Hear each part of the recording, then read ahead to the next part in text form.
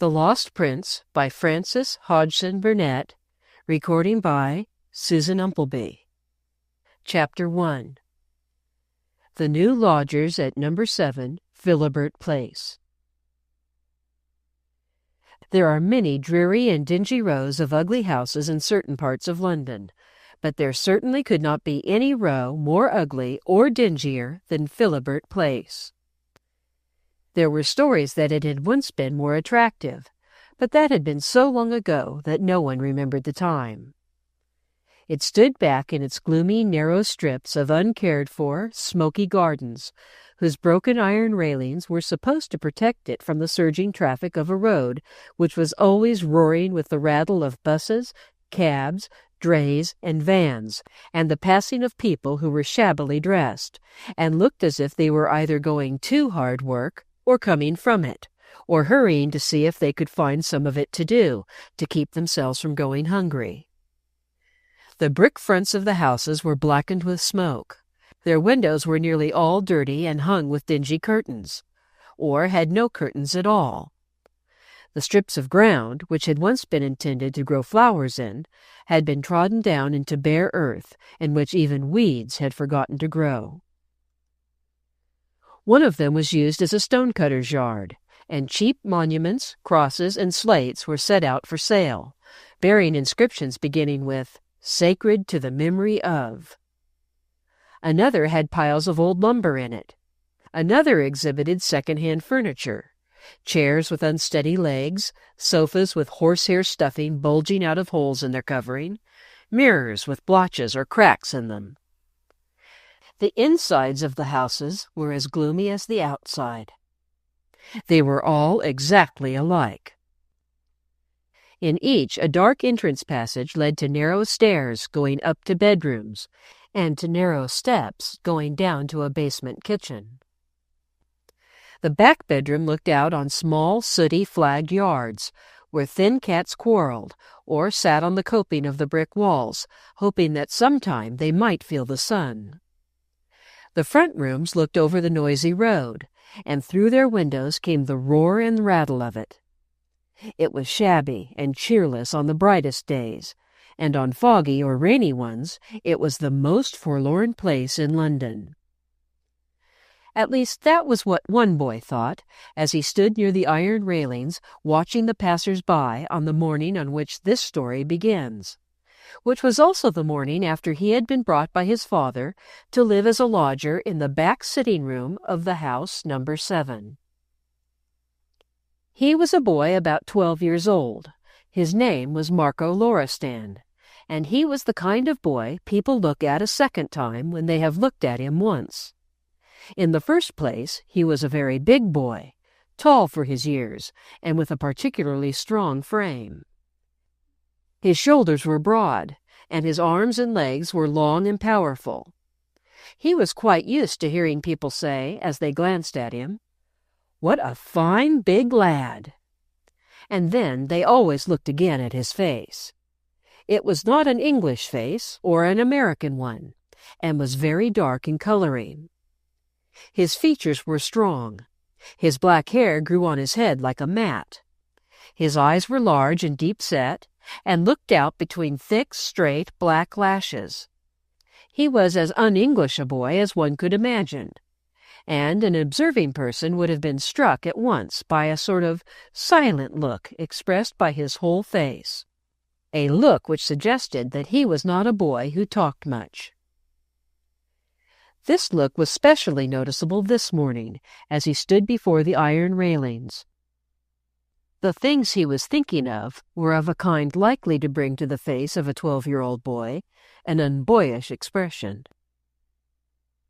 He was thinking of the long, hurried journey he and his father and their old soldier-servant Lazarus had made during the last few days, the journey from Russia. Cramped in a close third-class railway carriage, they had dashed across the continent as if something important or terrible were driving them. And here they were, settled in London as if they were going to live forever at No. 7 Philibert Place.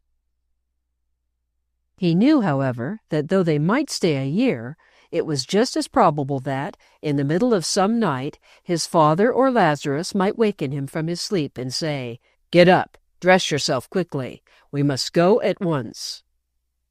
A few days later, he might be in St. Petersburg, Berlin, Vienna, or Budapest, huddled away in some poor little house, as shabby and comfortless as No. 7 Philibert Place. He passed his hand over his forehead as he thought of it, and watched the buses. His strange life and his close association with his father had made him much older than his years. But he was only a boy after all, and the mystery of things sometimes weighed heavily upon him, and set him to deep wondering. In not one of the many countries he knew had he ever met a boy whose life was in the least like his own. Other boys had homes in which they spent year after year. They went to school regularly, and played with other boys, and talked openly of the things which happened to them, and the journeys they made. When he remained in a place long enough to make a few boy friends, he knew he must never forget that his whole existence was a sort of secret, whose safety depended upon his own silence and discretion. This was because of the promises he had made to his father, and they had been the first thing he remembered. Not that he had ever regretted anything connected with his father. He threw his black head up as he thought of that. None of the other boys had such a father, not one of them. His father was his idol and his chief. He had scarcely ever seen him when his clothes had not been poor and shabby. But he had also never seen him when, despite his worn coat and frayed linen, he had not stood out among all others as more distinguished than the most noticeable of them. When he walked down a street, people turned to look at him, even oftener than they turned to look at Marco.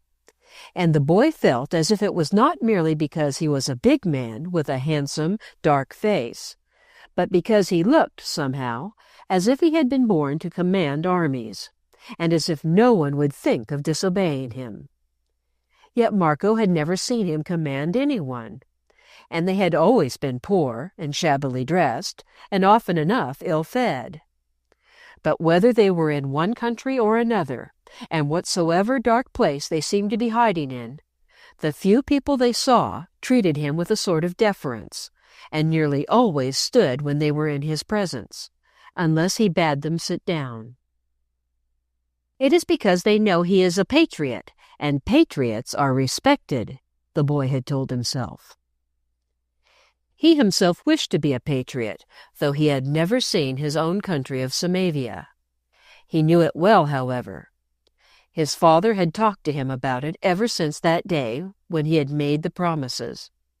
He had taught him to know it by helping him to study curious detailed maps of it, maps of its cities, maps of its mountains, maps of its roads. He had told him stories of the wrongs done its people, of their sufferings and struggles for liberty, and, above all, of their unconquerable courage. When they talked together of its history, Marco's boy blood burned and leaped in his veins, and he always knew, by the look in his father's eyes, that his blood burned also. His countrymen had been killed, they had been robbed, they had died by thousands of cruelties and starvation, but their souls had never been conquered. And through all the years during which more powerful nations crushed and enslaved them, they never ceased to struggle to free themselves and stand unfettered as Samavians had stood centuries before. "Why do we not live there?" Marco had cried on the day the promises were made. "Why do we not go back and fight? When I am a man, I will be a soldier and die for Samavia." "We are of those who must live for Samavia, working day and night," his father had answered. "Denying ourselves, training our bodies and souls, using our brains, learning the things which are best to be done for our people and our country. Even exiles may be Samavian soldiers. I am one. You must be one." "Are we exiles?" asked Marco. "Yes," was the answer. But even if we never set foot on Samavian soil, we must give our lives to it. I have given mine since I was 16. I shall give it until I die." "Have you never lived there?" said Marco. A strange look shot across his father's face. "No," he answered, and said no more. Marco, watching him, knew he must not ask the question again. The next words his father said were about the promises. Marco was quite a little fellow at the time, but he understood the solemnity of them, and felt that he was being honored as if he were a man. "When you are a man, you shall know all you wish to know," Loristan said. "Now you are a child, and your mind must not be burdened. But you must do your part. A child sometimes forgets that words may be dangerous. You must promise never to forget this. Wheresoever you are, if you have playmates, you must remember to be silent about many things. You must not speak of what I do, or of the people who come to see me. You must not mention the things in your life which make it different from the lives of other boys. You must keep in your mind that a secret exists, which a chance foolish word might betray. You are a Samavian, and there have been Samavians who have died 1,000 deaths rather than betray a secret. You must learn to obey without question, as if you were a soldier.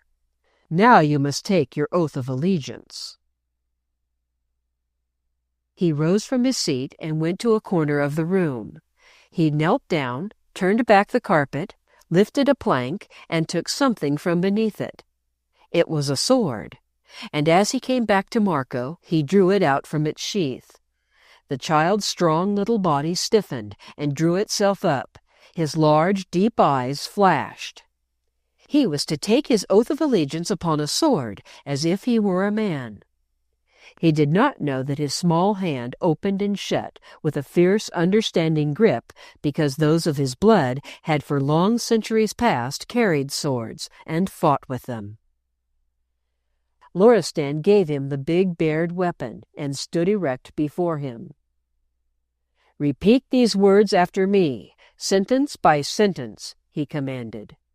And as he spoke them, Marco echoed each one loudly and clearly. "The sword in my hand, for Samavia. The heart in my breast, for Samavia. The swiftness of my sight, the thought of my brain, the life of my life, for Samavia. Here grows a man for Samavia. God be thanked." Then Loristan put his hand on the child's shoulder, and his dark face looked almost fiercely proud. "From this hour," he said, "you and I are comrades at arms." And from that day to the one on which he stood beside the broken iron railings of No. 7 Philibert Place, Marco had not forgotten for 1 hour. Chapter 2. A Young Citizen of the World. He had been in London more than once before, but not to the lodgings in Philibert Place. When he was brought a second or third time to a town or city, he always knew that the house he was taken to would be in a quarter new to him, and he should not see again the people he had seen before. Such slight links of acquaintance as sometimes formed themselves between him and other children as shabby and poor as himself were easily broken. His father, however, had never forbidden him to make chance acquaintances. He had, in fact, told him that he had reasons for not wishing him to hold himself aloof from other boys. The only barrier which must exist between them must be the barrier of silence concerning his wanderings from country to country. Other boys as poor as he was did not make constant journeys.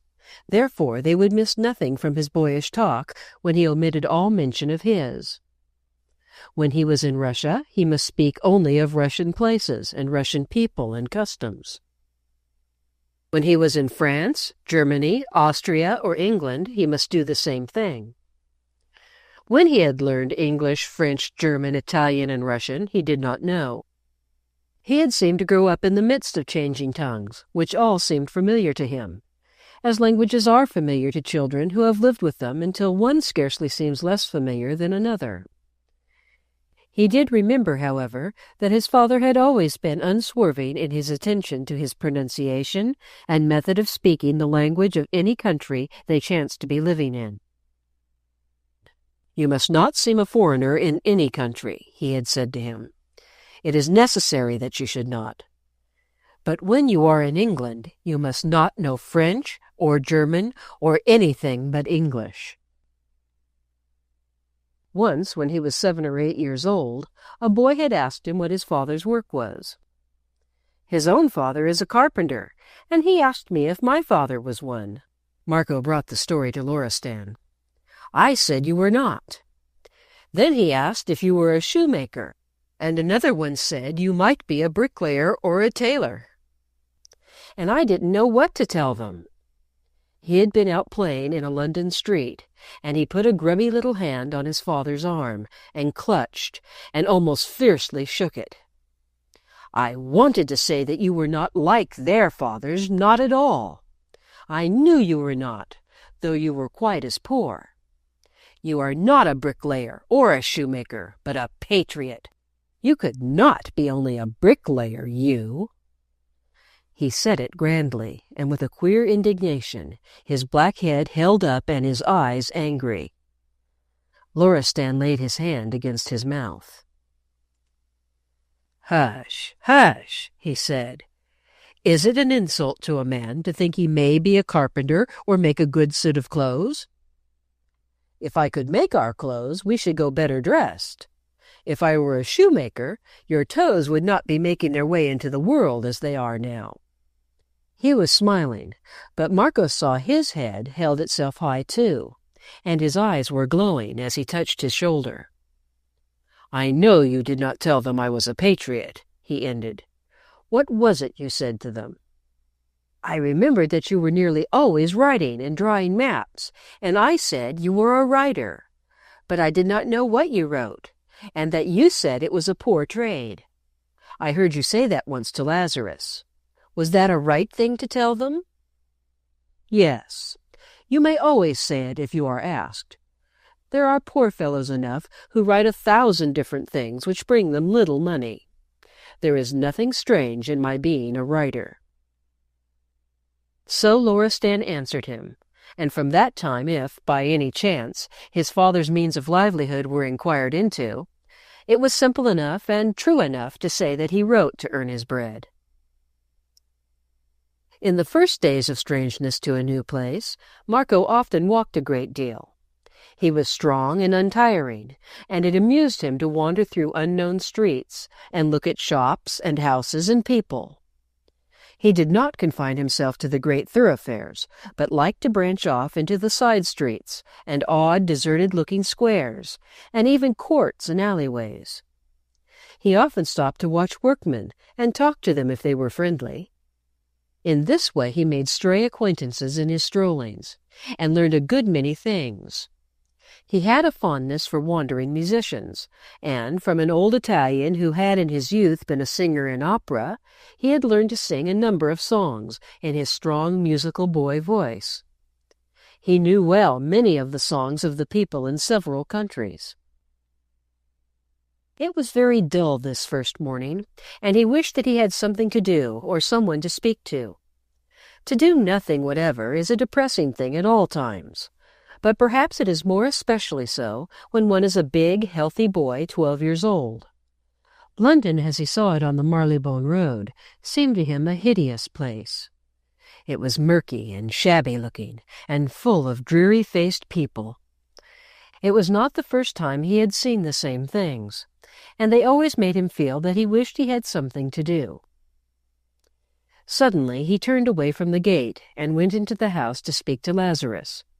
He found him in his dingy closet of a room on the 4th floor at the back of the house. "I'm going for a walk," he announced to him. "Please tell my father if he asks for me.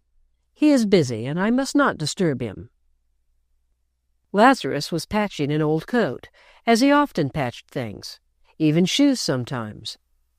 When Marco spoke, he stood up at once to answer him. He was very obstinate and particular about certain forms of manner. Nothing would have obliged him to remain seated when Loristan or Marco was near him. Marco thought it was because he had been so strictly trained as a soldier. He knew that his father had had great trouble to make him lay aside his habit of saluting when they spoke to him. "Perhaps," Marco had heard Loristan say to him almost severely, once when he had forgotten himself and had stood at salute while his master passed through a broken-down iron gate before an equally broken-down-looking lodging-house. "Perhaps you can force yourself to remember when I tell you that it is not safe. It is not safe. You put us in danger." It was evident that this helped the good fellow to control himself. Marco remembered that at the time he had actually turned pale, and had struck his forehead and poured forth a torrent of Samavian dialect in penitence and terror. But, though he no longer saluted them in public, he omitted no other form of reverence and ceremony, and the boy had become accustomed to being treated as if he were anything but the shabby lad whose very coat was patched by the old soldier who stood at attention before him. "Yes, sir," Lazarus answered. "Where was it you wished to go?" Marco knitted his black brows a little in trying to recall distinct memories of the last time he had been in London. "I have been to so many places and have seen so many things since I was here before that I must begin to learn again about the streets and buildings I do not quite remember." "Yes, sir," said Lazarus. "There have been so many. I also forget. You were but 8 years old when you were last here." "I think I will go and find the royal palace, and then I will walk about and learn the names of the streets," Marco said. "Yes, sir," answered Lazarus, and this time he made his military salute. Marco lifted his right hand in recognition, as if he had been a young officer. Most boys might have looked awkward or theatrical in making the gesture, but he made it with naturalness and ease, because he had been familiar with the form since his babyhood. He had seen officers returning the salutes of their men when they encountered each other by chance in the streets. He had seen princes passing sentries on their way to their carriages, more august personages raising the quiet, recognizing hand to their helmets as they rode through applauding crowds. He had seen many royal persons and many royal pageants, but always only as an ill-clad boy standing on the edge of the crowd of common people. An energetic lad, however poor, cannot spend his days in going from one country to another without, by mere everyday chance, becoming familiar with the outer life of royalties and courts. Marco had stood in continental thoroughfares, when visiting emperors rode by with glittering soldiery before and behind them, and a populace shouting courteous welcomes. He knew where, in various great capitals, the sentries stood before kingly or princely palaces. He had seen certain royal faces often enough to know them well, and to be ready to make his salute when particular quiet and unattended carriages passed him by. It is well to know them. It is well to observe everything and to train oneself to remember faces and circumstances, his father had said. If you were a young prince, or a young man training for a diplomatic career, you would be taught to notice and remember people and things, as you would be taught to speak your own language with elegance. Such observation would be your most practical accomplishment and greatest power. It is as practical for one man as another, for a poor lad in a patched coat, as for one whose place is to be in courts. As you cannot be educated in the ordinary way, you must learn from travel and the world. You must lose nothing, forget nothing. It was his father who had taught him everything, and he had learned a great deal. Loristan had the power of making all things interesting to fascination. To Marco it seemed that he knew everything in the world. They were not rich enough to buy many books, but Loristan knew the treasures of all great cities, the resources of the smallest towns. Together he and his boy walked through the endless galleries filled with the wonders of the world, the pictures before which through centuries an unbroken procession of almost worshipping eyes had passed uplifted. Because his father made the pictures seem the glowing, burning work of still-living men whom the centuries could not turn to dust, because he could tell the stories of their living and laboring to triumph, stories of what they felt and suffered and were, the boy became as familiar with the old masters, Italian, German, French, Dutch, English, Spanish, as he was with most of the countries they had lived in. They were not merely old masters to him, but men who were great, men who seemed to him to have wielded beautiful swords and held high, splendid lights.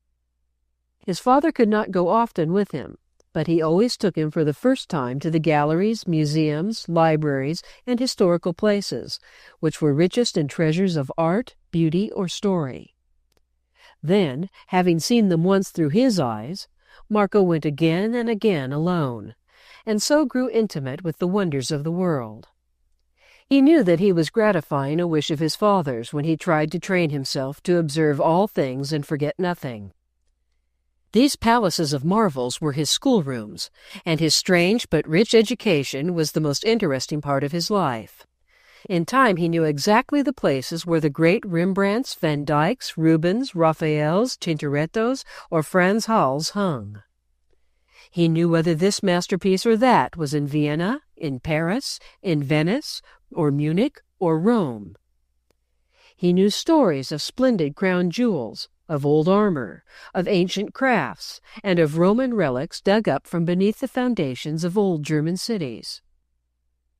Any boy wandering to amuse himself through museums and palaces on free days could see what he saw, but boys living fuller and less lonely lives would have been less likely to concentrate their entire minds on what they looked at, and also less likely to store away facts with the determination to be able to recall at any moment the mental shelf on which they were laid. Having no playmates and nothing to play with, he began when he was a very little fellow to make a sort of game out of his rambles through picture galleries, and the places which, whether they called themselves museums or not, were storehouses of relics of antiquity. There were always the blessed free days, when he could climb any marble steps and enter any great portal without paying an entrance fee. Once inside, there were plenty of plainly and poorly dressed people to be seen, but there were not often boys as young as himself who were not attended by older companions. Quiet and orderly as he was, he often found himself stared at. The game he had created for himself was as simple as it was absorbing. It was to try how much he could remember and clearly describe to his father when they sat together at night and talked of what he had seen. These night talks filled his happiest hours. He never felt lonely then, and when his father sat and watched him with a certain curious and deep attention in his dark reflective eyes, the boy was utterly comforted and content. Sometimes he brought back rough and crude sketches of objects he wished to ask questions about, and Loristan could always relate to him the full, rich story of the thing he wanted to know. They were stories made so splendid and full of color in the telling that Marco could not forget them. Chapter 3. The Legend of the Lost Prince. As he walked through the streets, he was thinking of one of these stories. It was one he had heard first when he was very young, and it had so seized upon his imagination that he had asked often for it. It was indeed a part of the long-past history of Samavia, and he had loved it for that reason. Lazarus had often told it to him, sometimes adding much detail, but he had always liked best his father's version, which seemed a thrilling and living thing.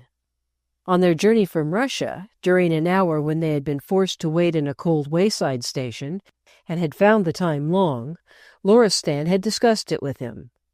He always found some such way of making hard and comfortless hours easier to live through. "Fine, big lad for a foreigner," Marco heard a man say to his companion as he passed them this morning. "Looks like a Pole or a Russian." It was this which had led his thoughts back to the story of the lost prince. He knew that most of the people who looked at him and called him a foreigner had not even heard of Samavia. Those who chanced to recall its existence knew of it only as a small, fierce country, so placed upon the map that the larger countries which were its neighbors felt they must control and keep it in order, and therefore made incursions into it, and fought its people and each other for possession. But it had not always been so. It was an old, old country, and hundreds of years ago it had been as celebrated for its peaceful happiness and wealth as for its beauty. It was often said that it was one of the most beautiful places in the world. A favorite Samavian legend was that it had been the site of the Garden of Eden. In those past centuries, its people had been of such great stature, physical beauty, and strength that they had been like a race of noble giants. They were in those days a pastoral people, whose rich crops and splendid flocks and herds were the envy of less fertile countries. Among the shepherds and herdsmen there were poets who sang their own songs when they piped among their sheep upon the mountainsides and in their flower-thick valleys. Their songs had been about patriotism and bravery, and faithfulness to their chieftains and their country. The simple courtesy of the poorest peasant was as stately as the manner of a noble. But that, as Loristan had said with a tired smile, had been before they had had time to outlive and forget the Garden of Eden. 500 years ago there had succeeded to the throne a king who was bad and weak. His father had lived to be 90 years old, and his son had grown tired of waiting in Samavia for his crown. He had gone out into the world and visited other countries and their courts. When he returned and became king, he lived as no Samavian king had lived before. He was an extravagant, vicious man of furious temper and bitter jealousies. He was jealous of the larger courts and countries he had seen, and tried to introduce their customs and their ambitions. He ended by introducing their worst faults and vices. There arose political quarrels and savage new factions. Money was squandered until poverty began for the first time to stare the country in the face. The big Samavians, after their first stupefaction, broke forth into furious rage. There were mobs and riots, then bloody battles. Since it was the king who had worked this wrong, they would have none of him. They would depose him and make his son king in his place. It was at this part of the story that Marco was always most deeply interested. The young prince was totally unlike his father. He was a true royal Samavian. He was bigger and stronger for his age than any man in the country, and he was as handsome as a young Viking god.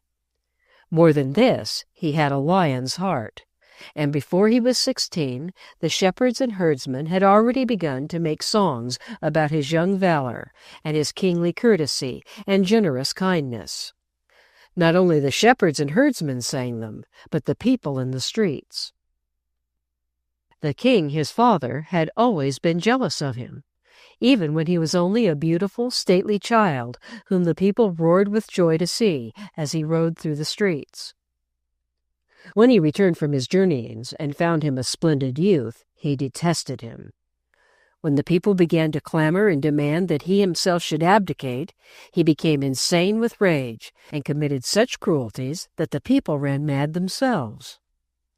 One day they stormed the palace, killed and overpowered the guards, and, rushing into the royal apartments, burst in upon the king as he shuddered green with terror and fury in his private room. He was king no more, and must leave the country, they vowed, as they closed round him with bared weapons and shook them in his face. Where was the prince? They must see him, and tell him their ultimatum. It was he whom they wanted for a king. They trusted him, and would obey him. They began to shout aloud his name, calling him in a sort of chant in unison, "Prince Ivor! Prince Ivor! Prince Ivor!" But no answer came. The people of the palace had hidden themselves, and the place was utterly silent. The king, despite his terror, could not help but sneer. "Call him again," he said. "He is afraid to come out of his hole." A savage fellow from the mountain fastnesses struck him on the mouth. "He afraid!" he shouted. "If he does not come, it is because thou hast killed him, and thou art a dead man." This set them aflame with hotter burning. They broke away, leaving 3 on guard, and ran about the empty palace rooms, shouting the prince's name. But there was no answer. They sought him in a frenzy, bursting open doors and flinging down every obstacle in their way. A page, found hidden in a closet, owned that he had seen His Royal Highness pass through a corridor early in the morning. He had been softly singing to himself one of the shepherd's songs. And in this strange way, out of the history of Samavia, 500 years before Marco's day, the young prince had walked, singing softly to himself the old song of Samavia's beauty and happiness, for he was never seen again. In every nook and cranny, high and low, they sought for him, believing that the king himself had made him prisoner in some secret place, or had privately had him killed. The fury of the people grew to frenzy. There were new risings, and every few days the palace was attacked and searched again. But no trace of the prince was found. He had vanished as a star vanishes when it drops from its place in the sky. During a riot in the palace, when a last fruitless search was made, the king himself was killed. A powerful noble who headed one of the uprisings made himself king in his place. From that time, the once splendid little kingdom was like a bone fought for by dogs. Its pastoral peace was forgotten. It was torn and worried and shaken by stronger countries. It tore and worried itself with internal fights. It assassinated kings and created new ones. No man was sure in his youth what ruler his maturity would live under, or whether his children would die in useless fights, or through stress of poverty and cruel, useless laws. There were no more shepherds and herdsmen who were poets, but on the mountainsides and in the valleys sometimes some of the old songs were sung.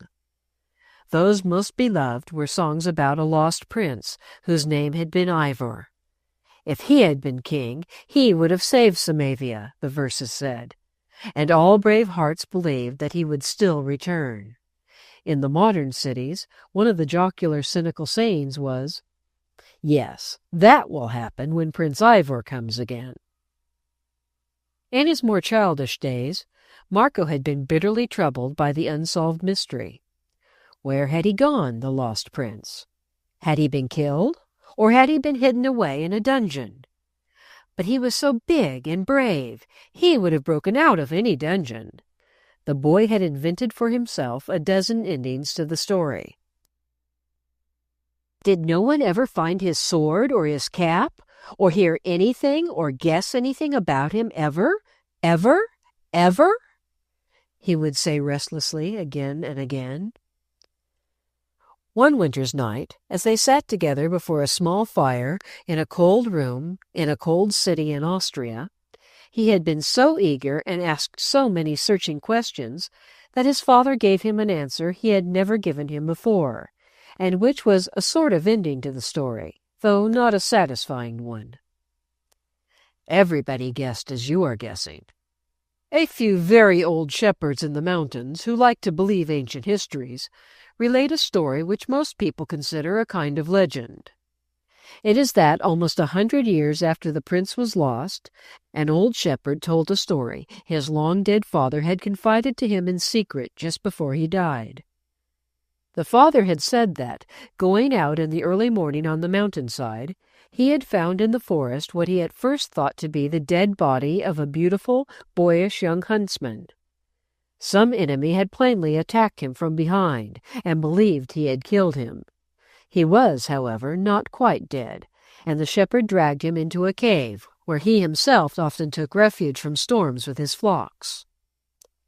Since there was such riot and disorder in the city, he was afraid to speak of what he had found, and by the time he discovered that he was harboring the prince, the king had already been killed, and an even worse man had taken possession of his throne, and ruled Samavia with a blood-stained iron hand. To the terrified and simple peasant, the safest thing seemed to get the wounded youth out of the country before there was any chance of his being discovered and murdered outright, as he would surely be. The cave in which he was hidden was not far from the frontier, and while he was still so weak that he was hardly conscious of what befell him, he was smuggled across it in a cart loaded with sheepskins, and left with some kind monks who did not know his rank or name. The shepherd went back to his flocks and his mountains, and lived and died among them, always in terror of the changing rulers and their savage battles with each other. The mountaineers said among themselves, as the generations succeeded each other, that the lost prince must have died young, because otherwise he would have come back to his country and tried to restore its good bygone days. Yes, he would have come, Marco said. He would have come if he had seen that he could help his people, Loristan answered, as if he were not reflecting on a story which was probably only a kind of legend.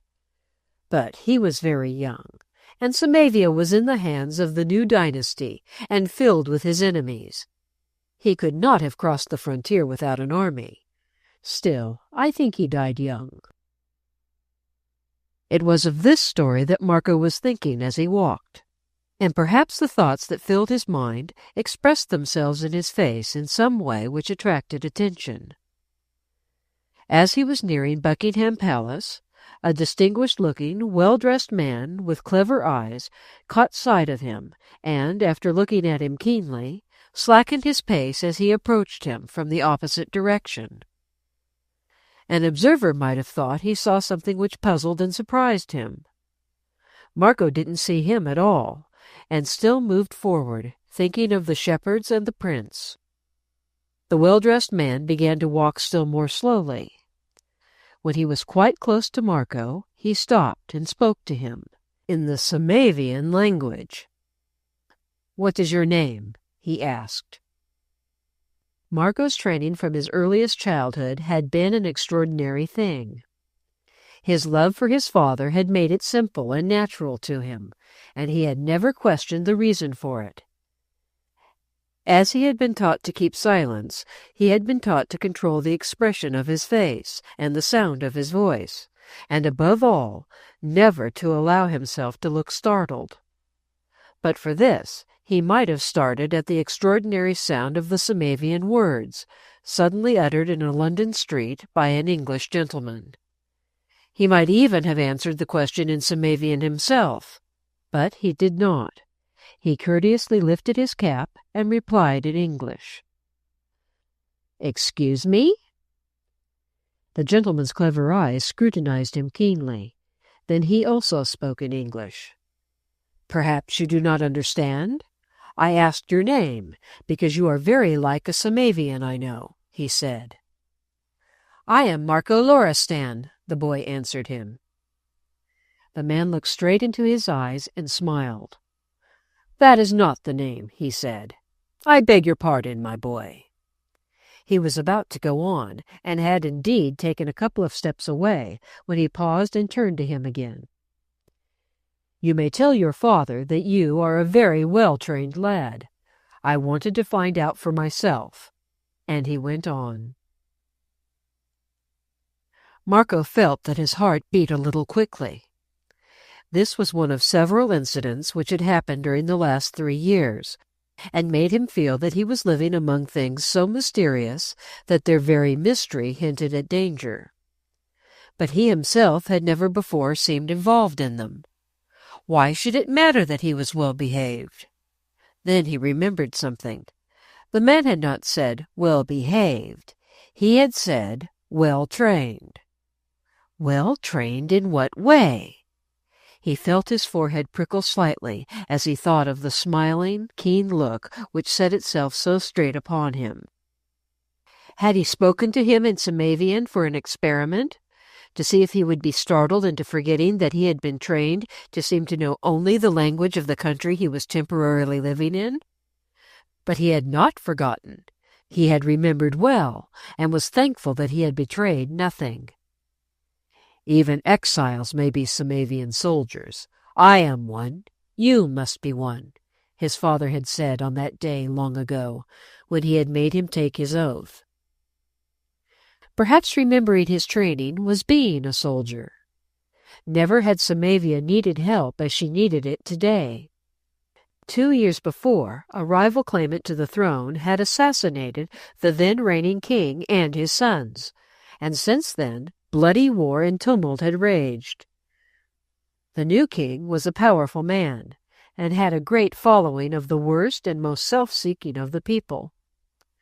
Neighboring countries had interfered for their own welfare's sake, and the newspapers had been full of stories of savage fighting and atrocities and of starving peasants.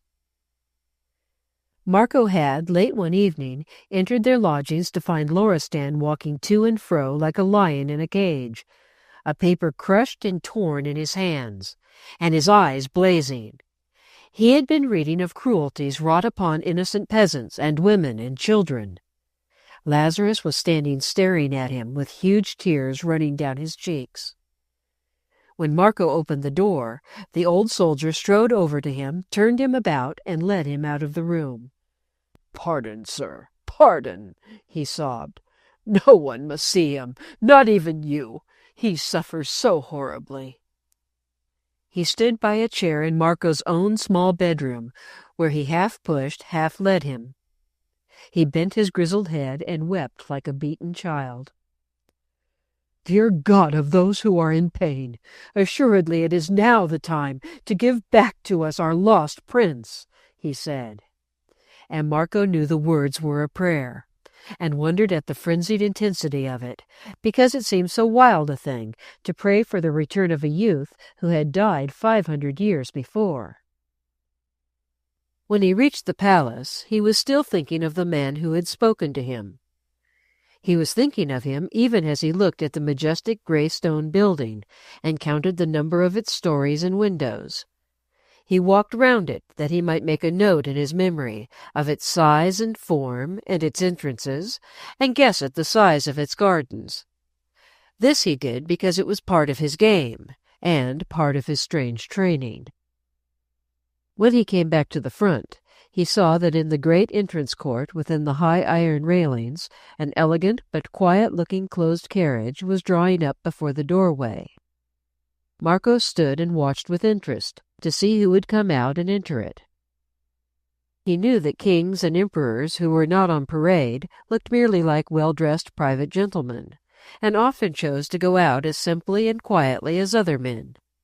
So he thought that, perhaps, if he waited, he might see one of those well-known faces which represent the highest rank and power in a monarchical country, and which in times gone by had also represented the power over human life and death and liberty. "I should like to be able to tell my father that I have seen the king and know his face, as I know the faces of the Tsar and the 2 emperors." There was a little movement among the tall men-servants in the royal scarlet liveries, and an elderly man descended the steps attended by another who walked behind him. He entered the carriage. The other man followed him, the door was closed, and the carriage drove through the entrance gates where the sentries saluted. Marco was near enough to see distinctly. The 2 men were talking as if interested. The face of the one farthest from him was the face he had often seen in shop windows and newspapers. The boy made his quick, formal salute. It was the king, and as he smiled and acknowledged his greeting, he spoke to his companion. "That fine lad salutes as if he belonged to the army," was what he said, though Marco could not hear him. His companion leaned forward to look through the window.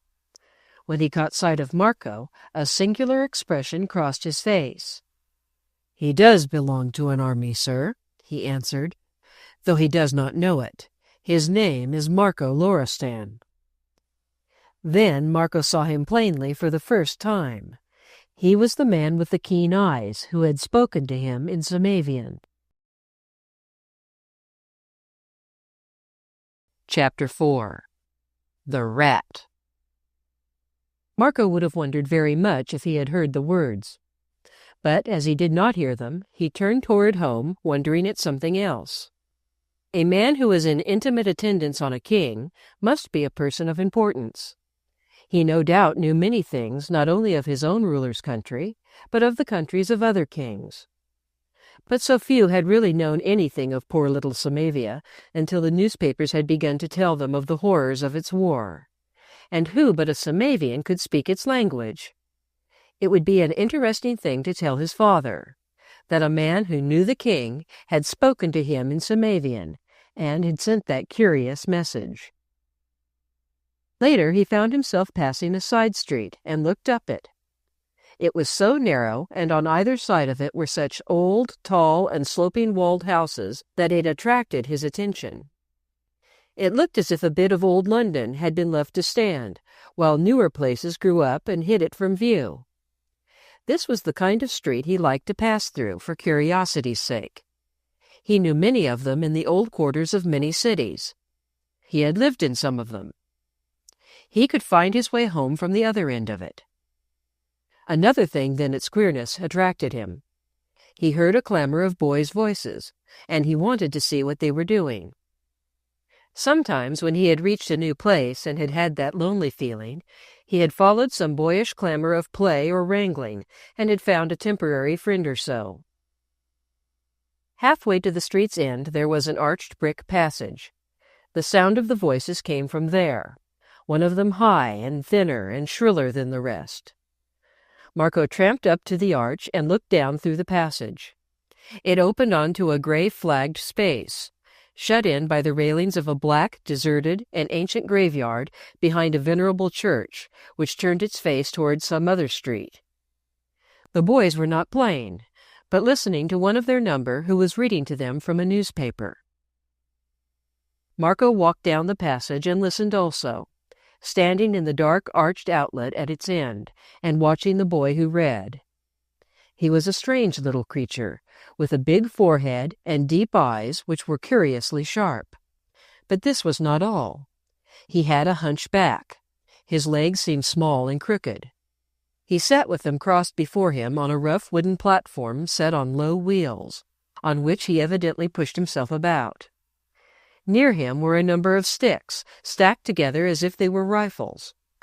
One of the first things that Marco noticed was that he had a savage little face, marked with lines, as if he had been angry all his life. "Hold your tongues, you fools!" he shrilled out to some boys who interrupted him. "Don't you want to know anything, you ignorant swine?" He was as ill-dressed as the rest of them, but he did not speak in the Cockney dialect. If he was of the riffraff of the streets, as his companions were, he was somehow different.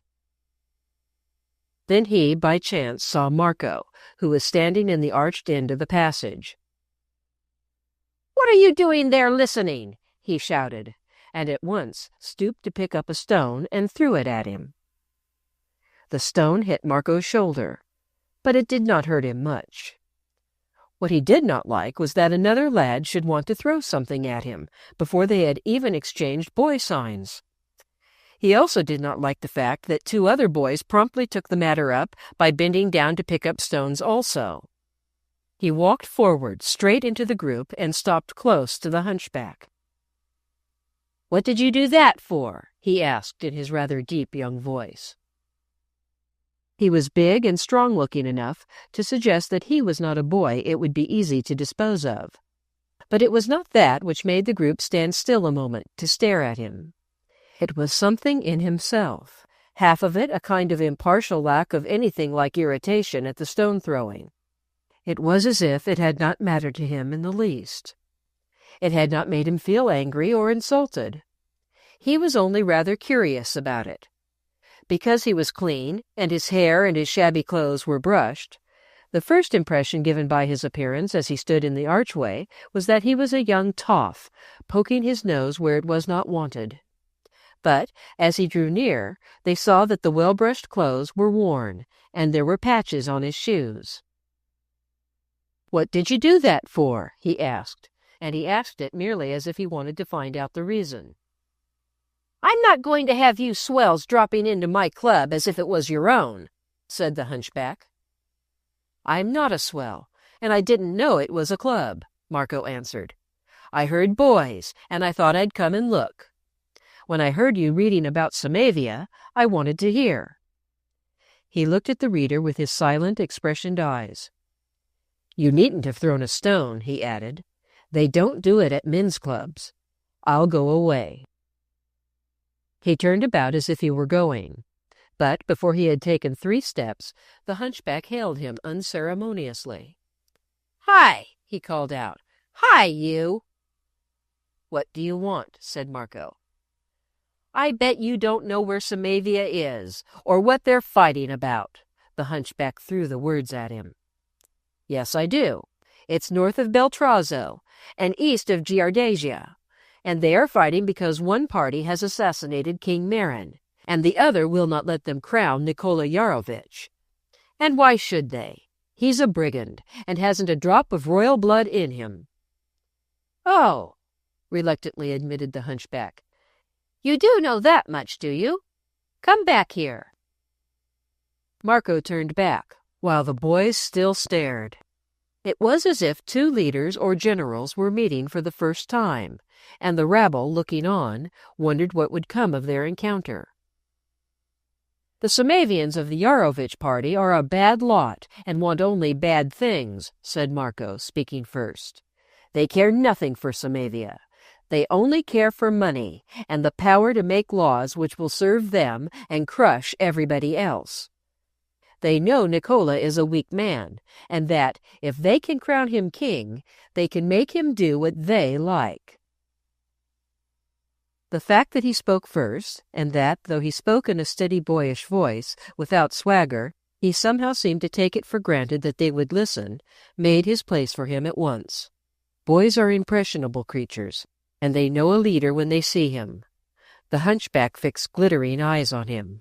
The rabble began to murmur. "Rat! Rat!" several voices cried at once, in good strong Cockney. "Arst him some more, Rat!" "Is that what they call you?" Marco asked the hunchback. "It's what I call myself," he answered resentfully. "The Rat. Look at me, crawling round on the ground like this. Look at me!" He made a gesture, ordering his followers to move aside, and began to push himself rapidly, with queer darts this side and that, round the enclosure. He bent his head and body, and twisted his face, and made strange, animal-like movements. He even uttered sharp squeaks as he rushed here and there, as a rat might have done when it was being hunted. He did it as if he were displaying an accomplishment, and his followers' laughter was applause. "Wasn't I like a rat?" he demanded when he suddenly stopped. "You made yourself like one on purpose," Marco answered. "You do it for fun." "Not so much fun," said the rat. "I feel like one. Everyone's my enemy. I'm vermin. I can't fight or defend myself unless I bite. I can bite, though." And he showed 2 rows of fierce, strong, white teeth, sharper at the points than human teeth usually are. "I bite my father when he gets drunk and beats me. I've bitten him till he's learned to remember." He laughed a shrill, squeaky laugh. "He hasn't tried it for 3 months, even when he was drunk, and he's always drunk." Then he laughed again, still more shrilly. "He's a gentleman," he said. "I'm a gentleman's son. He was a master at a big school until he was kicked out. That was when I was 4 and my mother died. I'm 13 now. How old are you?" "I'm 12, answered Marco. The rat twisted his face enviously. "I wish I was your size. Are you a gentleman's son? You look as if you were." "I'm a very poor man's son," was Marco's answer. "My father is a writer." "Then 10 to 1 he's a sort of gentleman," said the rat. Then quite suddenly he threw another question at him. "What's the name of the other Samavian party?" "The Maranovitch. The Maranovitch and the Yarovitch have been fighting with each other for 500 years. First one dynasty rules, and then the other gets in when it has killed somebody, as it killed King Marin," Marco answered without hesitation. "What was the name of the dynasty that ruled before they began fighting? The first Maranovitch assassinated the last of them. the rat asked him. "The Fedorovitch," said Marco. "The last one was a bad king." "His son was the one they never found again," said the rat. "The one they call the Lost Prince." Marco would have started but for his long training in exterior self-control. It was so strange to hear his dream hero spoken of in this back alley in a slum, and just after he had been thinking of him. "What do you know about him?" he asked, and as he did so, he saw the group of vagabond lads draw nearer.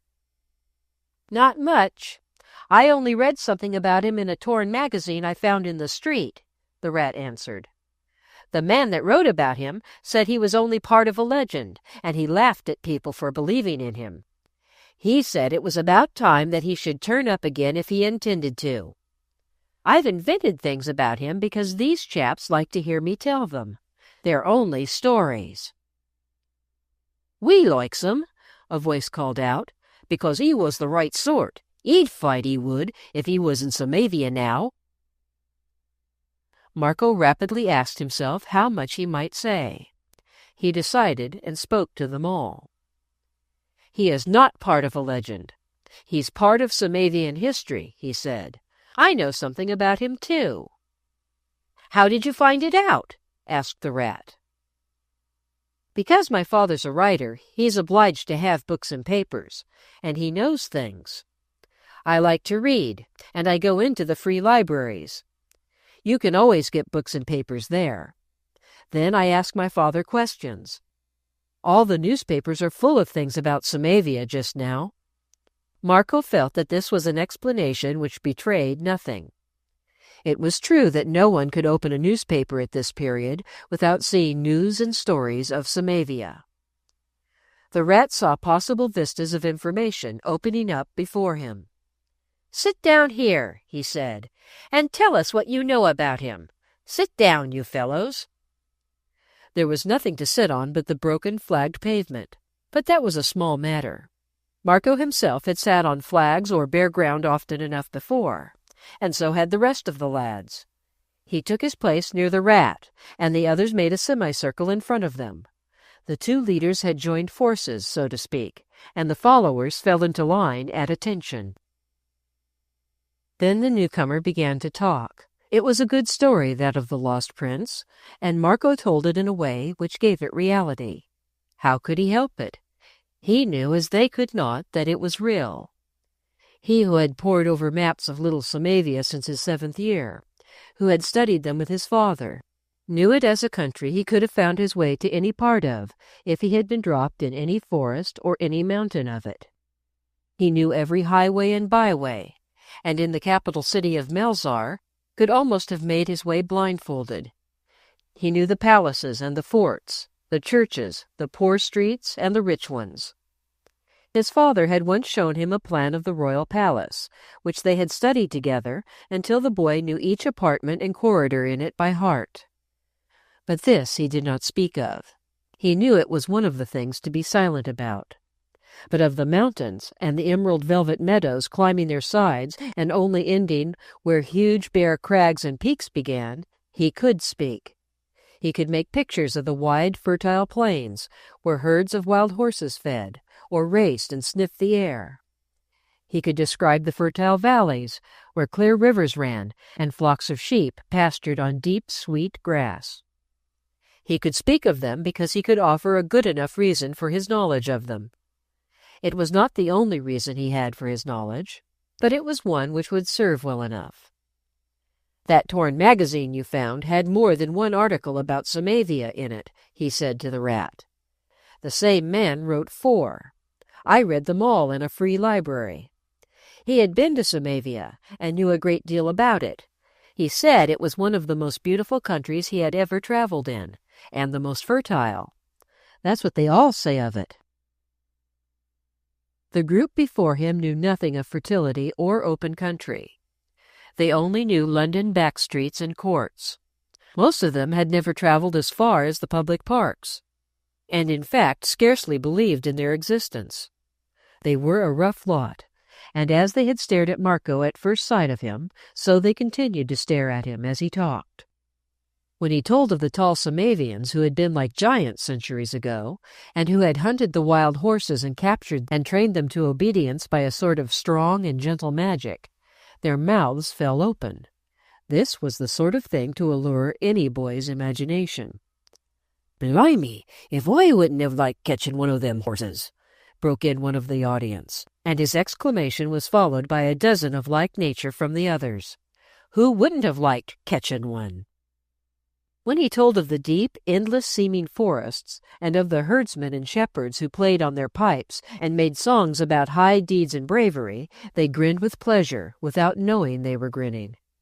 They did not really know that in this neglected, broken-flagged enclosure, shut in on one side by smoke-blackened, poverty-stricken houses, and on the other by a deserted and forgotten, sunken graveyard, they heard the rustle of green forest boughs where birds nested close, the swish of the summer wind in the river reeds, and the tinkle and laughter and rush of brooks running.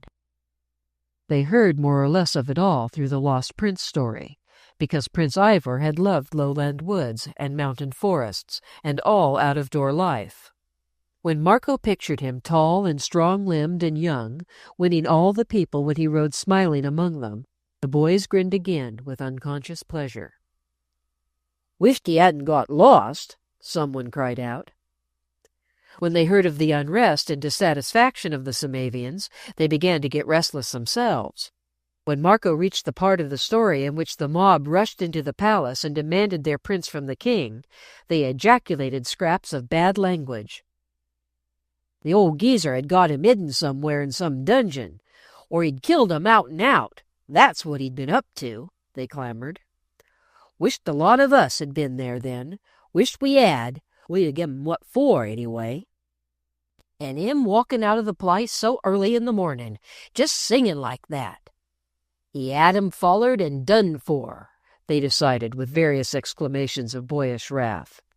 Somehow, the fact that the handsome royal lad had strolled into the morning sunshine singing made them more savage.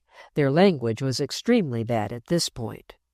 But if it was bad here, it became worse when the old shepherd found the young huntsman's half-dead body in the forest.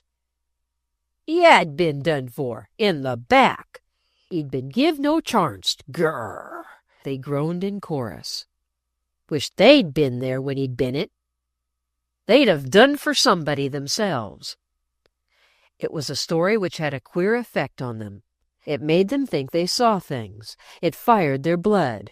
It set them wanting to fight for ideals they knew nothing about. Adventurous things, for instance, and high and noble young princes who were full of the possibility of great and good deeds.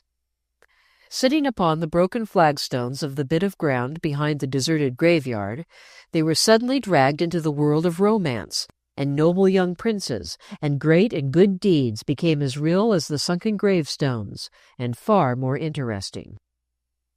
And then the smuggling across the frontier of the unconscious prince in the bullock cart loaded with sheepskins. They held their breaths. Would the old shepherd get him past the line? Marco, who was lost in the recital himself, told it as if he had been present. He felt as if he had, and as this was the first time he had ever told it to thrilled listeners, his imagination got him in its grip, and his heart jumped in his breast as he was sure the old man's must have done when the guard stopped his cart and asked him what he was carrying out of the country. He knew he must have had to call up all his strength to force his voice into steadiness. And then the good monks! He had to stop to explain what a monk was, and when he described the solitude of the ancient monastery, and its walled gardens full of flowers and old simples to be used for healing, and the wise monks walking in the silence and the sun, the boys stared a little helplessly, but still as if they were vaguely pleased by the picture. And then there was no more to tell, no more. There it broke off, and something like a low howl of dismay broke from the semicircle. "Oh," they protested, "it hadn't ought to stop there. Ain't there no more? Is that all there is?" It's all that was ever known, really, and that last part might only be a sort of story made up by somebody, but I believe it myself. The rat had listened with burning eyes. He had sat biting his fingernails, as was a trick of his when he was excited or angry. "Tell you what," he exclaimed suddenly. "This was what happened. It was some of the Maranovich fellows that tried to kill him. They meant to kill his father and make their own man king, and they knew the people wouldn't stand it if young Ivor was alive. They just stabbed him in the back, the fiends. I dare say they heard the old shepherd coming and left him for dead and ran." "Righto, that was it," the lads agreed. "You're right there, Rat." "When he got well," the Rat went on feverishly, still biting his nails, "he couldn't go back. He was only a boy. The other fellow had been crowned, and his followers felt strong because they'd just conquered the country. He could have done nothing without an army, and he was too young to raise one. Perhaps he thought he'd wait till he was old enough to know what to do. I dare say he went away and had to work for his living as if he'd never been a prince at all. Then, perhaps sometime, he married somebody and had a son, and told him as a secret who he was and all about Samavia." The Rat began to look vengeful. "If I'd been him, I'd have told him not to forget what the Maranovich had done to me. I'd have told him that if I couldn't get back the throne, he must see what he could do when he grew to be a man. And I'd have made him swear, if he got it back, to take it out of them or their children or their children's children in torture and killing. I'd have made him swear not to leave a Maranovich alive.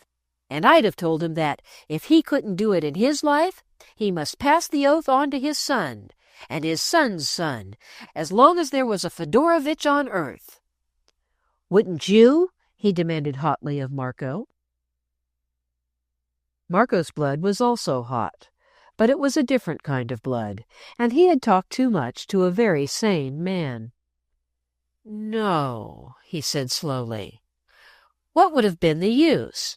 It wouldn't have done Samavia any good, and it wouldn't have done him any good to torture and kill people. Better keep them alive and make them do things for the country. If you're a patriot, you think of the country." He wanted to add, "That's what my father says," but he did not. "Torture 'em first and then attend to the country," snapped the Rat. "What would you have told your son if you'd been Ivor?" "I'd have told him to learn everything about Samavia, and all the things kings have to know, and study things about laws and other countries, and about keeping silent, and about governing himself as if he were a general commanding soldiers in battle, so that he would never do anything he did not mean to do, or could be ashamed of doing after it was over. And I'd have asked him to tell his sons' sons, to tell their sons to learn the same things.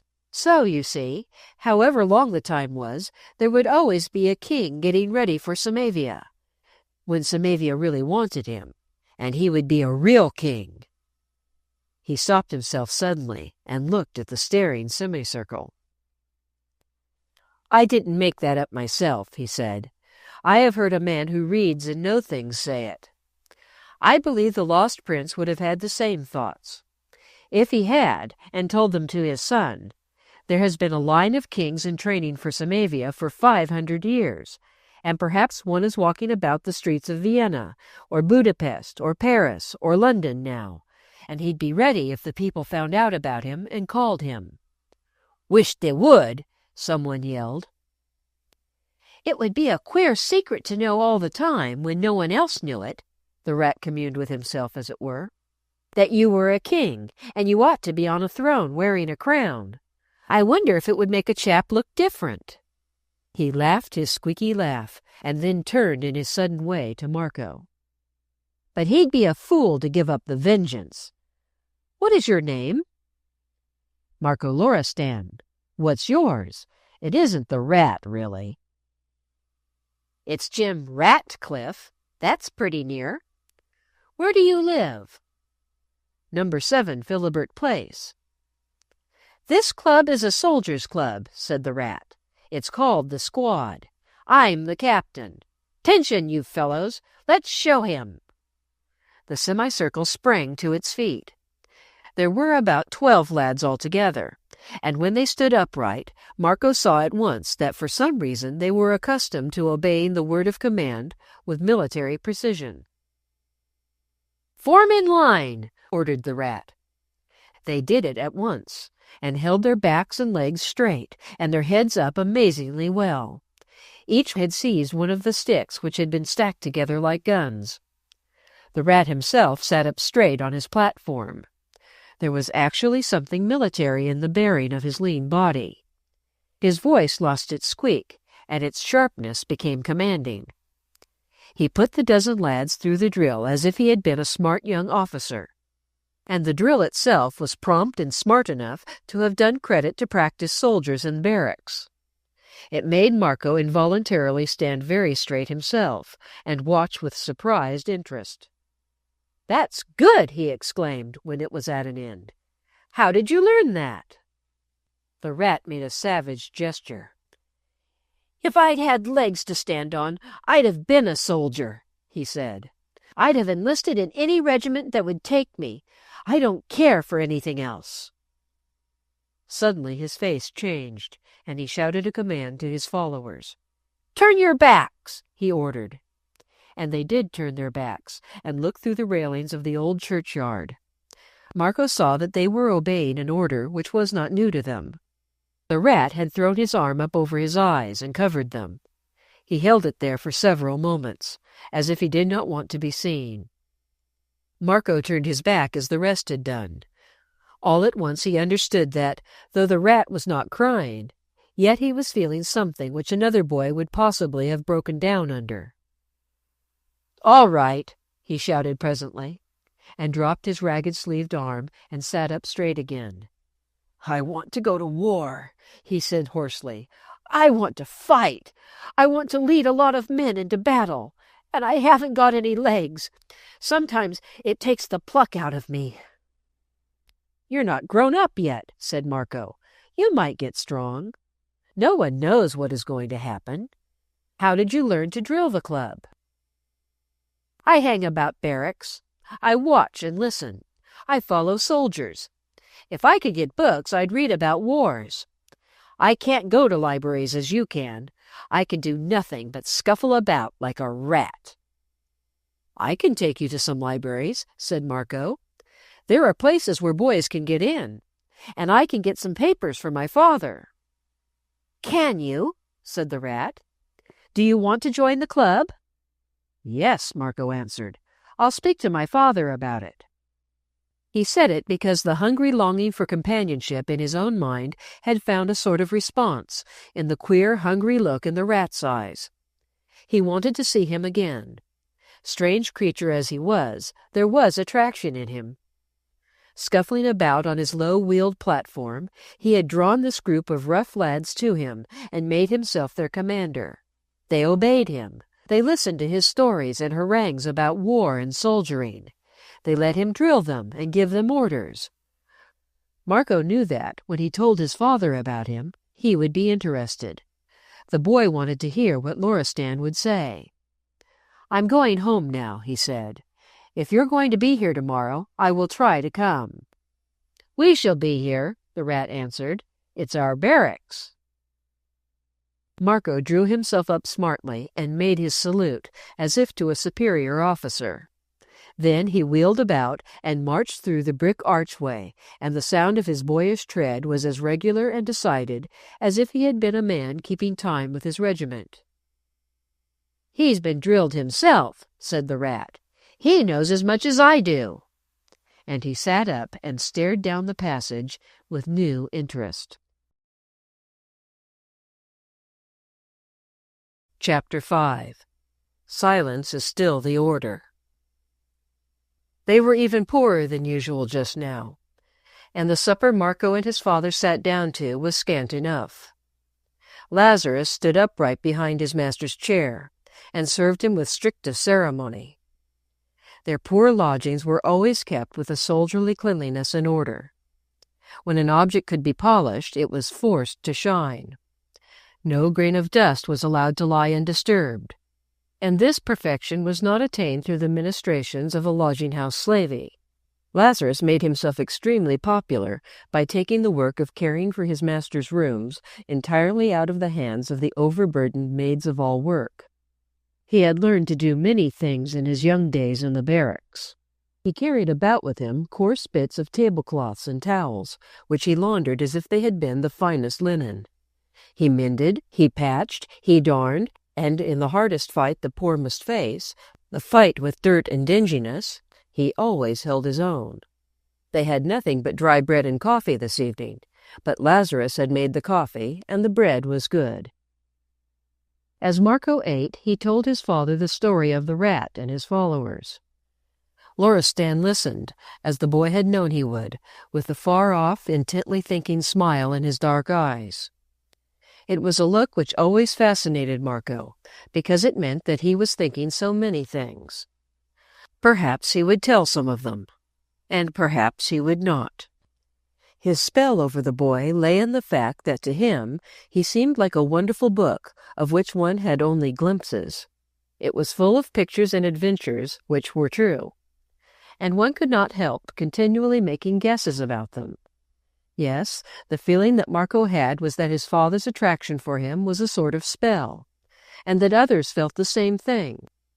When he stood and talked to commoner people, he held his tall body with singular quiet grace, which was like power. He never stirred or moved himself as if he were nervous or uncertain. He could hold his hands, he had beautiful slender and strong hands, quite still. He could stand on his fine arched feet without shuffling them. He could sit without any ungrace or restlessness. His mind knew what his body should do, and gave it orders without speaking, and his fine limbs and muscles and nerves obeyed. So he could stand still and at ease and look at the people he was talking to, and they always looked at him and listened to what he said, and somehow, courteous and uncondescending as his manner unfailingly was, it used always to seem to Marco as if he were giving an audience, as kings gave them. He had often seen people bow very low when they went away from him, and more than once it had happened that some humble person had stepped out of his presence backward, as people do in retiring before a sovereign. And yet his bearing was the quietest and least assuming in the world. And they were talking about Samavia, and he knew the story of the lost prince, he said ponderingly, even in that place. He wants to hear about wars. He wants to talk about them, Marco answered. If he could stand and were old enough, he would go and fight for Samavia himself. It is a blood-drenched and sad place now, said Loristan. The people are mad when they are not heartbroken and terrified. Suddenly, Marco struck the table with a sounding slap of his boy's hand. He did it before he realized any intention in his own mind. Why should either one of the Yarovitch or one of the Maranovitch be king? He cried. They were only savage peasants when they first fought for the crown hundreds of years ago.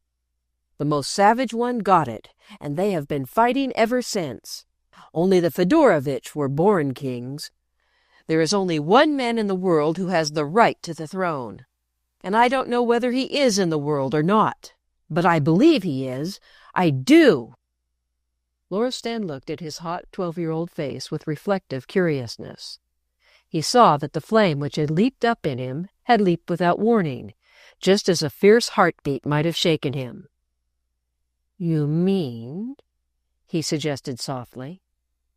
"Ivor Fedorovitch. King Ivor he ought to be. And the people would obey him, and the good days would come again."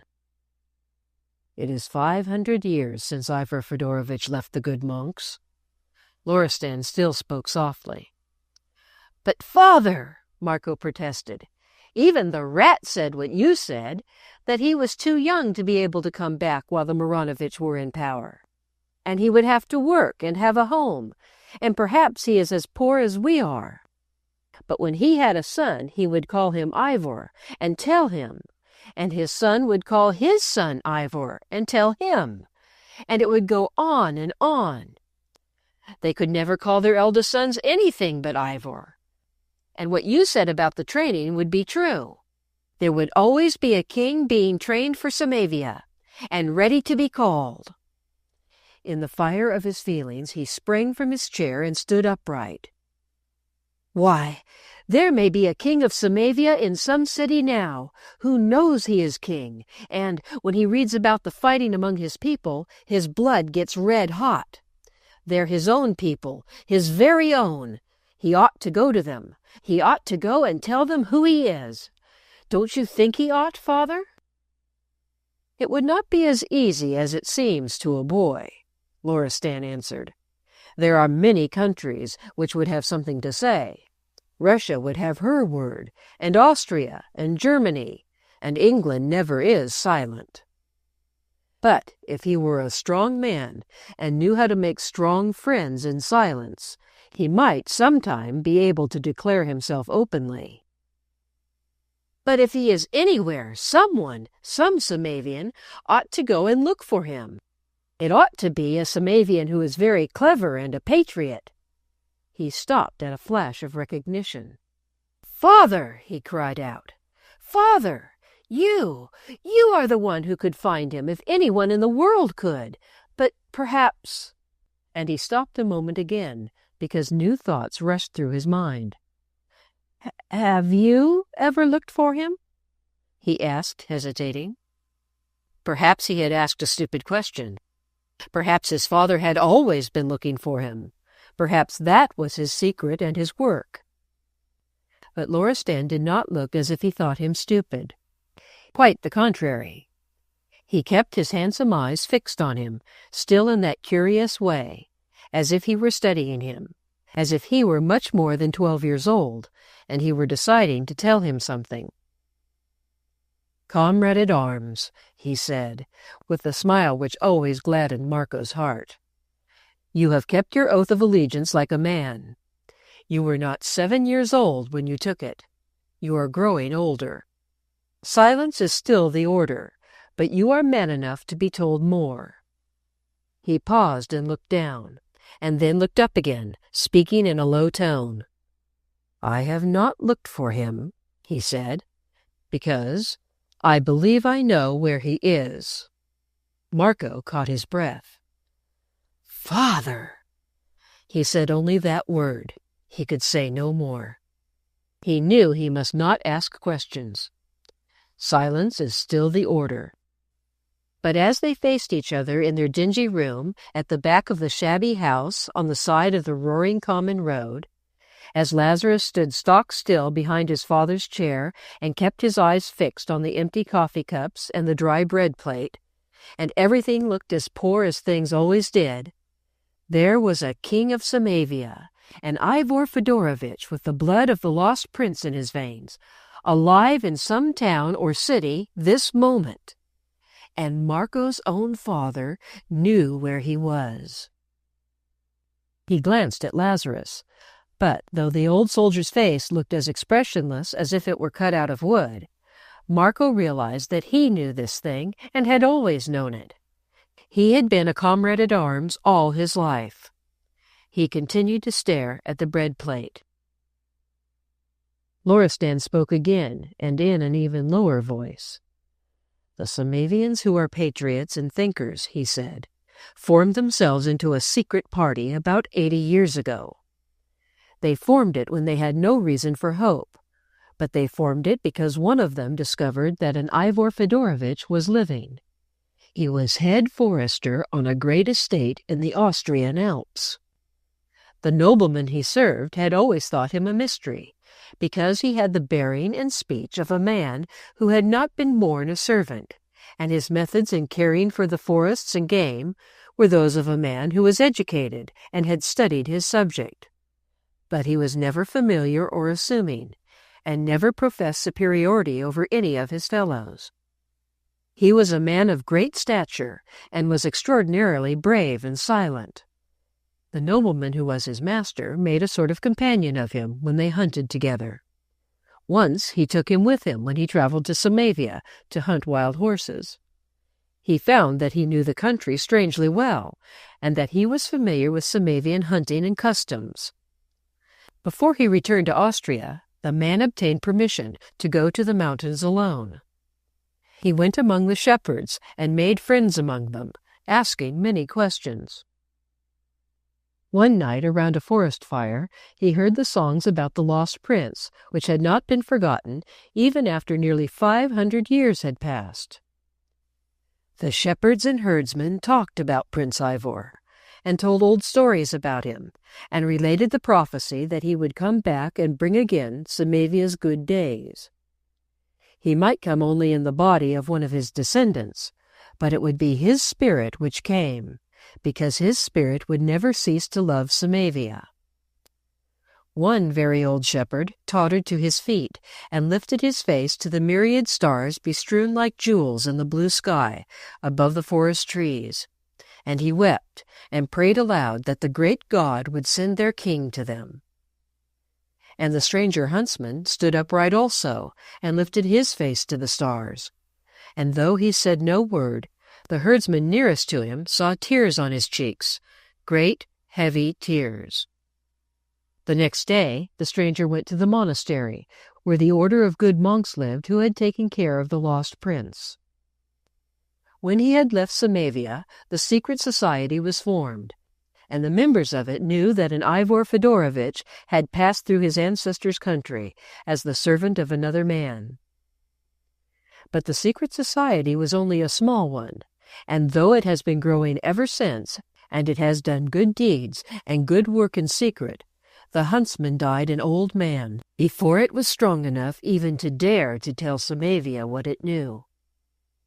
"Had he a son?" cried Marco. "Had he a son?"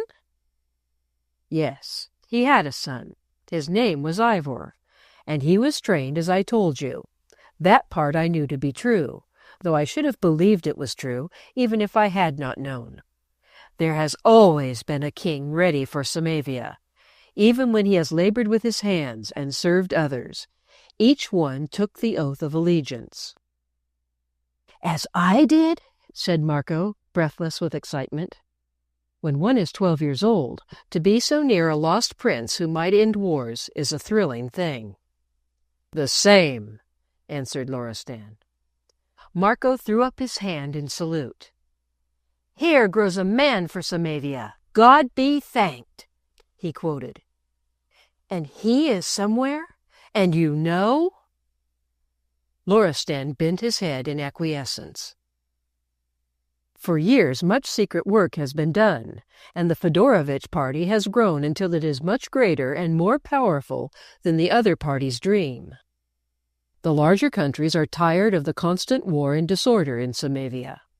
Their interests are disturbed by them, and they are deciding that they must have peace and laws which can be counted on.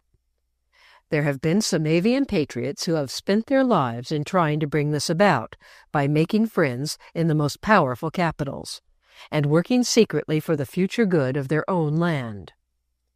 Because Samavia is so small and uninfluential, it has taken a long time. But when King Marin and his family were assassinated and the war broke out, there were great powers which began to say that if some king of good blood and reliable characteristics were given the crown, he should be upheld.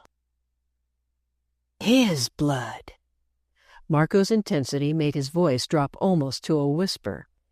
His blood has been trained for 500 years, father. If it comes true. Though he laughed a little, he was obliged to wink his eyes hard, because suddenly he felt tears rush into them, which no boy likes. The shepherds will have to make a new song. It will have to be a shouting one, about a prince going away and a king coming back. They are a devout people and observe many an ancient rite and ceremony. They will chant prayers and burn altar fires on their mountainsides, Loristan said. But the end is not yet. The end is not yet. Sometimes it seems that perhaps it is near, but God knows. Then there leaped back upon Marco the story he had to tell, but which he had held back for the last, the story of the man who spoke Samavian and drove in the carriage with the king.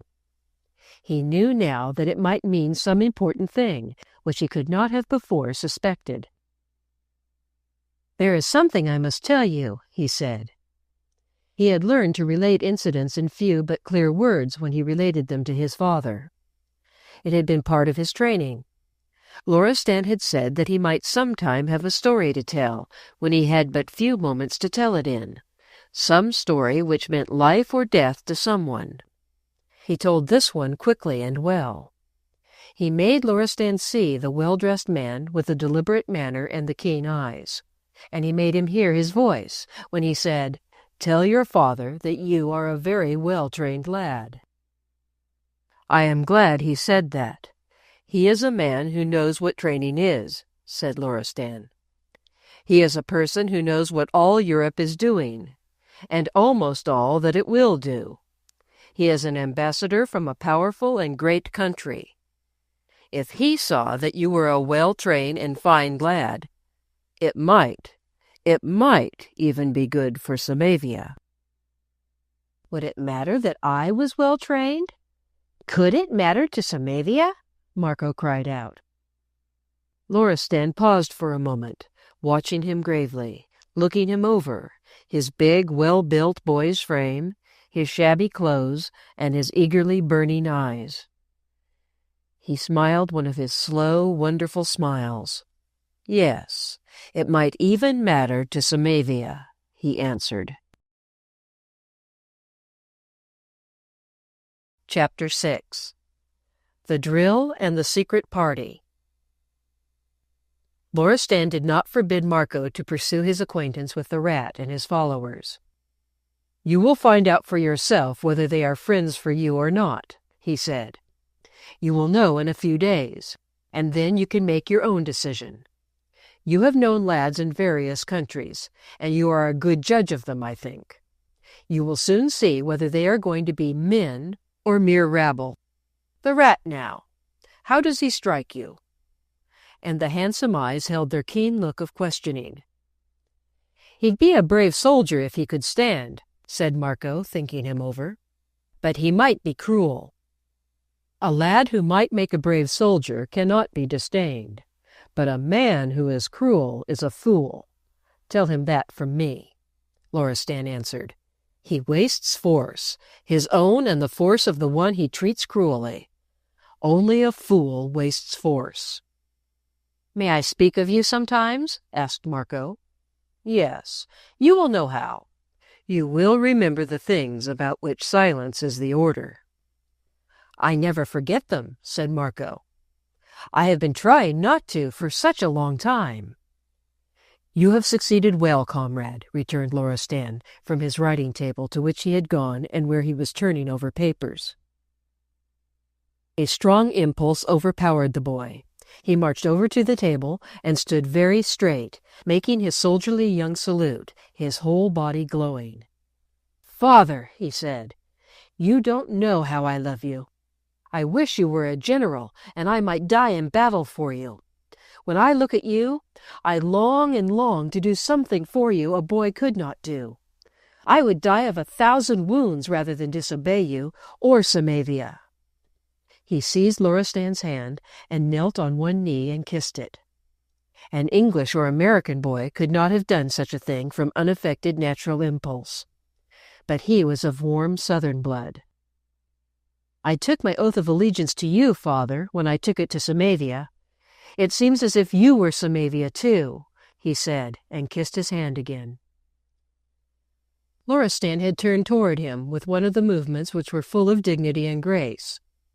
Marco, looking up at him, felt that there was always a certain remote stateliness in him, which made it seem quite natural that anyone should bend the knee and kiss his hand. A sudden great tenderness glowed in his father's face as he raised the boy and put his hand on his shoulder. "Comrade," he said, "you don't know how much I love you, and what reason there is that we should love each other.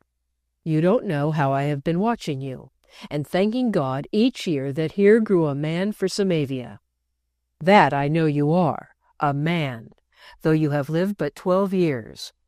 12 years may grow a man, or prove that a man will never grow, though a human thing he may remain for 90 years. This year may be full of strange things for both of us. We cannot know what I may have to ask you to do for me, and for Samavia. perhaps such a thing as no 12-year-old boy has ever done before. "Every night and every morning," said Marco, "I shall pray that I may be called to do it, and that I may do it well." "You will do it well, comrade, if you are called.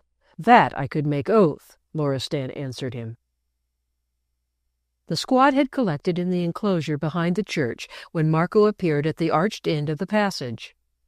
The boys were drawn up with their rifles, but they all wore a rather dogged and sullen look. The explanation which started into Marco's mind was that this was because the rat was in a bad humor.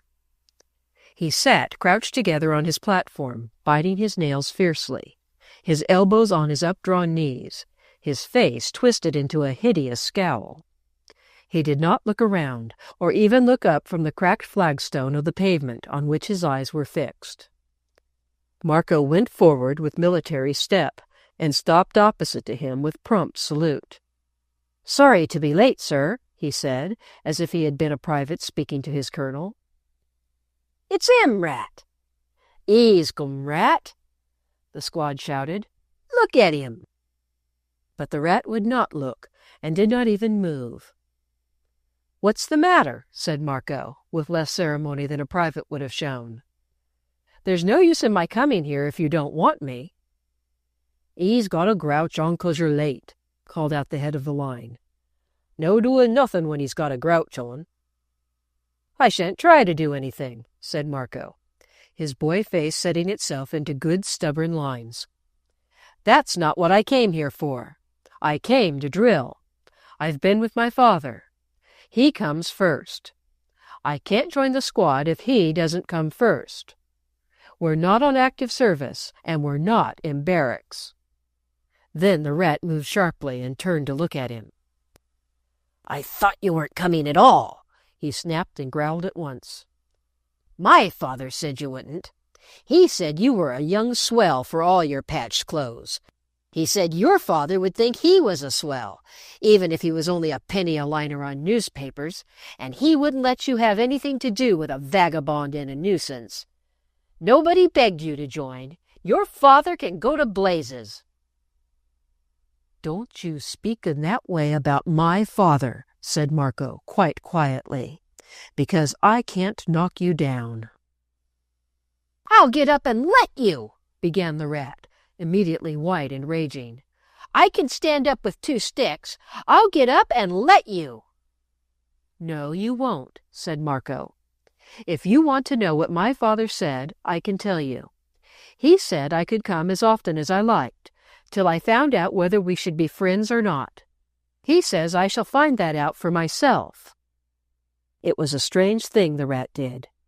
It must always be remembered of him that his wretched father, who had each year sunk lower and lower in the underworld, had been a gentleman once, a man who had been familiar with good manners and had been educated in the customs of good breeding. Sometimes when he was drunk, and sometimes when he was partly sober, he talked to the rat of many things the boy would otherwise never have heard of. That was why the lad was different from the other vagabonds. This also was why he suddenly altered the whole situation by doing this strange and unexpected thing. He utterly changed his expression and voice, fixing his sharp eyes shrewdly on Marco's. It was almost as if he were asking him a conundrum. He knew it would have been one to most boys of the class he appeared outwardly to belong to. He would either know the answer or he wouldn't. "I beg your pardon," the rat said. That was the conundrum. It was what a gentleman and an officer would have said if he felt he had been mistaken or rude. He had heard that from his drunken father. "I beg yours, for being late," said Marco. That was the right answer. It was the one another officer and gentleman would have made. It settled the matter at once, and it settled more than was apparent at the moment. It decided that Marco was one of those who knew the things the rat's father had once known, the things gentlemen do and say and think. Not another word was said. It was all right. Marco slipped into line with the squad, and the rat sat erect with his military bearing and began his drill. "Squad, 'tention! Number. Slope arms. Form fours. Right. Quick march. Halt. Left turn. Order arms. Stand at ease. Stand easy. They did it so well that it was quite wonderful when one considered the limited space at their disposal. They had evidently done it often, and the Rat had been not only a smart but a severe officer. This morning they repeated the exercise a number of times, and even varied it with review drill, with which they seemed just as familiar. "Where did you learn it?" the Rat asked, when the arms were stacked again, and Marco was sitting by him as he had sat the previous day. "From an old soldier, and I like to watch it, as you do." "If you were a young swell in the Guards, you couldn't be smarter at it," the Rat said. "The way you hold yourself, the way you stand, you've got it. Wish I was you. It comes natural to you." "I've always liked to watch it and try to do it myself. I did when I was a little fellow," answered Marco. "I've been trying to kick it into these chaps for more than a year," said the Rat. "A nice job I had of it. It nearly made me sick at first." The semicircle in front of him only giggled, or laughed outright. The members of it seemed to take very little offense at his cavalier treatment of them. He had evidently something to give them which was entertaining enough to make up for his tyranny and indifference. He thrust his hand into one of the pockets of his ragged coat and drew out a piece of newspaper. "My father brought home this, wrapped round a loaf of bread," he said. "See what it says there." He handed it to Marco, pointing to some words printed in large letters at the head of a column. Marco looked at it and sat very still. The words he read were, "The Lost Prince." "Silence is still the order," was the first thought which flashed through his mind. "Silence is still the order." "What does it mean?" he said aloud. "There isn't much of it. I wish there was more," the Rat said fretfully. "Read and see. Of course, they say it mayn't be true, but I believe it is. They say that people think someone knows where he is. At least where one of his descendants is. It'd be the same thing. He'd be the real king. If he'd just show himself, it might stop all the fighting. Just read."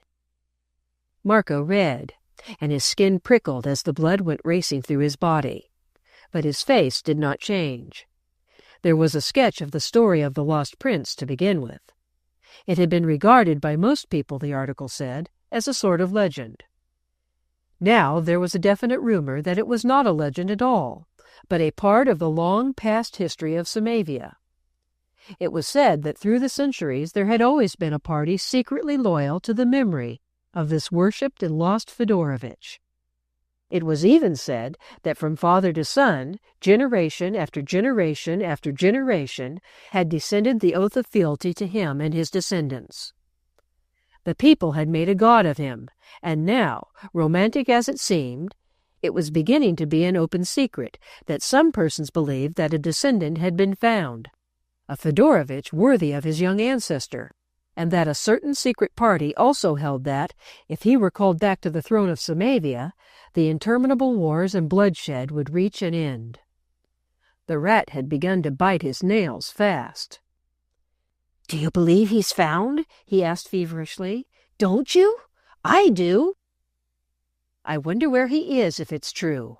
I wonder. Where?" exclaimed Marco. He could say that, and he might seem as eager as he felt. The squad all began to jabber at once. "Yes, where was he? There's no knowing. It'd likely be in some of those furrin places. England'd be too far from Samavia. How far off was Samavia? Was it in Russia, or where the Frenchies were, or the Germans? But wherever he was, he'd be the right sort, and he'd be the sort a chap'd turn and look at in the street." The Rat continued to bite his nails. "He might be anywhere," he said, his small, fierce face glowing. "That's what I like to think about. He might be passing in the street outside there. He might be up in one of those houses," jerking his head over his shoulder. toward the backs of the enclosing dwellings. "Perhaps he knows he's a king, and perhaps he doesn't. He'd know if what you said yesterday was true, about the king always being made ready for Samavia." "Yes, he'd know," put in Marco. "Well, it'd be finer if he did," went on the Rat. "However poor and shabby he was, he'd know the secret all the time. And if people sneered at him, he'd sneer at them and laugh to himself. I dare say he'd walk tremendously straight and hold his head up. If I was him, I'd like to make people suspect a bit that I wasn't like the common lot of them." He put out his hand and pushed Marco excitedly. "Let's work out plots for him," he said. "That'd be a splendid game. Let's pretend we're the secret party." He was tremendously excited. Out of the ragged pocket he fished a piece of chalk. Then he leaned forward and began to draw something quickly on the flagstones closest to his platform. The squad leaned forward also, quite breathlessly, and Marco leaned forward. The chalk was sketching a roughly outlined map, and he knew what map it was before the Rat spoke. "That's a map of Samavia," he said. "It was in that piece of magazine I told you about. The one where I read about Prince Ivor. I studied it until it fell to pieces, but I could draw it myself by that time, so it didn't matter. I could draw it with my eyes shut. That's the capital city," pointing to a spot. "It's called Melzar. The palace is there.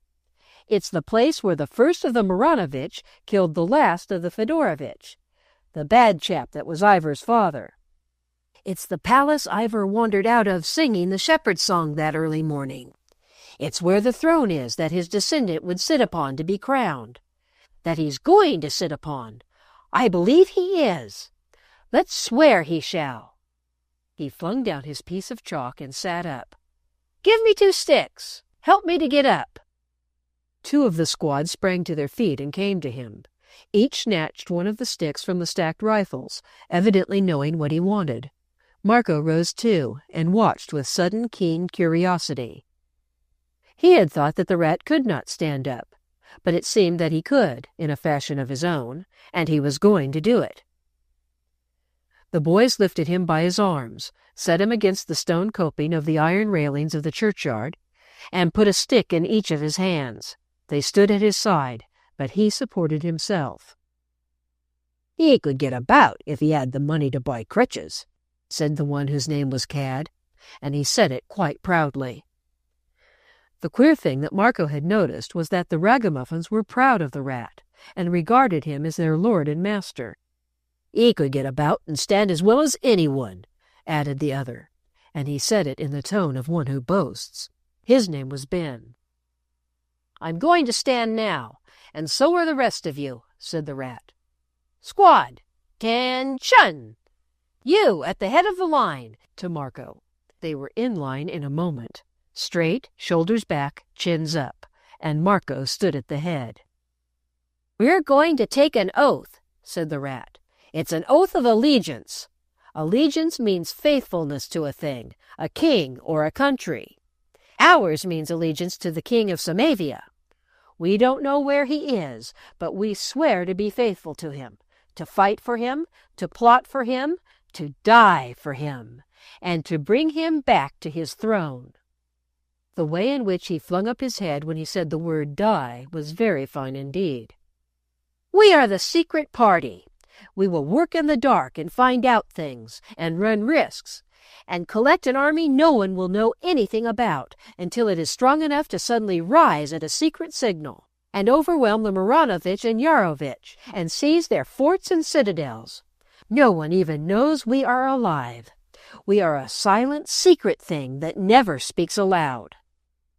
Silent and secret as they were, however, they spoke aloud at this juncture.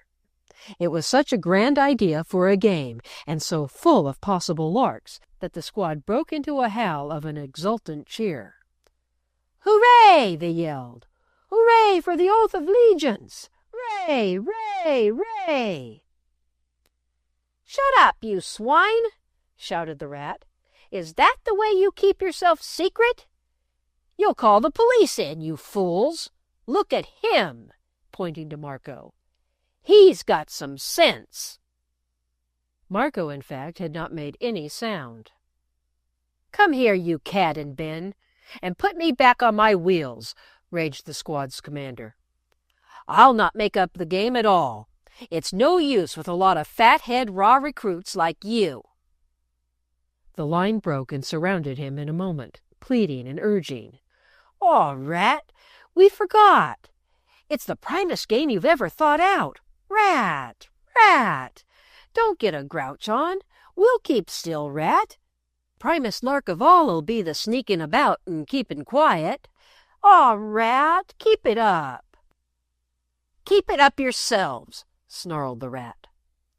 "Not another cove of us could do it but you. Not one. There's no other cove could think it out. You're the only chap that can think out things. You thought out the squad. That's why you're captain." This was true. He was the one who could invent entertainment for them, these street lads who had nothing. Out of that nothing, he could create what excited them, and give them something to fill empty, useless, often cold or wet or foggy hours. That made him their captain, and their pride. The Rat began to yield, though grudgingly. He pointed again to Marco, who had not moved, but stood still at attention. "Look at him," he said. "He knows enough to stand where he's put until he's ordered to break line. He's a soldier, he is, not a raw recruit that don't know the goose step. He's been in barracks before." But after this outburst, he deigned to go on. "Here's the oath," he said. "We swear to stand any torture and submit in silence to any death rather than betray our secret and our king. We will obey in silence and in secret. We will swim through seas of blood and fight our way through lakes of fire, if we are ordered. Nothing shall bar our way. All we do and say and think is for our country and our king. If any of you have anything to say, speak out before you take the oath." He saw Marco move a little, and he made a sign to him. "You," he said, "have you something to say?" Marco turned to him and saluted. "Here stand 10 men for Samavia. God be thanked," he said. He dared say that much, and he felt as if his father himself would have told him that they were the right words. The Rat thought they were. Somehow he felt that they struck home. He reddened with a sudden emotion. "Squad," he said, "I'll let you give 3 cheers on that. It's for the last time. We'll begin to be quiet afterward." And to the squad's exultant relief, he led the cheer, and they were allowed to make as much uproar as they liked. They liked to make a great deal, and when it was at an end, it had done them good and made them ready for business. The Rat opened the drama at once. Never, surely, had there ever before been heard a conspirator's whisper as hollow as his. "Secret ones," he said, "it is midnight.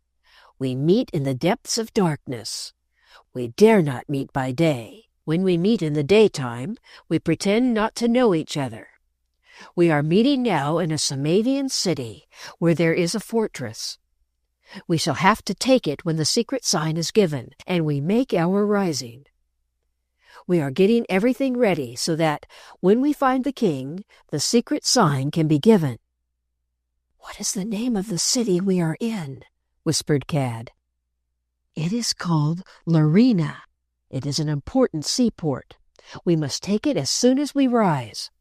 The next time we meet, I will bring a dark lantern and draw a map and show it to you." It would have been a great advantage to the game if Marco could have drawn for them the map he could have made, a map which would have shown every fortress, every stronghold, and every weak place. Being a boy, he knew what excitement would have thrilled each breast, how they would lean forward and pile question on question, pointing to this place and to that. He had learned to draw the map before he was 10, and he had drawn it again and again, because there had been times when his father had told him that changes had taken place. Oh, yes, he could have drawn a map which would have moved them to a frenzy of joy. But he sat silent and listened, only speaking when he asked a question, as if he knew nothing more about Samavia than the rat did. What a secret party they were! They drew themselves together in the closest of circles. They spoke in unearthly whispers. "A sentinel ought to be posted at the end of the passage," Marco whispered. "Ben, take your gun," commanded the rat. Ben rose stealthily, and, shouldering his weapon, crept on tiptoe to the opening. There he stood on guard. "My father says there's been a secret party in Samavia for 100 years, the rat whispered. "Who told him?" asked Marco.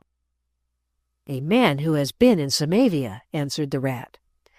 "He said it was the most wonderful secret party in the world, because it has worked and waited so long, and never given up, though it has had no reason for hoping. It began among some shepherds and charcoal burners who bound themselves by an oath to find the lost prince and bring him back to the throne. There were too few of them to do anything against the Maranovich, and when the first lot found they were growing old, they made their sons take the same oath. It has been passed on from generation to generation, and in each generation the band has grown.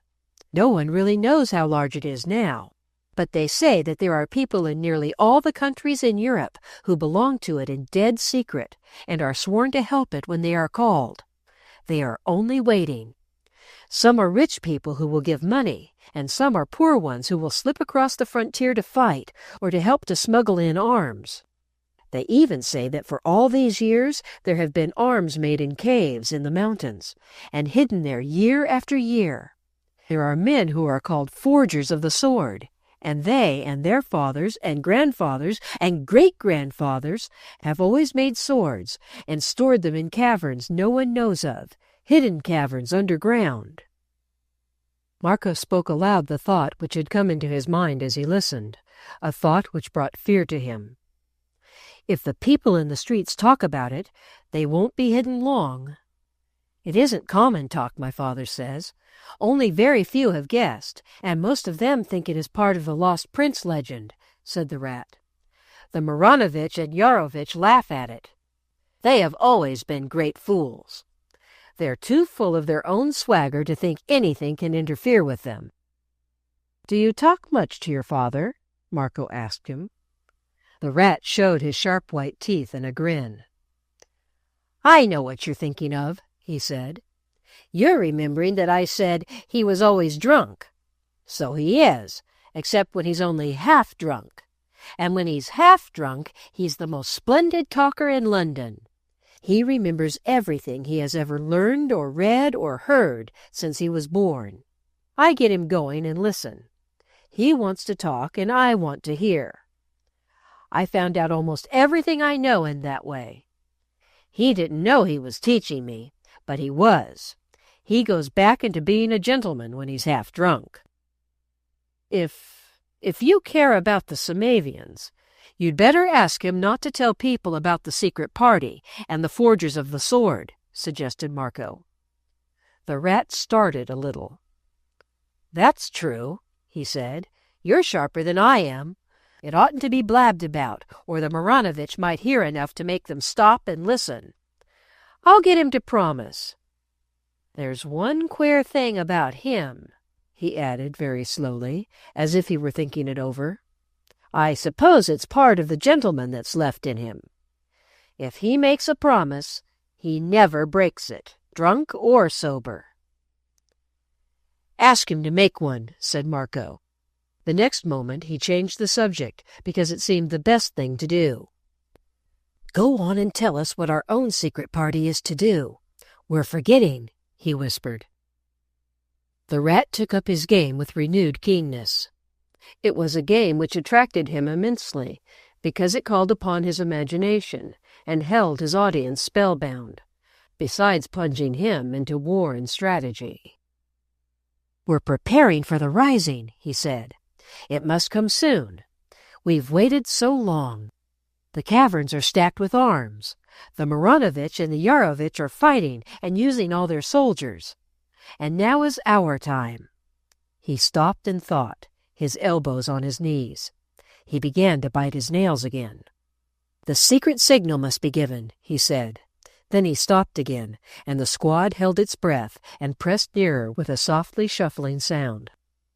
"2 of the secret ones must be chosen by lot and sent forth," he went on, and the squad almost brought ruin and disgrace upon itself by wanting to cheer again, and only just stopping itself in time. "Must be chosen by lot," the rat repeated, looking from one face to another. "Each one will take his life in his hand when he goes forth. He may have to die 1,000 deaths, but he must go. He must steal in silence and disguise from one country to another. Wherever there is one of the secret party, whether he is in a hovel or on a throne, the messengers must go to him in darkness and stealth and give him the sign. It will mean, 'The hour has come. God save Samavia.'" "God save Samavia," whispered the squad excitedly, and because they saw Marco raise his hand to his forehead, every one of them saluted. They all began to whisper at once. "Let's draw lots now. Let's draw lots, Rat. Don't let us have no waitin'." The rat began to look about him with dread anxiety. He seemed to be examining the sky. "The darkness is not as thick as it was," he whispered. "Midnight has passed. The dawn of day will be upon us. If anyone has a piece of paper or a string, we will draw the lots before we part." Cad had a piece of string, and Marco had a knife which could be used to cut it into lengths. This the rat did himself. Then, after shutting his eyes and mixing them, he held them in his hand, ready for the drawing. "The secret one who draws the longest lot is chosen. The secret one who draws the shortest is chosen," he said solemnly. The drawing was as solemn as his tone. Each boy wanted to draw either the shortest lot or the longest one. The heart of each thumped somewhat as he drew his piece of string. When the drawing was at an end, each showed his lot. The rat had drawn the shortest piece of string, and Marco had drawn the longest one. "Comrade," said the rat, taking his hand, "we will face death and danger together." "God save Samavia," answered Marco. And the game was at an end for the day. The primest thing, the squad said, the rat had ever made up for them. "He was a wonder, he was." Chapter 7. The Lamp is Lighted. On his way home, Marco thought of nothing but the story he must tell his father. The story the stranger who had been to Samavia had told the rat's father. He felt that it must be a true story, and not merely an invention. The forgers of the sword must be real men, and the hidden subterranean caverns stacked through the centuries with arms must be real too. And if they were real, surely his father was one of those who knew the secret. His thoughts ran very fast. The rat's boyish invention of the rising was only part of a game, but how natural it would be that sometime, perhaps before long, there would be a real rising. Surely there would be one if the secret party had grown so strong, and if many weapons and secret friends in other countries were ready and waiting. During all these years, hidden work and preparation would have been going on continually, even though it was preparation for an unknown day. A party which had lasted so long, which passed its oath on from generation to generation, must be of a deadly determination. What might it not have made ready in its caverns and secret meeting places? He longed to reach home and tell his father at once all he had heard. He recalled to mind, word for word, all that the rat had been told, and even all he had added in his game, because that seemed so real too, so real that it actually might be useful. But when he reached No. 7 Philibert Place, he found Loristan and Lazarus very much absorbed in work. The door of the back sitting room was locked when he first knocked on it, and locked again as soon as he had entered. There were many papers on the table, and they were evidently studying them. Several of them were maps. Some were road maps, some maps of towns and cities, and some of fortifications, but they were all maps of places in Samavia. They were usually kept in a strong box, and when they were taken out to be studied, the door was always kept locked. Before they had their evening meal, these were all returned to the strong box, which was pushed into a corner and had newspapers piled upon it. "When he arrives," Marco heard Loristan say to Lazarus, "we can show him clearly what has been planned. He can see for himself." His father spoke scarcely at all during the meal, and though it was not the habit of Lazarus to speak at such times unless spoken to, this evening it seemed to Marco that he looked more silent than he had ever seen him look before. They were plainly both thinking anxiously of deeply serious things. The story of the stranger who had been to Samavia must not be told yet, but it was one which would keep. Loristan did not say anything until Lazarus had removed the things from the table and made the room as neat as possible. While that was being done, he sat with his forehead resting on his hand, as if absorbed in thought. Then he made a gesture to Marco. "Come here, comrade," he said. Marco went to him. "Tonight someone may come to talk with me about grave things," he said. "I think he will come, but I cannot be quite sure. It is important that he should know that, when he comes, he will find me quite alone. He will come at a late hour, and Lazarus will open the door quietly that no one may hear. It is important that no one should see him. Someone must go and walk on the opposite side of the street until he appears. Then the one who goes to give warning must cross the pavement before him and say in a low voice, 'The lamp is lighted,' and at once turn quietly away." What boy's heart would not have leaped with joy at the mystery of it? Even a common and dull boy who knew nothing of Samavia would have felt jerky. Marco's voice almost shook with the thrill of his feeling. "How shall I know him?" he said at once. Without asking at all, he knew he was the someone who was to go. "You have seen him before," Loristan answered. "He is the man who drove in the carriage with the king." "I shall know him," said Marco. "When shall I go?" "Not until it is 1:30. Go to bed and sleep until Lazarus calls you." Then he added, "Look well at his face before you speak. He will probably not be dressed as well as he was when you saw him first." Marco went upstairs to his room and went to bed as he was told. But it was hard to go to sleep.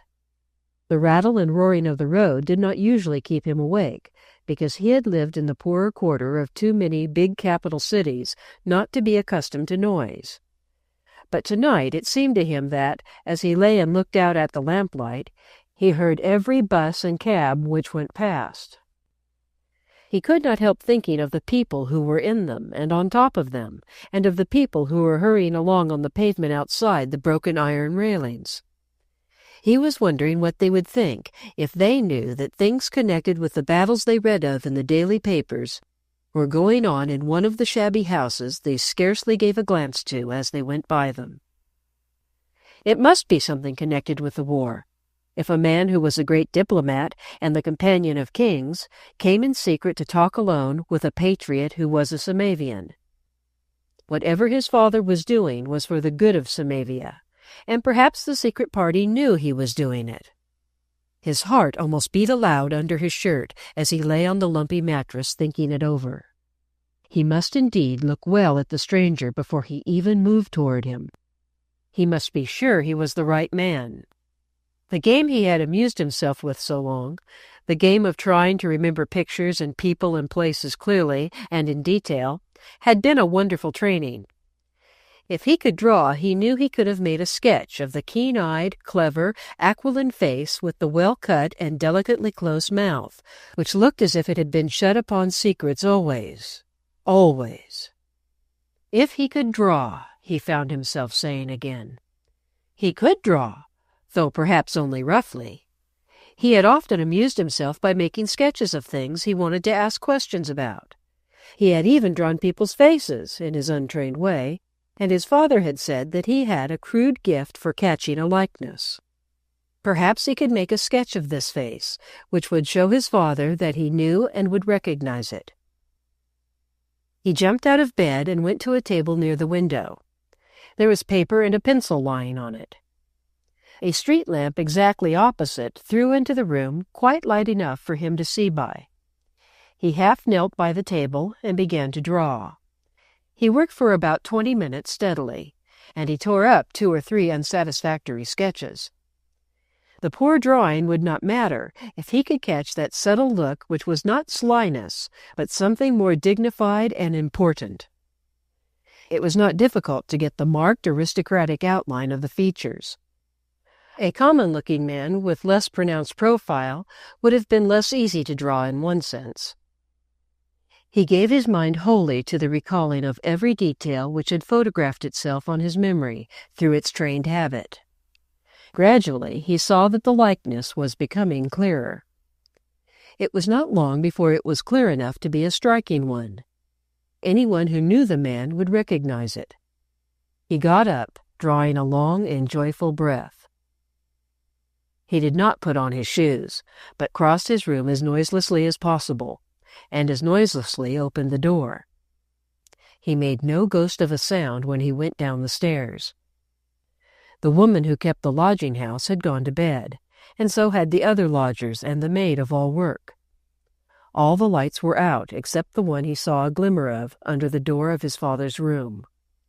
When he had been a mere baby, he had been taught to make a special sign on the door when he wished to speak to Loristan. He stood still outside the back sitting-room and made it now. It was a low scratching sound, 2 scratches and a soft tap. Lazarus opened the door and looked troubled. "It is not yet time, sir," he said very low. "I know," Marco answered, "but I must show something to my father." Lazarus let him in, and Loristan turned round from his writing table questioningly. Marco went forward and laid the sketch down before him. "Look at it," he said. "I remember him well enough to draw that. I thought of it all at once, that I could make a sort of picture. Do you think it is like him?" Loristan examined it closely. "It is very like him," he answered. "You have made me feel entirely safe. Thanks, comrade. It was a good idea." There was relief in the grip he gave the boy's hand, and Marco turned away with an exultant feeling. Just as he reached the door, Loristan said to him, "Make the most of this gift. It is a gift, and it is true your mind has had good training. The more you draw, the better. Draw everything you can." Neither the street lamps, nor the noises, nor his thoughts kept Marco awake when he went back to bed. But before he settled himself upon his pillow, he gave himself certain orders. He had read and had heard Loristan say that the mind can control the body when people once find out that it can do so. He had tried experiments himself, and had found out some curious things. One was that if he told himself to remember a certain thing at a certain time, he usually found that he did remember it. Something in his brain seemed to remind him. He had often tried the experiment of telling himself to awaken at a particular hour, and had awakened almost exactly at the moment by the clock. "I will sleep until 1 o'clock," he said as he shut his eyes. "Then I will awaken and feel quite fresh. I shall not be sleepy at all." He slept as soundly as a boy can sleep, and at 1 o'clock exactly he awakened, and found the street lamp still throwing its light through the window. He knew it was 1 o'clock because there was a cheap little round clock on the table, and he could see the time. He was quite fresh and not at all sleepy. His experiment had succeeded again. He got up and dressed. Then he went downstairs as noiselessly as before. He carried his shoes in his hands, as he meant to put them on only when he reached the street. He made his sign at his father's door, and it was Loristan who opened it. "Shall I go now?" Marco asked. "Yes. Walk slowly to the other side of the street. Look in every direction. We do not know where he will come from. After you have given him the sign, then come in and go to bed again." Marco saluted as a soldier would have done on receiving an order. Then, without a second's delay, he passed noiselessly out of the house. Loristan turned back into the room and stood silently in the center of it. The long lines of his handsome body looked particularly erect and stately, and his eyes were glowing as if something deeply moved him. "There grows a man for Samavia," he said to Lazarus, who watched him. "God be thanked." Lazarus's voice was low and hoarse, and he saluted quite reverently. "Your sir," he said. "God save the prince." "Yes," Loristan answered, after a moment's hesitation, "when he is found." And he went back to his table, smiling his beautiful smile. The wonder of silence in the deserted streets of a great city, after midnight has hushed all the roar and tumult to rest, is an almost unbelievable thing. The stillness in the depths of a forest or on a mountain top is not so strange. A few hours ago, the tumult was rushing past. In a few hours more, it would be rushing past again. But now the street is a naked thing. A distant policeman's tramp on the bare pavement has a hollow and almost fearsome sound. It seemed especially so to Marco as he crossed the road. Had it ever been so empty and deadly silent before? Was it so every night? Perhaps it was, when he was fast asleep on his lumpy mattress, with the light from a street lamp streaming into the room. He listened for the step of the policeman on night watch, because he did not wish to be seen. There was a jutting wall where he could stand in the shadow while the man passed. A policeman would stop to look questioningly at a boy who walked up and down the pavement at 1:30 in the morning. Marco could wait until he had gone by, and then come out into the light and look up and down the road and the cross streets. He heard his approaching footsteps in a few minutes, and was safely in the shadows before he could be seen.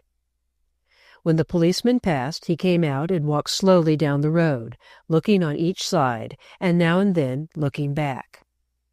At first no one was in sight. Then a late hansom cab came tinkling along. But the people in it were returning from some festivity, and were laughing and talking, and noticed nothing but their own joking.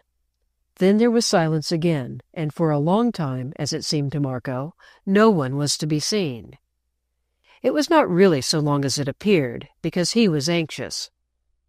Then a very early vegetable wagon on the way from the country to Covent Garden Market came slowly lumbering by with its driver almost asleep on his piles of potatoes and cabbages.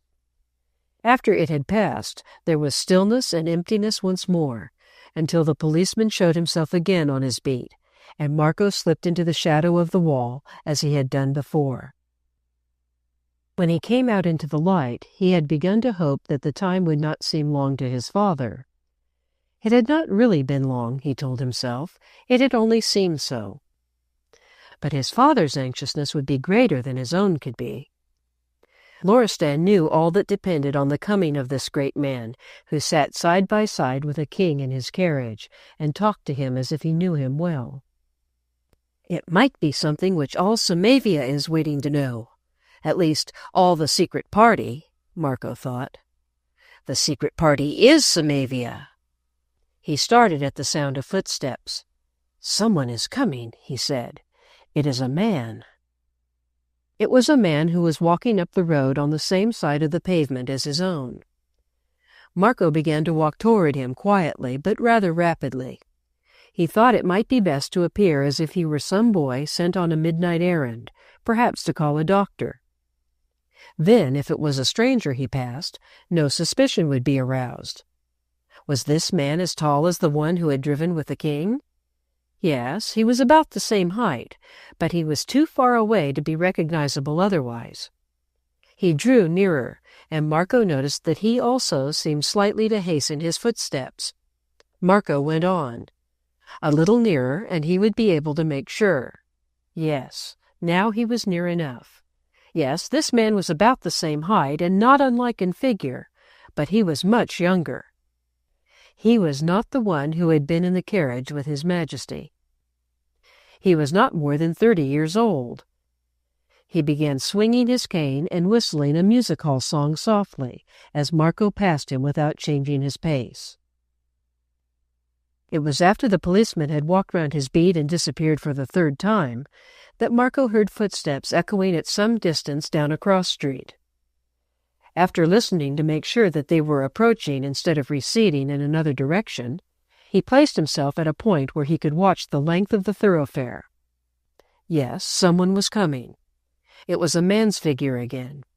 He was able to place himself rather in the shadow, so that the person approaching would not see that he was being watched. The solitary walker reached a recognizable distance in about 2 minutes' time.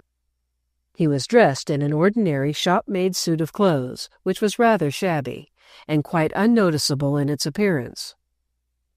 His common hat was worn so that it rather shaded his face. But even before he had crossed to Marco's side of the road, the boy had clearly recognized him. It was the man who had driven with the king. Chance was with Marco. The man crossed at exactly the place which made it easy for the boy to step lightly from behind him, walk a few paces by his side, and then pass directly before him across the pavement, glancing quietly up into his face as he said in a low voice but distinctly the words, "The lamp is lighted," and without pausing a second, walk on his way down the road.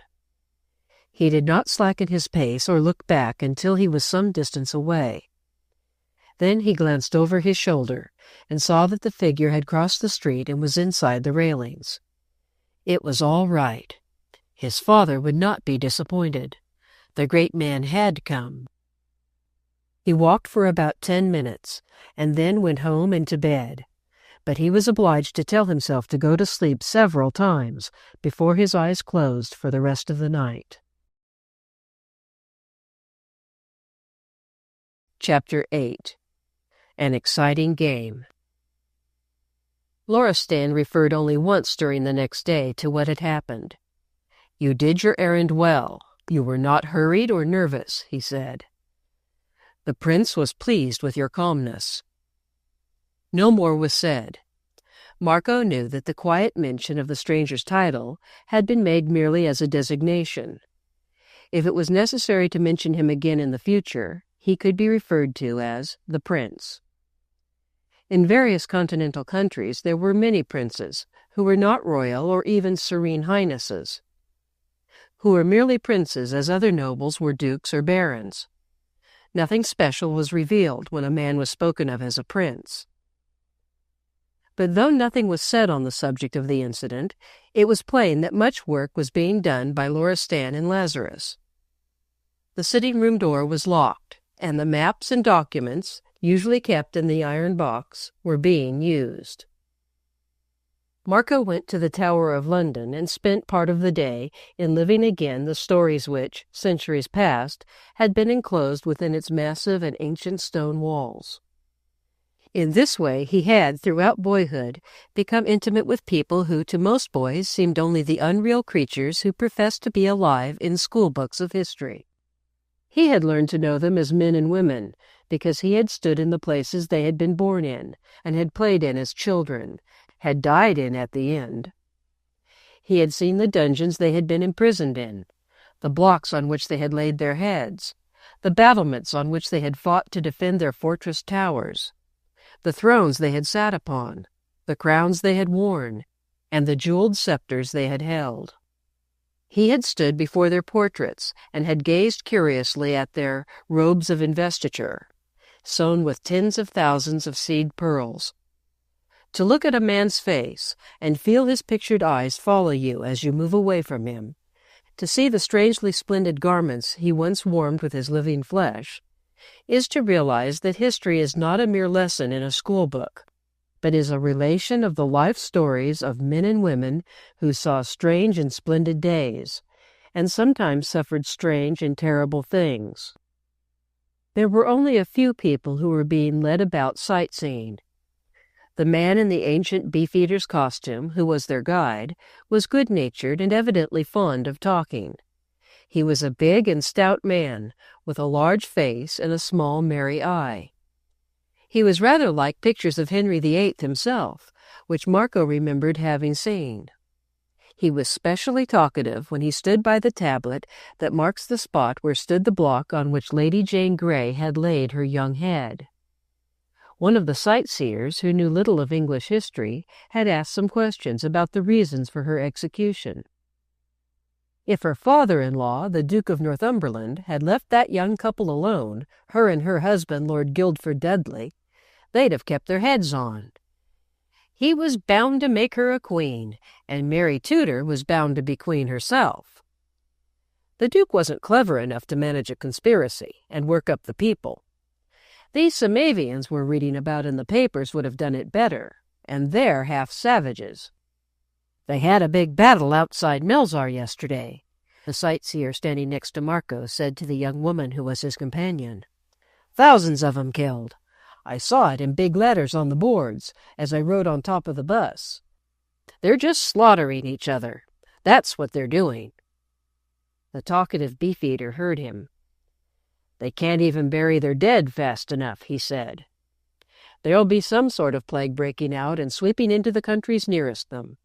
It'll end by spreading all over Europe as it did in the Middle Ages. What the civilized countries have got to do is to make them choose a decent king and begin to behave themselves. I'll tell my father that, too, Marco thought. It shows that everybody is thinking and talking of Samavia, and that even the common people know it must have a real king. This must be the time. And what he meant was that this must be the time for which the secret party had waited and worked so long, the time for the rising. But his father was out when he went back to Philibert Place, and Lazarus looked more silent than ever as he stood behind his chair and waited on him through his insignificant meal. However plain and scant the food they had to eat, it was always served with as much care and ceremony as if it had been a banquet. A man can eat dry bread and drink cold water as if he were a gentleman, his father had said long ago, and it is easy to form careless habits. Even if one is hungry enough to feel ravenous, a man who has been well-bred will not allow himself to look so. A dog may, a man may not, just as a dog may howl when he is angry or in pain, and a man may not. It was only one of the small parts of the training which had quietly made the boy, even as a child, self-controlled and courteous, had taught him ease and grace of boyish carriage, the habit of holding his body well and his head erect, and had given him a certain look of young distinction, which, though it assumed nothing, set him apart from boys of carelessly awkward bearing. "Is there a newspaper here which tells of the battle, Lazarus?" he asked, after he had left the table. "Yes, sir," was the answer. "Your father said that you might read it. It is a black tale," he added, as he handed him the paper. It was a black tale. As he read, Marco felt as if he could scarcely bear it. It was as if Samavia swam in blood, and as if the other countries must stand aghast before such furious cruelties. "Lazarus," he said, springing to his feet at last, his eyes burning. "Something must stop it. There must be something strong enough. The time has come. The time has come." And he walked up and down the room because he was too excited to stand still. How Lazarus watched him! What a strong and glowing feeling there was in his own restrained face.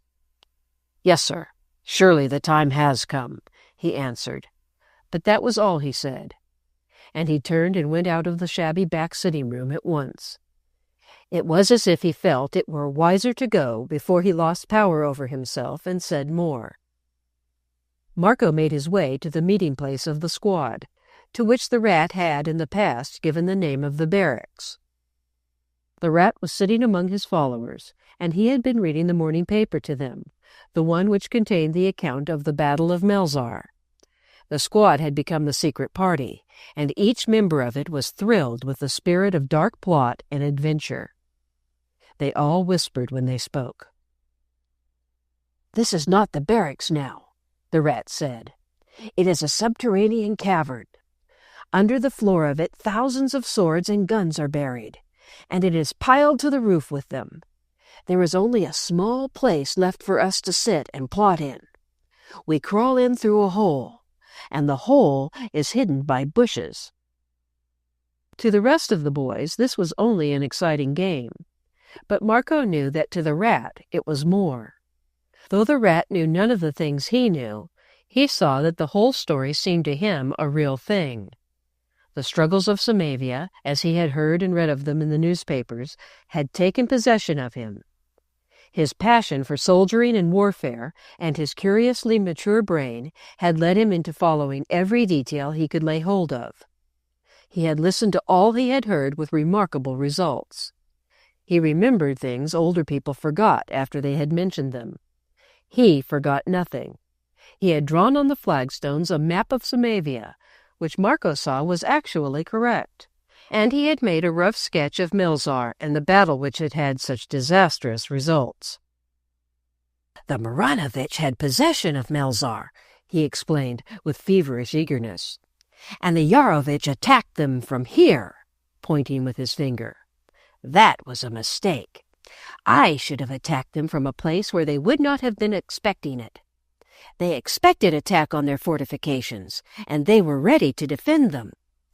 I believe the enemy could have stolen up in the night and rushed in here," pointing again. Marco thought that he was right. The rat had argued it all out, and had studied Melzar as he might have studied a puzzle or an arithmetical problem. He was very clever, and as sharp as his queer face looked. "I believe you would make a good general if you were grown up," said Marco. "I'd like to show your maps to my father and ask him if he doesn't think your stratagem would have been a good one." "Does he know much about Samavia?" asked the rat. "He has to read the newspapers because he writes things," Marco answered. "And everyone is thinking about the war. No one can help it." The rat drew a dingy folded paper out of his pocket and looked it over with an air of reflection. "I'll make a clean one," he said. "I'd like a grown-up man to look at it and see if it's all right. My father was more than half drunk when I was drawing this, so I couldn't ask him questions. He'll kill himself before long. He had a sort of fit last night." "Tell us, rat, what you and Marco will have to do. Let's hear what you've made up," suggested Cad. He drew closer, and so did the rest of the circle, hugging their knees with their arms. "This is what we shall have to do," began the rat, in the hollow whisper of a secret party. "The hour has come. To all the secret ones in Samavia, and to the friends of the secret party in every country, the sign must be carried. It must be carried by someone who could not be suspected. Who would suspect 2 boys, and one of them a cripple? The best thing of all for us is that I am a cripple. Who would suspect a cripple? When my father is drunk and beats me, he does it because I won't go out and beg in the streets and bring him the money I get. He says that people will nearly always give money to a cripple. I won't be a beggar for him, the swine, but I will be one for Samavia and the lost prince. Marco shall pretend to be my brother and take care of me." "I say," speaking to Marco with a sudden change of voice, "can you sing anything? It doesn't matter how you do it." "Yes, I can sing," Marco replied. "Then Marco will pretend he is singing to make people give him money. I'll get a pair of crutches somewhere, and part of the time I will go on crutches and part of the time on my platform. We'll live like beggars and go wherever we want to. I can whiz past a man and give the signal, and no one will know. Sometimes Marco can give it when people are dropping money into his cap. We can pass from one country to another and rouse everybody who is of the secret party. We'll work our way into Samavia, and we'll be only 2 boys and one a cripple, and nobody will think we could be doing anything. We'll beg in great cities and on the high road." "Where'll you get the money to travel?" said Cad. "The secret party will give it to us, and we shan't need much. We could beg enough for that matter. We'll sleep under the stars, or under bridges, or archways, or in dark corners of streets. I've done it myself many a time when my father drove me out of doors. If it's cold weather, it's bad enough, But if it's fine weather, it's better than sleeping in the kind of place I'm used to. Comrade, to Marco, are you ready? He said comrade, as Loristan did, and somehow Marco did not resent it, because he was ready to labor for Samavia. It was only a game, but it made them comrades. And was it really only a game, after all? His excited voice and his strange, lined face made it singularly unlike one. Yes, comrade, I am ready, Marco answered him. We shall be in Samavia when the fighting for the lost prince begins. The rat carried on his story with fire. We may see a battle. We might do something to help. We might carry messages under a rain of bullets. A rain of bullets! The thought so elated him that he forgot his whisper, and his voice rang out fiercely. Boys have been in battles before. We might find the lost king, no, the found king, and ask him to let us be his servants. He could send us where he couldn't send bigger people. I could say to him, Your Majesty, I am called the Rat, because I can creep through holes and into corners and dart about. Order me into any danger, and I will obey you.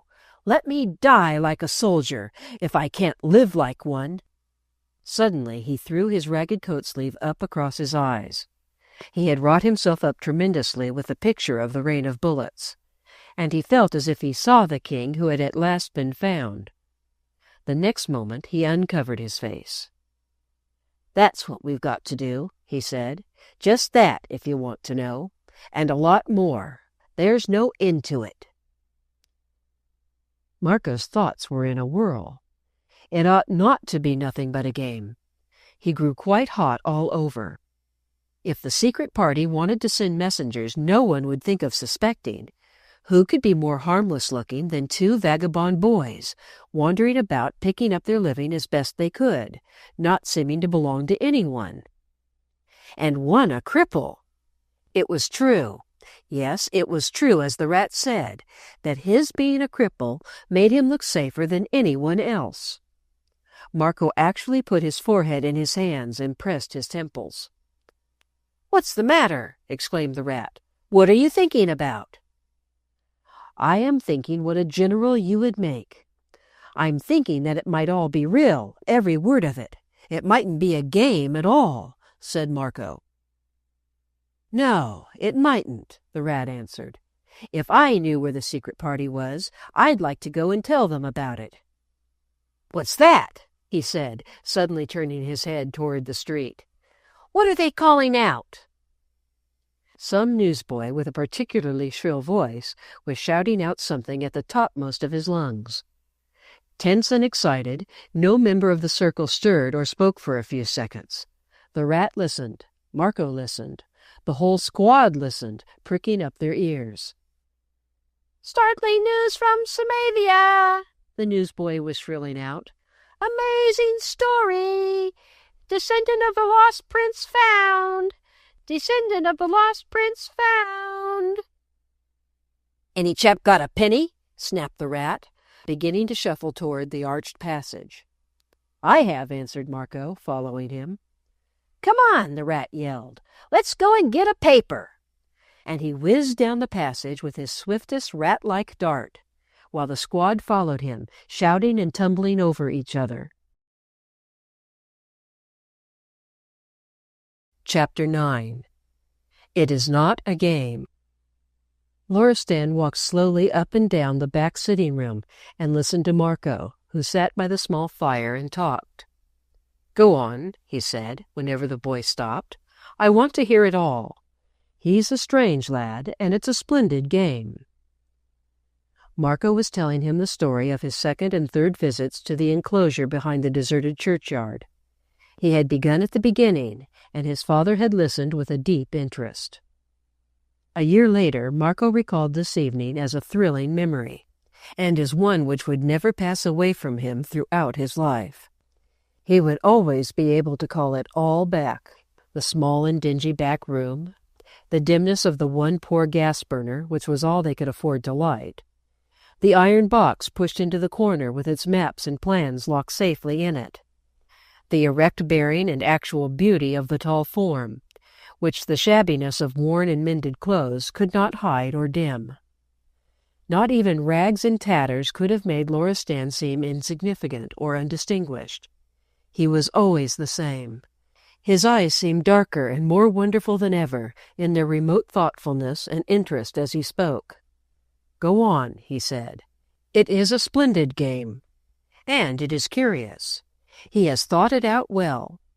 The lad is a born soldier." "It is not a game to him," Marco said, "and it is not a game to me. The squad is only playing, but with him it's quite different. He knows he'll never really get what he wants, but he feels as if this was something near it. He said I might show you the map he made. Father, look at it." He gave Loristan the clean copy of the rat's map of Samavia. The city of Melzar was marked with certain signs. They were to show at what points the rat, if he had been a Samavian general, would have attacked the capital. As Marco pointed them out, he explained the rat's reasons for his planning. Loristan held the paper for some minutes. He fixed his eyes on it curiously, and his black brows drew themselves together. "This is very wonderful," he said at last. "He is quite right. They might have got in there, and for the very reasons he hit on. How did he learn all this?" "He thinks of nothing else now," answered Marco. "He has always thought of wars and made plans for battles. He's not like the rest of the squad.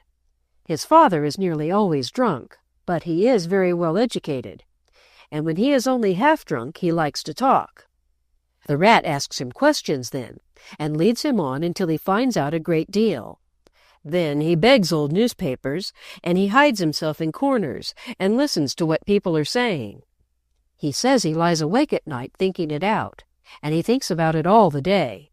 That was why he got up the squad." Loristan had continued examining the paper.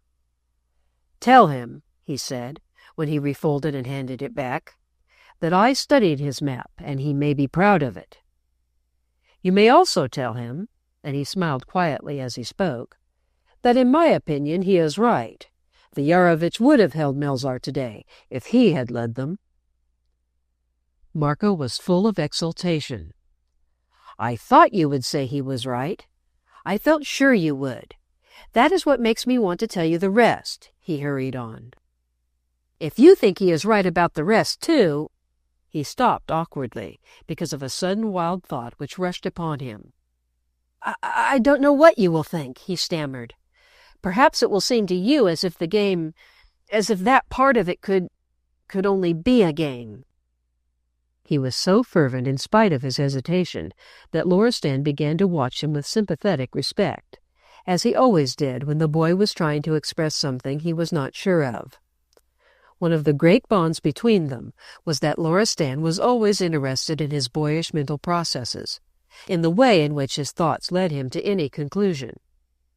"Go on," he said again. "I am like the rat, and I am like you. It has not seemed quite like a game to me so far."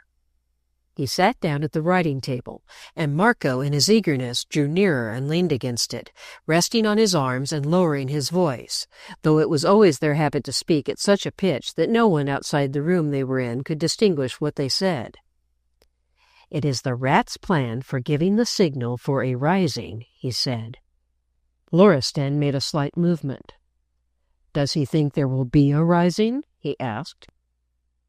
"He says that must be what the secret party has been preparing for all these years, and it must come soon. The other nations see that the fighting must be put an end to, even if they have to stop it themselves. And if the real king is found— but when the rat bought the newspaper, there was nothing in it about where he was. It was only a sort of rumor. Nobody seemed to know anything." He stopped a few seconds, but he did not utter the words which were in his mind. He did not say, "But you know." "And the rat has a plan for giving the signal?" Loristan said. Marco forgot his first feeling of hesitation. He began to see the plan again, as he had seen it when the rat talked. He began to speak as the rat had spoken, forgetting that it was a game. He made even a clearer picture than the rat had made of the two vagabond boys, one of them a cripple, making their way from one place to another, quite free to carry messages or warnings where they chose, because they were so insignificant and poor-looking that no one could think of them as anything but waifs and strays, belonging to nobody and blown about by the wind of poverty and chance. He felt as if he wanted to convince his father that the plan was a possible one.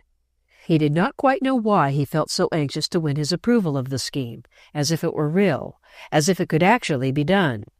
But this feeling was what inspired him to enter into new details and suggest possibilities. A boy who was a cripple, and one who was only a street singer and a sort of beggar, could get almost anywhere, he said.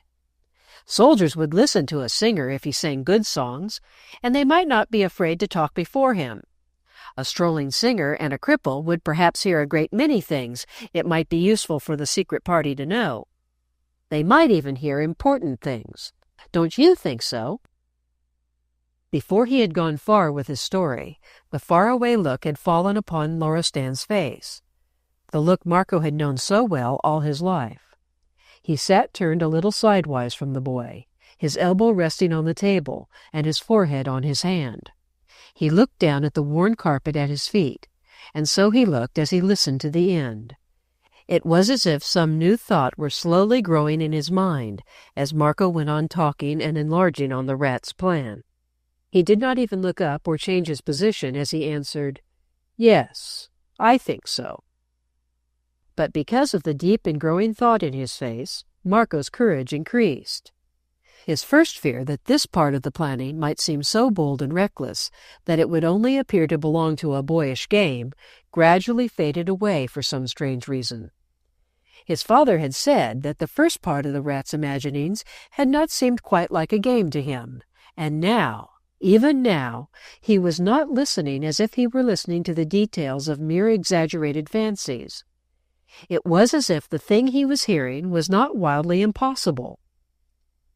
Marco's knowledge of continental countries and of methods of journeying helped him to enter into much detail and give realism to his plans. "Sometimes we could pretend we knew nothing but English," he said. "Then, though the rat could not understand, I could. I should always understand in each country. I know the cities and the places we should want to go to. I know how boys like us live, and so we should not do anything which would make the police angry or make people notice us.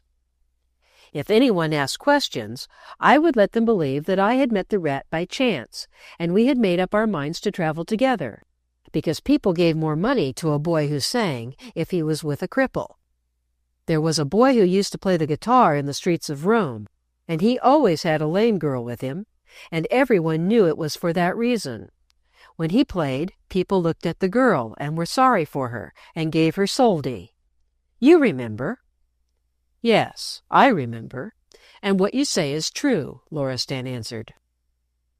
Marco leaned forward across the table so that he came closer to him. The tone in which the words were said made his courage leap like a flame. To be allowed to go on with this boldness was to feel that he was being treated almost as if he were a man. If his father had wished to stop him, he could have done it with one quiet glance, without uttering a word. For some wonderful reason he did not wish him to cease talking. He was willing to hear what he had to say. He was even interested. "You are growing older," he had said the night he had revealed the marvelous secret. "Silence is still the order, but you are man enough to be told more." Was he man enough to be thought worthy to help Samavia in any small way, even with boyish fancies which might contain a germ of some thought which older and wiser minds might make useful? Was he being listened to because the plan, made as part of a game, was not an impossible one, if two boys who could be trusted could be found? He caught a deep breath as he went on, drawing still nearer and speaking so low that his tone was almost a whisper. "If the men of the secret party have been working and thinking for so many years, they have prepared everything. They know by this time exactly what must be done by the messengers who are to give the signal. They can tell them where to go and how to know the secret friends who must be warned.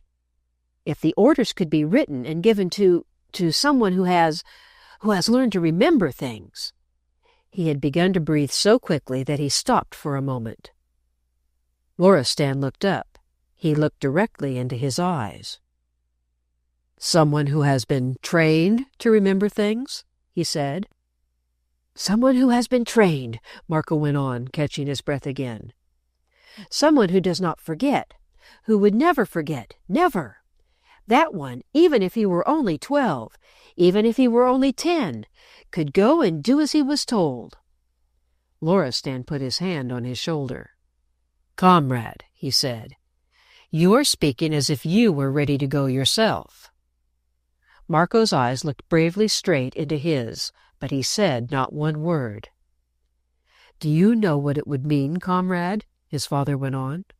"You are right. It is not a game, and you are not thinking of it as one.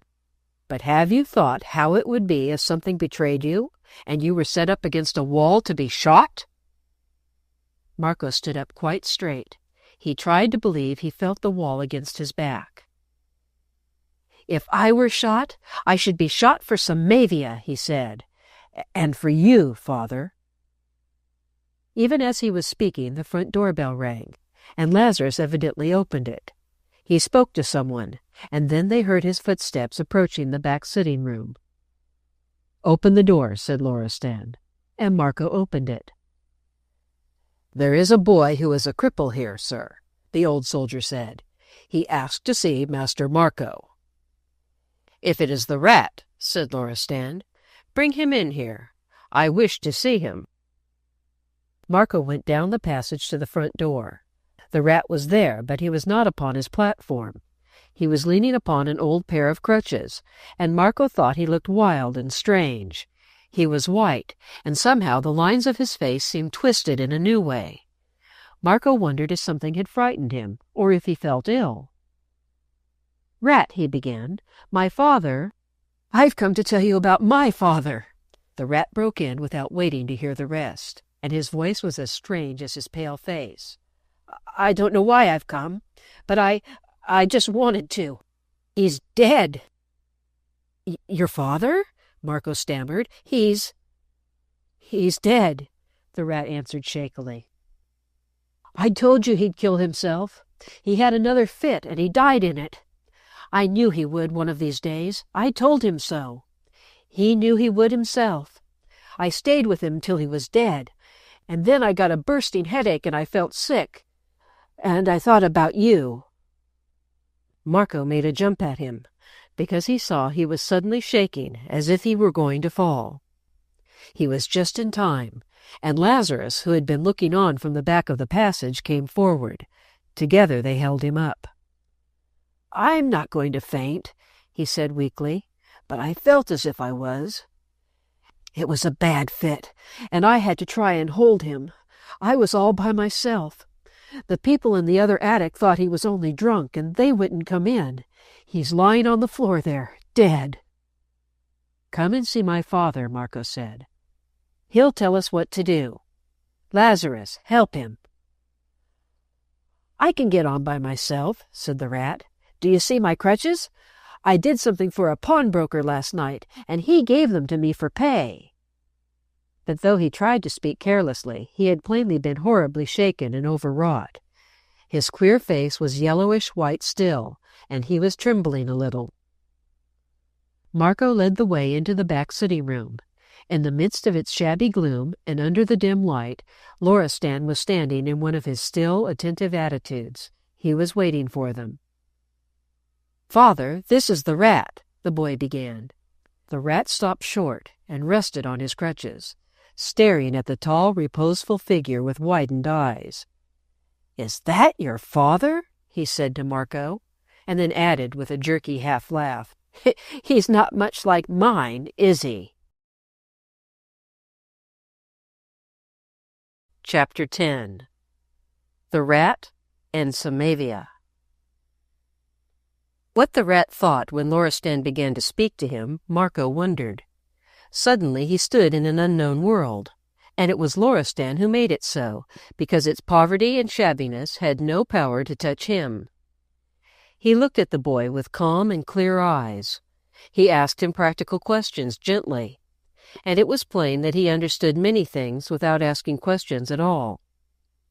Marco thought that perhaps he had, at some time, seen drunken men die in his life in strange places. He seemed to know the terribleness of the night through which the rat had passed. He made him sit down, and he ordered Lazarus to bring him some hot coffee and simple food. "Haven't had a bite since yesterday," the rat said, still staring at him. "How did you know I hadn't?" "You have not had time," Loristan answered. Afterward he made him lie down on the sofa. "Look at my clothes," said the rat. "Lie down and sleep," Loristan replied, putting his hand on his shoulder and gently forcing him toward the sofa. "You will sleep a long time. You must tell me how to find the place where your father died, and I will see that the proper authorities are notified." "What are you doing it for?" the rat asked, and then he added, "Sir?" "Because I am a man and you are a boy, and this is a terrible thing," Loristan answered him. He went away without saying more, and the rat lay on the sofa staring at the wall and thinking about it until he fell asleep. But before this happened, Marco had quietly left him alone. So, as Loristan had told him he would, he slept deeply and long. In fact, he slept through all the night. When he awakened, it was morning, and Lazarus was standing by the side of the sofa looking down at him. "You will want to make yourself clean," he said. "It must be done." "Clean?" said the rat, with his squeaky laugh. "I couldn't keep clean when I had a room to live in, and now where am I to wash myself?" He sat up and looked about him. "Give me my crutches," he said. "I've got to go. They've let me sleep here all night. They didn't turn me out into the street. I don't know why they didn't. Marco's father, he's the right sort. He looks like a swell." "The master," said Lazarus with a rigid manner, "the master is a great gentleman. He would turn no tired creature into the street. He and his son are poor, but they are of those who give. He desires to see and talk to you again. You are to have bread and coffee with him and the young master. But it is I who tell you that you cannot sit at table with them until you are clean. Come with me." And he handed him his crutches. His manner was authoritative, but it was the manner of a soldier. His somewhat stiff and erect movements were those of a soldier also, and the rat liked them because they made him feel as if he were in barracks. He did not know what was going to happen, but he got up and followed him on his crutches. Lazarus took him to a closet under the stairs, where a battered tin bath was already full of hot water, which the old soldier himself had brought in pails. There were soap and coarse clean towels on a wooden chair, and also there was a much-worn but cleanly suit of clothes. "Put these on when you have bathed," Lazarus ordered, pointing to them. "They belong to the young master, and will be large for you, but they will be better than your own." And then he went out of the closet and shut the door. It was a new experience for the rat. So long as he remembered, he had washed his face and hands, when he had washed them at all, at an iron tap set in the wall of a back street or court in some slum. His father and himself had long ago sunk into the world where to wash oneself is not part of everyday life. They had lived amid dirt and foulness, and when his father had been in a maudlin state, he had sometimes cried and talked of the long-past days when he had shaved every morning and put on a clean shirt. To stand even in the most battered of tin baths full of clean hot water, and to splash and scrub with a big piece of flannel and plenty of soap, was a marvelous thing. The rat's tired body responded to the novelty with a curious feeling of freshness and comfort. "I dare say swells do this every day," he muttered. "I'd do it myself if I was a swell. Soldiers have to keep themselves so clean they shine." When, after making the most of his soap and water, he came out of the closet under the stairs, he was as fresh as Marco himself, and, though his clothes had been built for a more stalwart body, his recognition of their cleanliness filled him with pleasure. He wondered if by any effort he could keep himself clean when he went out into the world again, and had to sleep in any hole the police did not order him out of. He wanted to see Marco again, but he wanted more to see the tall man with the soft dark eyes and that queer look of being a swell in spite of his shabby clothes and the dingy place he lived in. There was something about him which made you keep on looking at him and wanting to know what he was thinking of, and why you felt as if you'd take orders from him as you'd take orders from your general if you were a soldier. He looked somehow like a soldier, but as if he were something more, as if people had taken orders from him all his life, and always would take orders from him. And yet he had that quiet voice, and those fine, easy movements, and he was not a soldier at all, but only a poor man who wrote things for papers, which did not pay him well enough to give him and his son a comfortable living. Through all the time of his seclusion with the battered bath and the soap and water, the rat thought of him, and longed to have another look at him, and hear him speak again. He did not see any reason why he should have let him sleep on his sofa, or why he should give him a breakfast before he turned him out to face the world. It was first-rate of him to do it. The rat felt that when he was turned out, after he had had the coffee, he should want to hang about the neighborhood, just on the chance of seeing him pass by sometimes. He did not know what he was going to do. The parish officials would by this time have taken his dead father, and he would not see him again. He did not want to see him again. He had never seemed like a father. They had never cared anything for each other. He had only been a wretched outcast whose best hours had been when he had drunk too much to be violent and brutal. Perhaps, the rat thought, he would be driven to going about on his platform on the pavements and begging, as his father had tried to force him to do. Could he sell newspapers? What could a crippled lad do unless he begged or sold papers? Lazarus was waiting for him in the passage. The rat held back a little. "Perhaps they'd rather not eat their breakfast with me," he hesitated. I'm not the kind they are. I could swallow the coffee out here and carry the bread away with me, and you could thank him for me. I'd want him to know I thanked him." Lazarus also had a steady eye. The rat realized that he was looking him over as if he were summing him up. "You may not be the kind they are, but you may be of a kind the master sees good in. If he did not see something, he would not ask you to sit at his table. You are to come with me."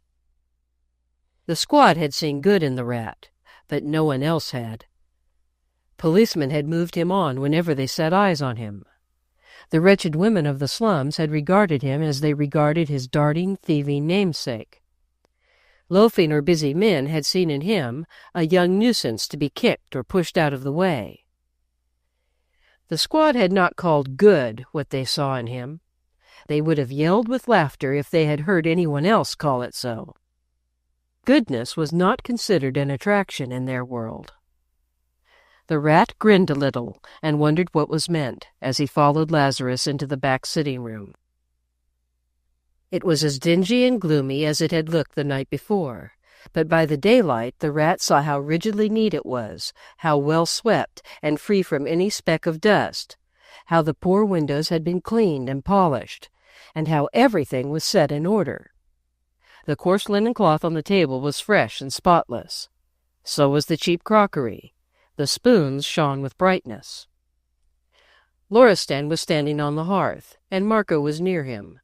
They were waiting for their vagabond guest as if he had been a gentleman. The rat hesitated and shuffled at the door for a moment, and then it suddenly occurred to him to stand as straight as he could and salute. When he found himself in the presence of Loristan, he felt as if he ought to do something, but he did not know what.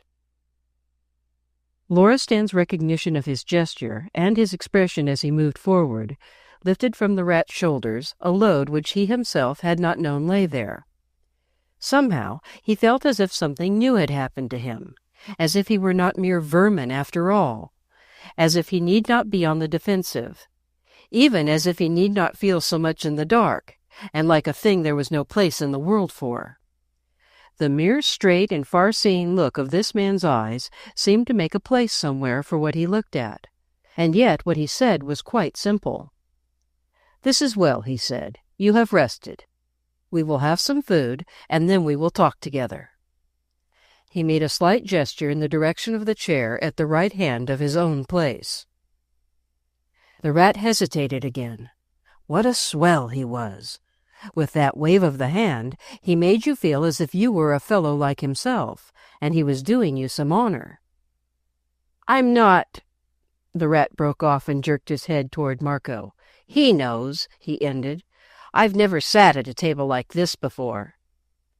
"There is not much on it." Loristan made the slight gesture toward the right-hand seat again and smiled. "Let us sit down." The rat obeyed him, and the meal began. There were only bread and coffee and a little butter before them, but Lazarus presented the cups and plates on a small japanned tray, as if it were a golden salver. When he was not serving, he stood upright behind his master's chair, as though he wore royal livery of scarlet and gold. To the boy who had gnawed a bone or munched a crust, wheresoever he found them, and with no thought but of the appeasing of his own wolfish hunger, to watch the two with whom he sat eat their simple food was a new thing. He knew nothing of the everyday decencies of civilized people. The rat liked to look at them, and he found himself trying to hold his cup as Loristan did, and to sit and move as Marco was sitting and moving, taking his bread or butter when it was held at his side by Lazarus, as if it were a simple thing to be waited upon. Marco had had things handed to him all his life, and it did not make him feel awkward. The rat knew that his own father had once lived like this. He himself would have been at ease if chance had treated him fairly. It made him scowl to think of it. But in a few minutes Loristan began to talk about the copy of the map of Samavia. Then the rat forgot everything else and was ill at ease no more. He did not know that Loristan was leading him on to explain his theories about the country and the people and the war. He found himself telling all that he had read or overheard or thought as he lay awake in his garret. He had thought out a great many things in a way not at all like a boy's. His strangely concentrated and over-mature mind had been full of military schemes which Loristan listened to with curiosity and also with amazement. He had become extraordinarily clever in one direction because he had fixed all his mental powers on one thing. It seemed scarcely natural that an untaught vagabond lad should know so much and reason so clearly. It was at least extraordinarily interesting. There had been no skirmish, no attack, no battle which he had not led and fought in his own imagination, and he had made scores of rough, queer plans of all that had been or should have been done. Lazarus listened as attentively as his master, and once Marco saw him exchange a startled, rapid glance with Loristan. It was at a moment when the rat was sketching with his finger on the cloth an attack which ought to have been made but was not. And Marco knew at once that the quickly exchanged look meant, "He is right. If it had been done, there would have been victory instead of disaster." It was a wonderful meal, though it was only of bread and coffee. The rat knew he should never be able to forget it. Afterward, Loristan told him of what he had done the night before. He had seen the parish authorities, and all had been done which a city government provides in the case of a pauper's death. His father would be buried in the usual manner. "We will follow him," Loristan said in the end. "You and I and Marco and Lazarus." The rat's mouth fell open. "You and Marco and Lazarus!" he exclaimed, staring. "And me! Why should any of us go? I don't want to. He wouldn't have followed me if I'd been the one." Loristan remained silent for a few moments. "When a life has counted for nothing, the end of it is a lonely thing," he said at last. "If it has forgotten all respect for itself, pity is all that one has left to give. One would like to give something to anything so lonely." He said that last brief sentence after a pause. "Let us go," Marco said suddenly, and he caught the rat's hand. The rat's own movement was sudden. He slipped from his crutches to a chair, and sat and gazed at the worn carpet as if he were not looking at it at all, but at something a long way off. After a while he looked up at Loristan. "Do you know what I thought of all at once?" he said in a shaky voice. "I thought of that lost prince one. He only lived once. Perhaps he didn't live a long time. Nobody knows, but it's 500 years ago, and just because he was the kind he was, everyone that remembers him thinks of something fine. It's queer, but it does you good just to hear his name. And if he has been training kings for Samavia all these centuries, they may have been poor, and nobody may have known about them, but they've been kings. That's what he did, just by being alive a few years. When I think of him and then think of the other, there's such an awful difference that, yes, I'm sorry. For the first time, I'm his son and I can't care about him, but he's too lonely. I want to go." So it was that when the forlorn derelict was carried to the graveyard, where nameless burdens on the city were given to the earth, a curious funeral procession followed him. There were 2 tall and soldierly-looking men, and 2 boys, one of whom walked on crutches, and behind them were 10 other boys, who walked 2 by 2. These 10 were a queer, ragged lot, but they had respectfully sober faces, held their heads and their shoulders well, and walked with a remarkably regular marching step. It was the squad, but they had left their rifles at home. Chapter 11. Come with me. When they came back from the graveyard, the rat was silent all the way.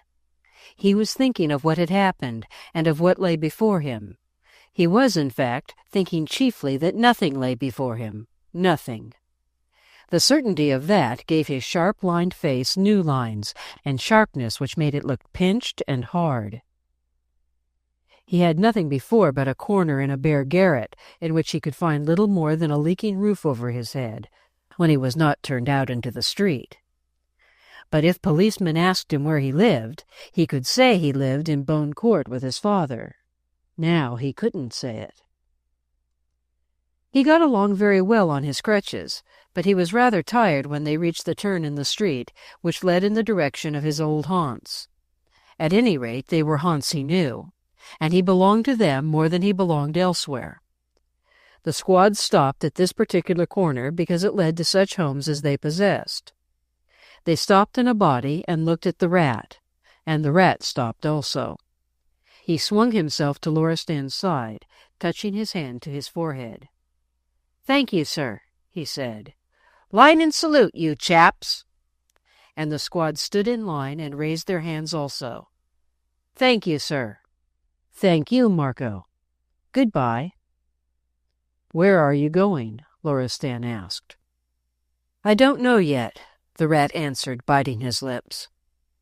He and Loristan looked at each other a few moments in silence. Both of them were thinking very hard. In the rat's eyes there was a kind of desperate adoration. He did not know what he should do when this man turned and walked away from him. It would be as if the sun itself had dropped out of the heavens, and the rat had not thought of what the sun meant before.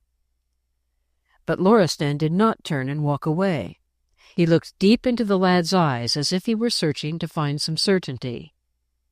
Then he said in a low voice, "You know how poor I am." I don't care," said the rat. You're like a king to me. I'd stand up and be shot to bits if you told me to do it." "I am so poor that I am not sure I can give you enough dry bread to eat always. Marco and Lazarus and I are often hungry. Sometimes you might have nothing to sleep on but the floor. But I can find a place for you if I take you with me," said Loristan. "Do you know what I mean by a place?" "Yes, I do," answered the rat. "It's what I've never had before, sir." What he knew was that it meant some bit of space out of all the world where he would have a sort of right to stand, howsoever poor and bare it might be. "I'm not used to beds, or to food enough," he said, but he did not dare to insist too much on that place. It seemed too great a thing to be true. Loristan took his arm. "Come with me," he said. "We won't part. I believe you are to be trusted." The rat turned quite white in a sort of anguish of joy. He had never cared for anyone in his life. He had been a sort of young Cain, his hand against every man, and every man's hand against him. And during the last 12 hours he had plunged into a tumultuous ocean of boyish hero worship. This man seemed like a sort of god to him. What he had said and done the day before, in what had been really the rat's hours of extremity after that appalling night, the way he had looked into his face and understood it all, the talk at the table when he had listened to him seriously, comprehending and actually respecting his plans and rough maps, his silent companionship as they followed the pauper hearse together. These things were enough to make the lad longingly ready to be any sort of servant or slave to him, if he might see and be spoken to by him even once or twice a day. The squad wore a look of dismay for a moment, and Loristan saw it. "I am going to take your captain with me," he said, "but he will come back to barracks. So will Marco." "Will yer go on with the game?" asked Cad as eager spokesman. "We want to go on being the secret party." "Yes, I'll go on," the rat answered. "I won't give it up. There's a lot in the papers today." So they were pacified and went on their way, and Loristan and Lazarus and Marco and the rat went on theirs also. "Queer thing is," the rat thought as they walked together, "I'm a bit afraid to speak to him unless he speaks to me first. Never felt that way before with anyone." He had jeered at policemen and had impudently chaffed swells. But he felt a sort of secret awe of this man, and actually liked the feeling. "It's as if I was a private and he was a commander-in-chief," he thought. "That's it." Loristan talked to him as they went. He was simple enough in his statements of the situation. There was an old sofa in Marco's bedroom. It was narrow and hard, as Marco's bed itself was, but the rat could sleep upon it. They would share what food they had. There were newspapers and magazines to be read. There were papers and pencils to draw new maps and plans of battles. There was even an old map of Samavia of Marco's, which the two boys could study together as an aid to their game. The rat's eyes began to have points of fire in them. "If I could see the papers every morning, I could fight the battles on paper by night," he said, quite panting at the incredible vision of splendor. Were all the kingdoms of the earth going to be given to him? Was he going to sleep without a drunken father near him? Was he going to have a chance to wash himself, and to sit at a table and hear people say thank you and I beg pardon, as if they were using the most ordinary fashion of speech? His own father, before he had sunk into the depths, had lived and spoken in this way. "When I have time, we will see who can draw up the best plans," Loristan said. "Do you mean that you'll look at mine, then, when you have time?" asked the rat, hesitatingly. "I wasn't expecting that." "Yes," answered Loristan. "I'll look at them, and we'll talk them over."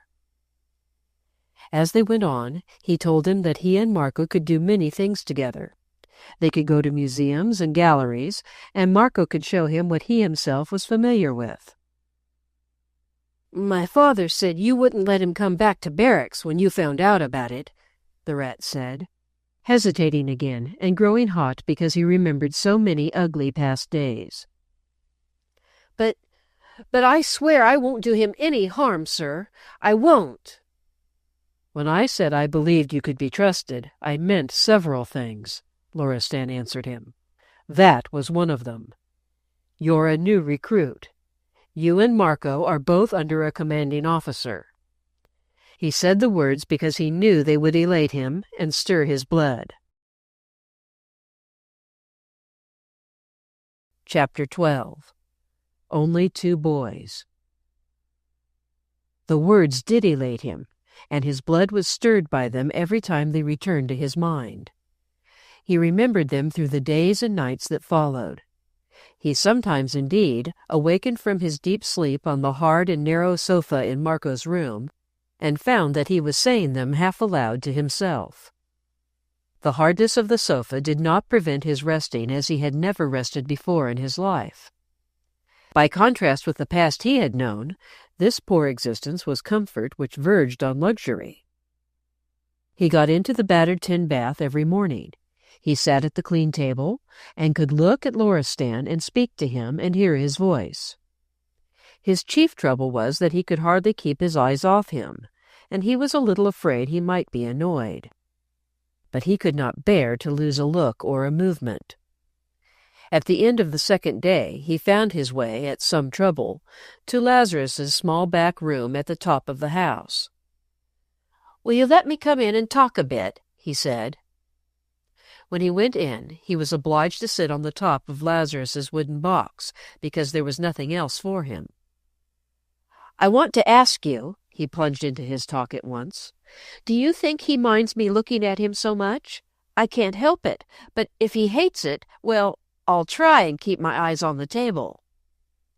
"The master is used to being looked at," Lazarus made answer, "but it would be well to ask himself. He likes open speech." "I want to find out everything he likes and everything he doesn't like," the rat said. Isn't there anything you'd let me do for him? It wouldn't matter what it was, and he needn't know you are not doing it. I know you wouldn't be willing to give up anything particular, but you wait on him night and day. Couldn't you give up something to me?" Lazarus pierced him with keen eyes. He did not answer for several seconds. "Now and then," he said gruffly at last. "I'll let you brush his boots, but not every day, perhaps once a week." "When will you let me have my first turn?" the rat asked. Lazarus reflected. His shaggy brows drew themselves down over his eyes as if this were a question of state. "Next Saturday," he conceded. "Not before. I'll tell him when you brush them." "You needn't," said the rat. "It's not that I want him to know. I want to know myself that I'm doing something for him. I'll find out things that I can do without interfering with you. I'll think them out." "Anything anyone else did for him would be interfering with me," said Lazarus. It was the rat's turn to reflect now, and his face twisted itself into new lines and wrinkles. "I'll tell you before I do anything," he said, after he had thought it over. "You served him first." "I have served him ever since he was born," said Lazarus. He's yours," said the rat, still thinking deeply. "I am his," was Lazarus's stern answer. "I am his and the young master's." "That's it," the rat said. Then a squeak of a half-laugh broke from him. "I've never been anybody's," he added. His sharp eyes caught a passing look on Lazarus's face. Such a queer, disturbed, sudden look. Could he be rather sorry for him? Perhaps the look meant something like that. "If you stay near him long enough, and it needn't be long, you will be his too. Everybody is." The rat sat up as straight as he could. "When it comes to that," he blurted out, "I'm his now, in my way. I was his 2 minutes after he looked at me with his queer, handsome eyes. They're queer because they get you, and you want to follow him. I'm going to follow." That night Lazarus recounted to his master the story of the scene. He simply repeated word for word what had been said, and Loristan listened gravely. "We have not had time to learn much of him yet," he commented, "but that is a faithful soul, I think." A few days later, Marco missed the rat soon after their breakfast hour. He had gone out without saying anything to the household. He did not return for several hours, and when he came back he looked tired. In the afternoon he fell asleep on his sofa in Marco's room and slept heavily. No one asked him any questions, as he volunteered no explanation. The next day he went out again in the same mysterious manner, and the next, and the next. For an entire week he went out and returned with a tired look.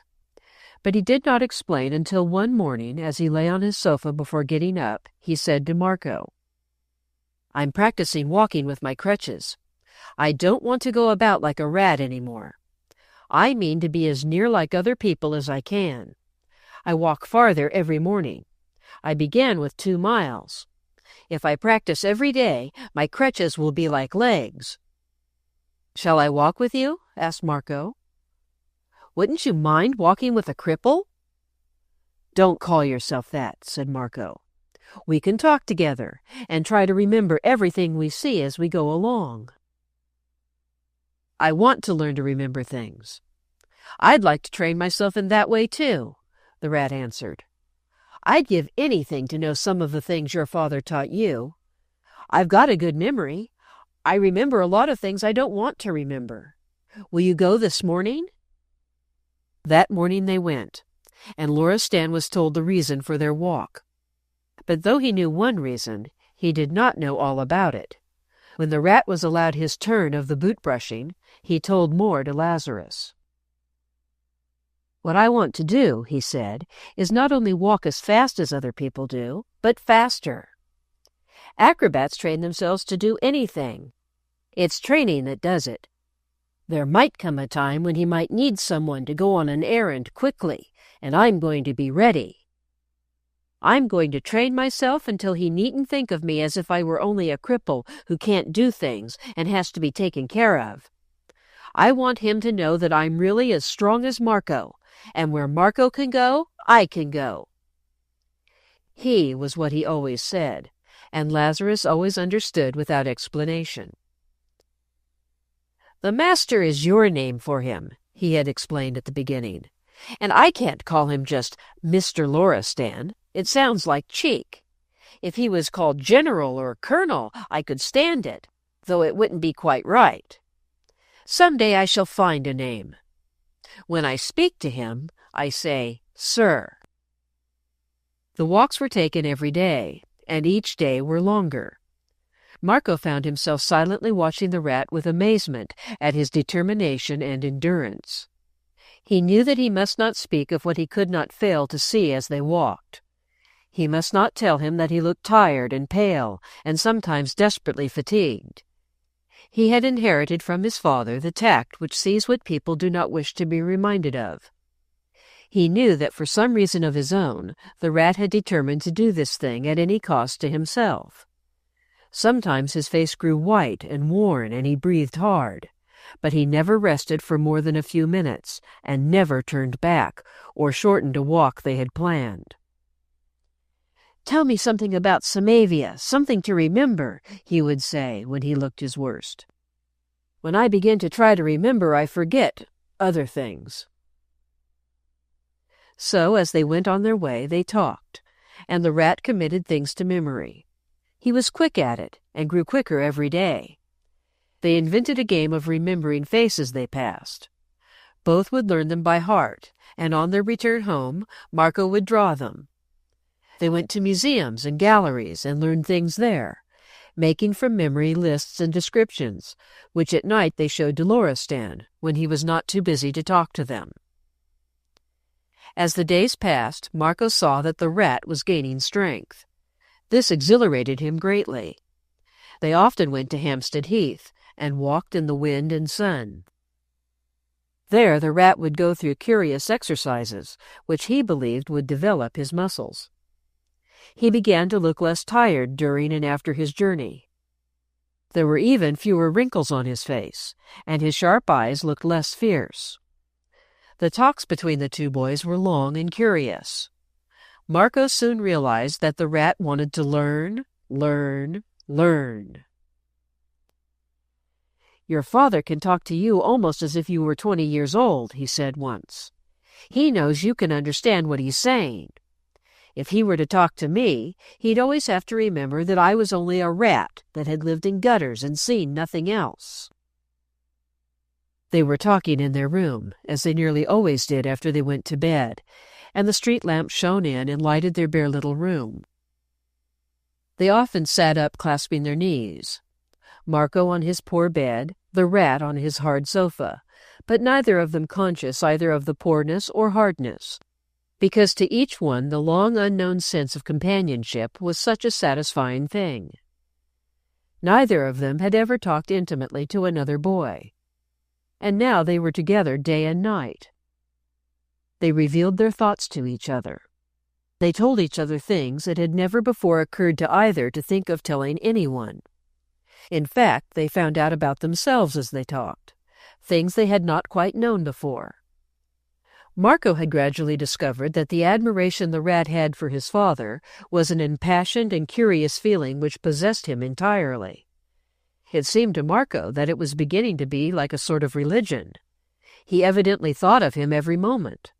So when he spoke of Loristan's knowing him to be only a rat of the gutter, Marco felt he himself was fortunate in remembering something he could say.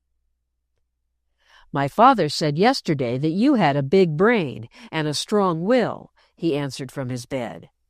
"He said that you had a wonderful memory which only needed exercising. He said it after he looked over the list you made of the things you had seen in the tower." The rat shuffled on his sofa and clasped his knees tighter. "Did he? Did he?" he said. He rested his chin upon his knees for a few minutes and stared straight before him. Then he turned to the bed. "Marco," he said in a rather hoarse voice, a queer voice, "are you jealous?" "Jealous?" said Marco. "Why?" "I mean, have you ever been jealous? Do you know what it is like?" "I don't think I do," answered Marco, staring a little. "Are you ever jealous of Lazarus because he's always with your father, because he's with him oftener than you are, and knows about his work, and can do things for him you can't? I mean, are you jealous of your father?" Marco loosed his arms from his knees and lay down flat on his pillow. "No, I'm not.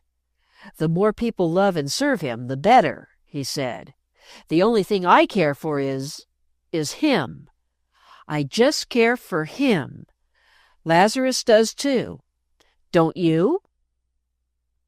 The rat was greatly excited internally.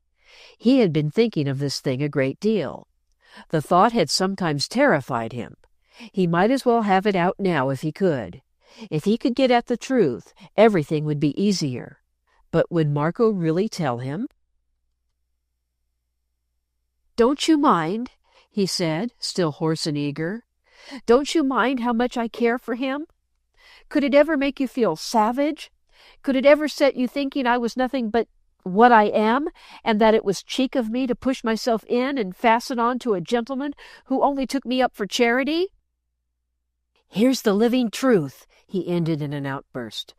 "If I were you and you were me, that's what I should be thinking. I know it is. I couldn't help it. I should see every low thing there was in you, in your manners and your voice and your looks. I should see nothing but the contrast between you and me and between you and him. I should be so jealous that I should just rage. I should hate you, and I should despise you." He had wrought himself up to such a passion of feeling that he set Marco thinking that what he was hearing meant strange and strong emotions such as he himself had never experienced. The rat had been thinking over all this in secret for some time, it was evident. Marco lay still a few minutes and thought it over. Then he found something to say, just as he had found something before. "You might, if you were with other people who thought in the same way," he said, "and if you hadn't found out that it was such a mistake to think in that way, that it's even stupid. But, you see, if you were I, you would have lived with my father, and he would have told you what he knows, what he's been finding out all his life." "What's he found out?" "Oh," Marco answered quite casually, "just that you can't set savage thoughts loose in the world, any more than you can let loose savage beasts with hydrophobia. They spread a sort of rabies, and they always tear and worry you first of all." "What do you mean?" the rat gasped out. "It's like this," said Marco, lying flat and cool on his hard pillow and looking at the reflection of the street lamp on the ceiling. "That day I turned into your barracks without knowing that you'd think I was spying. It made you feel savage, and you threw the stone at me. If it had made me feel savage, and I'd rushed in and fought, what would have happened to all of us?" The rat's spirit of generalship gave the answer. "I should have called on the squad to charge with fixed bayonets. They'd have half killed you. You're a strong chap, and you'd have hurt a lot of them." A note of terror broke into his voice. "What a fool I should have been!" he cried out. "I should never have come here. I should never have known him." Even by the light of the street lamp, Marco could see him begin to look almost ghastly. "The squad could easily have half-killed me," Marco added. "They could have quite killed me if they had wanted to do it. And who would have got any good out of it? It would only have been a street lad's row, with the police and prison at the end of it." "But because you'd lived with him," the rat pondered, "you walked in as if you didn't mind, and just asked why we did it, and looked like a stronger chap than any of us. And different. I wondered what was the matter with you. You were so cool and steady. I know now. It was because you were like him. He'd taught you. He's like a wizard."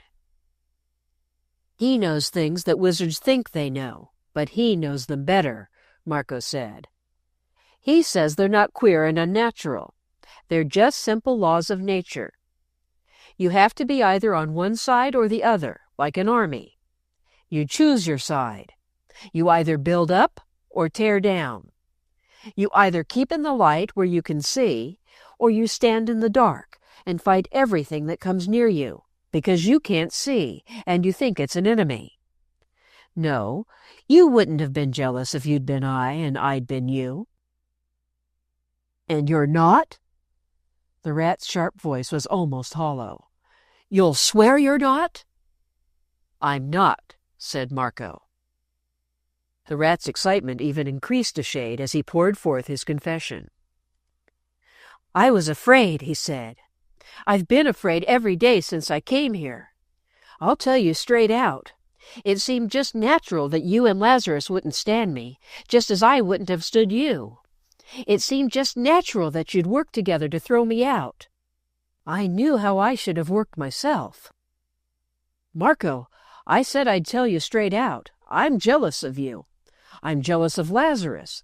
It makes me wild when I see you both knowing all about him, and fit and ready to do anything he wants done. I'm not ready, and I'm not fit." "You'd do anything he wanted done, whether you were fit and ready or not," said Marco. "He knows that." "Does he? Do you think he does?" cried the rat. "I wish he'd try me. I wish he would." Marco turned over on his bed and rose up on his elbow so that he faced the rat on his sofa. "Let us wait," he said in a whisper. "Let us wait." There was a pause, and then the rat whispered also. "For what?" "For him to find out that we're fit to be tried.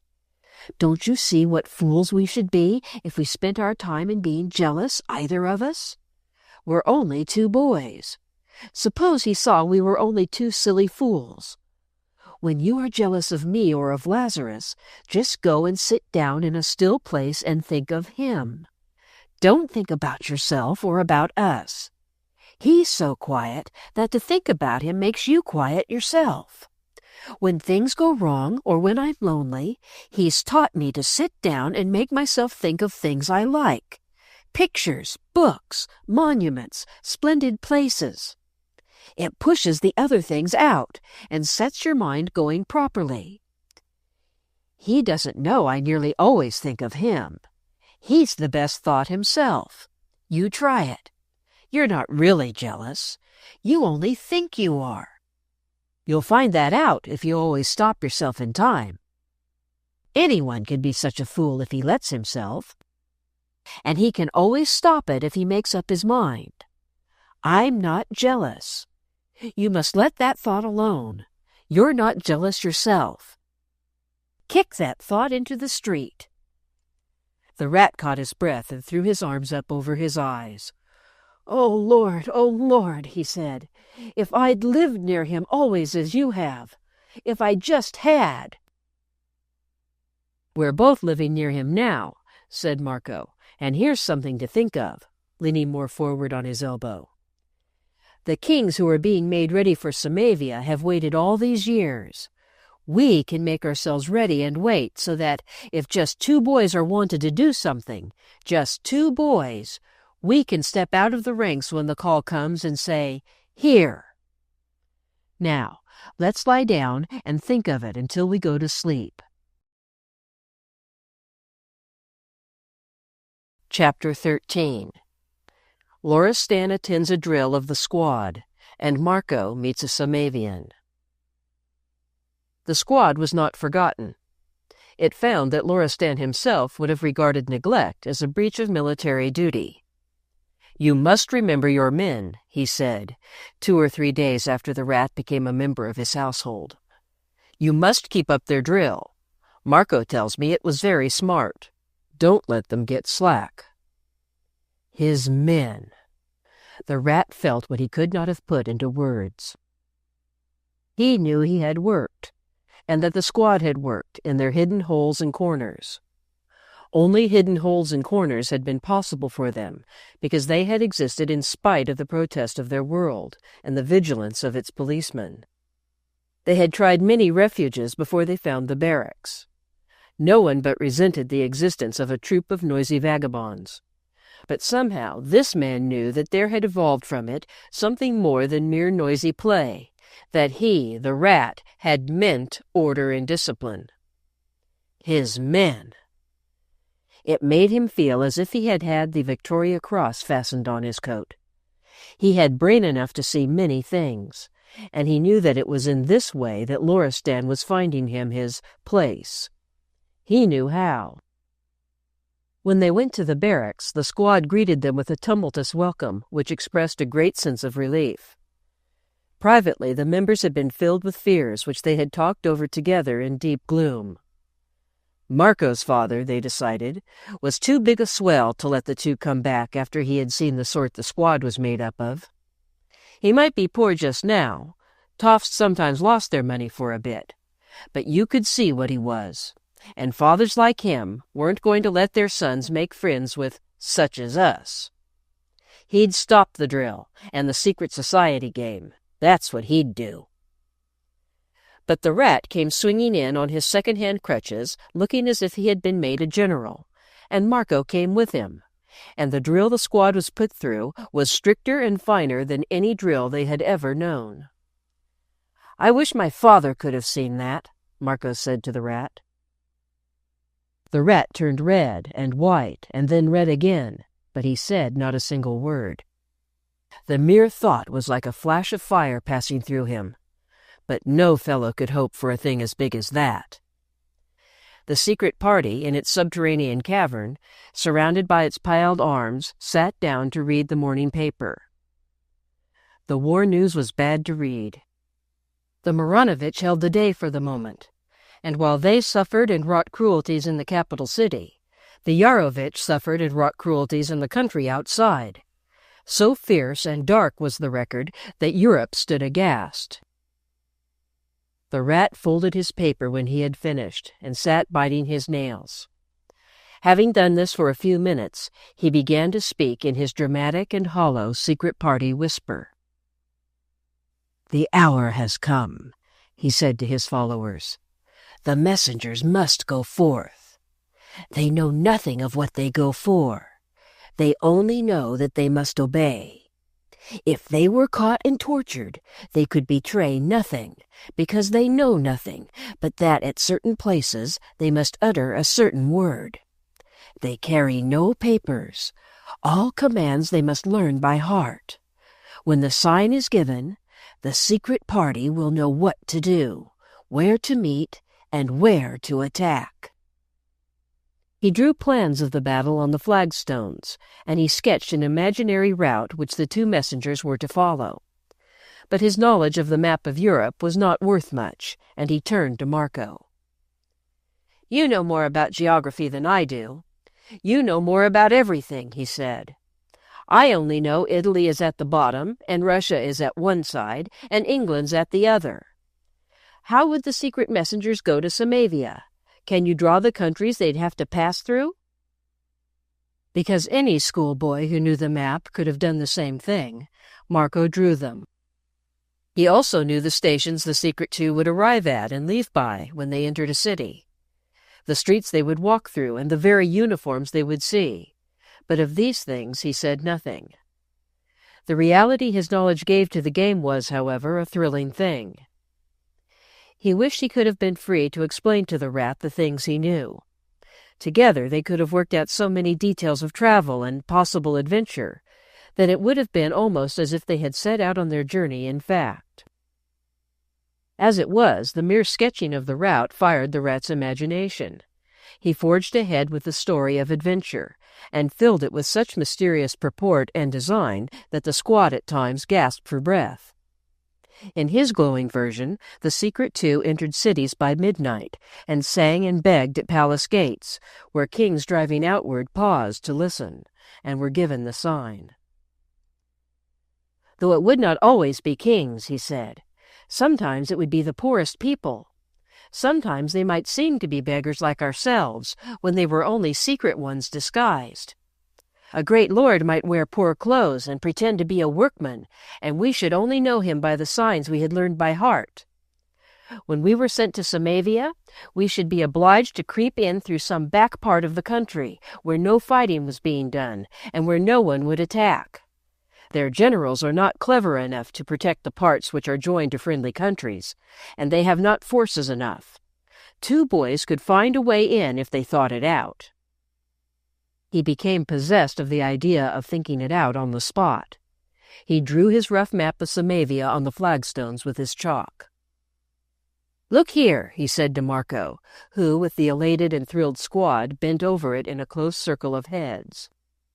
"Beltrazzo is here, and Karnalitz is here, and here is Giardesia. Beltrazzo and Giardesia are friendly, though they don't take sides. All the fighting is going on in the country about Melzar. There is no reason why they should prevent single travelers from coming in across the frontiers of friendly neighbors. They are not fighting with the countries outside. They are fighting with themselves." He paused a moment and thought. "The article in that magazine said something about a huge forest on the eastern frontier. That's here.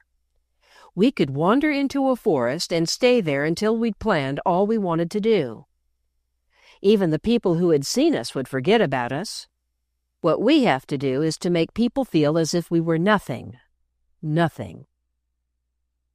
They were in the very midst of it, crowded together, leaning over, stretching necks and breathing quickly with excitement, when Marco lifted his head. Some mysterious impulse made him do it in spite of himself. "There's my father," he said. The chalk dropped. Everything dropped, even Samavia. The rat was up and on his crutches as if some magic force had swung him there. How he gave the command, or if he gave it at all, not even he himself knew. But the squad stood at salute. Loristan was standing at the opening of the archway, as Marco had stood that first day. He raised his right hand in return salute and came forward. "I was passing the end of the street, and remembered the barracks was here," he explained. "I thought I should like to look at your men, Captain." He smiled, but it was not a smile which made his words really a joke. He looked down at the chalk map drawn on the flagstones.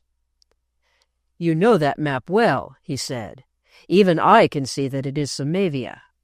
What is the secret party doing?" "The messengers are trying to find a way in," answered Marco. "We can get in there," said the rat, pointing with a crutch. There's a forest where we could hide and find out things."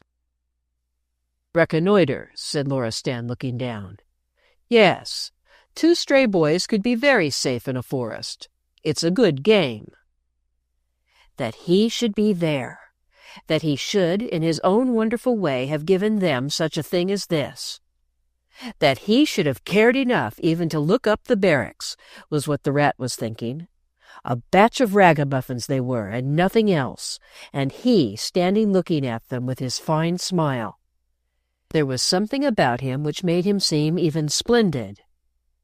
The rat's heart thumped with startled joy. "Father," said Marco, "will you watch the rat drill us? I want you to see how well it is done." "Captain, will you do me that honor?" Loristan said to the rat, and to even these words he gave the right tone, neither jesting nor too serious.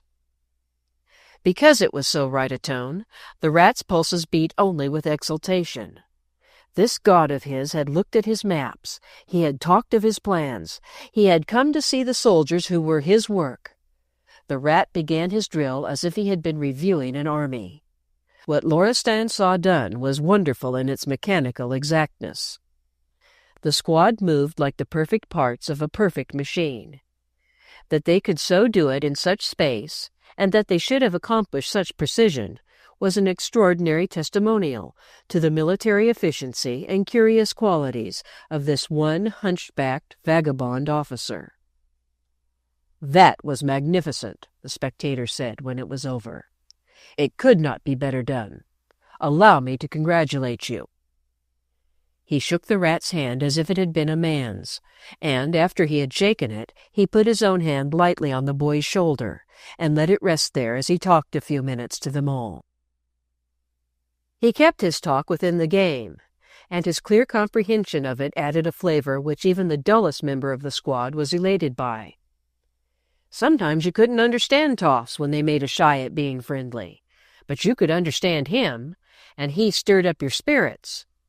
He didn't make jokes with you, either, as if a chap had to be kept grinning. After the few minutes were over, he went away. Then they sat down again in their circle and talked about him, because they could talk and think about nothing else. They stared at Marco furtively, feeling as if he were a creature of another world, because he had lived with this man. They stared at the rat in a new way also. The wonderful-looking hand had rested on his shoulder, and he had been told that what he had done was magnificent. "When you said you wished your father could have seen the drill," said the rat, "you took my breath away. I'd never have had the cheek to think of it myself, and I'd never have dared let you ask him, even if you wanted to do it. And he came himself. It struck me dumb." "If he came," said Marco, "it was because he wanted to see it." When they had finished talking, it was time for Marco and the rat to go on their way. Loristan had given the rat an errand. At a certain hour he was to present himself at a certain shop and receive a package. "Let him do it alone," Loristan said to Marco. "He will be better pleased. His desire is to feel that he is trusted to do things alone." So they parted at a street corner, Marco to walk back to No. 7 Philibert Place, the rat to execute his commission. Marco turned into one of the better streets, through which he often passed on his way home. It was not a fashionable quarter, but it contained some respectable houses, in whose windows here and there were to be seen neat cards, bearing the word "apartments," which meant that the owner of the house would let to lodgers his drawing-room or sitting-room suite. As Marco walked up the street, he saw someone come out of the door of one of the houses and walk quickly and lightly down the pavement. It was a young woman wearing an elegant though quiet dress, and a hat which looked as if it had been bought in Paris or Vienna. She had, in fact, a slightly foreign air, and it was this, indeed, which made Marco look at her long enough to see that she was also a graceful and lovely person. He wondered what her nationality was. Even at some yards' distance he could see that she had long dark eyes and a curved mouth which seemed to be smiling to itself. He thought she might be Spanish or Italian. He was trying to decide which of the 2 countries she belonged to as she drew near to him, But quite suddenly the curved mouth ceased smiling, as her foot seemed to catch in a break in the pavement, and she so lost her balance that she would have fallen if he had not leaped forward and caught her. She was light and slender, and he was a strong lad, and managed to steady her.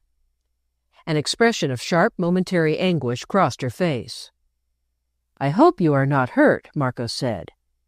She bit her lip and clutched his shoulder very hard with her slim hand. "I have twisted my ankle," she answered.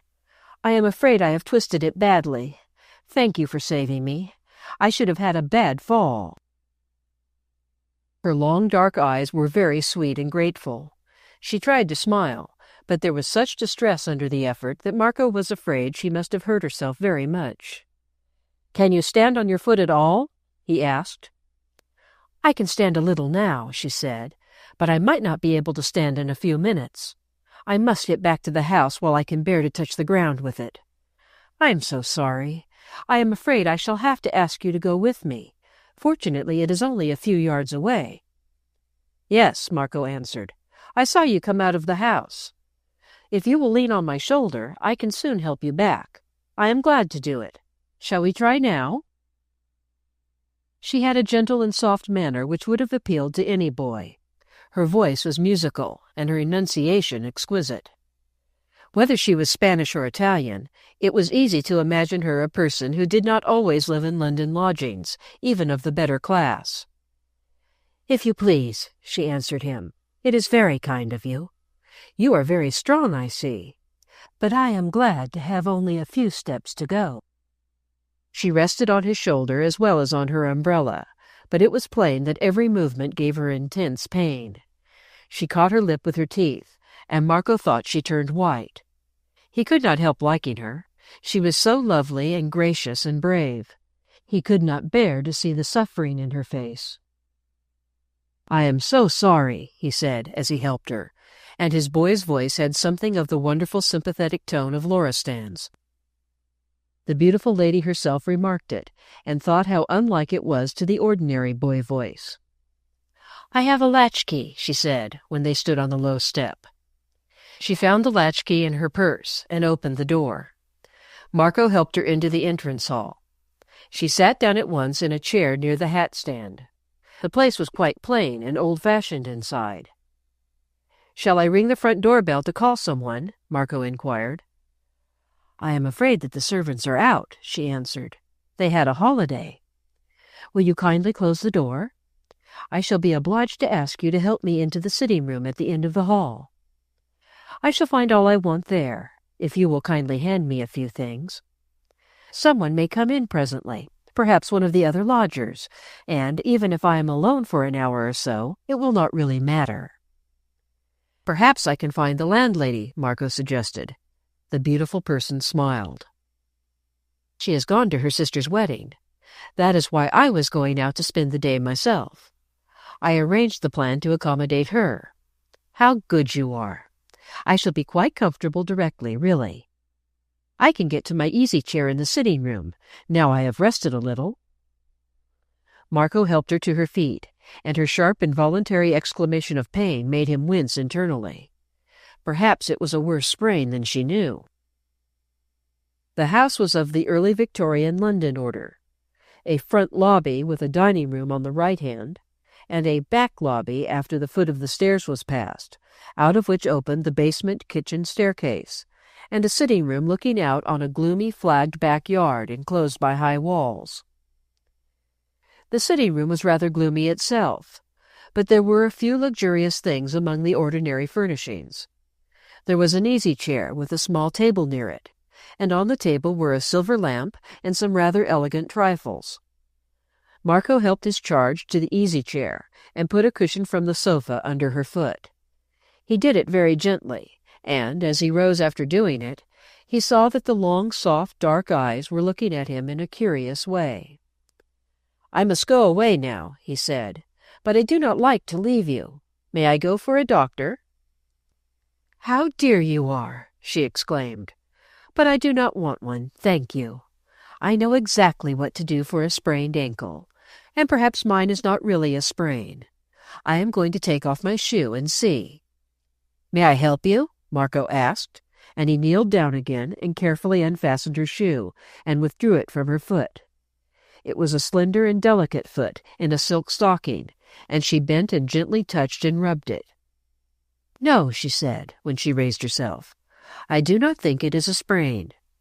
Now that the shoe is off and the foot rests on the cushion, it is much more comfortable, much more. Thank you, thank you. If you had not been passing, I might have had a dangerous fall." "I am very glad to have been able to help you," Marco answered with an air of relief. "Now I must go, if you think you will be all right." "Don't go yet," she said, holding out her hand. "I should like to know you a little better, if I may. I am so grateful. I should like to talk to you. You have such beautiful manners for a boy," she ended, with a pretty, kind laugh. "And I believe I know where you got them from." "You are very kind to me," Marco answered, wondering if he did not redden a little. "But I must go, because my father will—" "Your father would let you stay and talk to me," she said, with even a prettier kindliness than before. "It is from him you have inherited your beautiful manner. He was once a friend of mine. I hope he is my friend still, though perhaps he has forgotten me." All that Marco had ever learned, and all that he had ever trained himself to remember, quickly rushed back upon him now, because he had a clear and rapidly working brain, and had not lived the ordinary boy's life. Here was a beautiful lady of whom he knew nothing at all but that she had twisted her foot in the street, and he had helped her back into her house. If silence was still the order, it was not for him to know things, or ask questions, or answer them. She might be the loveliest lady in the world, and his father her dearest friend, but, even if this were so, he could best serve them both by obeying her friend's commands with all courtesy, and forgetting no instruction he had given. "I do not think my father ever forgets anyone," he answered. "No, I am sure he does not," she said softly. "Has he been to Samavia during the last 3 years?" Marco paused a moment. "Perhaps I am not the boy you think I am," he said. "My father has never been to Samavia." "He has not? But you are Marco Loristan?" "Yes, that is my name." Suddenly she leaned forward, and her long, lovely eyes filled with fire. "Then you are a Samavian, and you know of the disasters overwhelming us. You know all the hideousness and barbarity of what is being done. Your father's son must know it all." "Everyone knows it," said Marco. "But it is your country, your own. Your blood must burn in your veins." Marco stood quite still and looked at her. His eyes told whether his blood burned or not, but he did not speak. His look was answer enough, since he did not wish to say anything. "What does your father think? I am a Samavian myself, and I think night and day." "What does he think of the rumor about the descendant of the lost prince? Does he believe it?" Marco was thinking very rapidly. Her beautiful face was glowing with emotion. Her beautiful voice trembled. That she should be a Samavian and love Samavia and pour her feeling forth even to a boy was deeply moving to him. But howsoever one was moved, one must remember that silence was still the order. When one was very young, one must remember orders first of all. "It might be only a newspaper story," he said. "He says one cannot trust such things. If you know him, you know he is very calm." "Has he taught you to be calm too?" she said pathetically. "You are only a boy. Boys are not calm. Neither are women when their hearts are wrung. Oh, my Samavia! Oh, my poor little country! My brave, tortured country!" And with a sudden sob she covered her face with her hands. A great lump mounted to Marco's throat. Boys could not cry, but he knew what she meant when she said her heart was wrung. When she lifted her head, the tears in her eyes made them softer than ever. "If I were 1,000,000 Samavians instead of one woman, I should know what to do," she cried. "If your father were 1,000,000 Samavians, he would know too. He would find Ivor's descendant, if he is on the earth, and he would end all this horror." "Who would not end it if they could?" cried Marco, quite fiercely. "But men like your father, men who are Samavians, must think night and day about it, as I do," she impetuously insisted. "You see, I cannot help pouring my thoughts out even to a boy, because he is a Samavian. Only Samavians care. Samavia seems so little and unimportant to other people. They don't even seem to know that the blood she is pouring forth pours from human veins and beating human hearts. Men like your father must think and plan and feel that they must find a way. Even a woman feels it. Even a boy must. Stefan Loristan cannot be sitting quietly at home, knowing that Samavian hearts are being shot through and Samavian blood poured forth. He cannot think and say nothing." Marco started in spite of himself. He felt as if his father had been struck in the face. How dare she say such words? Big as he was, suddenly he looked bigger, and the beautiful lady saw that he did. "He is my father," he said slowly. She was a clever, beautiful person, and saw that she had made a great mistake. "You must forgive me," she exclaimed. "I used the wrong words because I was excited. That is the way with women. You must see that I meant that I knew he was giving his heart and strength, his whole being to Samavia, even though he must stay in London." She started and turned her head to listen to the sound of someone using the latchkey and opening the front door. Then someone came in with the heavy step of a man. "It is one of the lodgers," she said. "I think it is the one who lives in the third-floor sitting-room." "Then you won't be alone when I go," said Marco.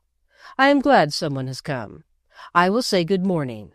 May I tell my father your name?" "Tell me that you are not angry with me for expressing myself so awkwardly," she said. "You couldn't have meant it. I know that," Marco answered boyishly. "You couldn't." "No, I couldn't," she repeated, with the same emphasis on the words. She took a card from a silver case on the table and gave it to him. "Your father will remember my name," she said. "I hope he will let me see him and tell him how you took care of me." She shook his hand warmly and let him go. But just as he reached the door, she spoke again.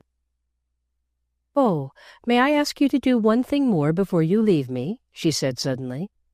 "I hope you won't mind. Will you run upstairs into the drawing-room and bring me the purple book from the small table? I shall not mind being alone if I have something to read." "A purple book? On a small table?" said Marco. "Between the two long windows." She smiled back at him.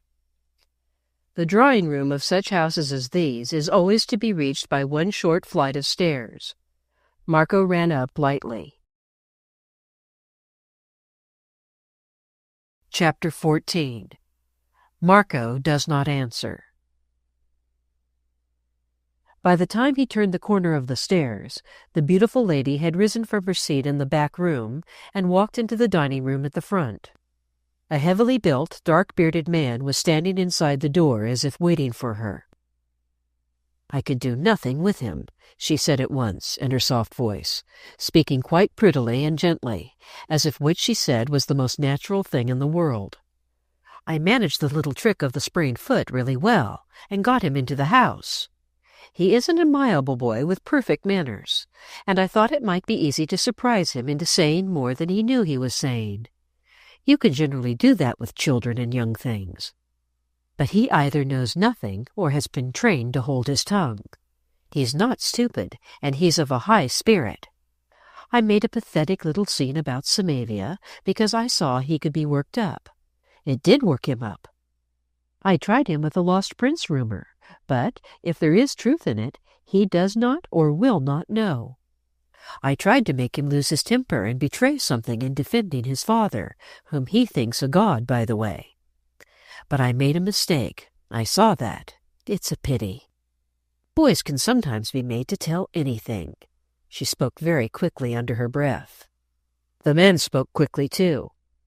"Where is he?" he asked. "I sent him up to the drawing-room to look for a book. He will look for a few minutes. Listen, he's an innocent boy. He sees me only as a gentle angel. Nothing will shake him so much as to hear me tell him the truth suddenly. It will be such a shock to him that perhaps you can do something with him then. He may lose his hold on himself. He's only a boy." "You're right," said the bearded man. "And when he finds out he is not free to go, it may alarm him, and we may get something worthwhile." "If we could find out what is true, or what Loristan thinks is true, we should have a clue to work from," she said. "We have not much time," the man whispered. "We are ordered to Bosnia at once. Before midnight we must be on the way." "Let us go into the other room. He is coming." When Marco entered the room, the heavily built man with a pointed dark beard was standing by the easy-chair. "I am sorry I could not find the book," he apologized. "I looked on all the tables." "I shall be obliged to go and search for it myself," said the lovely person. She rose from her chair and stood up smiling, and at her first movement Marco saw that she was not disabled in the least. "Your foot!" he exclaimed. "It's better?" "It wasn't hurt," she answered in her softly pretty voice and with her softly pretty smile. "I only made you think so." It was part of her plan to spare him nothing of shock in her sudden transformation. Marco felt his breath leave him for a moment. "I made you believe I was hurt because I wanted you to come into the house with me," she added. "I wish to find out certain things I am sure you know." "They were things about Samavia," said the man. "Your father knows them, and you must know something of them at least. It is necessary that we should hear what you can tell us. We shall not allow you to leave the house until you have answered certain questions I shall ask you." Then Marco began to understand. He had heard his father speak of political spies, men and women who were paid to trace the people that certain governments or political parties desired to have followed and observed. He knew it was their work to search out secrets, to disguise themselves, and live among innocent people as if they were merely ordinary neighbors. They must be spies who were paid to follow his father because he was a Samavian and a patriot. He did not know that they had taken the house 2 months before, and had accomplished several things during their apparently innocent stay in it. They had discovered Loristan and had learned to know his outgoings and incomings, and also the outgoings and incomings of Lazarus, Marco, and the rat. But they meant, if possible, to learn other things.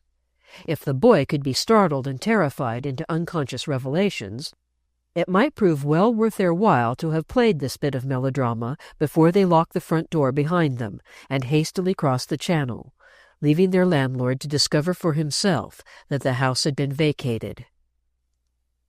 In Marco's mind strange things were happening. They were spies, but that was not all. The lovely person had been right when she said that he would receive a shock. His strong young chest swelled. In all his life he had never come face to face with black treachery before. He could not grasp it.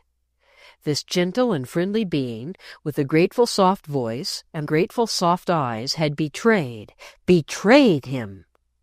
It seemed impossible to believe it, and yet the smile on her curved mouth told him that it was true. When he had sprung to help her, she had been playing a trick. When he had been sorry for her pain and had winced at the sound of her low exclamation, she had been deliberately laying a trap to harm him. For a few seconds he was stunned. Perhaps, if he had not been his father's son, he might have been stunned only, but he was more. When the first seconds had passed, there arose slowly within him a sense of something like high, remote disdain. It grew in his deep boy's eyes as he gazed directly into the pupils of the long, soft, dark ones.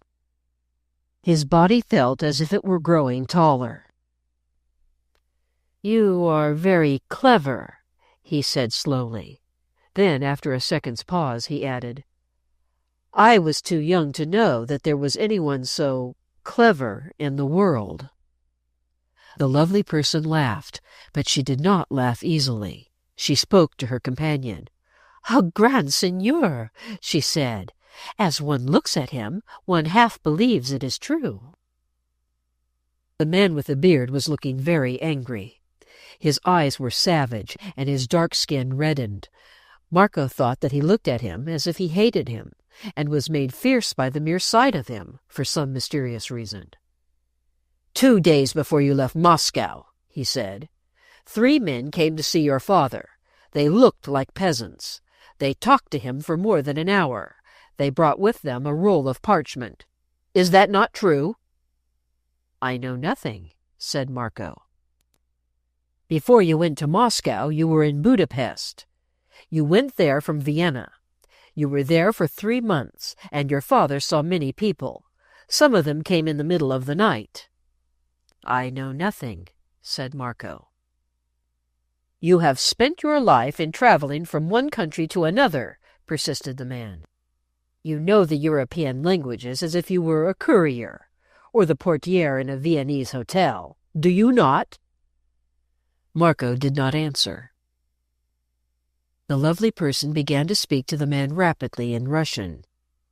"A spy and an adventurer Stefan Loristan has always been and always will be," she said. "We know what he is.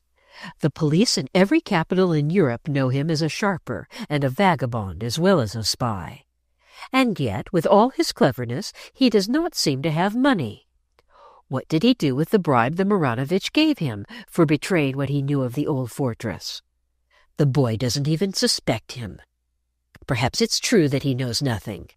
Or perhaps it's true that he's been so ill-treated and flogged from his babyhood that he dare not speak. There is a cowed look in his eyes in spite of his childish swagger. He has been both starved and beaten." The outburst was well done. She did not look at Marco as she poured forth her words. She spoke with the abruptness and impetuosity of a person whose feelings had got the better of her. If Marco was sensitive about his father, she felt sure that his youth would make his face reveal something if his tongue did not. If he understood Russian, which was one of the things it would be useful to find out, because it was a fact which would verify many other things. Marco's face disappointed her. No change took place in it, and the blood did not rise to the surface of his skin. He listened with an uninterested air, blank and cold and polite. Let them say what they chose. The man twisted his pointed beard and shrugged his shoulders. "We have a good little wine cellar downstairs," he said.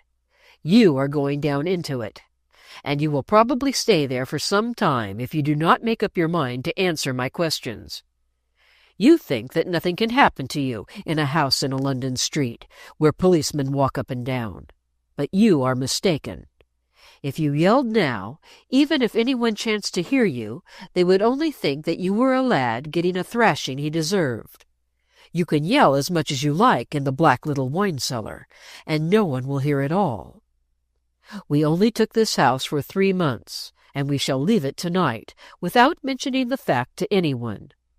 If we choose to leave you in the wine cellar, you will wait there until somebody begins to notice that no one goes in and out, and chances to mention it to the landlord, which few people would take the trouble to do. Did you come here from Moscow?" "I know nothing," said Marco. "You might remain in the good little black cellar an unpleasantly long time before you were found," the man went on quite coolly. "Do you remember the peasants who came to see your father 2 nights before you left?" "I know nothing," said Marco. "By the time it was discovered that the house was empty and people came in to make sure, you might be too weak to call out and attract their attention. Did you go to Budapest from Vienna, and were you there for 3 months?" asked the Inquisitor. "I know nothing," said Marco. "You are too good for the little black cellar," put in the lovely person. "I like you. Don't go into it." "I know nothing," Marco answered. But the eyes which were like Loristan's gave her just such a look as Loristan would have given her, and she felt it. It made her uncomfortable. "I don't believe you were ever ill-treated or beaten," she said. I tell you, the little black cellar will be a hard thing. Don't go there." And this time Marco said nothing, but looked at her still as if he were some great young noble who was very proud. He knew that every word the bearded man had spoken was true. To cry out would be of no use. If they went away and left him behind them, there was no knowing how many days would pass before the people of the neighborhood would begin to suspect that the place had been deserted, or how long it would be before it occurred to someone to give warning to the owner.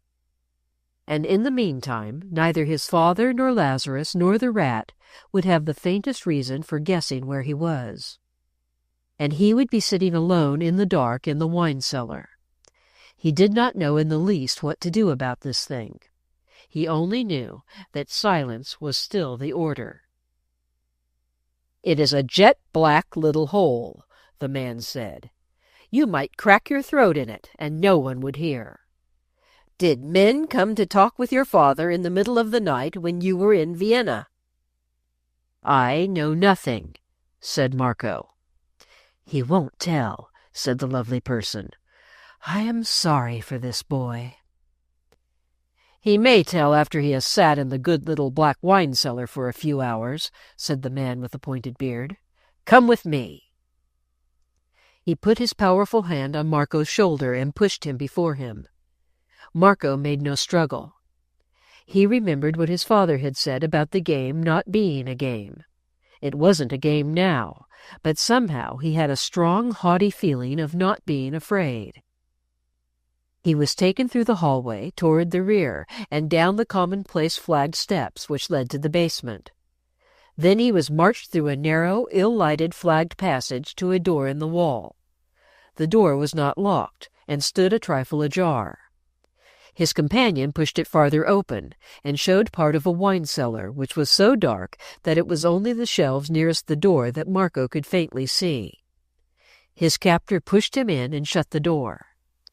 It was as black a hole as he had described. Marco stood still in the midst of darkness like black velvet. His guard turned the key. "The peasants who came to your father in Moscow spoke Samavian and were big men. Do you remember them?" he asked from outside. "I know nothing," answered Marco. "You are a young fool," the voice replied, "and I believe you know even more than we thought. Your father will be greatly troubled when you do not come home. I will come back to see you in a few hours, if it is possible. I will tell you, however, that I have had disturbing news which might make it necessary for us to leave the house in a hurry. I might not have time to come down here again before leaving." Marco stood with his back against a bit of wall and remained silent. There was stillness for a few minutes, and then there was to be heard the sound of footsteps marching away. When the last distant echo died, all was quite silent, and Marco drew a long breath. Unbelievable as it may appear, it was in one sense almost a breath of relief. In the rush of strange feelings which had swept over him when he found himself facing the astounding situation upstairs, it had not been easy to realize what his thoughts really were. There were so many of them, and they came so fast. How could he quite believe the evidence of his eyes and ears? A few minutes, only a few minutes, had changed his prettily grateful and kindly acquaintance into a subtle and cunning creature whose love for Samavia had been part of a plot to harm it, and to harm his father. What did she and her companion want to do? What could they do if they knew the things they were trying to force him to tell? Marco braced his back against the wall stoutly. "What will it be best to think about first?" This he said because one of the most absorbingly fascinating things he and his father talked about together was the power of the thoughts which human beings allow to pass through their minds, the strange strength of them. When they talked of this, Marco felt as if he was listening to some marvelous Eastern story of magic which was true. In Loristan's travels he had visited the far Oriental countries, and he had seen and learned many things which seemed marvels. And they had taught him deep thinking. He had known and reasoned through days with men who believed that when they desired a thing, clear and exalted thought would bring it to them. He had discovered why they believed this, and had learned to understand their profound arguments. What he himself believed he had taught Marco quite simply from his childhood. It was this: he himself, Marco, with the strong boy body, the thick mat of black hair, and the patched clothes, was the magician. He held and waved his wand himself, and his wand was his own thought. When special privation or anxiety beset them, it was their rule to say, "What will it be best to think about first?" which was Marco's reason for saying it to himself now, as he stood in the darkness which was like black velvet. He waited a few minutes for the right thing to come to him. "I will think of the very old hermit who lived on the ledge of the mountains in India, and who let my father talk to him through all one night," he said at last. This had been a wonderful story, and one of his favorites. Loristan had traveled far to see this ancient Buddhist, and what he had seen and heard during that one night had made changes in his life. The part of the story which came back to Marco now was these words: "Let pass through thy mind, my son, only the image thou wouldst desire to see a truth. Meditate only upon the wish of thy heart, seeing first that it can injure no man, and is not ignoble. Then it will take earthly form and draw near to thee. This is the law of that which creates." "I am not afraid," Marco said aloud. "I shall not be afraid. In some way I shall get out." This was the image he wanted most to keep steadily in his mind, that nothing could make him afraid, and that in some way he would get out of the wine cellar. He thought of this for some minutes, and said the words over several times. He felt more like himself when he had done it. "When my eyes are accustomed to the darkness, I shall see if there is any little glimmer of light anywhere," he said next. He waited with patience, and it seemed for some time that he saw no glimmer at all. He put out his hands on either side of him, and found that, on the side of the wall against which he stood, there seemed to be no shelves. Perhaps the cellar had been used for other purposes than the storing of wine, and if that was true, there might be somewhere some opening for ventilation. The air was not bad, but then the door had not been shut tightly when the man opened it. "I am not afraid," he repeated. "I shall not be afraid. In some way I shall get out." He would not allow himself to stop and think about his father waiting for his return. He knew that would only rouse his emotions and weaken his courage. He began to feel his way carefully along the wall. It reached farther than he had thought it would. The cellar was not so very small. He crept round it gradually, and when he had crept round it, he made his way across it, keeping his hands extended before him and setting down each foot cautiously. Then he sat down on the stone floor and thought again, and what he thought was of the things the old Buddhist had told his father, and that there was a way out of this place for him, and he should somehow find it, and, before too long a time had passed, be walking in the street again. It was while he was thinking in this way that he felt a startling thing. It seemed almost as if something touched him. It made him jump, though the touch was so light and soft that it was scarcely a touch at all. In fact, he could not be sure that he had not imagined it. He stood up and leaned against the wall again. Perhaps the suddenness of his movement placed him at some angle he had not reached before, or perhaps his eyes had become more completely accustomed to the darkness. For as he turned his head to listen, he made a discovery. Above the door there was a place where the velvet blackness was not so dense. There was something like a slit in the wall, though as it did not open upon daylight but upon the dark passage, it was not light it admitted so much as a lesser shade of darkness. But even that was better than nothing, and Marco drew another long breath. "That is only the beginning. I shall find a way out," he said. "I shall." He remembered reading a story of a man who, being shut by accident in a safety vault, passed through such terrors before his release that he believed he had spent 2 days and nights in the place, when he had been there only a few hours. His thoughts did that, I must remember. I will sit down again and begin thinking of all the pictures in the cabinet rooms of the Art History Museum in Vienna. It will take some time, and then there are the others, he said. It was a good plan. While he could keep his mind upon the game, which had helped him to pass so many dull hours, he could think of nothing else, as it required close attention.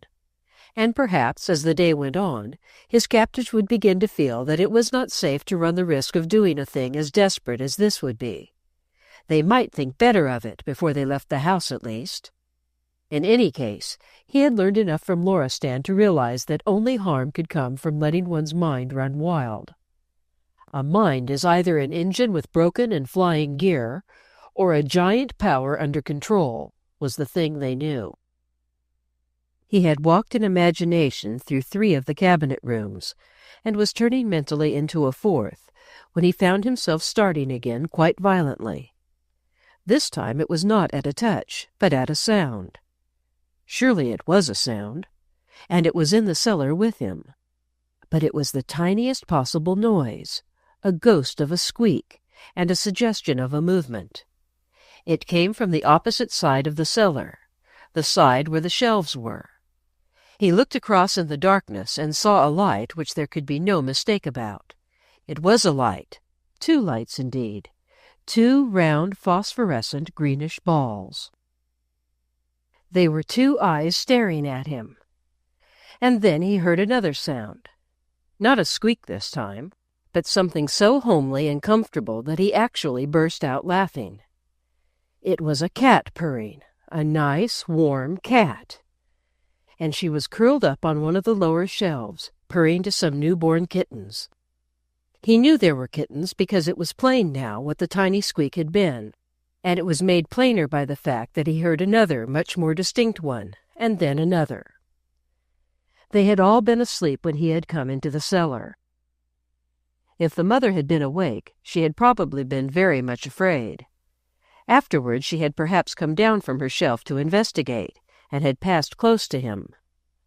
The feeling of relief which came upon him at this queer and simple discovery was wonderful. It was so natural and comfortable an everyday thing that it seemed to make spies and criminals unreal, and only natural things possible. With a mother cat purring away among her kittens, even a dark wine cellar was not so black. He got up and kneeled by the shelf. The greenish eyes did not shine in an unfriendly way. He could feel that the owner of them was a nice big cat, and he counted 4 round little balls of kittens. It was a curious delight to stroke the soft fur and talk to the mother cat. She answered with purring, as if she liked the sense of friendly human nearness. Marco laughed to himself. "It's queer what a difference it makes," he said. "It's almost like finding a window." The mere presence of these harmless living things was companionship.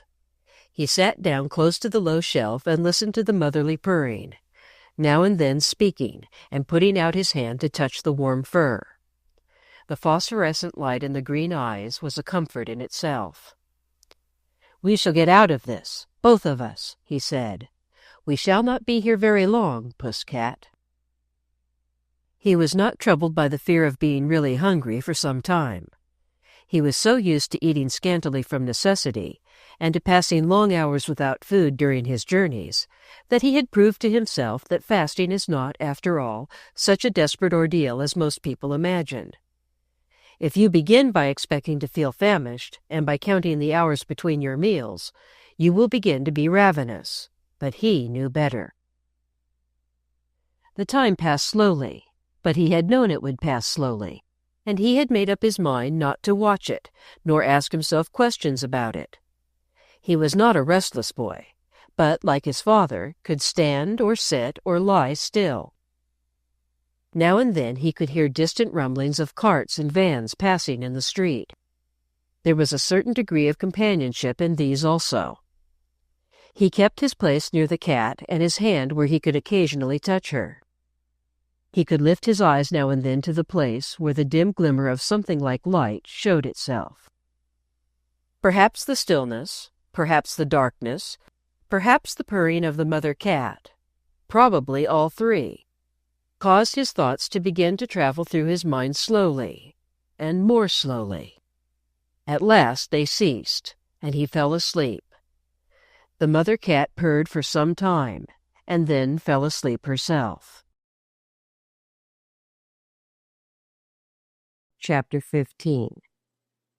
A Sound in a Dream. Marco slept peacefully for several hours. There was nothing to awaken him during that time.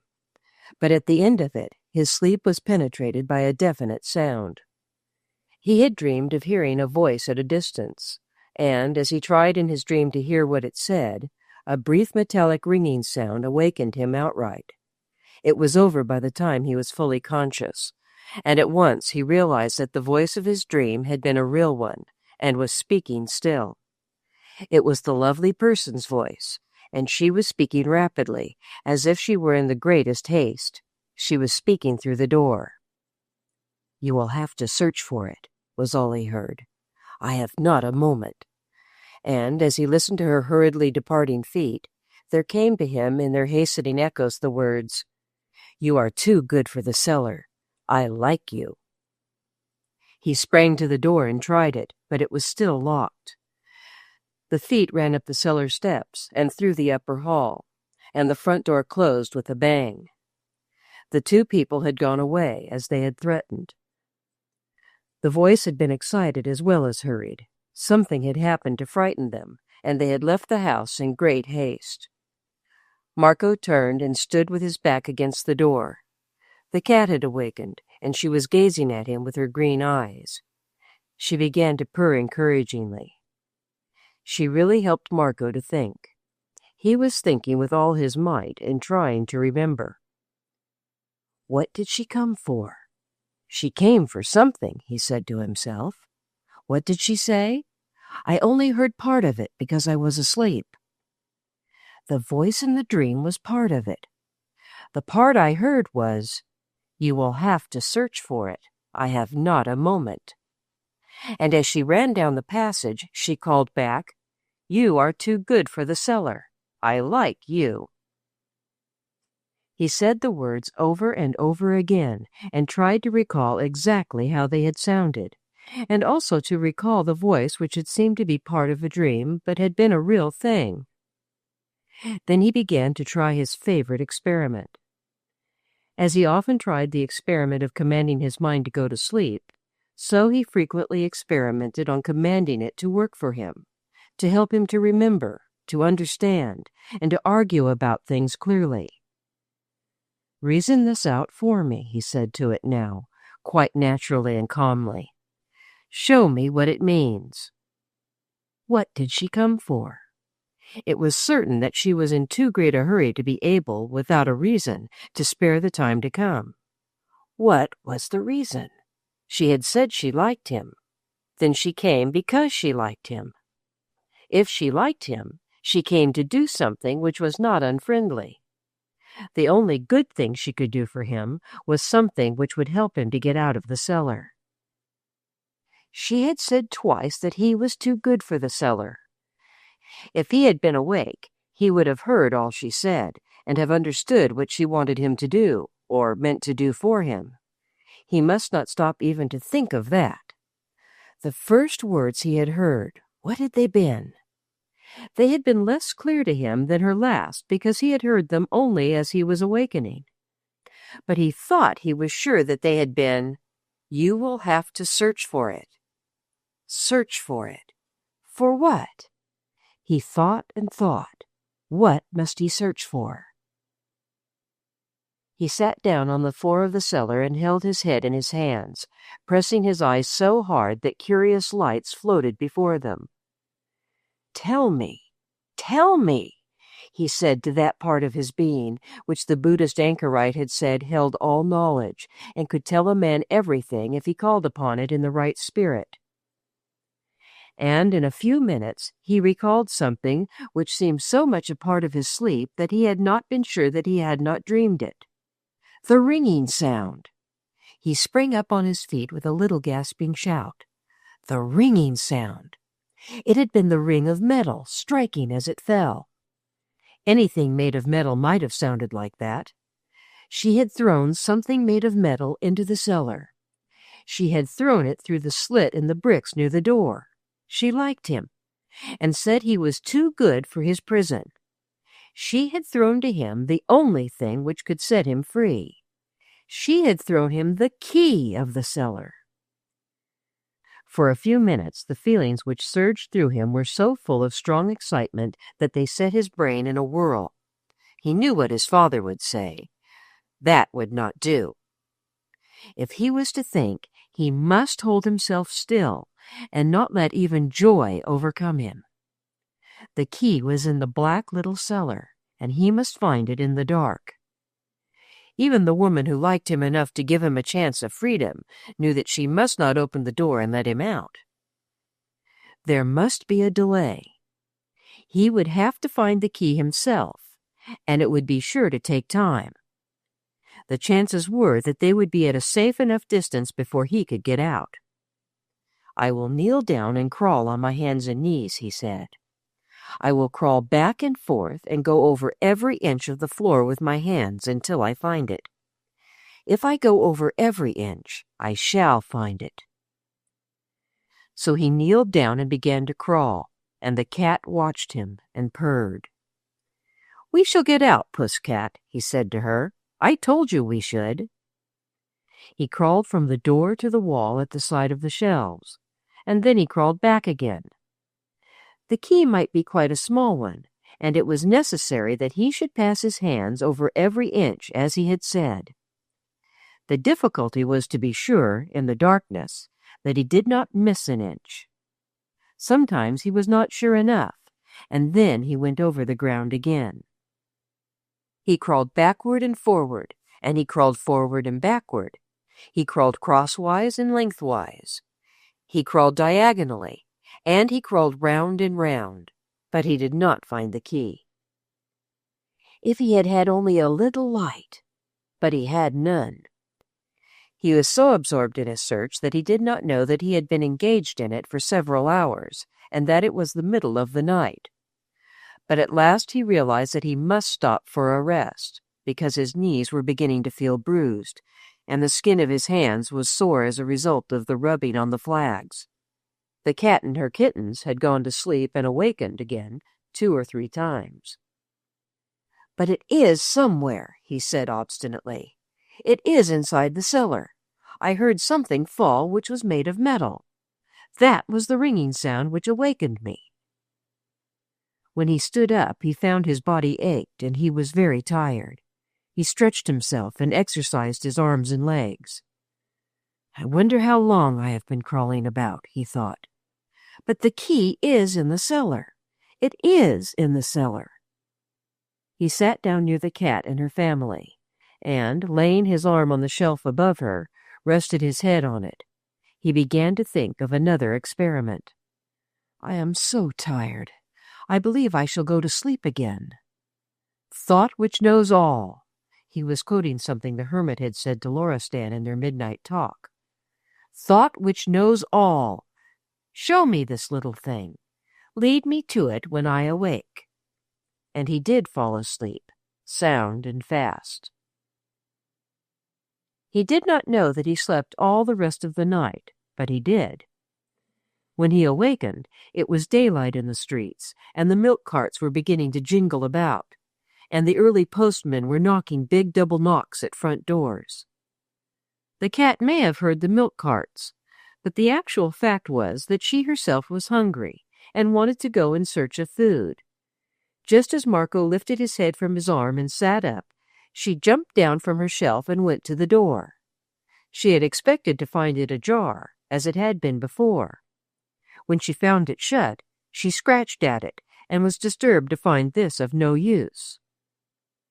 Because she knew Marco was in the cellar, she felt she had a friend who would assist her, and she meowed appealingly. This reminded Marco of the key. "I will when I have found it," he said.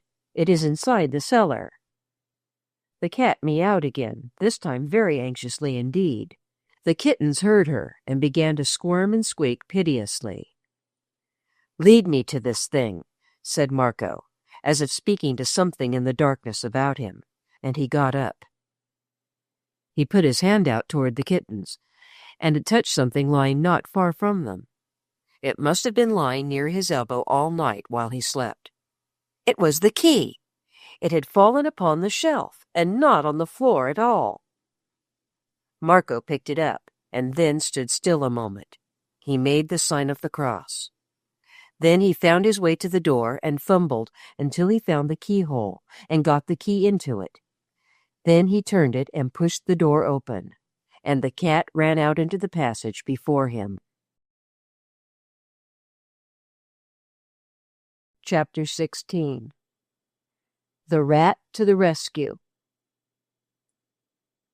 Marco walked through the passage and into the kitchen part of the basement. The doors were all locked, and they were solid doors. He ran up the flagged steps and found the door at the top shut and bolted also, and that too was a solid door. His jailers had plainly made sure that it should take time enough for him to make his way into the world, even after he got out of the wine cellar. The cat had run away to some part of the place where mice were plentiful. Marco was by this time rather gnawingly hungry himself. If he could get into the kitchen, he might find some fragments of food left in a cupboard, but there was no moving the locked door. He tried the outlet into the area, but that was immovable. Then he saw near it a smaller door. It was evidently the entrance to the coal cellar under the pavement. This was proved by the fact that trodden coal dust marked the flagstones, and near it stood a scuttle with coal in it. This coal scuttle was the thing which might help him. Above the area door was a small window, which was supposed to light the entry. He could not reach it, and if he reached it, he could not open it. He could throw pieces of coal at the glass and break it, and then he could shout for help when people passed by. They might not notice or understand where the shouts came from at first, but if he kept them up, someone's attention would be attracted in the end. He picked a large-sized solid piece of coal out of the heap in the scuttle and threw it with all his force against the grimy glass. It smashed through and left a big hole. He threw another, and the entire pane was splintered and fell outside into the area. Then he saw it was broad daylight, and guessed that he had been shut up a good many hours. There was plenty of coal in the scuttle, and he had a strong arm and a good aim. He smashed pane after pane until only the framework remained. When he shouted, there would be nothing between his voice and the street. No one could see him, but if he could do something which would make people slacken their pace to listen, then he could call out that he was in the basement of the house with a broken window. "Hello!" he shouted. "Hello! Hello! Hello! Hello!" But vehicles were passing in the street, and the passers-by were absorbed in their own business. If they heard a sound, they did not stop to inquire into it.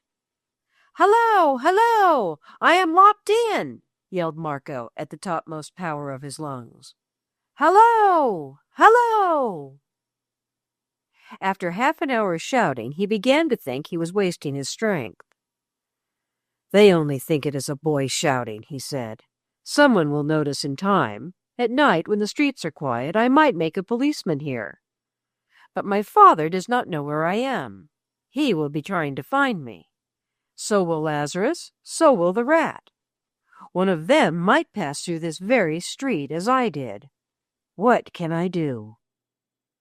A new idea flashed light upon him. "I will begin to sing a Samavian song, and I will sing it very loud. People nearly always stop a moment to listen to music and find out where it comes from. And if any one of my own people came near, they would stop at once, and now and then I will shout for help." Once when they had stopped to rest on Hampstead Heath, He had sung a valiant Samavian song for the rat. The rat had wanted to hear how he would sing when they went on their secret journey. He wanted him to sing for the squad someday, to make the thing seem real. The rat had been greatly excited and had begged for the song often.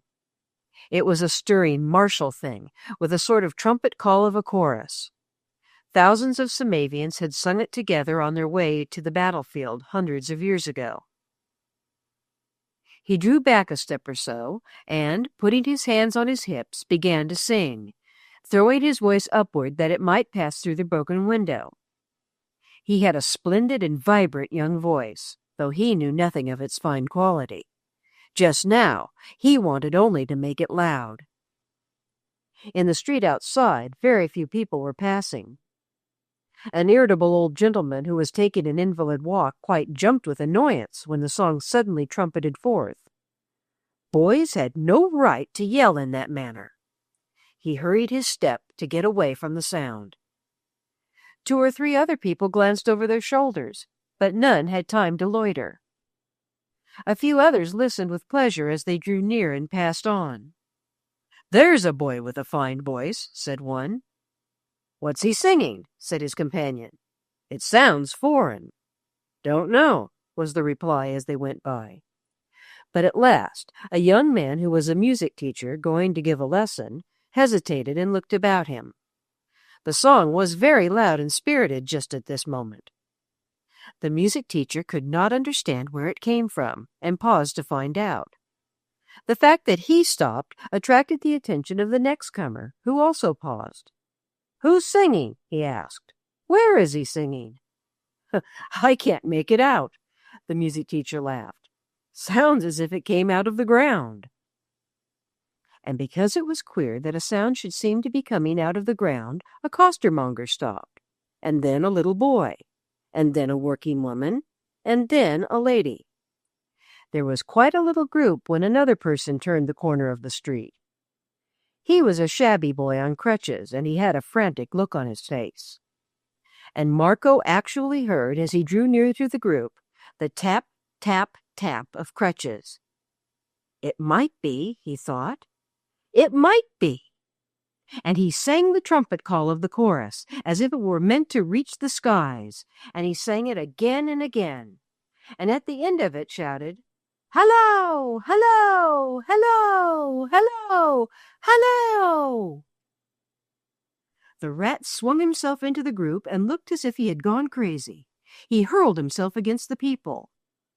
"Where is he? Where is he?" he cried, and he poured out some breathless words. It was almost as if he sobbed them out. "We've been looking for him all night," he shouted. "Where is he? Marco! Marco! No one else sings it but him. Marco! Marco!" And out of the area, as it seemed, came a shout of an answer. "Rat! Rat!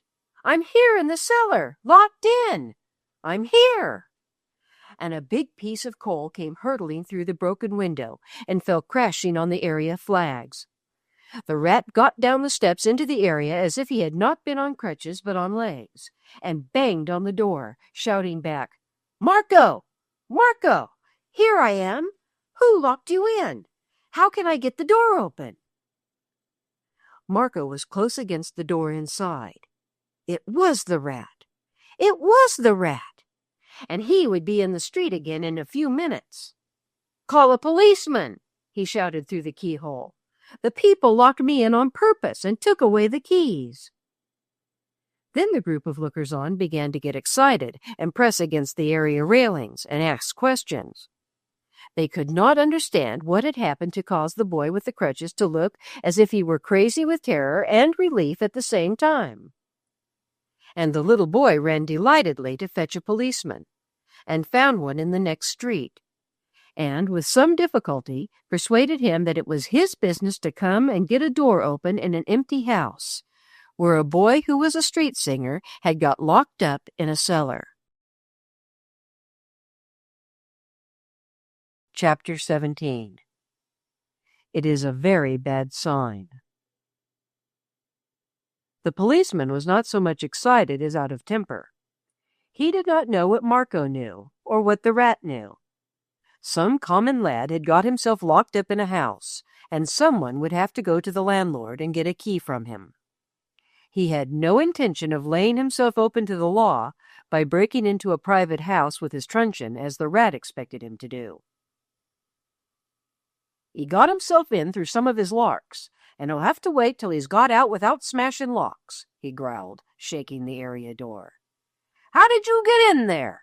He shouted. It was not easy for Marco to explain through a keyhole that he had come in to help a lady who had met with an accident.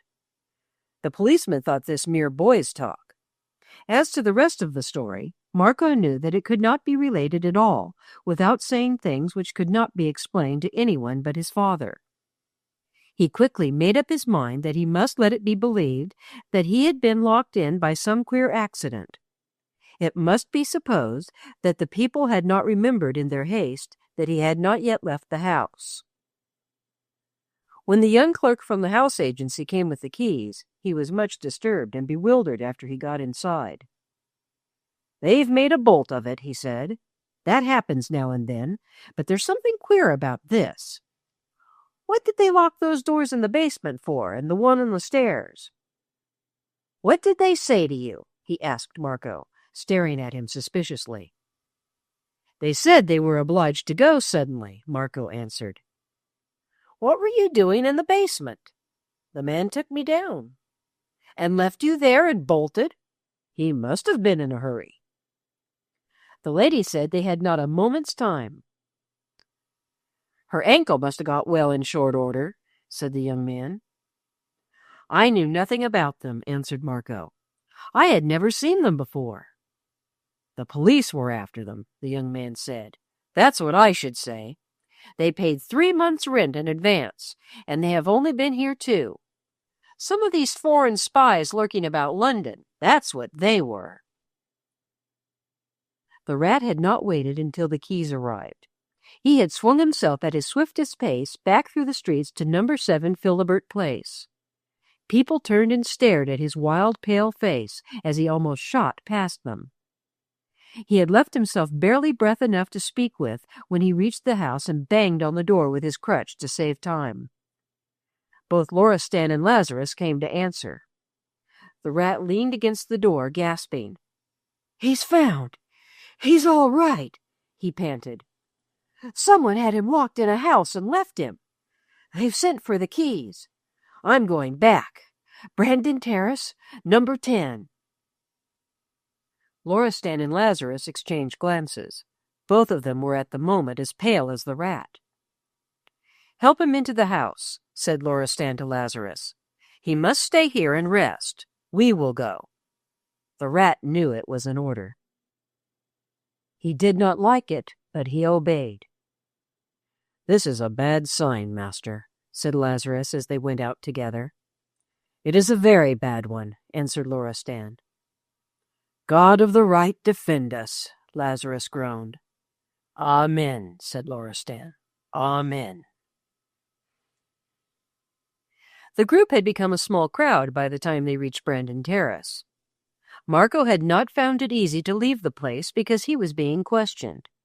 Neither the policeman nor the agent's clerk seemed willing to relinquish the idea that he could give them some information about the absconding pair.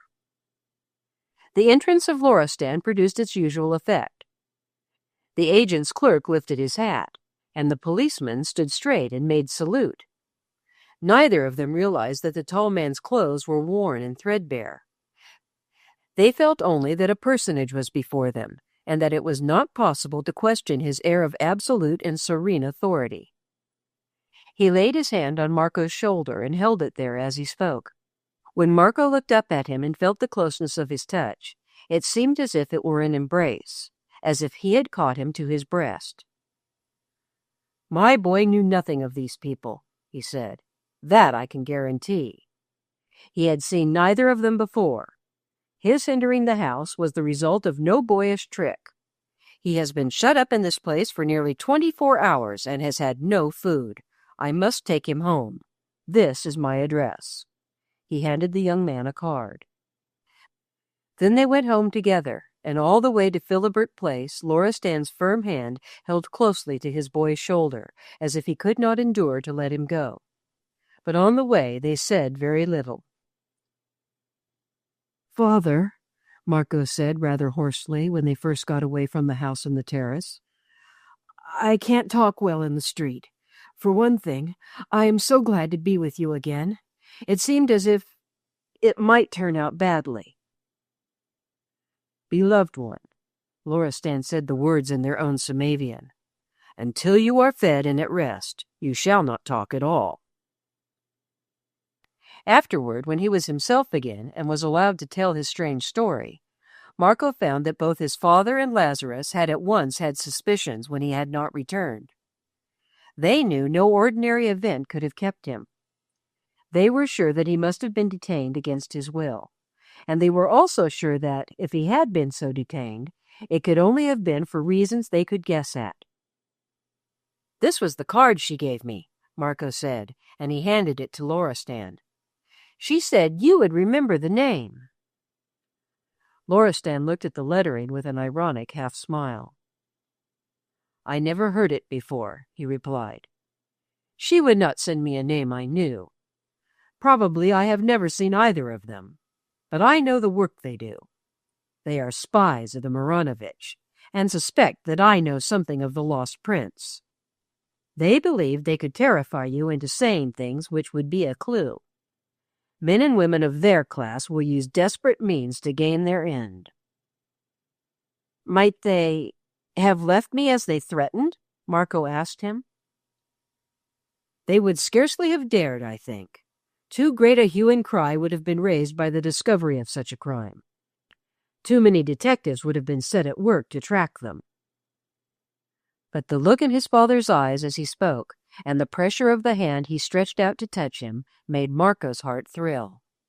He had won a new love and trust from his father. When they sat together and talked that night, they were closer to each other's souls than they had ever been before. They sat in the firelight, Marco upon the worn hearthrug, and they talked about Samavia, about the war and its heart-rending struggles, and about how they might end. "Do you think that sometime we might be exiles no longer?" the boy asked wistfully. "Do you think we might go there together and see it, you and I, Father?" There was a silence for a while. Loristan looked into the sinking bed of red coal. For years I have made for my soul that image," he said slowly. "When I think of my friend on the side of the Himalayan mountains, I say, 'The thought which thought the world may give us that also.'" Chapter 18. Cities and Faces. The hours of Marco's unexplained absence had been terrible to Loristan and to Lazarus. They had reason for fears which it was not possible for them to express. As the night drew on, the fears took stronger form. They forgot the existence of the rat, who sat biting his nails in the bedroom, afraid to go out lest he might lose the chance of being given some errand to do, but also afraid to show himself lest he should seem to be in the way. "I'll stay upstairs," he had said to Lazarus. "If you just whistle, I'll come." The anguish he passed through as the day went by and Lazarus went out and came in, and he himself received no orders, could not have been expressed in any ordinary words. He writhed in his chair. He bit his nails to the quick. He wrought himself into a frenzy of misery and terror by recalling one by one all the crimes his knowledge of London police courts supplied him with. He was doing nothing, yet he dare not leave his post. It was his post, after all, though they had not given it to him. He must do something. In the middle of the night, Loristan opened the door of the back sitting-room, because he knew he must at least go upstairs and throw himself upon his bed, even if he could not sleep. He started back as the door opened. The rat was sitting huddled on the floor near it with his back against the wall. He had a piece of paper in his hand, and his twisted face was a weird thing to see. "Why are you here?" Loristan asked. "I've been here 3 hours, sir. I knew you'd have to come out sometime, and I thought you'd let me speak to you. Will you? Will you?" "Come into the room," said Loristan. "I will listen to anything you want to say. What have you been drawing on that paper?" As the rat got up in the wonderful way he had taught himself. The paper was covered with lines, which showed it to be another of his plans. "Please look at it," he begged. "I daren't go out lest you might want to send me somewhere. I daren't sit doing nothing. I began remembering and thinking things out. I put down all the streets and squares he might have walked through on his way home. I've not missed one. If you'll let me start out and walk through every one of them and talk to the policemen on the beat and look at the houses and think things out and work at them, I'll not miss an inch. I'll not miss a brick or a flagstone. His voice had a hard sound, but it shook, and he himself shook. Loristan touched his arm gently. "You are a good comrade," he said. "It is well for us that you are here. You have thought of a good thing." "May I go now?" said the rat. "This moment, if you are ready," was the answer. The rat swung himself to the door. Loristan said to him a thing which was like a sudden lighting of a great light in the very center of his being. "You are one of us. Now that I know you are doing this, I may even sleep. You are one of us." And it was because he was following this plan that the rat had turned into Brandon Terrace and heard the Samavian song ringing out from the locked basement of number 10. "Yes, he is one of us," Loristan said, when he told this part of the story to Marco as they sat by the fire. "I had not been sure before. I wanted to be very sure. Last night I saw into the depths of him and knew. He may be trusted." From that day the rat held a new place. Lazarus himself, strangely enough, did not resent his holding it. The boy was allowed to be near Loristan as he had never dared to hope to be near. It was not merely that he was allowed to serve him in many ways, but he was taken into the intimacy which had before enclosed only the three. Loristan talked to him as he talked to Marco, drawing him within the circle which held so much that was comprehended without speech. The rat knew he was being trained and observed, and he realized it with exultation. His idol had said he was one of them, and he was watching and putting him to tests so that he might find out how much he was one of them. And he was doing it for some grave reason of his own. This thought possessed the rat's whole mind. Perhaps he was wondering if he should find out that he was to be trusted, as a rock is to be trusted. That he should even think that perhaps he might find that he was like a rock was inspiration enough. "Sir," he said one night when they were alone together because the rat had been copying a road map. His voice was very low. "Do you think that, sometime, you could trust me as you trust Marco? Could it ever be like that? Ever?" "The time has come," and Loristan's voice was almost as low as his own, though strong and deep feeling underlay its quiet. "The time has come when I can trust you with Marco, to be his companion, to care for him, to stand by his side at any moment. And Marco is my son." That was enough to uplift the rat to the skies, but there was more to follow. It may not be long before it may be his part to do work in which he will need a comrade who can be trusted, as a rock can be trusted. He had said the very words the rat's own mind had given him. "A rock! A rock!"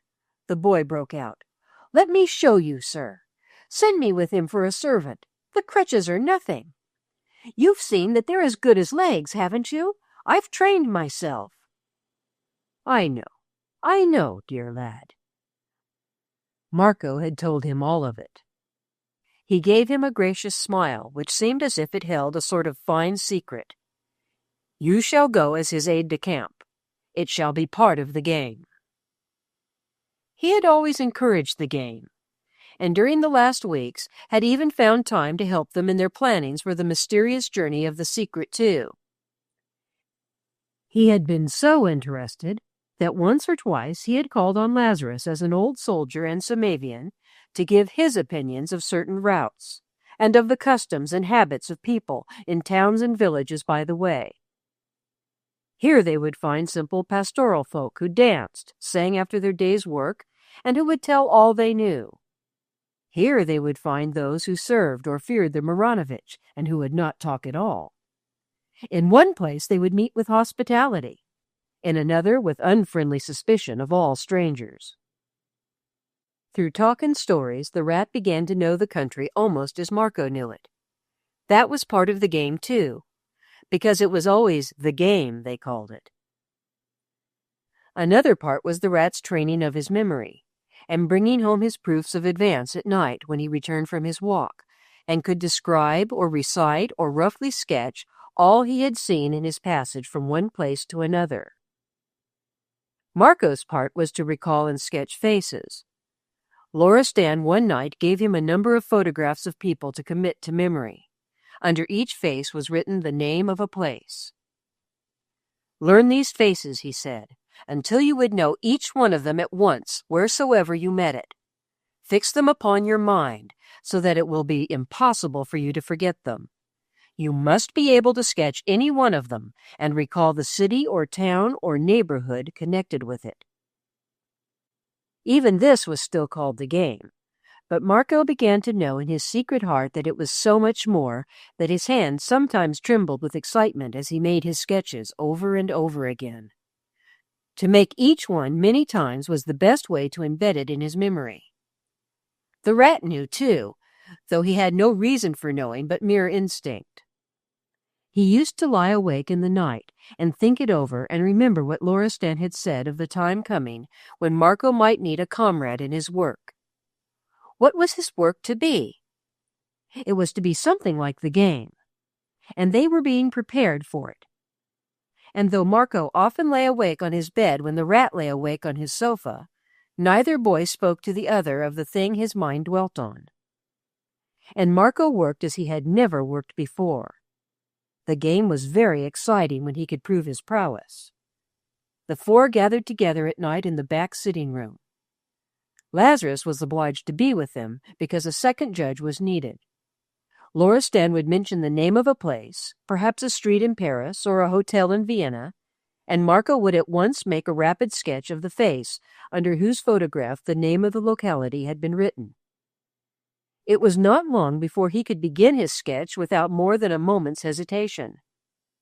And yet, even when this had become the case, they still played the game, night after night. There was a great hotel near the Place de la Concorde in Paris, of which Marco felt he should never hear the name during all his life without there starting up before his mental vision a tall woman with fierce black eyes and a delicate, high-bridged nose, across which the strong eyebrows almost met.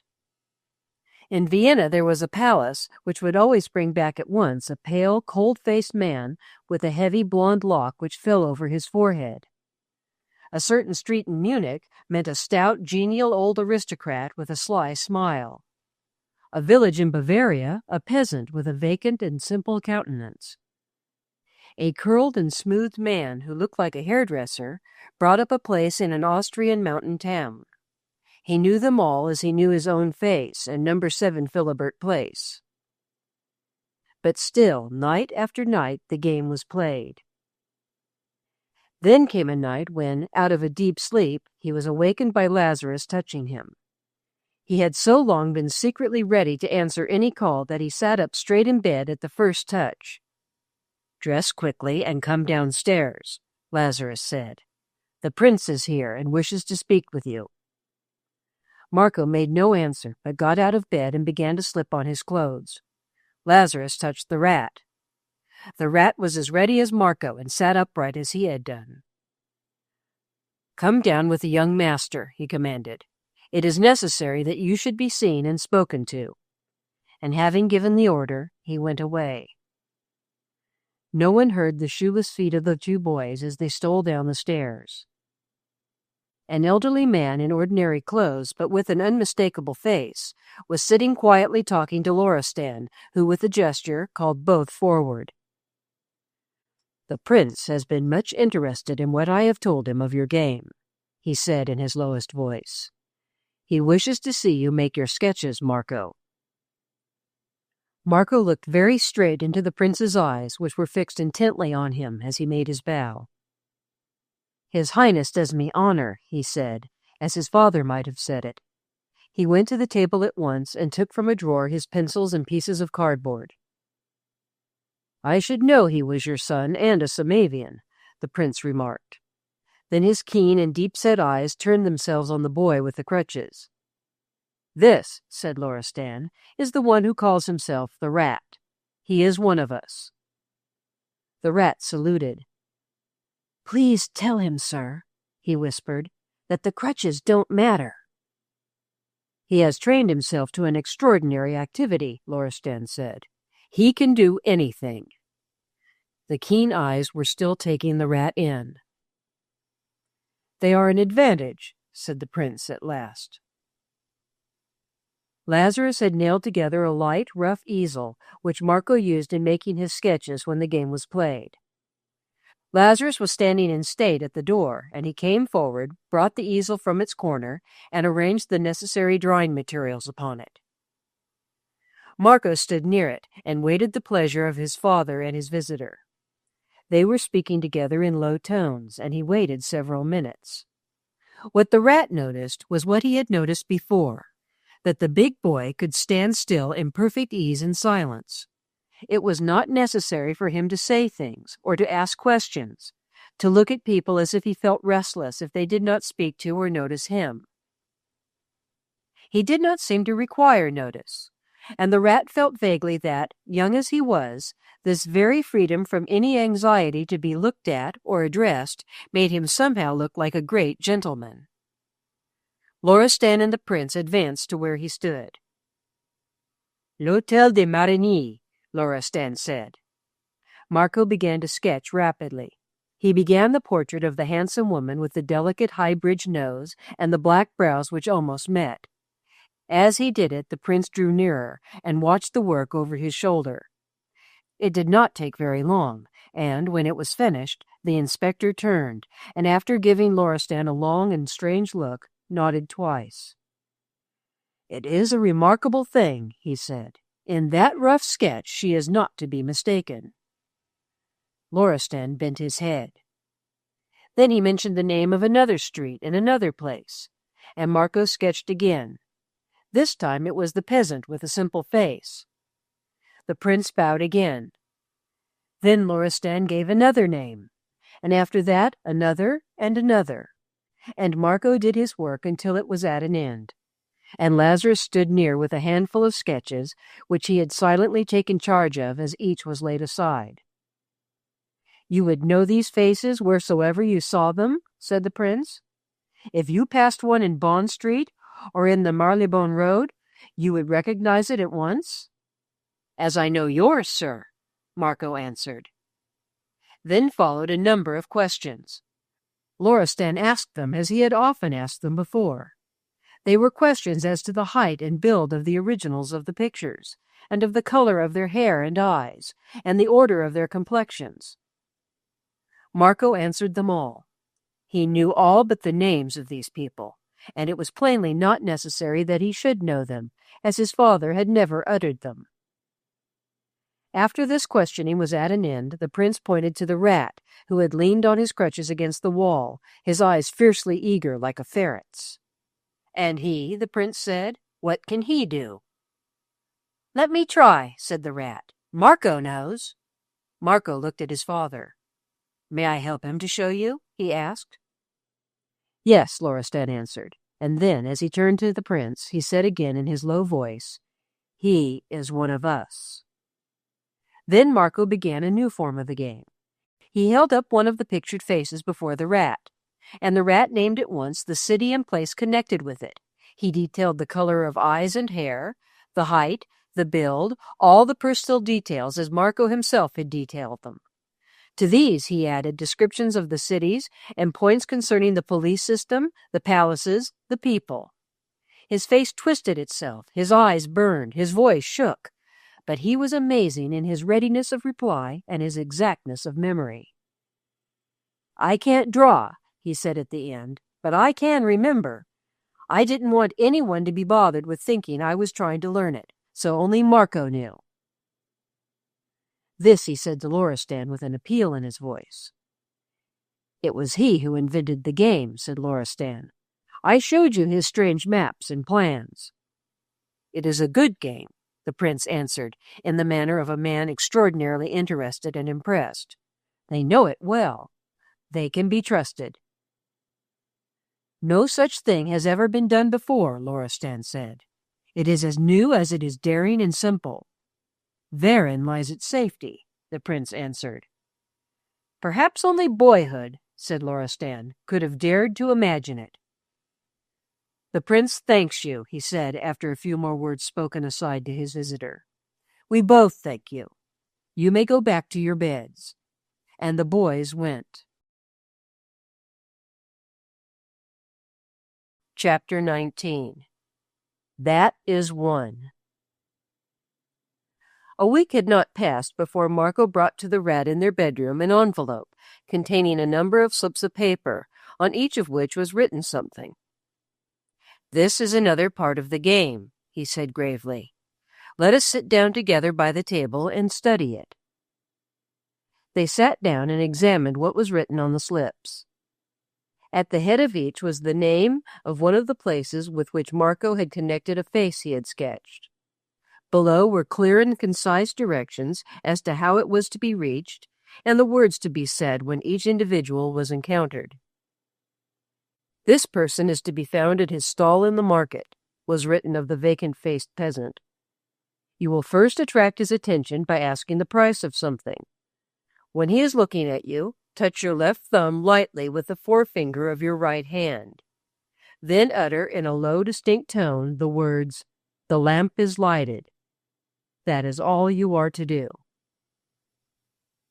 Sometimes the directions were not quite so simple, but they were all instructions of the same order. The originals of the sketches were to be sought out, always with precaution which should conceal that they were being sought at all, and always in such a manner as would cause an encounter to appear to be mere chance. Then certain words were to be uttered, but always without attracting the attention of any bystander or passer-by. The boys worked at their task through the entire day. They concentrated all their powers upon it. They wrote and rewrote. They repeated to each other what they committed to memory as if it were a lesson. Marco worked with the greater ease and more rapidly, because exercise of this order had been his practice in entertainment from his babyhood. The Rat, however, almost kept pace with him, as he had been born with a phenomenal memory, and his eagerness and desire were a fury. But throughout the entire day, neither of them once referred to what they were doing as anything but the game. At night, it is true, each found himself lying awake and thinking. It was the Rat who broke the silence from his sofa. "It is what the messengers of the secret party would be ordered to do when they were sent out to give the sign of the rising," he said. "I made that up the first day I invented the party, didn't I?" "Yes," answered Marco. After a third day's concentration, they knew by heart everything given to them to learn. That night, Loristan put them through an examination. "Can you write these things?" he asked, after each had repeated them and emerged safely from all cross-questioning. Each boy wrote them correctly from memory. "Write yours in French, in German, in Russian, in Samavian," Loristan said to Marco. "All you have told me to do and to learn is part of myself, Father," Marco said in the end. "It is part of me, as if it were my hand or my eyes or my heart." "I believe that is true," answered Loristan. He was pale that night, and there was a shadow on his face. His eyes held a great longing as they rested on Marco. It was a yearning which had a sort of dread in it. Lazarus also did not seem quite himself. He was red instead of pale, and his movements were uncertain and restless. He cleared his throat nervously at intervals, and more than once left his chair as if to look for something. It was almost midnight when Loristan, standing near Marco, put his arm round his shoulders. "The game," he began, and then was silent a few moments while Marco felt his arm tighten its hold.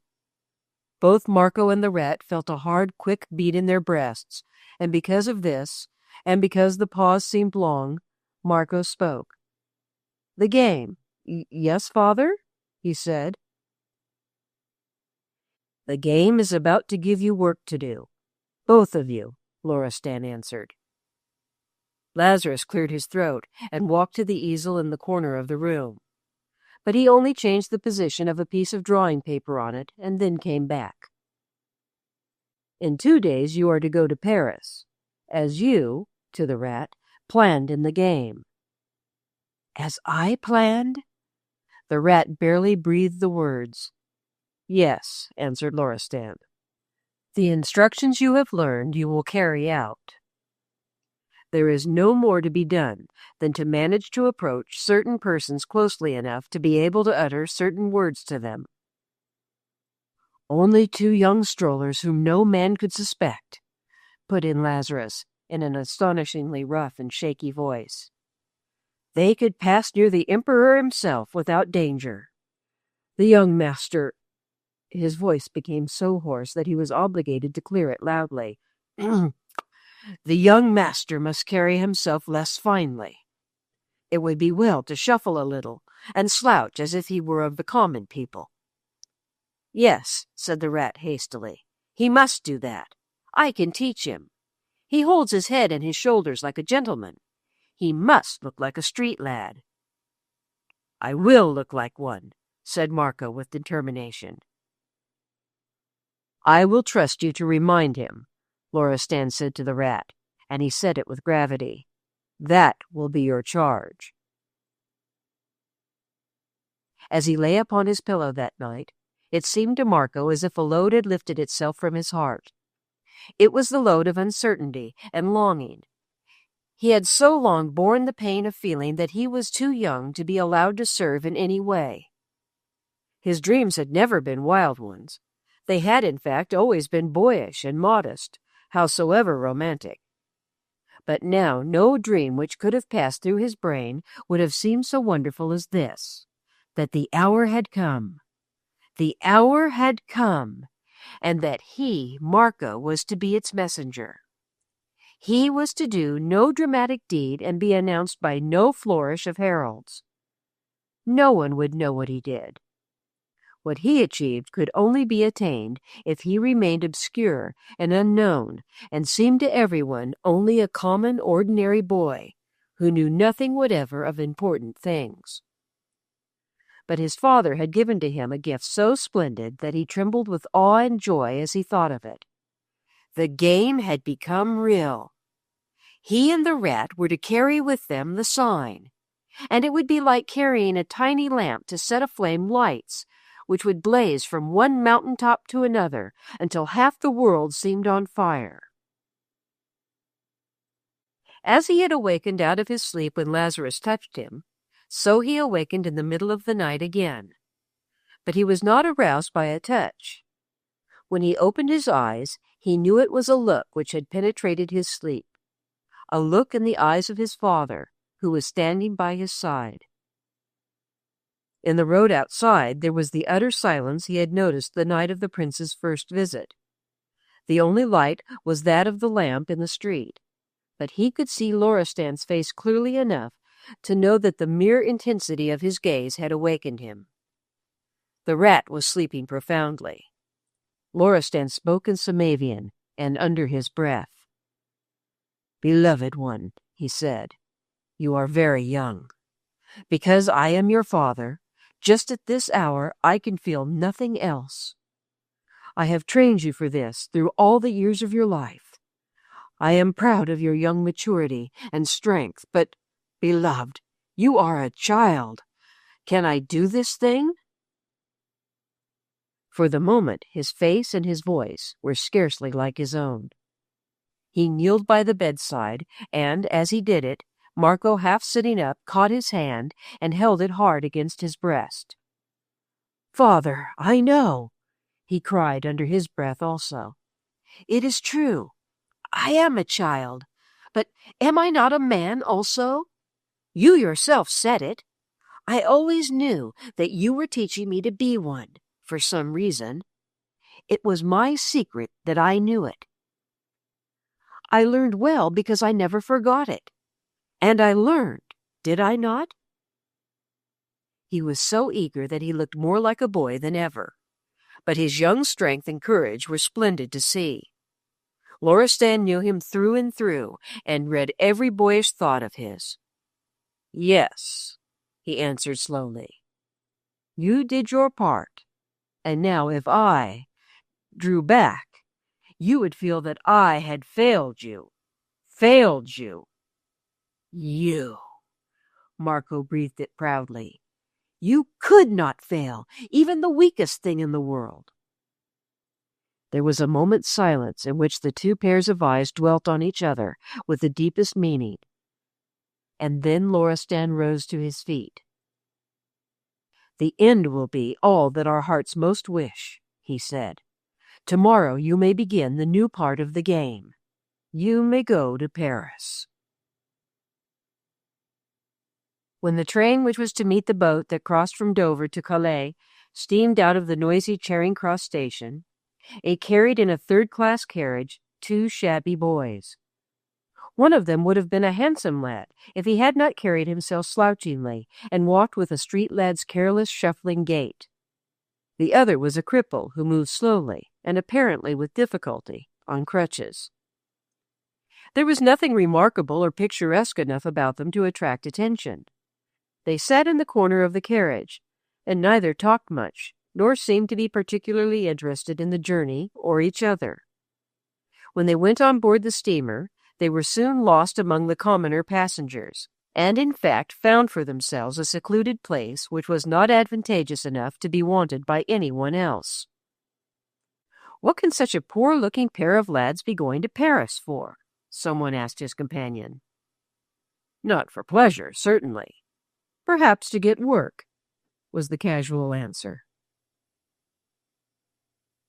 In the evening they reached Paris, and Marco led the way to a small cafe in a side street where they got some cheap food. In the same side street they found a bed they could share for the night in a tiny room over a baker's shop. The rat was too much excited to be ready to go to bed early. He begged Marco to guide him about the brilliant streets. They went slowly along the broad Avenue des Champs-Élysées, under the lights glittering among the horse-chestnut trees. The rat's sharp eyes took it all in. The light of the cafes among the embowering trees, the many carriages rolling by, the people who loitered and laughed or sat at little tables drinking wine and listening to music, the broad stream of life which flowed on to the Arc de Triomphe and back again. It's brighter and clearer than London, he said to Marco. The people look as if they are having more fun than they do in England. The Place de la Concorde, spreading its stately spaces, a world of illumination, movement, and majestic beauty, held him as though by a fascination. He wanted to stand and stare at it, first from one point of view and then from another.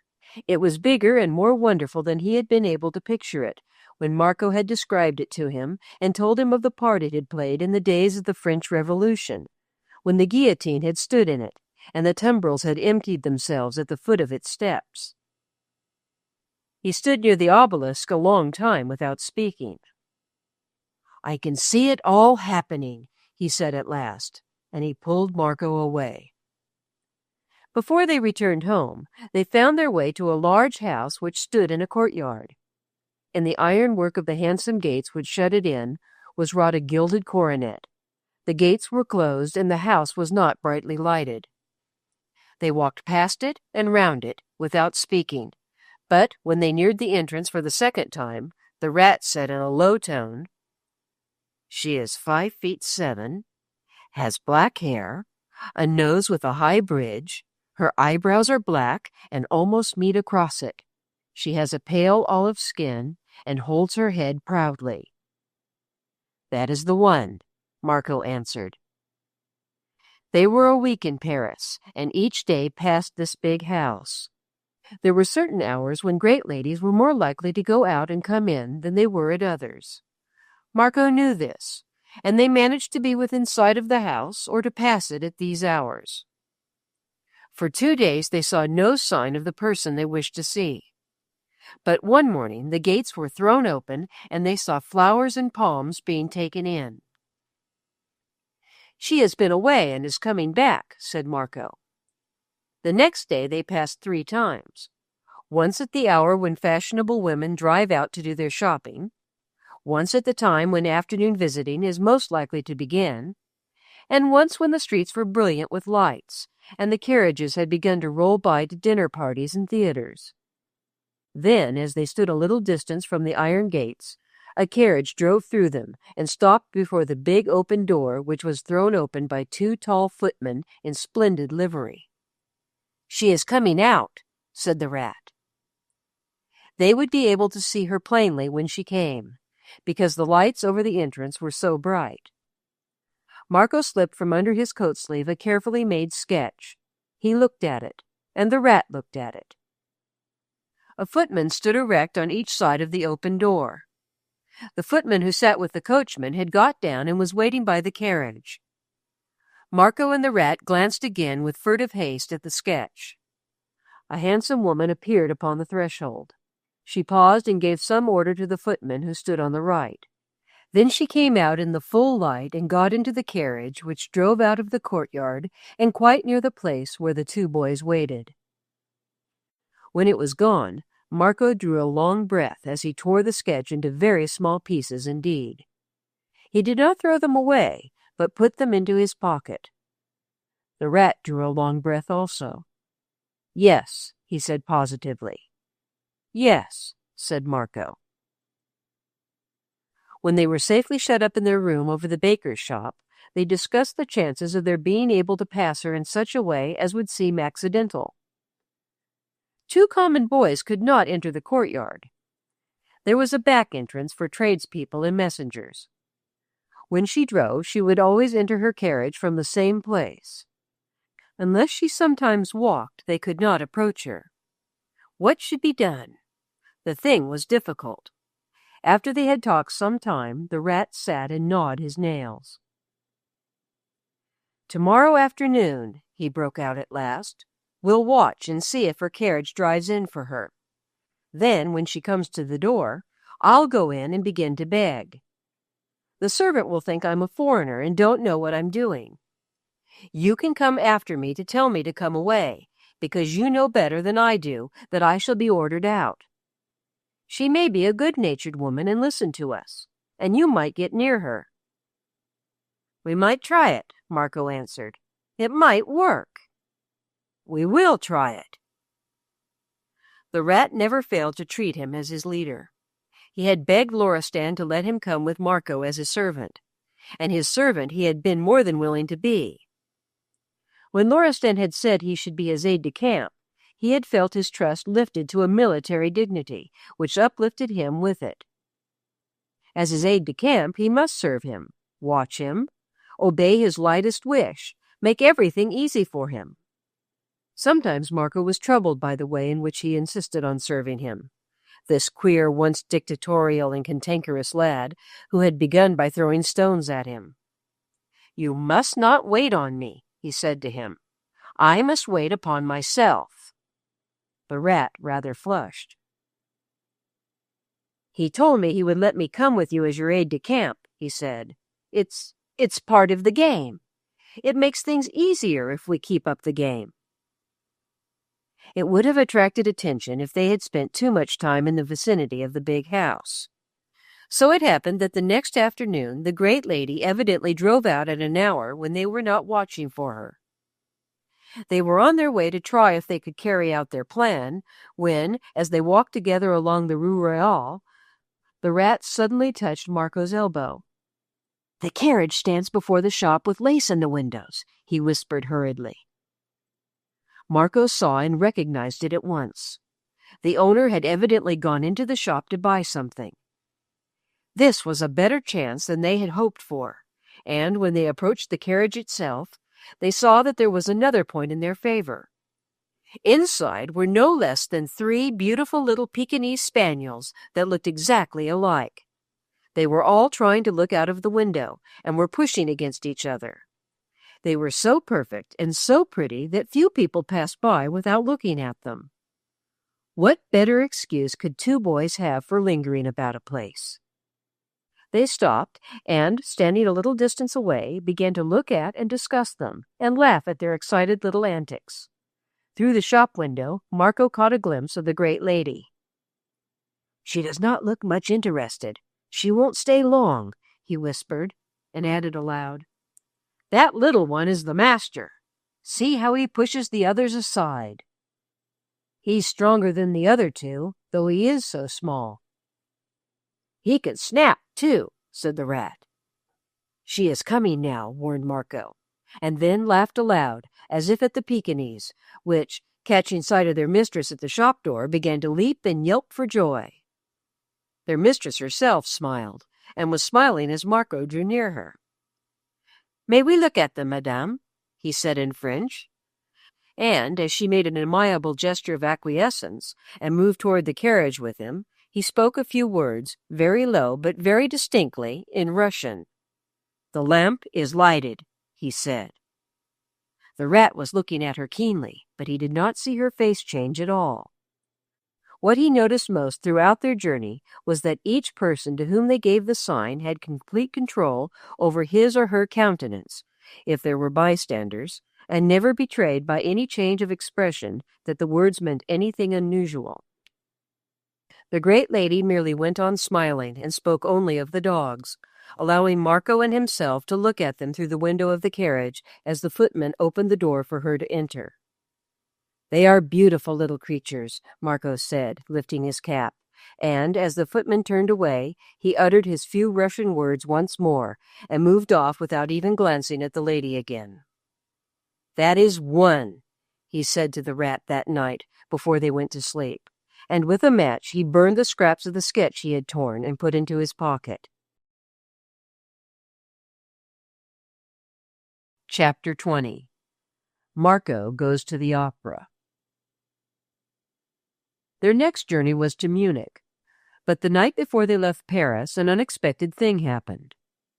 To reach the narrow staircase which led to their bedroom, it was necessary to pass through the baker's shop itself.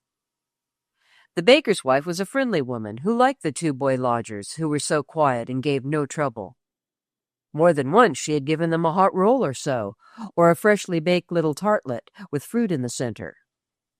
When Marco came in this evening, she greeted him with a nod and handed him a small parcel as he passed through. "This was left for you this afternoon," she said. "I see you are making purchases for your journey. My man and I are very sorry you are going." "Thank you, madame. We also are sorry," Marco answered, taking the parcel. "They are not large purchases, you see." But neither he nor the rat had bought anything at all, though the ordinary-looking little package was plainly addressed to him and bore the name of one of the big, cheap shops. It felt as if it contained something soft. When he reached their bedroom, the rat was gazing out of the window, watching every living thing which passed in the street below. He, who had never seen anything but London, was absorbed by the spell of Paris, and was learning it by heart. "Something has been sent to us. Look at this," said Marco. The rat was at his side at once. "What is it? Where did it come from?" They opened the package and at first sight saw only several pairs of quite common woolen socks. As Marco took up the sock in the middle of the parcel, he felt that there was something inside it, something laid flat and carefully. He put his hand in and drew out a number of 5-franc notes, not new ones, because new ones would have betrayed themselves by crackling. These were old enough to be soft, but there were enough of them to amount to a substantial sum. It is in small notes because poor boys would have only small ones. "No one will be surprised when we change these," the rat said. Each of them believed the package had been sent by the great lady, but it had been done so carefully that not the slightest clue was furnished. To the rat, part of the deep excitement of the game was the working out of the plans and methods of each person concerned. He could not have slept without working out some scheme which might have been used in this case. It thrilled him to contemplate the difficulties the great lady might have found herself obligated to overcome. Perhaps, he said, after thinking it over for some time, she went to a big common shop, dressed as if she were an ordinary woman, and bought the socks, and pretended she was going to carry them home herself. She would do that so that she could take them into some corner and slip the money in. Then, as she wanted to have them sent from the shop, perhaps she bought some other things and asked the people to deliver the packages to different places. The socks were sent to us, and the other things to someone else. She would go to a shop where no one knew her, and no one would expect to see her, and she would wear clothes which looked neither rich nor too poor. He created the whole episode with all its details and explained them to Marco. It fascinated him for the entire evening, and he felt relieved after it and slept well. Even before they had left London, certain newspapers had swept out of existence the story of the descendant of the lost prince. This had been done by derision and light handling, by treating it as a romantic legend. At first the rat had resented this bitterly, but one day at a meal, when he had been producing arguments to prove that the story must be a true one, Loristan somehow checked him by his own silence. "If there is such a man," he said after a pause, "it is well for him that his existence should not be believed in, for some time at least." The rat came to a dead stop. He felt hot for a moment, and then felt cold. He saw a new idea all at once. He had been making a mistake in tactics. No more was said, but when they were alone afterwards, he poured himself forth to Marco.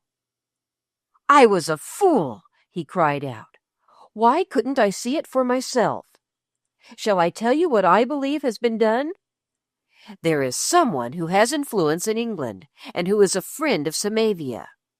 They've got the newspapers to make fun of the story so that it won't be believed. If it was believed, both the Yarovitch and the Maranovitch would be on the lookout, and the secret party would lose their chances. What a fool I was not to think of it! There's someone watching and working here who is a friend of Samavia." "But there is someone in Samavia who has begun to suspect that it might be true," Marco answered. "If there were not, I should not have been shut in the cellar. Someone thought my father knew something. The spies had orders to find out what it was." Yes, that's true too," the rat answered anxiously. "We shall have to be very careful." In the lining of the sleeve of Marco's coat, there was a slit into which he could slip any small thing he wished to conceal, and also wished to be able to reach without trouble. In this he had carried the sketch of the lady which he had torn up in Paris. When they walked in the streets of Munich the morning after their arrival, he carried still another sketch. It was the one picturing the genial-looking old aristocrat with the sly smile. One of the things they had learned about this one was that his chief characteristic was his passion for music. He was a patron of musicians, and he spent much time in Munich because he loved its musical atmosphere and the earnestness of its opera-goers. The military band plays in the Fürstenhalle at midday. When something very good is being played, sometimes people stop their carriages so that they can listen. "We will go there," said Marco. "It's a chance," said the rat. "We mustn't lose anything like a chance." The day was brilliant and sunny. The people passing through the streets looked comfortable and homely. The mixture of old streets and modern ones, of ancient corners and shops and houses of the day, was picturesque and cheerful. The rat, swinging through the crowd on his crutches, was full of interest and exhilaration. He had begun to grow, and the change in his face and expression, which had begun in London, had become more noticeable. He had been given his place, and a work to do which entitled him to hold it. No one could have suspected them of carrying a strange and vital secret with them as they strolled along together. They seemed only two ordinary boys who looked in at shop windows and talked over their contents, and who loitered with upturned faces in the Marienplatz before the ornate Gothic Rathaus, to hear the 11 o'clock chimes play, and see the painted figures of the king and queen watched from their balcony the passing before them of the automatic tournament procession with its trumpeters and tilting knights. When the show was over and the automatic cock broke forth in his lusty farewell crow, they laughed just as any other boys would have laughed. Sometimes it would have been easy for the rat to forget that there was anything graver in the world than the new places and new wonders he was seeing, as if he were a wandering minstrel in a story. But in Samavia, bloody battles were being fought, and bloody plans were being wrought out, and in anguished anxiety the secret party and the forgers of the sword waited breathlessly for the sign for which they had waited so long. And inside the lining of Marco's coat was hidden the sketched face, as the two unnoticed lads made their way to the Fürstenhalle to hear the band play, and see who might chance to be among the audience. Because the day was sunny, and also because the band was playing a specially fine program, the crowd in the square was larger than usual. Several vehicles had stopped, and among them were one or two which were not merely hired cabs, but were the carriages of private persons. One of them had evidently arrived early, as it was drawn up in a good position when the boys reached the corner. It was a big, open carriage, and a grand one, luxuriously upholstered in green. The footman and coachman wore green and silver liveries, and seemed to know that people were looking at them and their master. He was a stout, genial-looking old aristocrat with a sly smile, though as he listened to the music, it almost forgot to be sly. In the carriage with him were a young officer and a little boy, and they also listened attentively. Standing near the carriage door were several people who were plainly friends or acquaintances, as they occasionally spoke to him. Marco touched the rat's coat sleeve as the two boys approached. "It would not be easy to get near him," he said. "Let us go and stand as close to the carriage as we can get without pushing. Perhaps we may hear someone say something about where he is going after the music is over." Yes, there was no mistaking him. He was the right man. Each of them knew by heart the creases of his stout face and the sweep of his gray mustache. But there was nothing noticeable in a boy looking for a moment at a piece of paper, and Marco sauntered a few steps to a bit of space left bare by the crowd and took a last look at his sketch. His rule was to make sure at the final moment. The music was very good, and the group about the carriage was evidently enthusiastic. There was talk and praise and comment, and the old aristocrat nodded his head repeatedly in applause. "The Chancellor is music mad," a looker-on near the boys said to another. "At the opera every night, unless serious affairs keep him away. There you may see him nodding his old head and bursting his gloves with applauding when a good thing is done. He ought to have led an orchestra or played a cello. He is too big for first violin." There was a group about the carriage to the last, when the music came to an end and it drove away. There had been no possible opportunity of passing close to it, even had the presence of the young officer and the boy not presented an insurmountable obstacle. Marco and the rat went on their way, and passed by the Hoftheater and read the bills. Tristan and Isolde was to be presented at night, and a great singer would sing Isolde. "He will go to hear that," both boys said at once. "He will be sure to go." It was decided between them that Marco should go on his quest alone when night came. One boy who hung around the entrance of the opera would be observed less than two. "People notice crutches more than they notice legs," the rat said. "I'd better keep out of the way unless you need me. My time hasn't come yet. Even if it doesn't come at all, I've been on duty.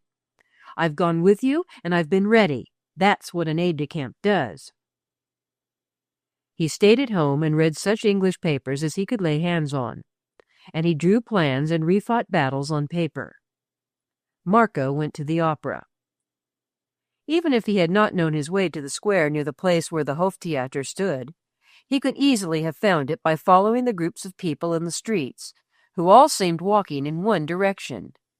There were students in their odd caps walking 3 or 4 abreast.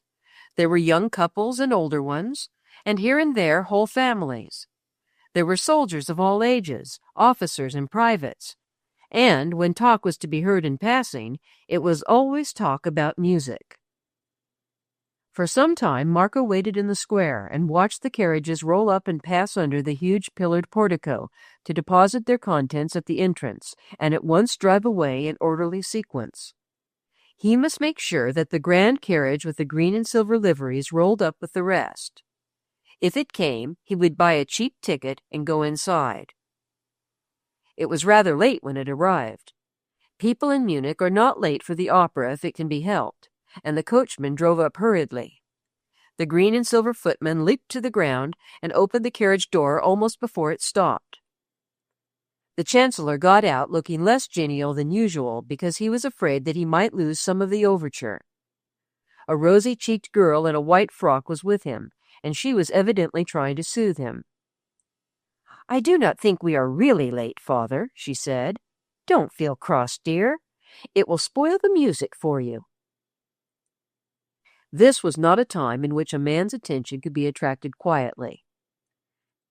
Marco ran to get the ticket which would give him a place among the rows of young soldiers, artists, male and female students, and musicians who were willing to stand 4 or 5 deep throughout the performance of even the longest opera. He knew that, unless they were in one of the few boxes which belonged only to the court, the Chancellor and his rosy-cheeked daughter would be in the best seats in the front curve of the balcony, which were the most desirable in the house. He soon saw them. They had secured the central places directly below the large royal box, where 2 quiet princesses and their attendants were already seated. When he found he was not too late to hear the overture, the Chancellor's face became more genial than ever. He settled himself down to an evening of enjoyment, and evidently forgot everything else in the world. Marco did not lose sight of him. When the audience went out between acts to promenade in the corridors, he might go also, and there might be a chance to pass near to him in the crowd. He watched him closely. Sometimes his fine old face saddened at the beautiful woe of the music. Sometimes it looked enraptured, and it was always evident that every note reached his soul. The pretty daughter who sat beside him was attentive, but not so enthralled. After the first act, 2 glittering young officers appeared and made elegant and low bows, drawing their heels together as they kissed her hand. They looked sorry when they were obliged to return to their seats again. After the second act, the Chancellor sat for a few minutes, as if he were in a dream. The people in the seats near him began to rise from their seats and file out into the corridors. The young officers were to be seen rising also.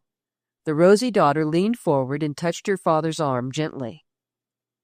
"She wants him to take her out," Marco thought. "He will take her because he is good-natured." He saw him recall himself from his dream with a smile, and then he rose and, after helping to arrange a silvery blue scarf round the girl's shoulders, gave her his arm, just as Marco skipped out of his 4th-row standing place. It was a rather warm night, and the corridors were full. By the time Marco had reached the balcony floor, the pair had issued from the little door and were temporarily lost in the moving numbers. Marco quietly made his way among the crowd, trying to look as if he belonged to somebody. Once or twice his strong body and his dense black eyes and lashes made people glance at him. But he was not the only boy who had been brought to the opera, so he felt safe enough to stop at the foot of the stairs and watch those who went up and those who passed by. Such a miscellaneous crowd as it was made up of, good, unfashionable music lovers mixed here and there with grand people of the court and the gay world. Suddenly he heard a low laugh, and a moment later a hand lightly touched him. "You did get out, then?" a soft voice said. When he turned, he felt his muscles stiffen. He ceased to slouch and did not smile as he looked at the speaker. What he felt was a wave of fierce and haughty anger. It swept over him before he had time to control it. A lovely person who seemed swathed in several shades of soft violet drapery was smiling at him with long, lovely eyes. It was the woman who had trapped him into number 10 Brandon Terrace. Chapter 21. Help. "Did it take you so long to find it?" asked the lovely person with a smile. "Of course, I knew you would find it in the end, but we had to give ourselves time. How long did it take?" Marco removed himself from beneath the touch of her hand. It was quietly done, but there was a disdain in his young face which made her wince, though she pretended to shrug her shoulders amusedly. "You refuse to answer?" she laughed. "I refuse." At that very moment he saw in the curve of the corridor the Chancellor and his daughter approaching slowly. The two young officers were talking gaily to the girl. They were on their way back to their box. Was he going to lose them? Was he? The delicate hand was laid on his shoulder again, but this time he felt that it grasped him firmly. "Naughty boy," the soft voice said. "I am going to take you home with me. If you struggle, I shall tell these people that you are my bad boy who is here without permission. What will you answer? My escort is coming down the staircase and will help me. Do you see?" And in fact, there appeared in the crowd, at the head of the staircase, the figure of the man he remembered. He did see. A dampness broke out on the palms of his hands. If she did this bold thing, what could he say to those she told her lie to? How could he bring proof or explain who he was? And what story dare he tell? His protestations and struggles would merely amuse the lookers-on, who would see in them only the impotent rage of an insubordinate youngster. There swept over him a wave of remembrance which brought back, as if he were living through it again, the moment when he had stood in the darkness of the wine cellar with his back against the door, and heard the man walk away and leave him alone. He felt again as he had done then, but now he was in another land and far away from his father.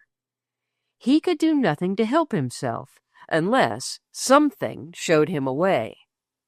He made no sound, and the woman who held him saw only a flame leap under his dense black lashes. But something within him called out. It was as if he heard it. It was that strong self, the self that was Marco, and it called. It called as if it shouted. "Help!" it called, to that unknown stranger thing which had made worlds, and which he and his father so often talked of, and in whose power they so believed. Help! The Chancellor was drawing nearer. Perhaps. Should he? "You are too proud to kick and shout," the voice went on, "and people would only laugh. Do you see?" The stairs were crowded, and the man who was at the head of them could only move slowly, but he had seen the boy. Marco turned so that he could face his captor squarely, as if he were going to say something in answer to her, but he was not. Even as he made the movement of turning, the help he had called for came, and he knew what he should do. And he could do two things at once: save himself and give his sign, because, the sign once given, the Chancellor would understand. "He will be here in a moment. He has recognized you," the woman said. As he glanced up the stairs, the delicate grip of her hand unconsciously slackened. Marco whirled away from her. The bell rang, which was to warn the audience that they must return to their seats, and he saw the Chancellor hasten his pace. A moment later, the old aristocrat found himself amazedly looking down at the pale face of a breathless lad, who spoke to him in German, and in such a manner that he could not but pause and listen. "Sir," he was saying, "the woman in violet at the foot of the stairs is a spy. She trapped me once, and she threatens to do it again. Sir, may I beg you to protect me?" He said it low and fast. No one else could hear his words. "What? What?" the Chancellor exclaimed. And then, drawing a step nearer, and quite as low and rapidly, but with perfect distinctness, Marco uttered 4 words. "The lamp is lighted." The help cry had been answered instantly. Marco saw it at once in the old man's eyes, notwithstanding that he turned to look at the woman at the foot of the staircase, as if she only concerned him. "What? What?" he said again, and made a movement toward her, pulling his large mustache with a fierce hand.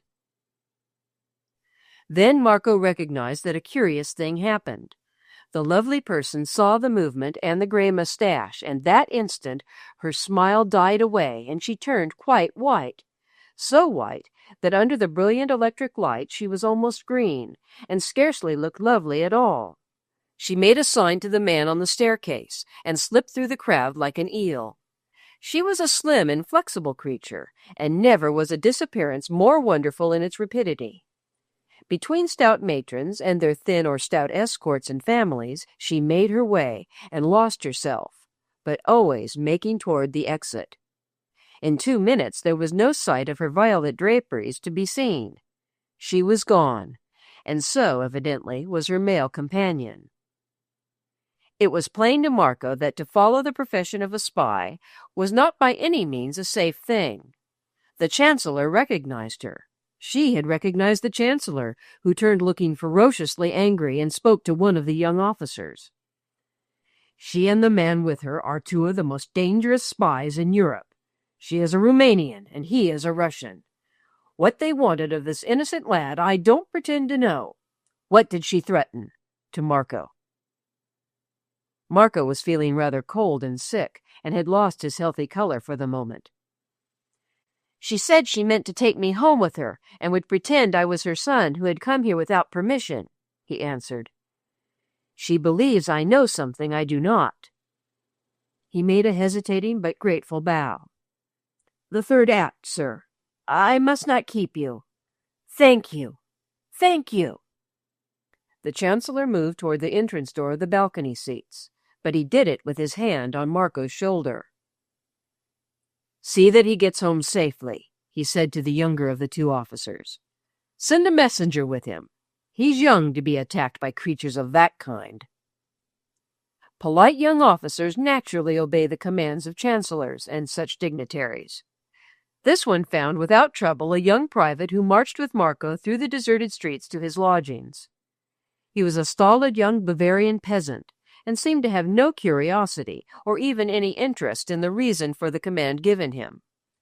He was, in fact, thinking of his sweetheart who lived near Königsee and who had skated with him on the frozen lake last winter. He scarcely gave a glance to the schoolboy he was to escort. He neither knew nor wondered why. The Rat had fallen asleep over his papers and lay with his head on his folded arms on the table. But he was awakened by Marco's coming into the room, and sat up, blinking his eyes in the effort to get them open. "Did you see him? Did you get near enough?" he drowsed. "Yes," Marco answered. "I got near enough." The Rat sat upright suddenly. "It's not been easy," he exclaimed. "I'm sure something happened. Something went wrong." "Something nearly went wrong. Very nearly," answered Marco. But as he spoke, he took the sketch of the Chancellor out of the slit in his sleeve and tore it and burned it with a match. "But I did get near enough, and that's 2." They talked long before they went to sleep that night. The Rat grew pale as he listened to the story of the woman in violet. "I ought to have gone with you," he said. "I see now. An aide-de-camp must always be in attendance. It would have been harder for her to manage 2 than 1. I must always be near to watch, even if I am not close by you. If you had not come back, He struck his clenched hands together fiercely. "What should I have done?" When Marco turned toward him from the table near which he was standing, he looked like his father. "You would have gone on with the game, just as far as you could," he said. "You could not leave it. You remember the places, and the faces, and the sign. There is some money, and when it was all gone, you could have begged, as we used to pretend we should. We have not had to do it yet, and it was best to save it for country places and villages. But you could have done it if you were obliged to. The game would have to go on." The Rat caught at his thin chest as if he had been struck breathless. "Without you?" he gasped. "Without you?" "Yes," said Marco. and we must think of it and plan in case anything like that should happen." He stopped himself quite suddenly and sat down, looking straight before him as if at some faraway thing he saw. "Nothing will happen," he said. "Nothing can." "What are you thinking of?" The rat gulped because his breath had not quite come back. "Why will nothing happen?" "Because," the boy spoke in an almost matter-of-fact tone, in quite an unexalted tone at all events, "you see, I can always make a strong call, as I did tonight." "Did you shout?" the rat asked. "I didn't know you shouted." "I didn't. I said nothing aloud, but the myself that is in me," Marco touched himself on the breast, "called out, 'Help! Help!' with all its strength, and help came." The rat regarded him dubiously. "What did it call to?" he asked. "To the power, to the strength place, to the thought that does things. The Buddhist hermit who told my father about it called it the thought that thought the world." A reluctant suspicion betrayed itself in the rat's eyes. "Do you mean you prayed?" he inquired, with a slight touch of disfavor. Marco's eyes remained fixed upon him in vague thoughtfulness for a moment or so of pause. "I don't know," he said at last. "Perhaps it's the same thing, when you need something so much that you cry out loud for it. But it's not words. It's a strong thing without a name. I called like that when I was shut in the wine cellar. I remembered some of the things the old Buddhist told my father."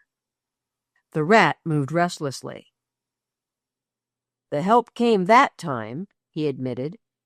"How did it come tonight?" "In that thought which flashed into my mind almost the next second. It came like lightning.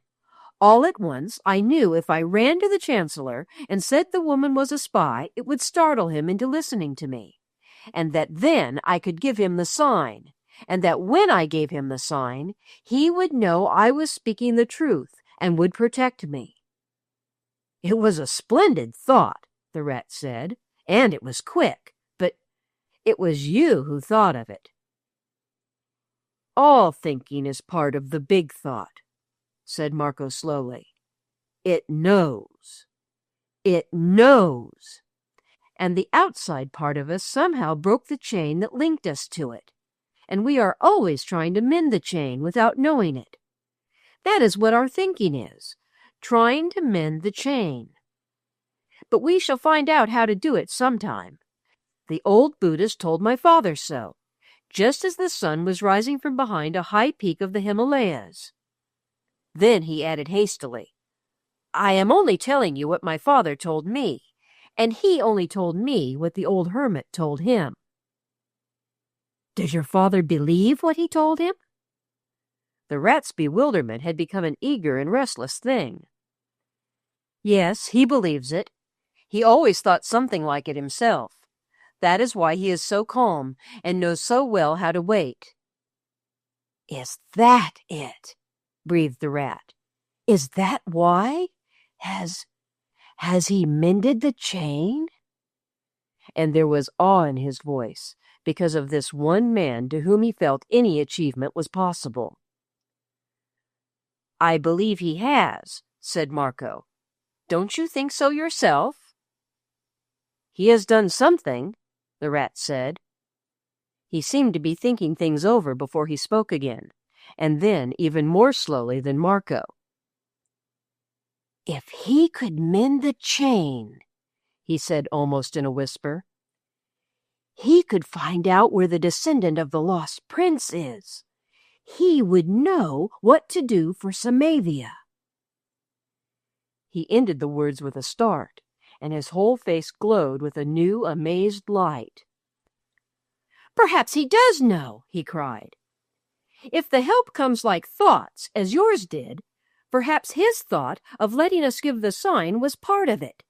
We, just we two everyday boys, are part of it."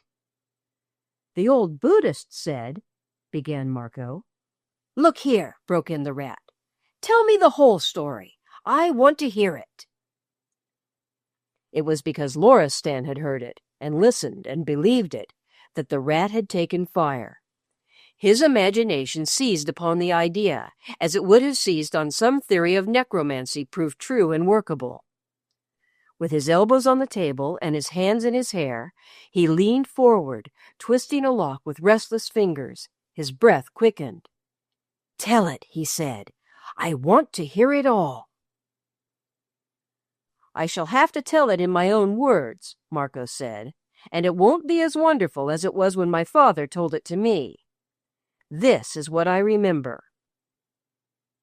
My father had gone through much pain and trouble. A great load was upon him, and he had been told he was going to die before his work was done. He had gone to India, because a man he was obliged to speak to had gone there to hunt, and no one knew when he would return. My father followed him for months from one wild place to another, and, when he found him, the man would not hear or believe what he had come so far to say. Then he had jungle fever and almost died. Once the natives left him for dead in a bungalow in the forest, and he heard the jackals howling round him all the night. Through all the hours he was only alive enough to be conscious of two things. All the rest of him seemed gone from his body. His thought knew that his work was unfinished, and his body heard the jackals howl." "Was the work for Samavia?"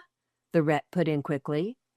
"If he had died that night, the descendant of the lost prince would never have been found. Never!" The rat bit his lip so hard that a drop of blood started from it. "When he was slowly coming alive again, a native who had gone back and stayed to wait upon him told him that near the summit of a mountain, about 50 miles away, there was a ledge which jutted out into space and hung over the valley, which was thousands of feet below. On the ledge there was a hut in which there lived an ancient Buddhist, who was a holy man, as they called him, and who had been there during time which had not been measured. They said that their grandparents and great-grandparents had known of him, though very few persons had ever seen him. It was told that the most savage beast was tame before him. They said that a man-eating tiger would stop to salute him, and that a thirsty lioness would bring her whelps to drink at the spring near his hut." "That was a lie," said the rat promptly. Marco neither laughed nor frowned. "How do we know?" he said. "It was a native story, and it might be anything. My father neither said it was true nor false. He listened to all that was told him by natives. They said that the holy man was the brother of the stars. He knew all things past and to come, and could heal the sick. But most people, especially those who had sinful thoughts, were afraid to go near him." "I'd like to have seen." The rat pondered aloud, but he did not finish. "Before my father was well, he had made up his mind to travel to the ledge if he could. He felt as if he must go. He thought that if he were going to die, the hermit might tell him some wise thing to do for Samavia." "He might have given him a message to leave to the secret ones," said the rat. "He was so weak when he set out on his journey that he wondered if he would reach the end of it. Part of the way he traveled by bullock cart, and part he was carried by natives. But at last the bearers came to a place more than halfway up the mountain and would go no further. Then they went back and left him to climb the rest of the way himself. They had traveled slowly, and he had got more strength, but he was weak yet. The forest was more wonderful than anything he had ever seen. There were tropical trees with foliage like lace, and some with huge leaves, and some of them seemed to reach the sky. Sometimes he could barely see gleams of blue through them, and vines swung down from their high branches and caught each other and matted together, and there were hot scents and strange flowers, and dazzling birds darted about, and thick moss and little cascades bursting out. The path grew narrower and steeper, and the flower scents and the sultriness made it like walking in a hothouse. He heard rustlings in the undergrowth, which might have been made by any kind of wild animal. Once he stepped across a deadly snake without seeing it, but it was asleep and did not hurt him. He knew the natives had been convinced that he would not reach the ledge, but for some strange reason he believed he should. He stopped and rested many times, and he drank some milk he had brought in a canteen. The higher he climbed, the more wonderful everything was, and a strange feeling began to fill him. He said his body stopped being tired and began to feel very light, and his load lifted itself from his heart as if it were not his load any more, but belonged to something stronger. Even Samavia seemed to be safe. As he went higher and higher and looked down the abyss at the world below, it appeared as if it were not real, but only a dream he had wakened from. Only a dream. The rat moved restlessly. Perhaps he was light-headed with the fever, he suggested. The fever had left him, and the weakness had left him, Marco answered. It seemed as if he had never really been ill at all, as if no one could be ill, because things like that were only dreams, just as the world was.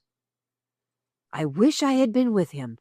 Perhaps I could have thrown these away, down into the abyss. And the rat shook his crutches, which rested against the table. I feel as if I was climbing, too. Go on. Marco had become more absorbed than the rat. He had lost himself in the memory of the story. I felt that I was climbing when he told me, he said. I felt as if I were breathing in the hot flower scents and pushing aside the big leaves and giant ferns. There had been a rain, and they were wet and shining with big drops like jewels that showered over him as he thrust his way through and under them. And the stillness and the height. The stillness and the height. I can't make it real to you as he made it to me. I can't. I was there. He took me. And it was so high and so still and so beautiful that I could scarcely bear it. But the truth was that with some vivid boy touch he had carried his hearer far. The rat was deadly quiet. Even his eyes had not moved. He spoke almost as if he were in a sort of trance. It's real, he said. I'm there now, as high as you. Go on, go on. I want to climb higher. And Marco, understanding, went on. The day was over, and the stars were out when he reached the place where the ledge was. He said he thought that during the last part of the climb he never looked on the earth at all. The stars were so immense that he could not look away from them. They seemed to be drawing him up, and all overhead was like violet velvet, and they hung there like great lamps of radiance. Can you see them? You must see them. My father saw them all night long. They were part of the wonder. I see them, the rat answered, still in his trance-like voice, and without stirring, and Marco knew he did.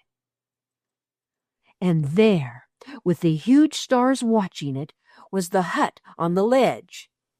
And there was no one there. The door was open, and outside it was a low bench and a table of stone, and on the table was a meal of dates and rice, waiting. Not far from the hut was a deep spring, which ran away in a clear brook. My father drank and bathed his face there. Then he went out on the ledge and sat down and waited, with his face turned up to the stars. He did not lie down, and he thought he saw the stars all the time he waited. He was sure he did not sleep. He did not know how long he sat there alone, but at last he drew his eyes away from the stars as if he had been commanded to do it, and he was not alone any more. A yard or so away from him sat the holy man. He knew it was the hermit because his eyes were different from any human eyes he had ever beheld. They were as still as the night was, and as deep as the shadows covering the world thousands of feet below, and they had a far, far look, and a strange light was in them. "What did he say?" asked the rat hoarsely. "He only said, 'Rise, my son, I awaited thee. Go and eat the food I prepared for thee, and then we will speak together.' He didn't move or speak again until my father had eaten the meal. He only sat across on the moss and let his eyes rest on the shadows over the abyss. When my father went back, he made a gesture which meant that he should sit near him. Then he sat still for several minutes and let his eyes rest on my father, until he felt as if the light in them were set in the midst of his own body and his soul. Then he said, 'I cannot tell thee all thou wouldst know. That I may not do.' He had a wonderful, gentle voice, like a deep, soft bell. 'But the work will be done. Thy life and thy son's life will set it on its way.' They sat through the whole night together, and the stars hung quite near, as if they listened. And there were sounds in the bushes of stealthy, padding feet, which wandered about as if the owners of them listened too. And the wonderful, low, peaceful voice of the holy man went on and on, telling of wonders which seemed like miracles, but which were to him only the working of the law." "What is the law?" the rat broke in. "There were two my father wrote down, and I learned them. The first was the law of the One. I'll try to say that." And he covered his eyes and waited through a moment of silence. It seemed to the rat as if the room held an extraordinary stillness. "Listen," came next. "This is it. There are a myriad worlds. There is but one thought out of which they grew. Its law is order which cannot swerve. Its creatures are free to choose. Only they can create disorder, which in itself is pain and woe and hate and fear. These they alone can bring forth. The Great One is a golden light. It is not remote, but near. Hold thyself within its glow, and thou wilt behold all things clearly. First, with all thy breathing being, know one thing, that thine own thought, when so thou standest, is one with that which thought the worlds." "What?" gasped the rat. "My thought? The things I think?" "Your thoughts, boys' thoughts, anybody's thoughts. You're giving me the jim-jams." "He said it," answered Marco, "and it was then he spoke about the broken link, and about the greatest books in the world, that in all their different ways they were only saying over and over again one thing thousands of times, just this thing: hate not, fear not, love. And he said that was order. And when it was disturbed, suffering came, poverty and misery and catastrophe and wars." "Wars?" the rat said sharply. "The world couldn't do without war and armies and defenses. What about Samavia?" My father asked him that, and this is what he answered. I learned that too. Let me think again. And he waited as he had waited before. Then he lifted his head. "Listen, this is it. Out of the blackness of disorder and its outpouring of human misery, there will arise the order which is peace. When man learns that he is one with the thought which itself creates all beauty, all power, all splendor, and all repose, he will not fear that his brother can rob him of his heart's desire. He will stand in the light and draw to himself his own." Draw to himself, the rat said. Draw what he wants? I don't believe it. Nobody does, said Marco. We don't know. He said we stood in the dark of the night, without stars, and did not know that the broken chain swung just above us. I don't believe it, said the rat. It's too big. Marco did not say whether he believed it or not. He only went on speaking. My father listened until he felt as if he had stopped breathing. Just at the stillest of the stillness, the Buddhist stopped speaking, and there was a rustling of the undergrowth a few yards away, as if something big was pushing its way through, and there was the soft pad of feet. The Buddhist turned his head, and my father heard him saying softly, "Come forth, sister." And a huge leopardess with 2 cubs walked out onto the ledge and came to him and threw herself down with a heavy lunge near his feet. "Your father saw that?" cried out the rat. "You mean the old fellow knew something that made wild beasts afraid to touch him or anyone near him?" Not afraid. They knew he was their brother and that he was one with the law. He had lived so long with the great thought that all darkness and fear had left him forever. He had mended the chain. The rat had reached deep waters. He leaned forward, his hands burrowing in his hair, his face scowling and twisted, his eyes boring into space. He had climbed to the ledge at the mountain top. He had seen the luminous immensity of the stars, and he had looked down into the shadows filling the world thousands of feet below. Was there some remote deep in him from whose darkness a slow light was rising? All that Loristan had said he knew must be true, but the rest of it? Marco got up and came over to him. He looked like his father again. If the descendant of the lost prince is brought back to rule Samavia, he will teach his people the law of the One. It was for that the holy man taught my father until the dawn came. Who will teach the lost prince, the new king, when he is found?" the rat cried. "Who will teach him?" The hermit said my father would. He said he would also teach his son, and that son would teach his son, and he would teach his. And through such as they were, the whole world would come to know the order and the law. Never had the rat looked so strange and fierce a thing. A whole world at peace. No tactics, no battles, no slaughtered heroes, no clash of arms and fame. It made him feel sick, and yet something set his chest heaving. And your father would teach him that when he was found, so that he could teach his sons. Your father believes in it? Yes, Marco answered. He said nothing but yes. The rat threw himself forward on the table, face downward. Then, he said, he must make me believe it. He must teach me, if he can.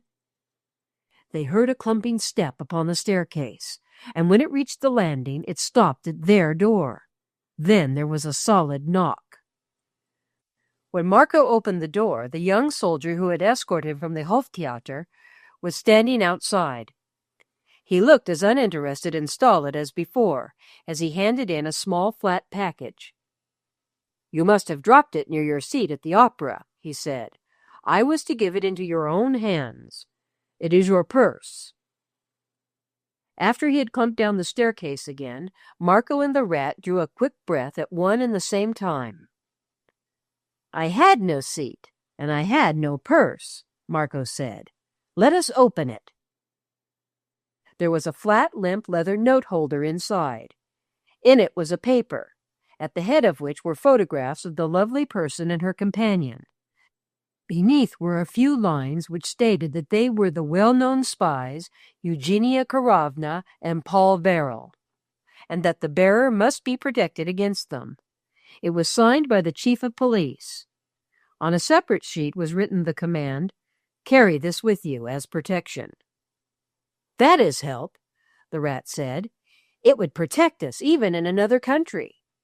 The Chancellor sent it, but you made the strong call, and it's here." There was no street lamp to shine into their windows when they went at last to bed. When the blind was drawn up, they were nearer the sky than they had been in the Marylebone Road. The last thing each of them saw as he went to sleep was the stars, and in their dreams they saw them grow larger and larger and hang like lamps of radiance against the violet velvet sky above a ledge of a Himalayan mountain, where they listened to the sound of a low voice going on and on and on. Chapter 22. A Night Vigil. On a hill in the midst of a great Austrian plain, around which high Alps wait watching through the ages, stands a venerable fortress, almost more beautiful than anything one has ever seen. Perhaps if it were not for the great plain flowering broadly about it, with its widespread beauties of meadowland, and wood, and dim-toned buildings gathered about farms, and its dream of a small ancient city at its feet, it might, though it is to be doubted, seem something less a marvel of medieval picturesqueness.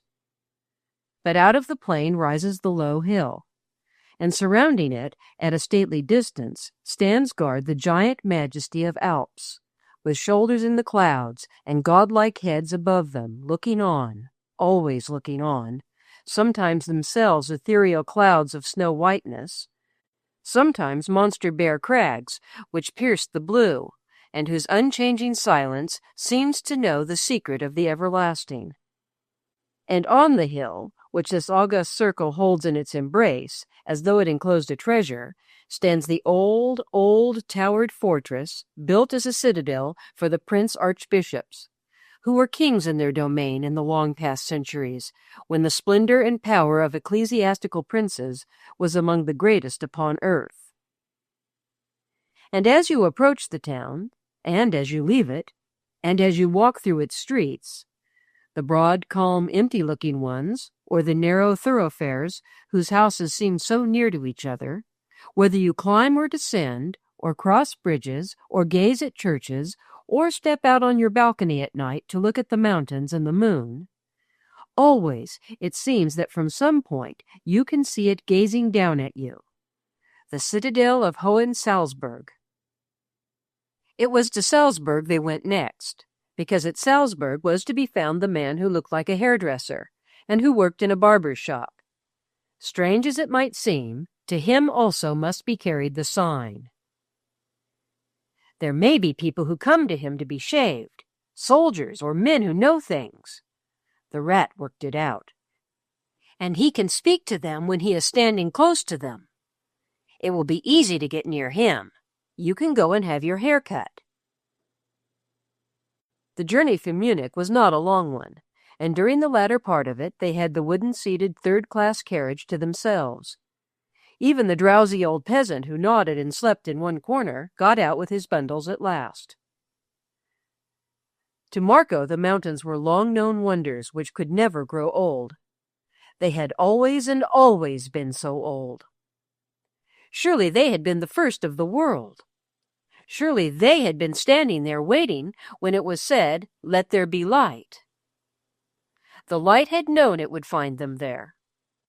They were so silent, and yet it seemed as if they said some amazing thing, something which would take your breath from you if you could hear it, and they never changed.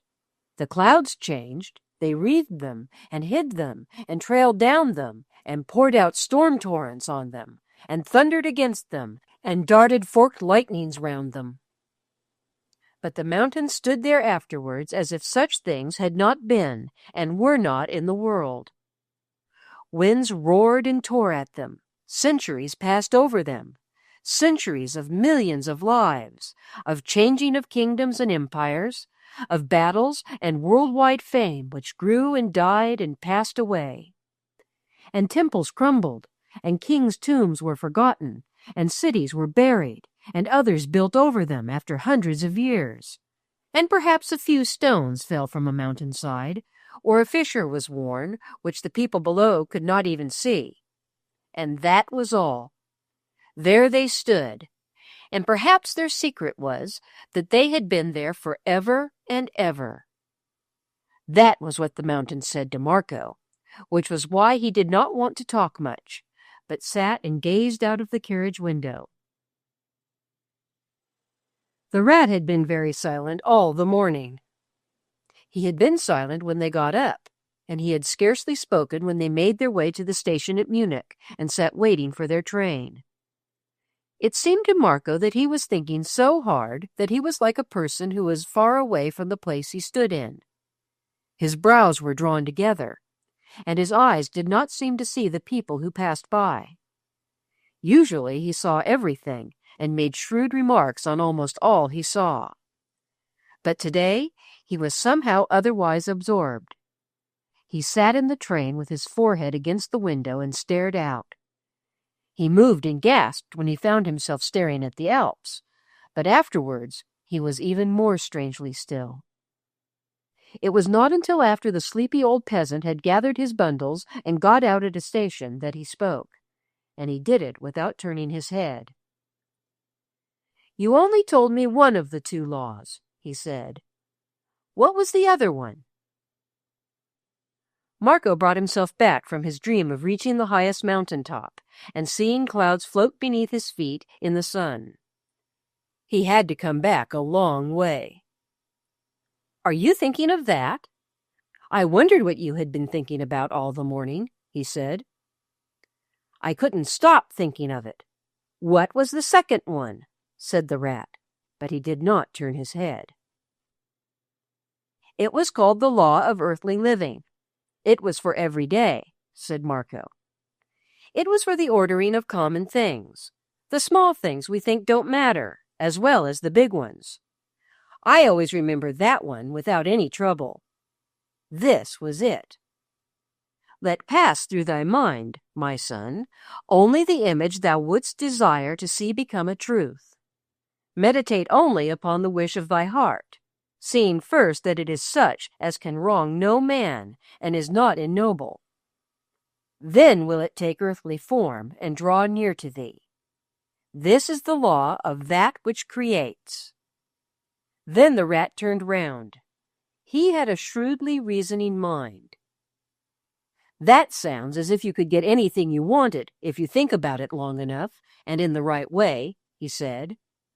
"But perhaps it only means that, if you do it, you'll be happy after you're dead. My father used to shout with laughing when he was drunk, and talked about things like that and looked at his rags." He hugged his knees for a few minutes. He was remembering the rags, and the fog-darkened room in the slums, and the loud, hideous laughter. "What if you want something that will harm somebody else?" he said next. "What if you hate someone and wish you could kill him?" "That was one of the questions my father asked that night on the ledge. The holy man said people always asked it," Marco answered. "This was the answer. Let him who stretcheth forth his hand to draw the lightning to his brother recall that through his own soul and body will pass the bolt." "Wonder if there's anything in it," the rat pondered. "It'd make a chap careful if he believed it. Revenging yourself on a man would be like holding him against a live wire to kill him and getting all the bolts through yourself." A sudden anxiety revealed itself in his face. "Does your father believe it?" he asked. "Does he?" "He knows it is true," Marco said. "I'll own up," the rat decided after further reflection. "I'll own up. I'm glad that there isn't anyone left that I've a grudge against. There isn't anyone, now." Then he fell again into silence, and did not speak until their journey was at an end. As they arrived early in the day, they had plenty of time to wander about the marvelous little old city. But through the wide streets and through the narrow ones, under the archways into the market gardens, across the bridge and into the square where the glockenspiel played its old tinkling tune, everywhere the citadel looked down, and always the rat walked on in his dream. They found the hairdresser's shop in one of the narrow streets. There were no grand shops there, and this particular shop was a modest one. They walked past it once, and then went back. It was a shop so humble that there was nothing remarkable in two common boys going into it to have their hair cut. An old man came forward to receive them. He was evidently glad of their modest patronage. He undertook to attend to the rat himself, but, having arranged him in a chair, he turned about and called to someone in the back room. "Heinrich," he said. In the slit in Marco's sleeve was the sketch of the man with smooth curled hair, who looked like a hairdresser. They had found a corner in which to take their final look at it before they turned back to come in. Heinrich, who came forth from the small back room, had smooth curled hair. He looked extremely like a hairdresser. He had features like those in the sketch. His nose and mouth and chin and figure were like what Marco had drawn and committed to memory. But he gave Marco a chair and tied the professional white covering round his neck. Marco leaned back and closed his eyes a moment. "This is not the man," he was saying to himself. "He is not the man." How he knew he was not, he could not have explained, but he felt sure. It was a strong conviction. But for the sudden feeling, nothing would have been easier than to give the sign. And if he could not give it now, where was the one to whom it must be spoken? And what would be the result if that one could not be found? And if there were two who were so much alike, how could he be sure? Each owner of each of the pictured faces was a link in a powerful secret chain. And if a link were missed, the chain would be broken. Each time Heinrich came within the line of his vision, he recorded every feature afresh, and compared it with the remembered sketch. Each time the resemblance became more close, but each time some persistent inner conviction repeated, "No, the sign is not for him." It was disturbing also to find that the rat was all at once as restless as he had previously been silent and preoccupied.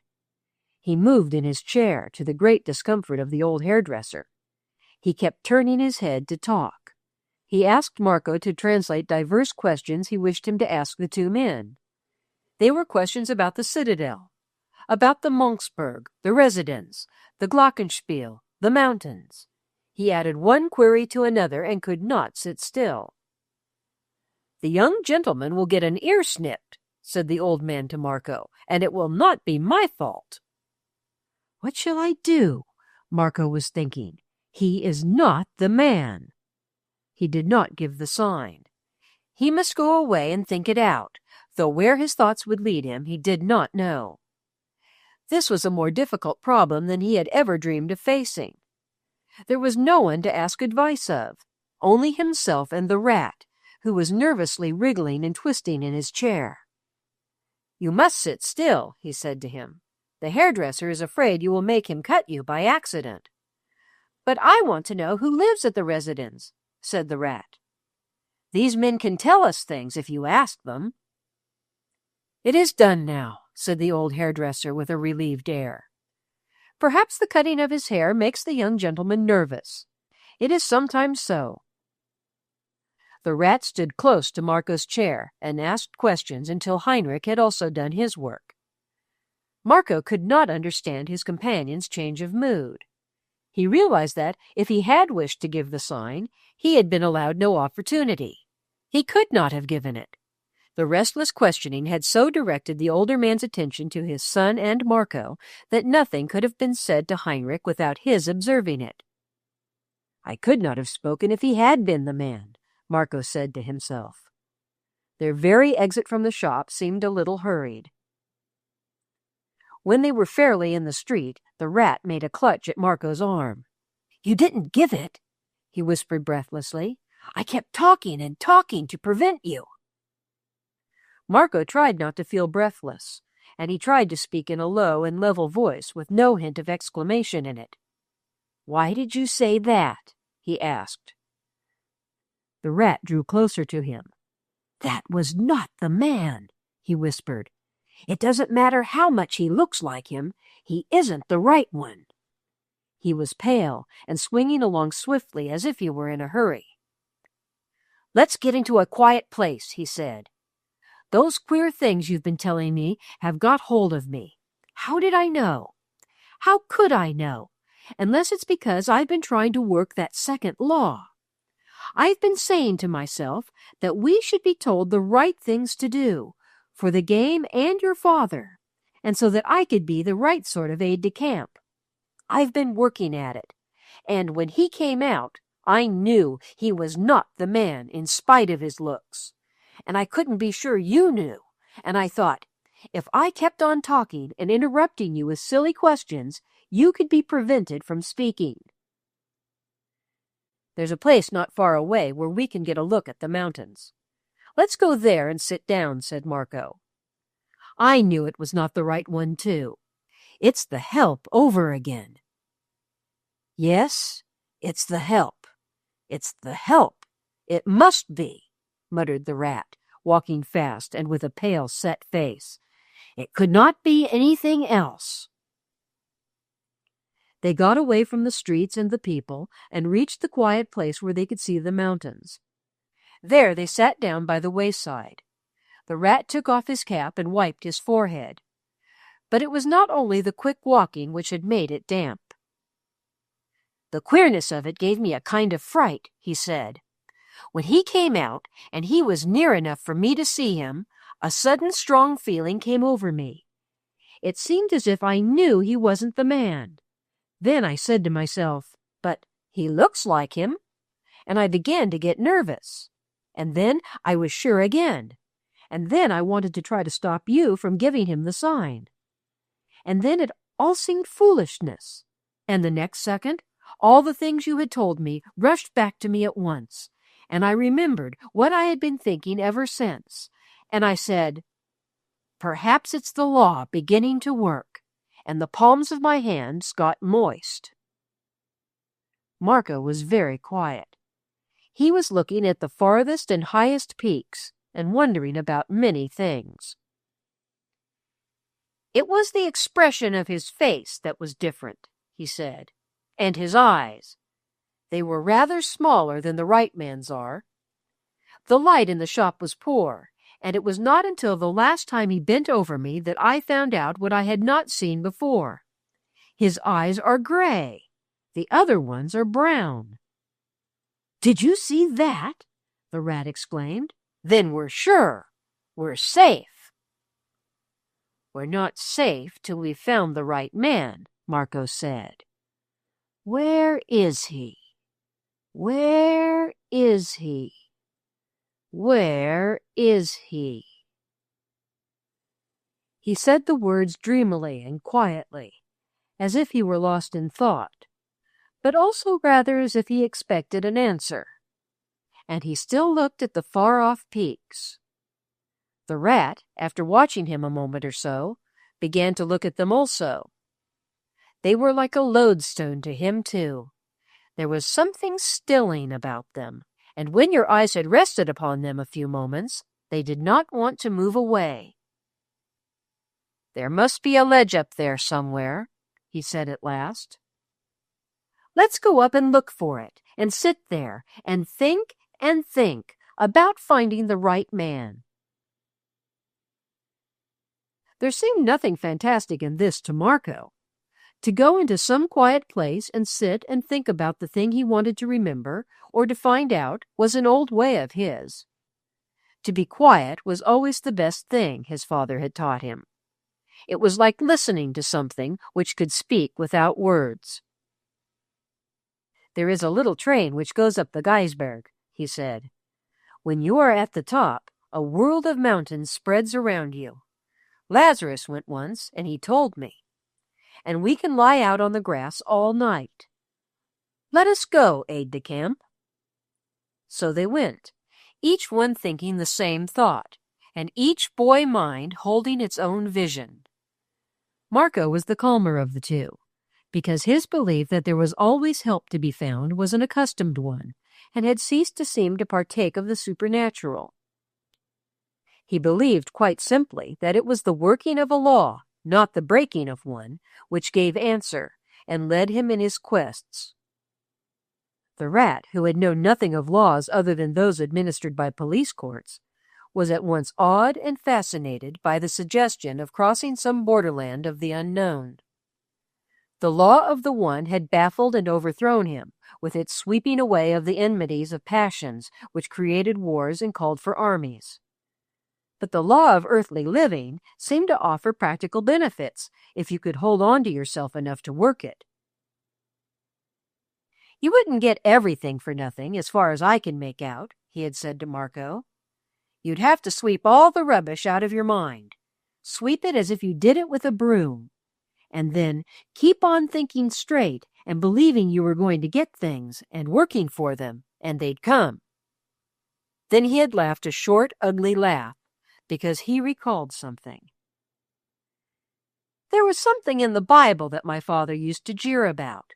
Something about a man getting what he prayed for if he believed it," he said.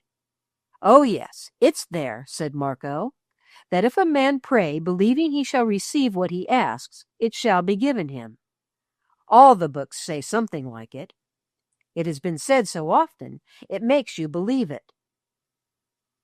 "He didn't believe it, and I didn't," said the Rat. "Nobody does, really," answered Marco, as he had done once before. "It's because we don't know." They went up the Geisberg in the little train, which pushed and dragged and panted slowly upward with them. It took them with it stubbornly, and gradually higher and higher, until it had left Salzburg and the citadel below. It had reached the world of mountains, which rose and spread and lifted great heads behind each other, and beside each other, and beyond each other, until there seemed no other land on earth but that on mountain sides and backs and shoulders and crowns. And also one felt the absurdity of living upon flat ground, where life must be an insignificant thing. There were only a few sightseers in the small carriages, and they were going to look at the view from the summit. They were not in search of a ledge. The Rat and Marco were. When the little train stopped at the top, they got out with the rest. They wandered about with them over the short grass on the treeless summit and looked out from this viewpoint and the other. The Rat grew more and more silent, and his silence was not merely a matter of speechlessness, but of expression. He looked silent, and as if he were no longer aware of the earth. They left the sightseers at last, and wandered away by themselves. They found a ledge where they could sit or lie, and where even the world of mountains seemed below them. They had brought some simple food with them, and they laid it behind a jutting bit of rock. When the sightseers boarded the laboring little train again and were dragged back down the mountain, their night of vigil would begin. That was what it was to be, a night of stillness on the heights, where they could wait and watch and hold themselves ready to hear any thought which spoke to them. The Rat was so thrilled that he would not have been surprised if he had heard a voice from the place of the stars. But Marco only believed that in this great stillness and beauty, if he held his boy soul quiet enough, he should find himself at last thinking of something that would lead him to the place which held what it was best that he should find. The people returned to the train, and it set out upon its way down the steepness. They heard it laboring on its way, as though it was forced to make as much effort to hold itself back as it had made to drag itself upward. Then they were alone. And it was aloneness such as an eagle might feel when it held itself poised high in the curve of blue. And they sat and watched. They saw the sun go down, and, shade by shade, deepen and make radiant and then draw away with it the last touches of color, rose gold, rose purple, and rose gray. One mountain top after another held its blush a few moments and lost it. It took long to gather them all, but at length they were gone, and the marvel of night fell. The breath of the forests below was sweet about them, and soundlessness enclosed them, which was of unearthly peace. The stars began to show themselves, and presently the two who waited found their faces turned upward to the sky, and they both were speaking in whispers. "The stars look large here," the rat said. "Yes," answered Marco. "We are not as high as the Buddhist was, but it seems like the top of the world." "There is a light on the side of the mountain yonder, which is not a star," the rat whispered. "It is a light in a hut where the guides take the climbers to rest and to spend the night," answered Marco. "It is so still," the rat whispered again after a silence, and Marco whispered back, "It is so still." They had eaten their meal of black bread and cheese after the setting of the sun, and now they lay down on their backs and looked up until the first few stars had multiplied themselves into myriads. They began a little low talk, but the soundlessness was stronger than themselves. "How am I going to hold on to that second law?" the rat said restlessly. "Let pass through thy mind only the image thou wouldst see become a truth. The things that are passing through my mind are not the things I want to come true. What if we don't find him? Don't find the right one, I mean." "Lie still, still, and look up at the stars," whispered Marco. "They give you a sure feeling." There was something in the curious serenity of him which calmed even his aide-de-camp. The rat lay still and looked, and thought. And what he thought of was the desire of his heart. The soundlessness enwrapped him, and there was no world left. That there was a spark of light in the mountain climber's rest hut was a thing forgotten. They were only two boys, and they had begun their journey on the earliest train, and had been walking about all day and thinking of great and anxious things. "It is so still," the rat whispered again at last. "It is so still," whispered Marco. And the mountains rising behind each other, and beside each other, and beyond each other in the night, and also the myriads of stars which had so multiplied themselves, looking down knew that they were asleep, as sleep the human beings which do not watch forever. "Someone is smoking," Marco found himself saying in a dream. After which he awakened, and found that the smoke was not part of a dream at all. It came from the pipe of a young man who had an alpenstock, and who looked as if he had climbed to see the sun rise. He wore the clothes of a climber, and a green hat with a tuft at the back. He looked down at the two boys, surprised. "Good day," he said. "Did you sleep here so that you could see the sun get up?" "Yes," answered Marco. "Were you cold?" "We slept too soundly to know, and we brought our thick coats." "I slept halfway down the mountains," said the smoker. "I am a guide these days, but I have not been one long enough to miss a sunrise it is no work to reach. My father and brother think I am mad about such things. They would rather stay in their beds. Oh, he is awake, is he?" turning toward the rat, who had risen on one elbow and was staring at him. "What is the matter? You look as if you were afraid of me." Marco did not wait for the rat to recover his breath and speak. "I know why he looks at you so," he answered for him. "He is startled. Yesterday we went to a hairdresser's shop down below there, and we saw a man who was almost exactly like you, only," he added, looking up, "his eyes were gray, and yours are brown." "He was my twin brother," said the guide, puffing at his pipe cheerfully.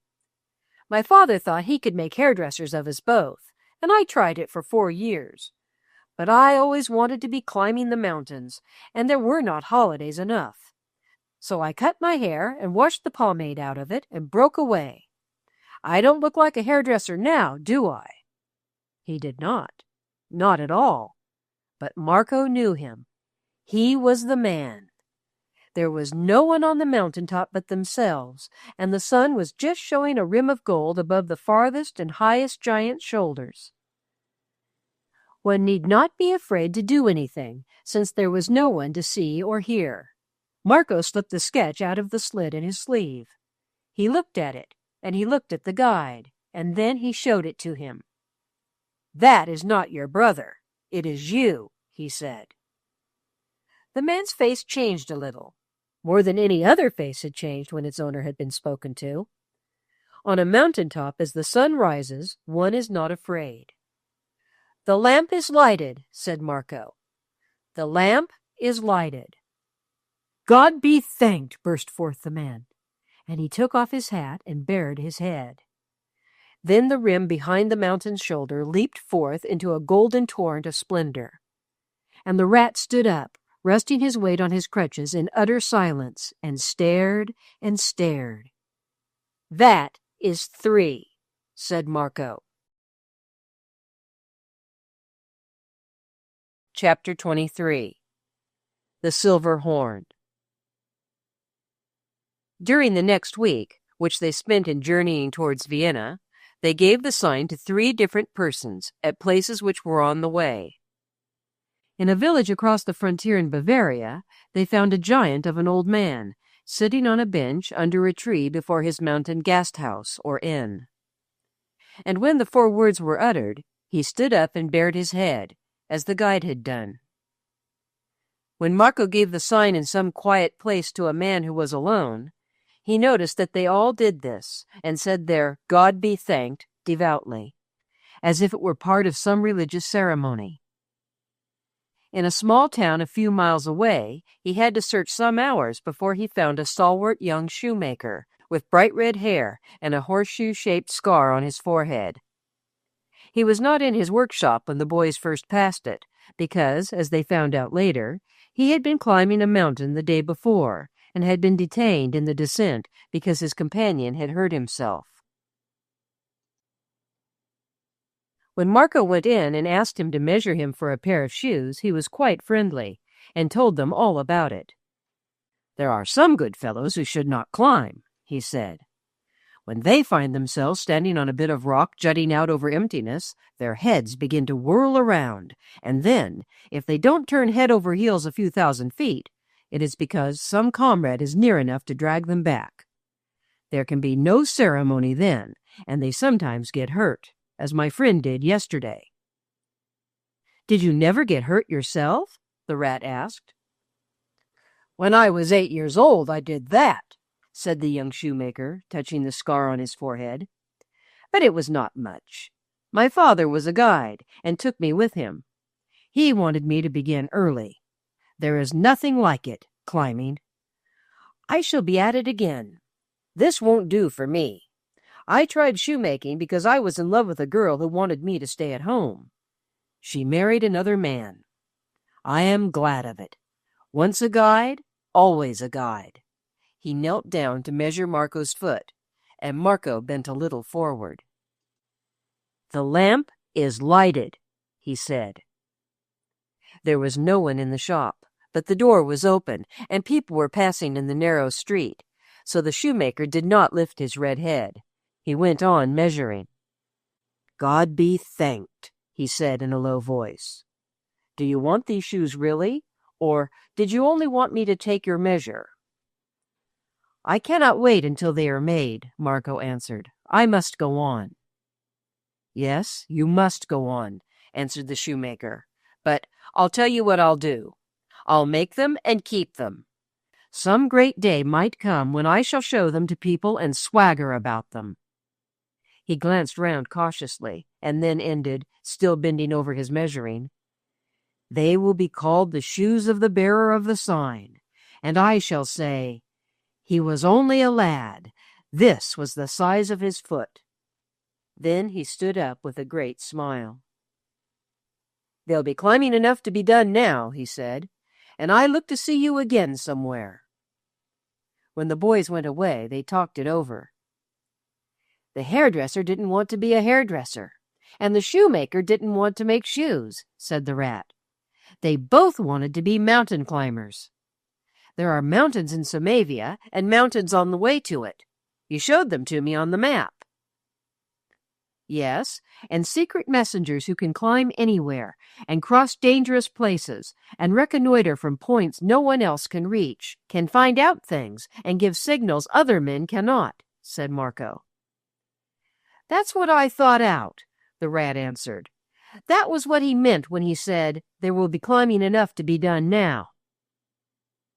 Strange were the places they went to, and curiously unlike each other were the people to whom they carried their message. The most singular of all was an old woman, who lived in so remote a place that the road which wound round and round the mountain wound round it for miles and miles. It was not a bad road, and it was an amazing one to travel, dragged in a small cart by a mule, when one could be dragged, and clambering slowly with rests between when one could not.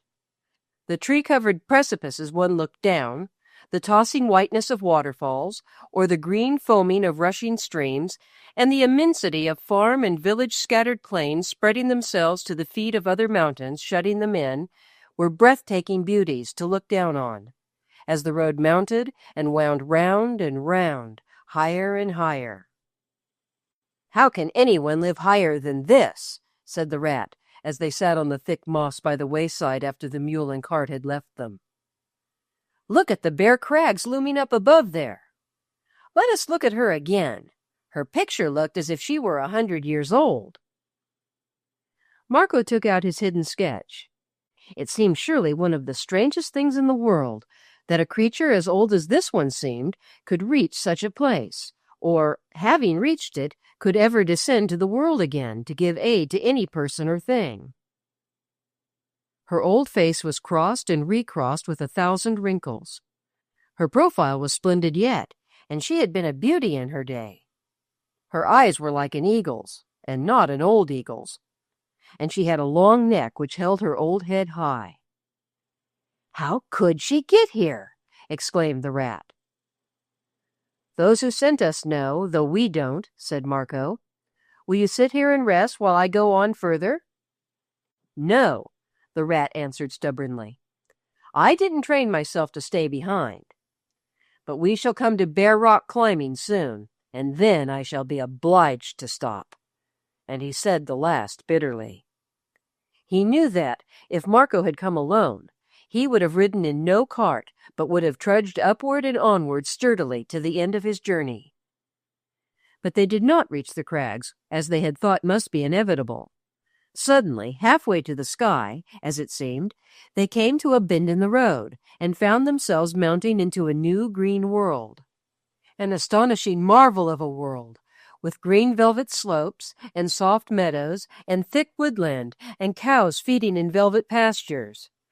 And, as if it had been snowed down from the huge bare mountain crags which still soared above into heaven, a mysterious, ancient, huddled village which, being thus snowed down, might have caught among the rocks and rested there through all time. There it stood. There it huddled itself, and the monsters in the blue above it themselves looked down upon it as if it were an incredible thing, this ancient, steep-roofed, hanging balconied, crumbling cluster of human nests, which seemed 1,000 miles from the world.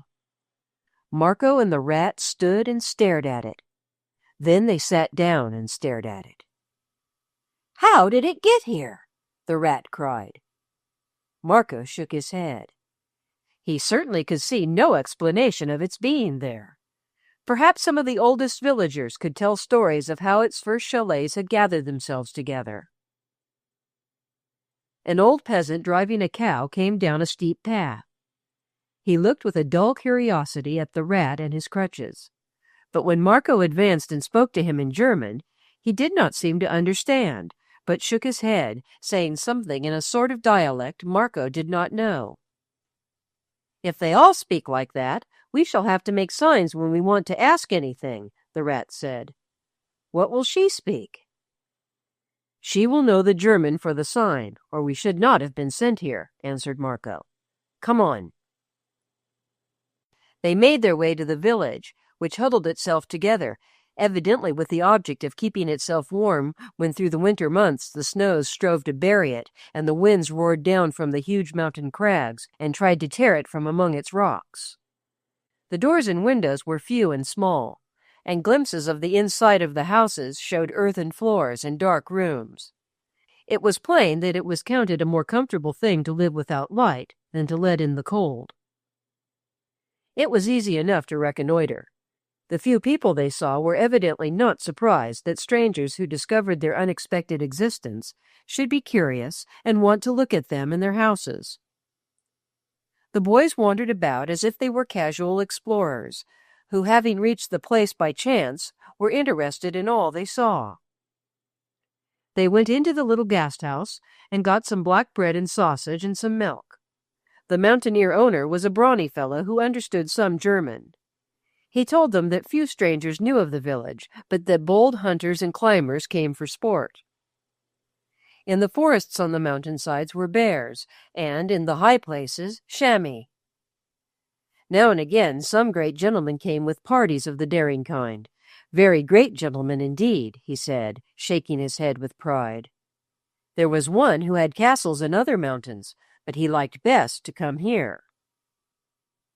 Marco began to wonder if several strange things might not be true, if great gentlemen sometimes climbed to the mysterious place. But he had not been sent to give the sign to a great gentleman. He had been sent to give it to an old woman, with eyes like an eagle, which was young. He had a sketch in his sleeve, with that of her face, and of her steep-roofed, black-beamed, balconied house. If they walked about a little, they would be sure to come upon it in this tiny place. Then he could go in and ask her for a drink of water. They roamed about for an hour after they left the gasthouse. They went into the little church and looked at the graveyard, and wondered if it was not buried out of all sight in the winter. After they had done this, they sauntered out and walked through the huddled clusters of houses, examining each one as they drew near it and passed. "I see it!" the rat exclaimed at last. "It is that very old-looking one standing a little way from the rest. It is not as tumbled down as most of them, and there are some red flowers on the balcony." "Yes, that's it," said Marco. They walked up to the low black door, and as he stopped on the threshold, Marco took off his cap. He did this because, sitting in the doorway on a low wooden chair, the old woman with the eagle eyes was sitting knitting. There was no one else in the room, and no one anywhere within sight. When the old woman looked up at him with her young eagle's eyes, holding her head high on her long neck, Marco knew he need not ask for water or for anything else. "The lamp is lighted," he said in his low but strong and clear young voice. She dropped her knitting upon her knees and gazed at him a moment in silence. She knew German, it was clear, for it was in German she answered him. "God be thanked," she said. "Come in, young bearer of the sign, and bring your friend in with you. I live alone, and not a soul is within hearing." She was a wonderful old woman.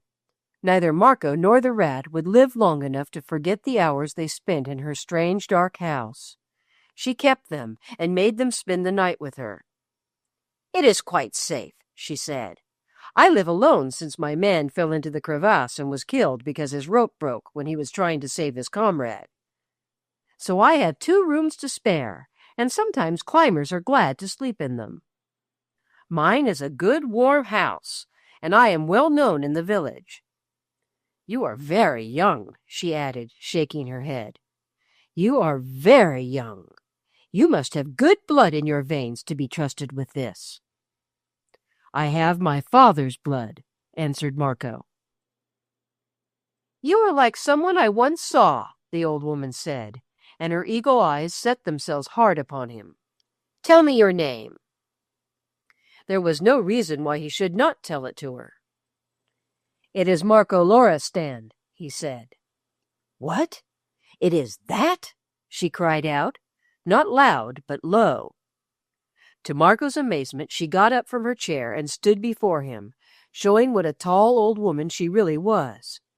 There was a startled, even an agitated look in her face. And suddenly she actually made a sort of curtsy to him, bending her knee as peasants do when they pass a shrine.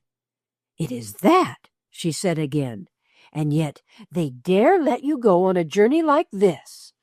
That speaks for your courage and for theirs." But Marco did not know what she meant. Her strange obeisance made him feel awkward. He stood up because his training had told him that when a woman stands, a man also rises. "The name speaks for the courage," he said, "because it is my father's." She watched him almost anxiously. "You do not even know," she breathed, and it was an exclamation and not a question.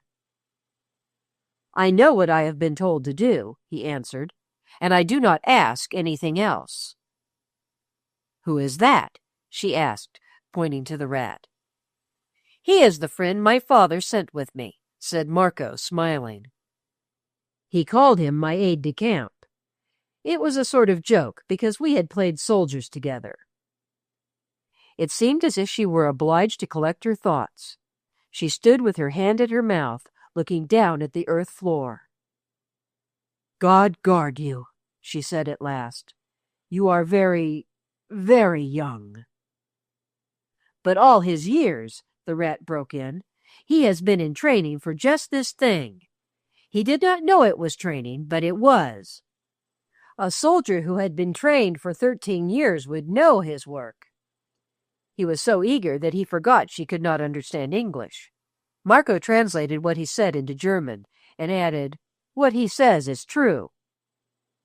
She nodded her head, still with questioning and anxious eyes. "Yes, yes," she muttered, "but you are very young." Then she asked in a hesitating way, "Will you not sit down until I do?" "No," answered Marco. "I would not sit while my mother or grandmother stood." "Then I must sit and forget," she said. She passed her hand over her face, as though she were sweeping away the sudden, puzzled trouble in her expression. Then she sat down, as if she had obliged herself to become again the old peasant she had been when they entered. "All the way up the mountain you wondered why an old woman should be given the sign," she said. "You asked each other how she could be of use." Neither Marco nor the rat said anything. "When I was young and fresh," she went on, "I went to a castle over the frontier to be foster mother to a child who was born a great noble, one who was near the throne. He loved me, and I loved him. He was a strong child, and he grew up a great hunter and climber. When he was not 10 years old, my men taught him to climb. He always loved these mountains better than his own. He comes to see me as if he were only a young mountaineer. He sleeps in the room there," with a gesture over her shoulder into the darkness. "He has great power, and if he chooses to do a thing, he will do it, just as he will attack the biggest bear or climb the most dangerous peak. He is one who can bring things about. It is very safe to talk in this room." Then all was quite clear. Marco and the rat understood. No more was said about the sign. It had been given, and that was enough. The old woman told them that they must sleep in one of her bedrooms. The next morning, one of her neighbors was going down to the valley with a cart, and he would help them on their way. The rat knew that she was thinking of his crutches, and he became restless. "Tell her," he said to Marco, "how I have trained myself until I can do what anyone else can. And tell her I am growing stronger every day. Tell her I'll show her what I can do. Your father wouldn't have let me come as your aide if I hadn't proved to him that I wasn't a cripple. Tell her. She thinks I'm no use." Marco explained, and the old woman listened attentively. When the rat got up and swung himself about up and down the steep path near her house, she seemed relieved. His extraordinary dexterity and firm swiftness evidently amazed her, and gave her a confidence she had not felt at first. "If he has taught himself to be like that just for love of your father, he will go to the end," she said. "It is more than one could believe that a pair of crutches could do such things." The rat was pacified, and could afterwards give himself up to watching her as closely as he wished to. He was soon working out certain things in his mind. What he watched was her way of watching Marco. It was as if she were fascinated and could not keep her eyes from him. She told them stories about the mountains and the strangers who came to climb with guides or to hunt. She told them about the storms, which sometimes seemed about to put an end to the little world among the crags. She described the winter when the snow buried them, and the strong ones were forced to dig out the weak, and some lived for days under the masses of soft whiteness, glad to keep their cows or goats in their rooms that they might share the warmth of their bodies. The villagers were forced to be good neighbors to each other, for the man who was not ready to dig out a hidden chimney or buried door today might be left to freeze and starve in his snow tomb the next week. Through the worst part of the winter, no creature from the world below could make way to them to find out whether they were all dead or alive. While she talked, she watched Marco as if she were always asking herself some question about him. The rat was sure that she liked him and greatly admired his strong body and good looks. It was not necessary for him to carry himself slouchingly in her presence, and he looked glowing and noble. There was a sort of reverence in her manner when she spoke to him. She reminded him of Lazarus more than once. When she gave them their evening meal, she insisted on waiting on him with a certain respectful ceremony. She would not sit at table with him, and the rat began to realize that she felt that he himself should be standing to serve him. "She thinks I ought to stand behind your chair as Lazarus stands behind your father's," he said to Marco. "Perhaps an aide ought to do it. Shall I? I believe it would please her." "A bearer of the sign is not a royal person," answered Marco. "My father would not like it, and I should not. We are only two boys." It was very wonderful when, after their supper was over, they all three sat together before the fire. The red glow of the bed of wood coal and the orange yellow of the flame from the big logs filled the room with warm light, which made a mellow background for the figure of the old woman as she sat in her low chair and told them more and more enthralling stories. Her eagle eyes glowed, and her long neck held her head splendidly high, as she described great feats of courage and endurance, or almost superhuman daring in aiding those in awesome peril. And when she glowed most in the telling, they always knew that the hero of the adventure had been her foster child, who was the baby born a great noble and near the throne. To her, he was the most splendid and adorable of human beings. Almost an emperor, but so warm and tender of heart that he never forgot the long-past days when she had held him on her knee and told him tales of chamois and bear hunting, and of the mountain-tops in midwinter. He was her sun-god. "Yes, yes," she said. "Good mother, he calls me. And I bake him a cake on the hearth, as I did when he was 10 years old, and my man was teaching him to climb. And when he chooses that a thing shall be done, done it is. He is a great lord." The flames had died down, and only the big bed of red coal made the room glow, and they were thinking of going to bed when the old woman started very suddenly, turning her head as if to listen. Marco and the rat heard nothing, but they saw that she did, and they sat so still that each held his breath. So there was utter stillness for a few moments. Utter stillness. Then they did hear something, a clear silver sound, piercing the pure mountain air. The old woman sprang upright with the fire of delight in her eyes. "It is his silver horn!" she cried out, striking her hands together. "It is his own call to me when he is coming. He has been hunting somewhere and wants to sleep in his good bed here. Help me to put on more faggots. to the rat, so that he will see the flame of them through the open door as he comes. Shall we be in the way? Said Marco. We can go at once. She was going towards the door to open it, and she stopped a moment and turned. No, no, she said. He must see your face. He will want to see it. I want him to see how young you are.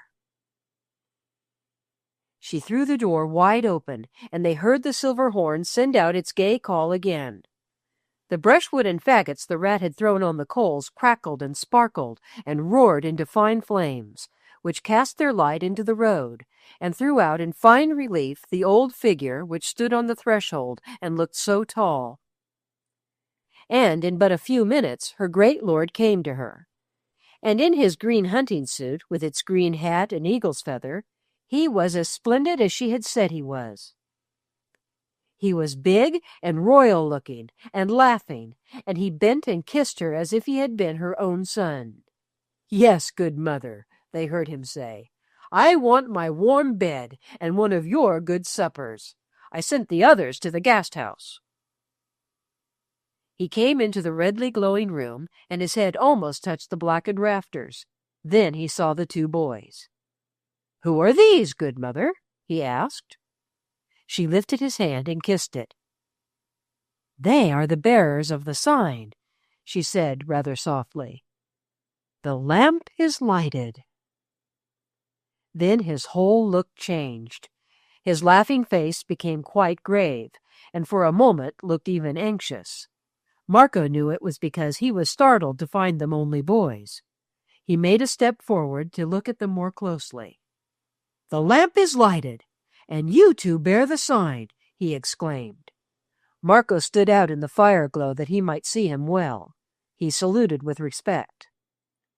My name is Marco Loristan, Highness, he said, and my father sent me. The change which came upon his face then was even greater than at first. For a second, Marco even felt that there was a flash of alarm in it. But almost at once that passed. Loristan is a great man and a great patriot, he said. If he sent you, it is because he knows you are the one safe messenger. He has worked too long for Samavia not to know what he does. Marco saluted again. He knew what it was right to say next. If we have your Highness's permission to retire, he said, we will leave you and go to bed. We go down the mountain at sunrise. Where next? Asked the hunter, looking at him with curious intentness. To Vienna, Highness, Marco answered.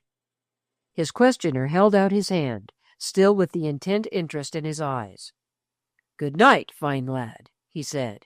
Samavia has need to vaunt itself on its sign-bearer. God go with you. He stood and watched him as he went toward the room in which he and his aide-de-camp were to sleep.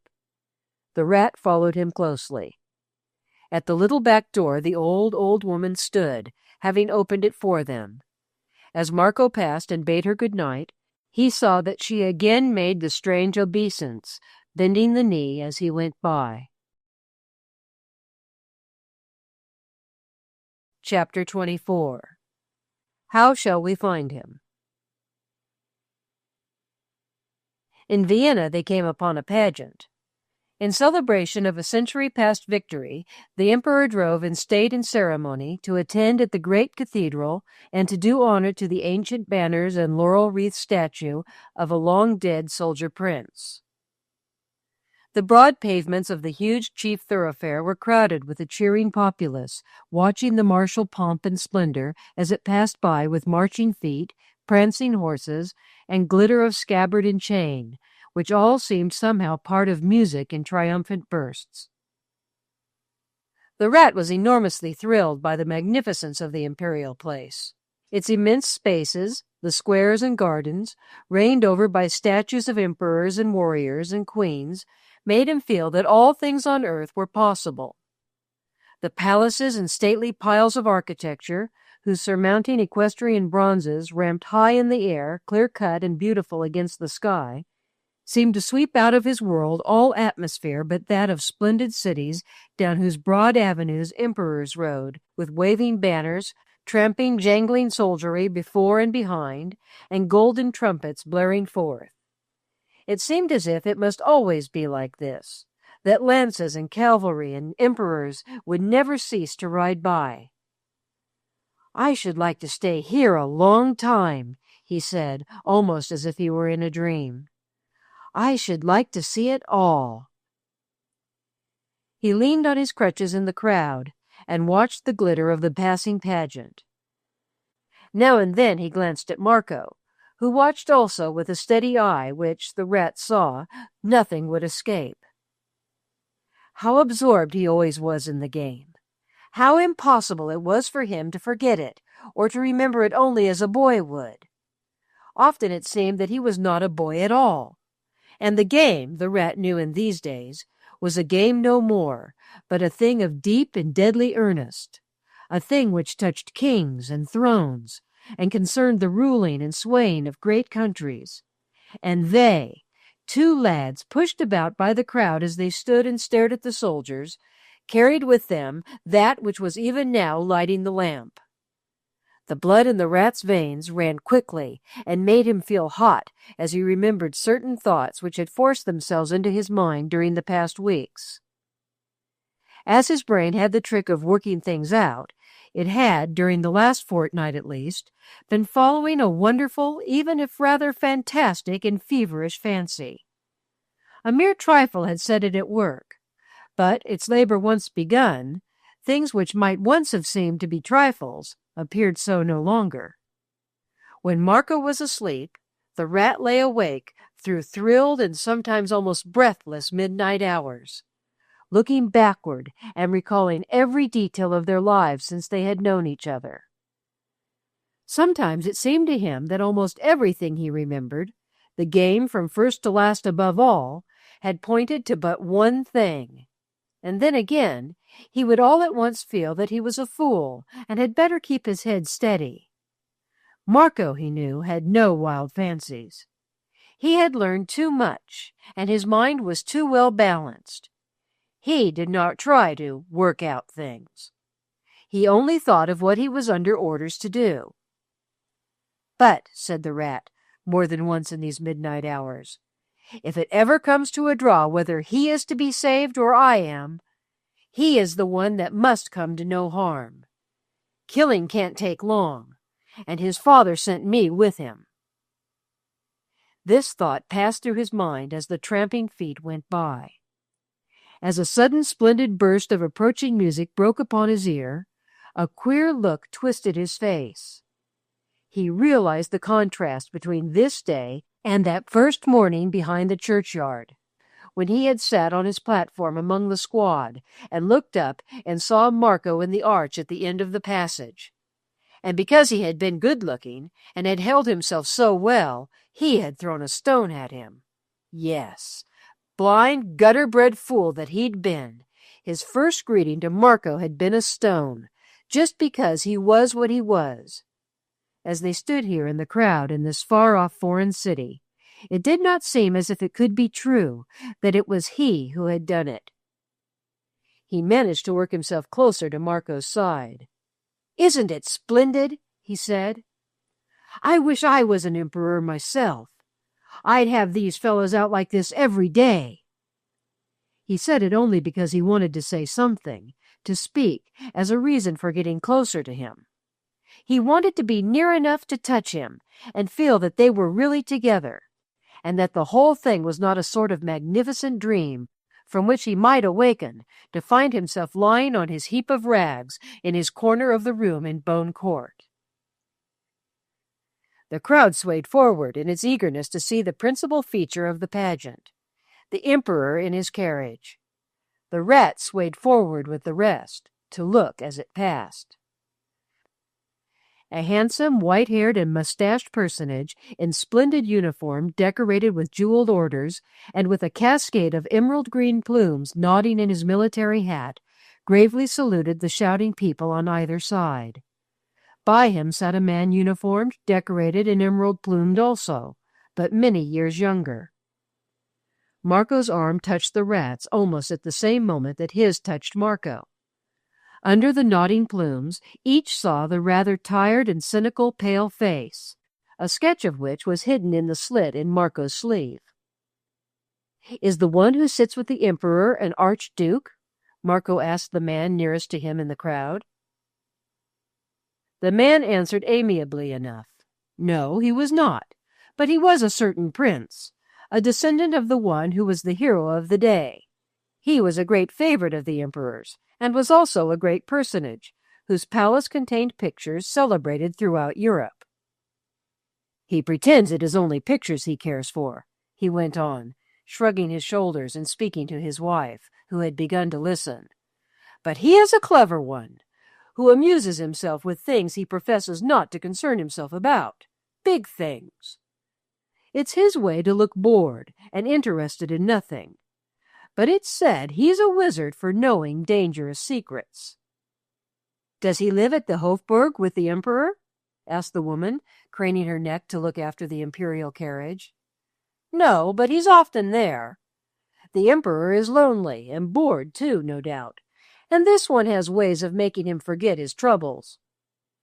It's been told me that now and then the two dress themselves roughly, like common men, and go out into the city to see what it's like to rub shoulders with the rest of the world. I dare say it's true. I should like to try it myself once in a while, if I had to sit on a throne and wear a crown." The two boys followed the celebration to its end. They managed to get near enough to see the entrance to the church where the service was held, and to get a view of the ceremonies at the banner-draped and laurel-wreathed statue. They saw the man with the pale face several times, but he was always so enclosed that it was not possible to get within yards of him. It happened once, however, that he looked through a temporary break in the crowding people and saw a dark, strong-featured, and remarkably intent boy's face, whose vivid scrutiny of him caught his eye. There was something in the fixedness of its attention which caused him to look at it curiously for a few seconds, and Marco met his gaze squarely. "Look at me! Look at me!" the boy was saying to him mentally. "I have a message for you. A message!" The tired eyes and the pale face rested on him with a certain growing light of interest and curiosity. But the crowding people moved, and the temporary break closed up, so that the two could see each other no more. Marco and the rat were pushed backward by those taller and stronger than themselves, until they were on the outskirts of the crowd. "Let us go to the Hofburg," said Marco. "They will come back there, and we shall see him again, even if we can't get near." To the Hofburg they made their way through the less crowded streets, and there they waited as near to the great palace as they could get. They were there when, the ceremonies at an end, the imperial carriages returned. But, though they saw their man again, they were at some distance from him, and he did not see them. Then followed 4 singular days. They were singular days because they were full of tantalizing incidents. Nothing seemed easier than to hear talk of and see the Emperor's favorite, but nothing was more impossible than to get near to him. He seemed rather a favorite with the populace, and the common people of the shopkeeping or laboring classes were given to talking freely of him, of where he was going and what he was doing. Tonight he would be sure to be at this great house or that, at this ball or that banquet. There was no difficulty in discovering that he would be sure to go to the opera, or the theatre, or to drive to the Schönbrunn with his imperial master. Marco and the rat heard casual speech of him again and again, and from one part of the city to the other they followed and waited for him. But it was like chasing a will-o'-the-wisp. He was evidently too brilliant and important a person to be allowed to move about alone. There were always people with him, who seemed absorbed in his languid, cynical talk. Marco thought that he never seemed to care much for his companions, though they on their part always seemed highly entertained by what he was saying. It was noticeable that they laughed a great deal, though he himself scarcely even smiled. "He's one of those chaps with the trick of saying witty things, as if he didn't see the fun in them himself," the rat summed him up. "Chaps like that are always cleverer than the other kind." "He's too high in favor, and too rich not to be followed about," they heard a man in a shop say one day. "But he gets tired of it. Sometimes, when he's too bored to stand it any longer, he gives it out that he's gone into the mountains somewhere, and all the time he's shut up alone with his pictures in his own palace." That very night the Rat came into their attic, looking pale and disappointed. He had been out to buy some food after a long and arduous day in which they had covered much ground, had seen their man 3 times, and each time under circumstances which made him more inaccessible than ever. They had come back to their poor quarters, both tired and ravenously hungry. The Rat threw his purchase onto the table and himself into a chair. "He's gone to Budapest," he said. "Now how shall we find him?" Marco was rather pale also, and for a moment he looked paler. The day had been a hard one, and in their haste to reach places at a long distance from each other, they had forgotten their need of food. They sat silent for a few moments because there seemed to be nothing to say. "We are too tired and hungry to be able to think well," Marco said at last. "Let us eat our supper, and then go to sleep. Until we've had a rest, we must let go." "Yes, there's no good in talking when you're tired." The Rat answered a trifle gloomily. "You don't reason straight. We must let go." Their meal was simple, but they ate well and without words. Even when they had finished and undressed for the night, they said very little. "Where do our thoughts go when we are asleep?" the Rat inquired casually after he was stretched out in the darkness. "They must go somewhere. Let's send them to find out what to do next." "It's not as still as it was on the Geisberg. You could hear the city roaring," said Marco drowsily from his dark corner. "We must make a ledge for ourselves." Sleep made it for them. Deep, restful, healthy sleep. If they had been more resentful of their ill luck and lost labor, it would have come less easily and have been less natural. In their talks of strange things, they had learned that one great secret of strength and unflagging courage is to know how to let go, to cease thinking over an anxiety until the right moment comes. It was their habit to let go for hours sometimes, and wander about looking at places and things, galleries, museums, palaces, giving themselves up with boyish pleasure and eagerness to all they saw. Marco was too intimate with the things worth seeing, and the Rat too curious and feverishly wide awake, to allow of their missing much. The Rat's image of the world had grown until it seemed to know no boundaries which could hold its wealth of wonders. He wanted to go on and see them all. When Marco opened his eyes in the morning, he found the Rat lying looking at him. Then they both sat up in bed at the same time. "I believe we are both thinking the same thing," Marco said. They frequently discovered that they were thinking the same things. "So do I," answered the Rat. "It shows how tired we were that we didn't think of it last night." "Yes, we are thinking the same thing," said Marco. "We have both remembered what we heard about his shutting himself up alone with his pictures and making people believe he had gone away." "He's in his palace now," the Rat announced. "Do you feel sure of that, too?" asked Marco. "Did you wake up and feel sure of it the first thing?" "Yes," answered the Rat, "as sure as if I'd heard him say it himself." "So did I," said Marco. "That's what our thoughts brought back to us," said the Rat, "when we let go and sent them off last night." He sat up, hugging his knees and looking straight before him for some time after this, and Marco did not interrupt his meditations. The day was a brilliant one, and, though their attic had only one window, the sun shone in through it as they ate their breakfast. After it, they leaned on the window's ledge and talked about the prince's garden.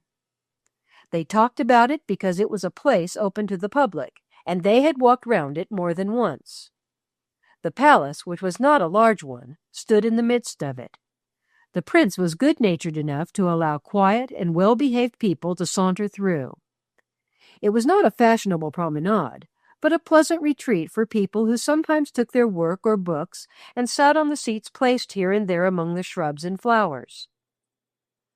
"When we were there the first time, I noticed two things," Marco said.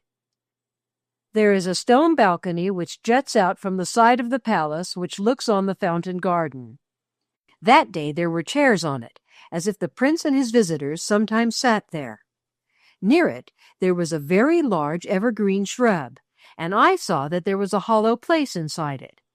If someone wanted to stay in the gardens all night to watch the windows when they were lighted and see if anyone came out alone upon the balcony, he could hide himself in the hollow place and stay there until the morning." "Is there room for two inside the shrub?" the rat asked. "No, I must go alone," said Marco. Chapter 25. A Voice in the Night. Late that afternoon, there wandered about the gardens two quiet, inconspicuous, rather poorly dressed boys. They looked at the palace, the shrubs, and the flower beds, as strangers usually did, and they sat on the seats and talked as people were accustomed to seeing boys talk together. It was a sunny day and exceptionally warm, and there were more saunterers and sitters than usual, which was perhaps the reason why the portiere at the entrance gates gave such slight notice to the pair that he did not observe that, though two boys came in, only one went out. He did not, in fact, remember, when he saw the rat swing by on his crutches at closing time, that he had entered in the company of a dark-haired lad who walked without any aid. It happened that, when the rat passed out, the portiere at the entrance was much interested in the aspect of the sky, which was curiously threatening. There had been heavy clouds hanging about all day, and now and then blotting out the sunshine entirely, but the sun had refused to retire altogether. Just now, however, the clouds had piled themselves in thunderous purplish mountains, and the sun had been forced to set behind them. "It's been a sort of battle since morning," the portiere said. "There will be some crashes and cataracts tonight." That was what the rat had thought when they had sat in the fountain garden on a seat which gave them a good view of the balcony and the big evergreen shrub, which they knew had the hollow in the middle, though its circumference was so imposing. "If there should be a big storm, the evergreen will not save you much, though it may keep off the worst," the rat said. "I wish there was room for two." He would have wished there was room for two if he had seen Marco marching to the stake. As the gardens emptied, the boys rose and walked around once more, as if on their way out. By the time they had sauntered toward the big evergreen, nobody was in the fountain garden, and the last loiterers were moving toward the arched stone entrance to the streets. When they drew near one side of the evergreen, the two were together. When the rat swung out on the other side of it, he was alone. No one noticed that anything had happened. No one looked back. So the rat swung down the walks and round the flower beds and passed into the street, and the portiere looked at the sky and made his remark about the crashes and cataracts. As the darkness came on, the hollow in the shrub seemed a very safe place.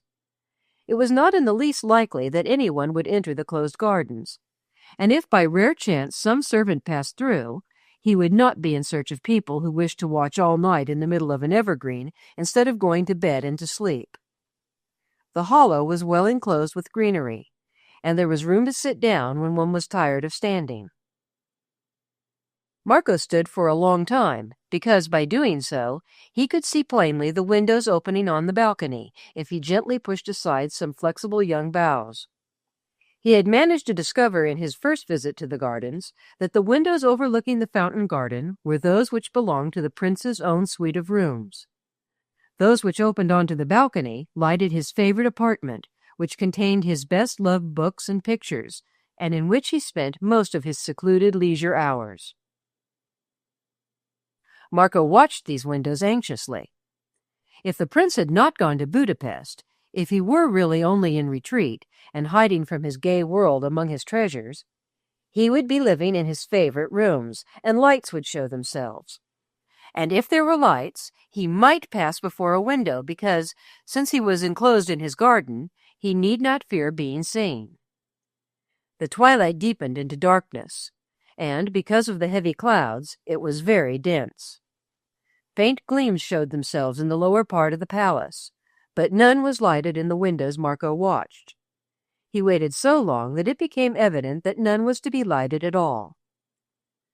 At last he loosed his hold on the young boughs and, after standing a few moments in thought, sat down upon the earth in the midst of his embowered tent. The prince was not in his retreat. He was probably not in Vienna, and the rumor of his journey to Budapest had no doubt been true. So much time lost through making a mistake, but it was best to have made the venture. Not to have made it would have been to lose a chance. The entrance was closed for the night, and there was no getting out of the gardens until they were opened for the next day. He must stay in his hiding place until the time when people began to come and bring their books and knitting and sit on the seats. Then he could stroll out without attracting attention. But he had the night before him to spend as best he could. That would not matter at all. He could tuck his cap under his head and go to sleep on the ground. He could command himself to waken once every half hour and look for the lights. He would not go to sleep until it was long past midnight, so long past that there would not be one chance in 100 that anything could happen. But the clouds which made the night so dark were giving forth low, rumbling growls. At intervals, a threatening gleam of light shot across them, and a sudden swish of wind rushed through the trees in the garden. This happened several times, and then Marco began to hear the patter of raindrops. They were heavy and big drops, but few at first, and then there was a new and more powerful rush of wind. A jagged dart of light in the sky, and a tremendous crash. After that, the clouds tore themselves open and poured forth their contents in floods. After the protracted struggle of the day, it all seemed to happen at once, as if a horde of huge lions had at one moment been let loose. Flame after flame of lightning, roar and crash and sharp reports of thunder, shrieks of hurricane wind, torrents of rain, as if some tidal wave of the skies had gathered and rushed and burst upon the earth. It was such a storm as people remember for a lifetime, and which in few lifetimes is seen at all. Marco stood still in the midst of the rage and flooding, blinding roar of it. After the first few minutes, he knew he could do nothing to shield himself. Down the garden paths he heard cataracts rushing. He held his cap pressed against his eyes, because he seemed to stand in the midst of darting flames. The crashes, cannon reports, and thunderings, and the jagged streams of light came so close to one another that he seemed deafened as well as blinded. He wondered if he should ever be able to hear human voices again when it was over. That he was drenched to the skin, and that the water poured from his clothes as if he himself were a cataract, was so small a detail that he was scarcely aware of it. He stood still, bracing his body, and waited. If he had been a Samavian soldier in the trenches, and such a storm had broken upon him and his comrades, they could only have braced themselves and waited. This was what he found himself thinking when the tumult and downpour were at their worst. There were men who had waited in the midst of a rain of bullets. It was not long after this thought had come to him that there occurred the first temporary lull in the storm. Its fury perhaps reached its height and broke at that moment.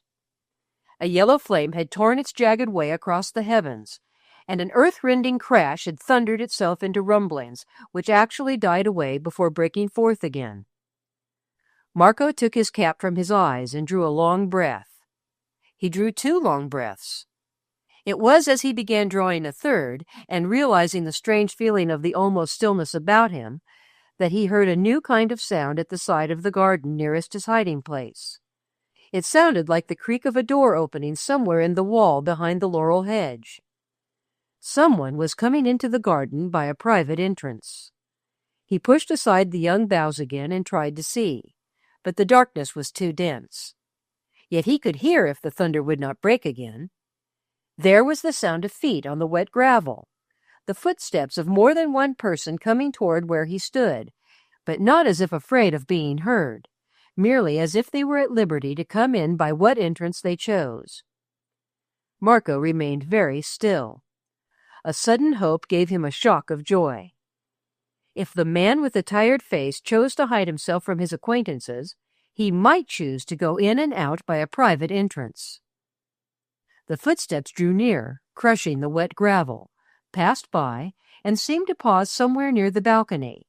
And then flame lit up the sky again, and the thunder burst forth once more.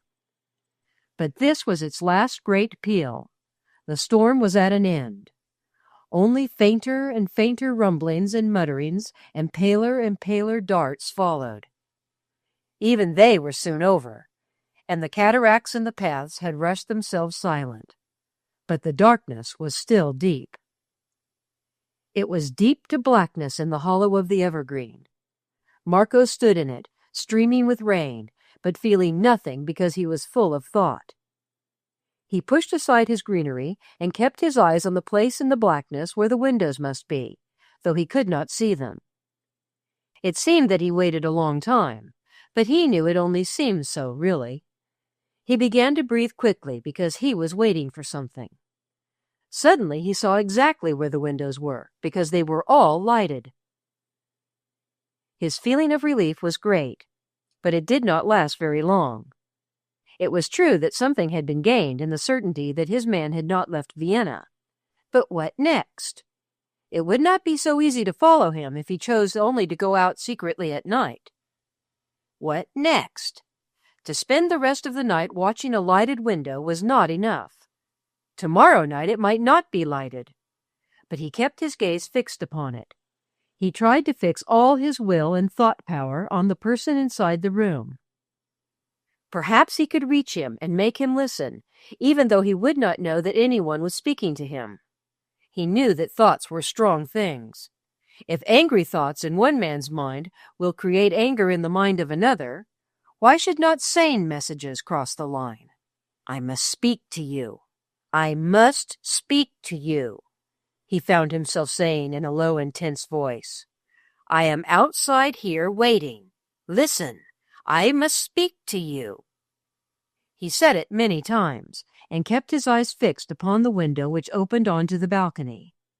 Once he saw a man's figure cross the room, but he could not be sure who it was.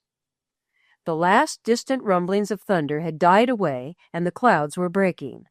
It was not long before the dark mountainous billows broke apart, and a brilliant full moon showed herself sailing in the rift, suddenly flooding everything with light. Parts of the garden were silver-white, and the tree shadows were like black velvet. A silvery lance pierced even into the hollow of Marco's evergreen and struck across his face.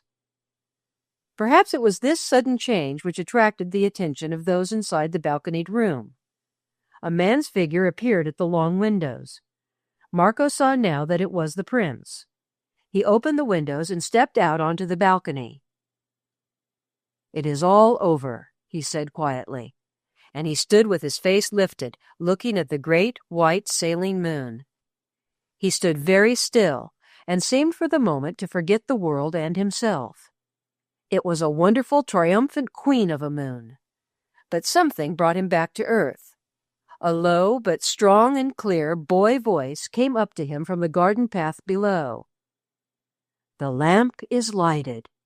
The lamp is lighted, it said, and the words sounded almost as if someone were uttering a prayer. They seemed to call to him, to arrest him, to draw him. He stood still a few seconds in dead silence. Then he bent over the balustrade. The moonlight had not broken the darkness below. That is a boy's voice, he said in a low tone, but I cannot see who is speaking. Yes, it is a boy's voice, it answered, in a way which somehow moved him, because it was so ardent. It is the son of Stefan Loristan. The lamp is lighted. Wait, I am coming down to you, the prince said. In a few minutes, Marco heard a door open gently not far from where he stood. Then the man he had been following so many days appeared at his side. How long have you been here? He asked. Before the gates closed. I hid myself in the hollow of the big shrub there, Highness, Marco answered. Then you were out in the storm? Yes, Highness. The prince put his hand on the boy's shoulder. I cannot see you, but it is best to stand in the shadow. You are drenched to the skin. I have been able to give your Highness the sign, Marco whispered. A storm is nothing. There was a silence. Marco knew that his companion was pausing to turn something over in his mind. So, he said slowly at length, the lamp is lighted, and you are sent to bear the sign. Something in his voice made Marco feel that he was smiling. What a race you are! What a race, you Samavian Loristans! He paused as if to think the thing over again. I want to see your face, he said next. Here is a tree with a shaft of moonlight striking through the branches. Let us step aside and stand under it. Marco did as he was told. The shaft of moonlight fell upon his uplifted face, and showed its young strength and darkness, quite splendid for the moment in a triumphant glow of joy in obstacles overcome. Raindrops hung on his hair, but he did not look draggled, only very wet and picturesque. He had reached his man. He had given the sign. The prince looked him over with interested curiosity. Yes, he said in his cool, rather dragging voice. You are the son of Stefan Loristan. Also, you must be taken care of. You must come with me. I have trained my household to remain in its own quarters until I require its service. I have attached to my own apartments a good, safe little room where I sometimes keep people. You can dry your clothes and sleep there. When the gardens are opened again, the rest will be easy.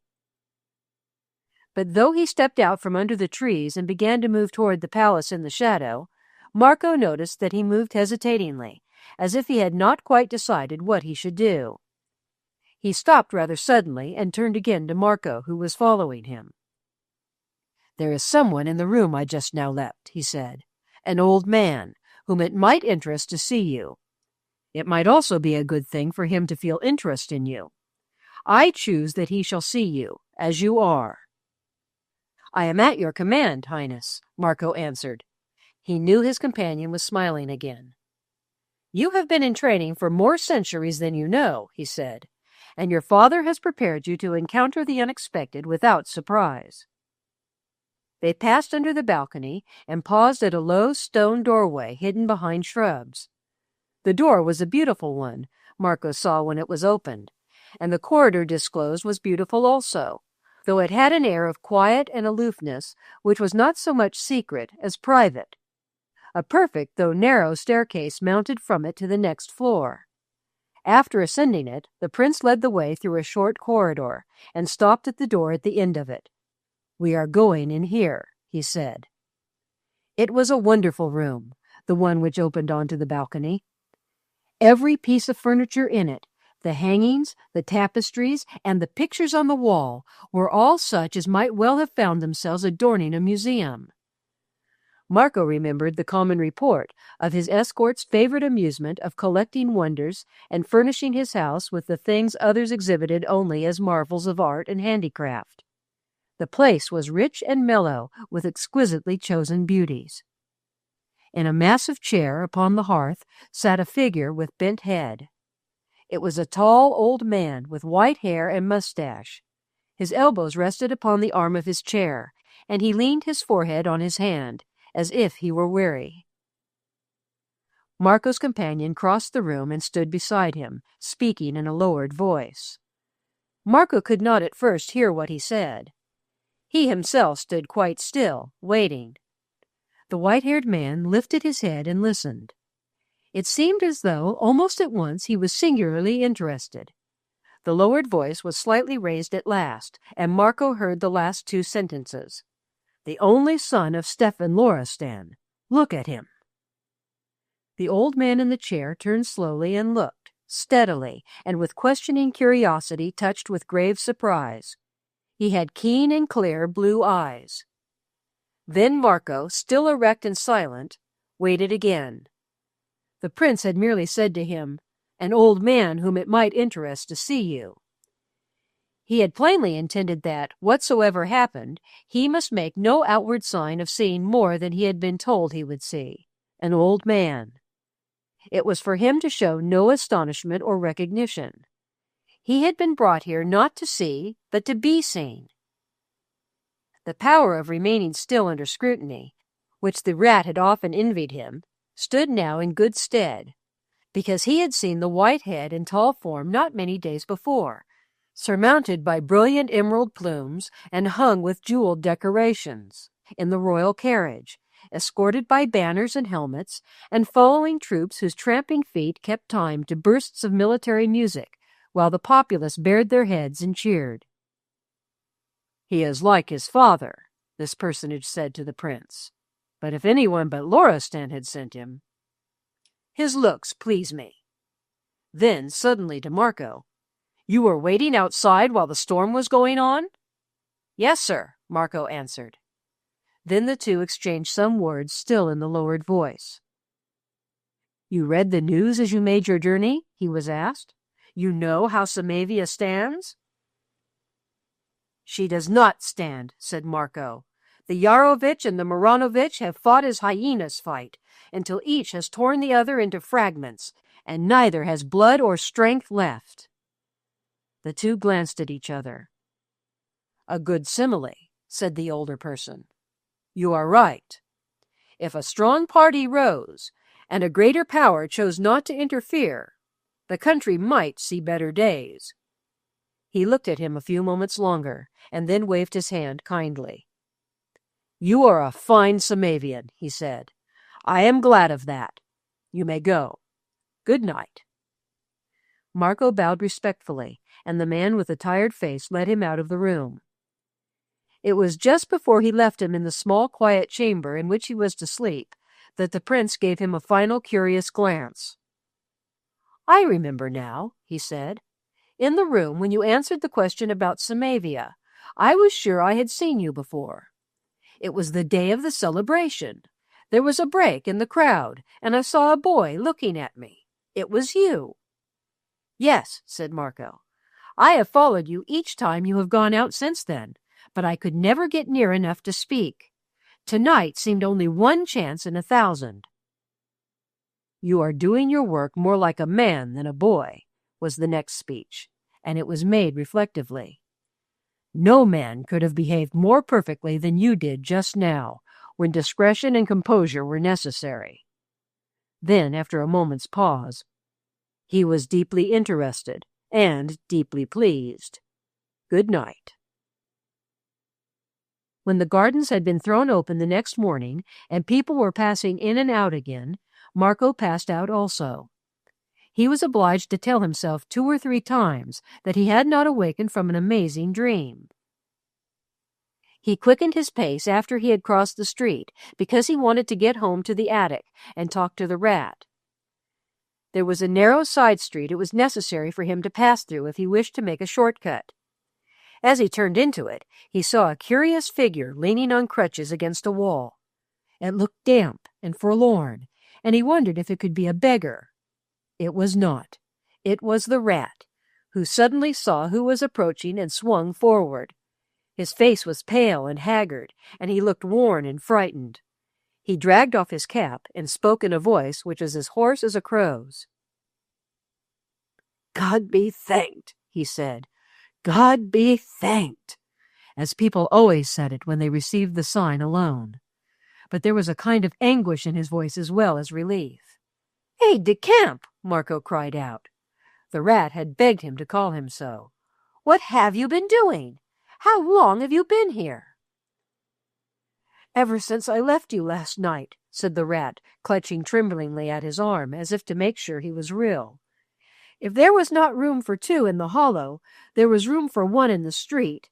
Was it my place to go off duty and leave you alone? Was it?" "You were out in the storm?" "Weren't you?" said the rat fiercely. "I huddled against the wall as well I could. What did I care? Crutches don't prevent a fellow waiting. I wouldn't have left you if you'd given me orders. And that would have been mutiny. When you did not come out as soon as the gates opened, I felt as if my head got on fire. How could I know what had happened? I've not the nerve and backbone you have. I go half mad."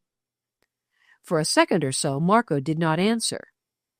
But when he put his hand on the damp sleeve, the rat actually started, because it seemed as though he was looking into the eyes of Stefan Loristan. "You look just like your father," he exclaimed in spite of himself. "How tall you are!" "When you are near me," Marco said in Loristan's own voice, "when you are near me, I feel as if I were a royal prince attended by an army. You are my army." And he pulled off his cap with quick boyishness and added, "God be thanked." The sun was warm in the attic window when they reached their lodging, and the two leaned on the rough sill as Marco told his story.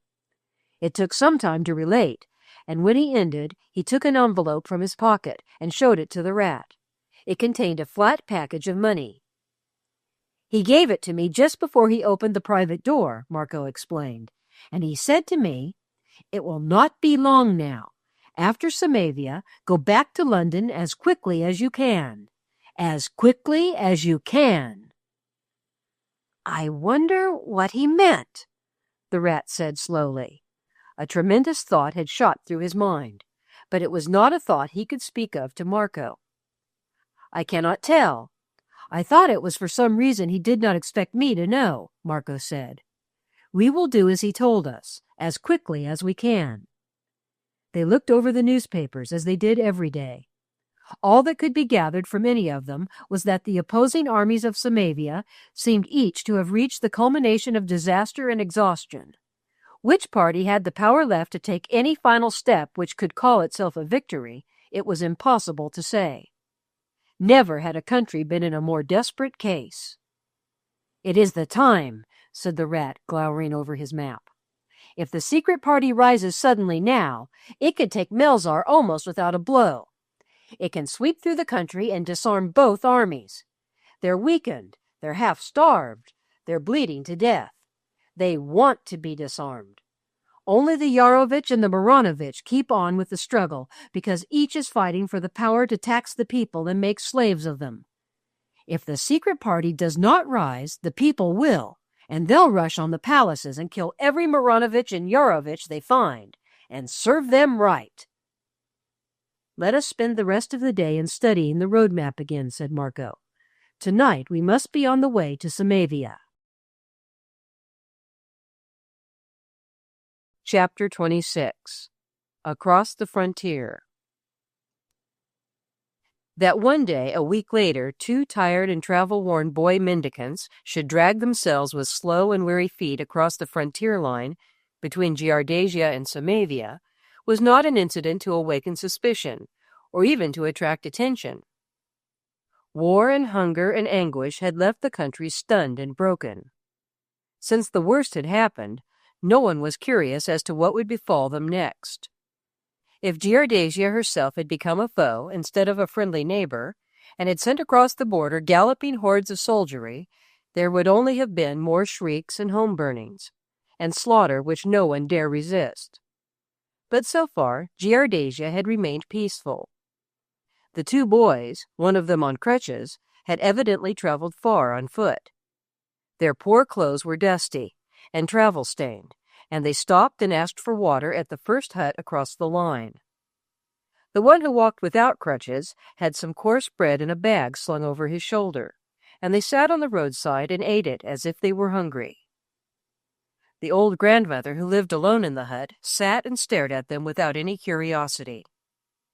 She may have vaguely wondered why anyone crossed into Samavia in these days, but she did not care to know their reason. Her big son had lived in a village which belonged to the Maranovich, and he had been called out to fight for his lords.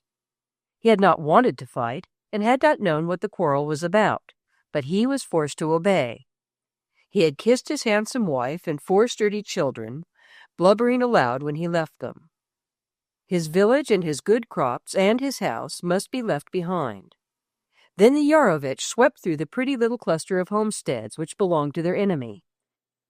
They were mad with rage because they had met with great losses in a battle not far away. and as they swooped through, they burned and killed and trampled down fields and vineyards. The old woman's son never saw either the burned walls of his house or the bodies of his wife and children, because he had been killed himself in the battle for which the Yarovitch were revenging themselves. Only the old grandmother who lived in the hut near the frontier line and stared vacantly at the passers-by remained alive. She wearily gazed at people and wondered why she did not hear news from her son and her grandchildren. But that was all. When the boys were over the frontier and well on their way along the roads, it was not difficult to keep out of sight if it seemed necessary. The country was mountainous, and there were deep and thick forests by the way. Forests so far-reaching and with such thick undergrowth that full-grown men could easily have hidden themselves. It was because of this, perhaps, that this part of the country had seen little fighting. There was too great opportunity for a secure ambush for a foe. As the two travelers went on, they heard of burned villages and towns destroyed. But they were towns and villages nearer Melzar and other fortress-defended cities. Or they were in the country surrounding the castles and estates of powerful nobles and leaders. It was true, as Marco had said to the white-haired personage, that the Miranovich and Yarovitch had fought with the savageness of hyenas, until at last the forces of each side lay torn and bleeding, their strength, their resources, their supplies exhausted. Each day left them weaker and more desperate. Europe looked on with small interest in either party, but with growing desire that the disorder should end and cease to interfere with commerce. All this and much more Marco and the rat knew. But as they made their cautious way through byways of the maimed and tortured little country, they learned other things. They learned that the stories of its beauty and fertility were not romances. Its heaven-reaching mountains, its immense plains of rich verdure, on which flocks and herds might have fed by thousands, its splendor of deep forest and broad, clear, rushing rivers, had a primeval majesty such as the first human creatures might have found on earth in the days of the Garden of Eden. The two boys traveled through forest and woodland when it was possible to leave the road. It was safe to thread a way among the huge trees and tall ferns and young saplings. It was not always easy, but it was safe. Sometimes they saw a charcoal burner's hut, or a shelter where a shepherd was hiding with the few sheep left to him. Each man they met wore the same look of stony suffering in his face. But when the boys begged for bread and water, as was their habit, no one refused to share the little he had. It soon became plain to them that they were thought to be two young fugitives, whose homes had probably been destroyed, and who were wandering about with no thought but that of finding safety until the worst was over. That one of them traveled on crutches added to their apparent helplessness, and that he could not speak the language of the country made him more an object of pity. The peasants did not know what language he spoke. Sometimes a foreigner came to find work in this small town or that. The poor lad might have come to the country with his father and mother, and then have been caught in the whirlpool of war, and tossed out on the world parentless. But no one asked questions. Even in their desolation, they were silent and noble people who were too courteous for curiosity. In the old days, they were simple and stately and kind. All doors were open to travelers. The master of the poorest hut uttered a blessing and a welcome when a stranger crossed his threshold. It was the custom of the country, Marco said. I read about it in a book of my father's. About most of the doors, the welcome was carved in stone. It was this: the blessing of the Son of God, and rest within these walls. They are big and strong, said the rat, and they have good faces. They carry themselves as if they had been drilled, both men and women. It was not through the blood-drenched part of the unhappy land their way led them, but they saw hunger and dread in the villages they passed. Crops which should have fed the people had been taken away from them for the use of the army. Flocks and herds had been driven away, and faces were gaunt and gray. Those who had as yet only lost crops and herds knew that homes and lives might be torn from them at any moment. Only old men and women and children were left to wait for any fate which the chances of war might deal out to them. When they were given food from some poor store, Marco would offer a little money in return. He dare not excite suspicion by offering much. He was obliged to let it be imagined that in his flight from his ruined home, he had been able to snatch at and secrete some poor hoard which might save him from starvation. Often the woman would not take what he offered. Their journey was a hard and hungry one. They must make it all on foot, and there was little food to be found. But each of them knew how to live on scant fare. They traveled mostly by night and slept among the ferns and undergrowth through the day. They drank from running brooks and bathed in them. Moss and ferns made soft and sweet-smelling beds, and trees roofed them. Sometimes they lay long and talked while they rested. And at length a day came when they knew they were nearing their journey's end. "It is nearly over now," Marco said, after they had thrown themselves down in the forest in the early hours of one dewy morning. He said, "After Samavia, go back to London as quickly as you can. As quickly as you can." He said it twice, as if something were going to happen. "Perhaps it will happen more suddenly than we think, the thing he meant," answered the rat. Suddenly he sat up on his elbow and leaned towards Marco. "We are in Samavia," he said. "We too are in Samavia, and we are near the end." Marco rose on his elbow also. He was very thin as a result of hard travel and scant feeding. His thinness made his eyes look immense and black as pits. But they burned and were beautiful with their own fire. "Yes," he said, breathing quickly, "and though we do not know what the end will be, we have obeyed orders. The prince was next to the last one. There is only one more, the old priest." "I have wanted to see him more than I have wanted to see any of the others," the rat said. "So have I," Marco answered. "His church is built on the side of this mountain. I wonder what he will say to us." Both had the same reason for wanting to see him. In his youth he had served in the monastery over the frontier, the one which, till it was destroyed in a revolt, had treasured the 500-year-old story of the beautiful royal lad brought to be hidden among the brotherhood by the ancient shepherd. In the monastery, the memory of the lost prince was as the memory of a saint. It had been told that one of the early brothers, who was a decorator and a painter, had made a picture of him with a faint halo shining about his head. The young acolyte who had served there must have heard wonderful legends. But the monastery had been burned, and the young acolyte had in later years crossed the frontier and become the priest of a few mountaineers, whose little church clung to the mountainside. He had worked hard and faithfully, and was worshipped by his people. Only the secret forgers of the sword knew that his most ardent worshippers were those with whom he prayed and to whom he gave blessings in dark caverns under the earth, where arms piled themselves, and men with dark, strong faces sat together in the dim light and laid plans and wrought schemes. This Marco and the rat did not know as they talked of their desire to see him. "He may not choose to tell us anything," said Marco. "When we have given him the sign, he may turn away and say nothing as some of the others did. He may have nothing to say which we should hear. Silence may be the order for him, too." It would not be a long or dangerous climb to the little church on the rock. They could sleep or rest all day and begin it at twilight. So, after they had talked to the old priest and had eaten their black bread, they settled themselves to sleep under cover of the thick, tall ferns. It was a long and deep sleep which nothing disturbed. So few human beings ever climbed the hill, except by the narrow, rough path leading to the church, that the little wild creatures had not learned to be afraid of them. Once during the afternoon, a hare hopping along under the ferns to make a visit stopped by Marco's head, and, after looking at him a few seconds with his lustrous eyes, began to nibble the ends of his hair.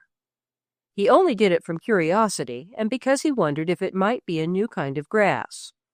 But he did not like it and stopped nibbling almost at once.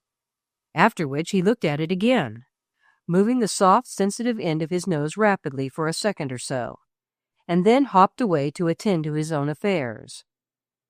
A very large and handsome green stag beetle crawled from one end of the rat's crutches to the other, but, having done it, he went away also.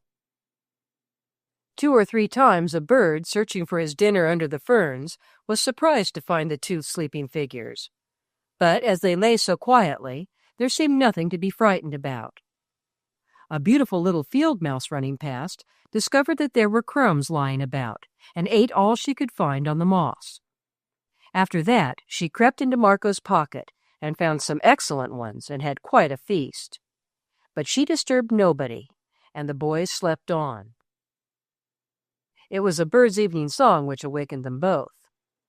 The bird alighted on the branch of a tree near them, and her trill was rippling clear and sweet. The evening air had freshened and was fragrant with hillside scents. When Marco first rolled over and opened his eyes, he thought the most delicious thing on earth was to waken from sleep on a hillside at evening and hear a bird singing. It seemed to make exquisitely real to him the fact that he was in Samavia, that the lamp was lighted and his work was nearly done. The rat awakened when he did, and for a few minutes both lay on their backs without speaking. At last Marco said, "The stars are coming out. We can begin to climb, aide-de-camp." Then they both got up and looked at each other. "The last one," the rat said. "Tomorrow we shall be on our way back to London, number 7 Philibert Place. After all the places we've been to, what will it look like?" "It will be like wakening out of a dream," said Marco. "It's not beautiful, Philibert Place, but he will be there." And it was as if a light lighted itself in his face and shone through the very darkness of it. And the rat's face lighted in almost exactly the same way, and he pulled off his cap and stood bareheaded. "We've obeyed orders," he said. "We've not forgotten one. No one has noticed us. No one has thought of us. We've blown through the countries as if we had been grains of dust." Marco's head was bared too, and his face was still shining. "God be thanked," he said. "Let us begin to climb." They pushed their way through the ferns and wandered in and out through trees until they found the little path. The hill was thickly clothed with forest, and the little path was sometimes dark and steep, but they knew that, if they followed it, they would at last come out to a place where there were scarcely any trees at all, and on a crag they would find the tiny church waiting for them.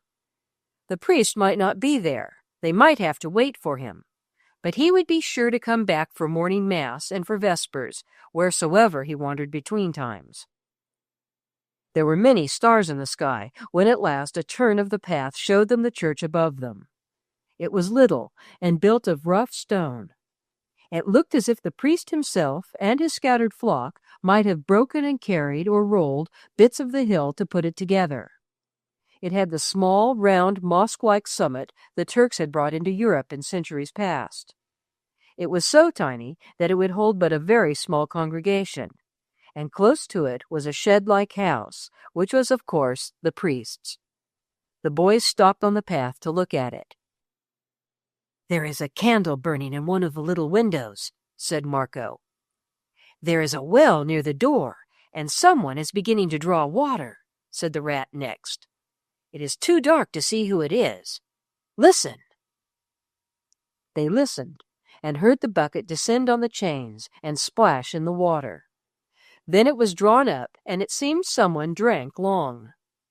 Then they saw a dim figure move forward and stand still. Then they heard a voice begin to pray aloud, as if the owner, being accustomed to utter solitude, did not think of earthly hearers. "Come," Marco said, and they went forward.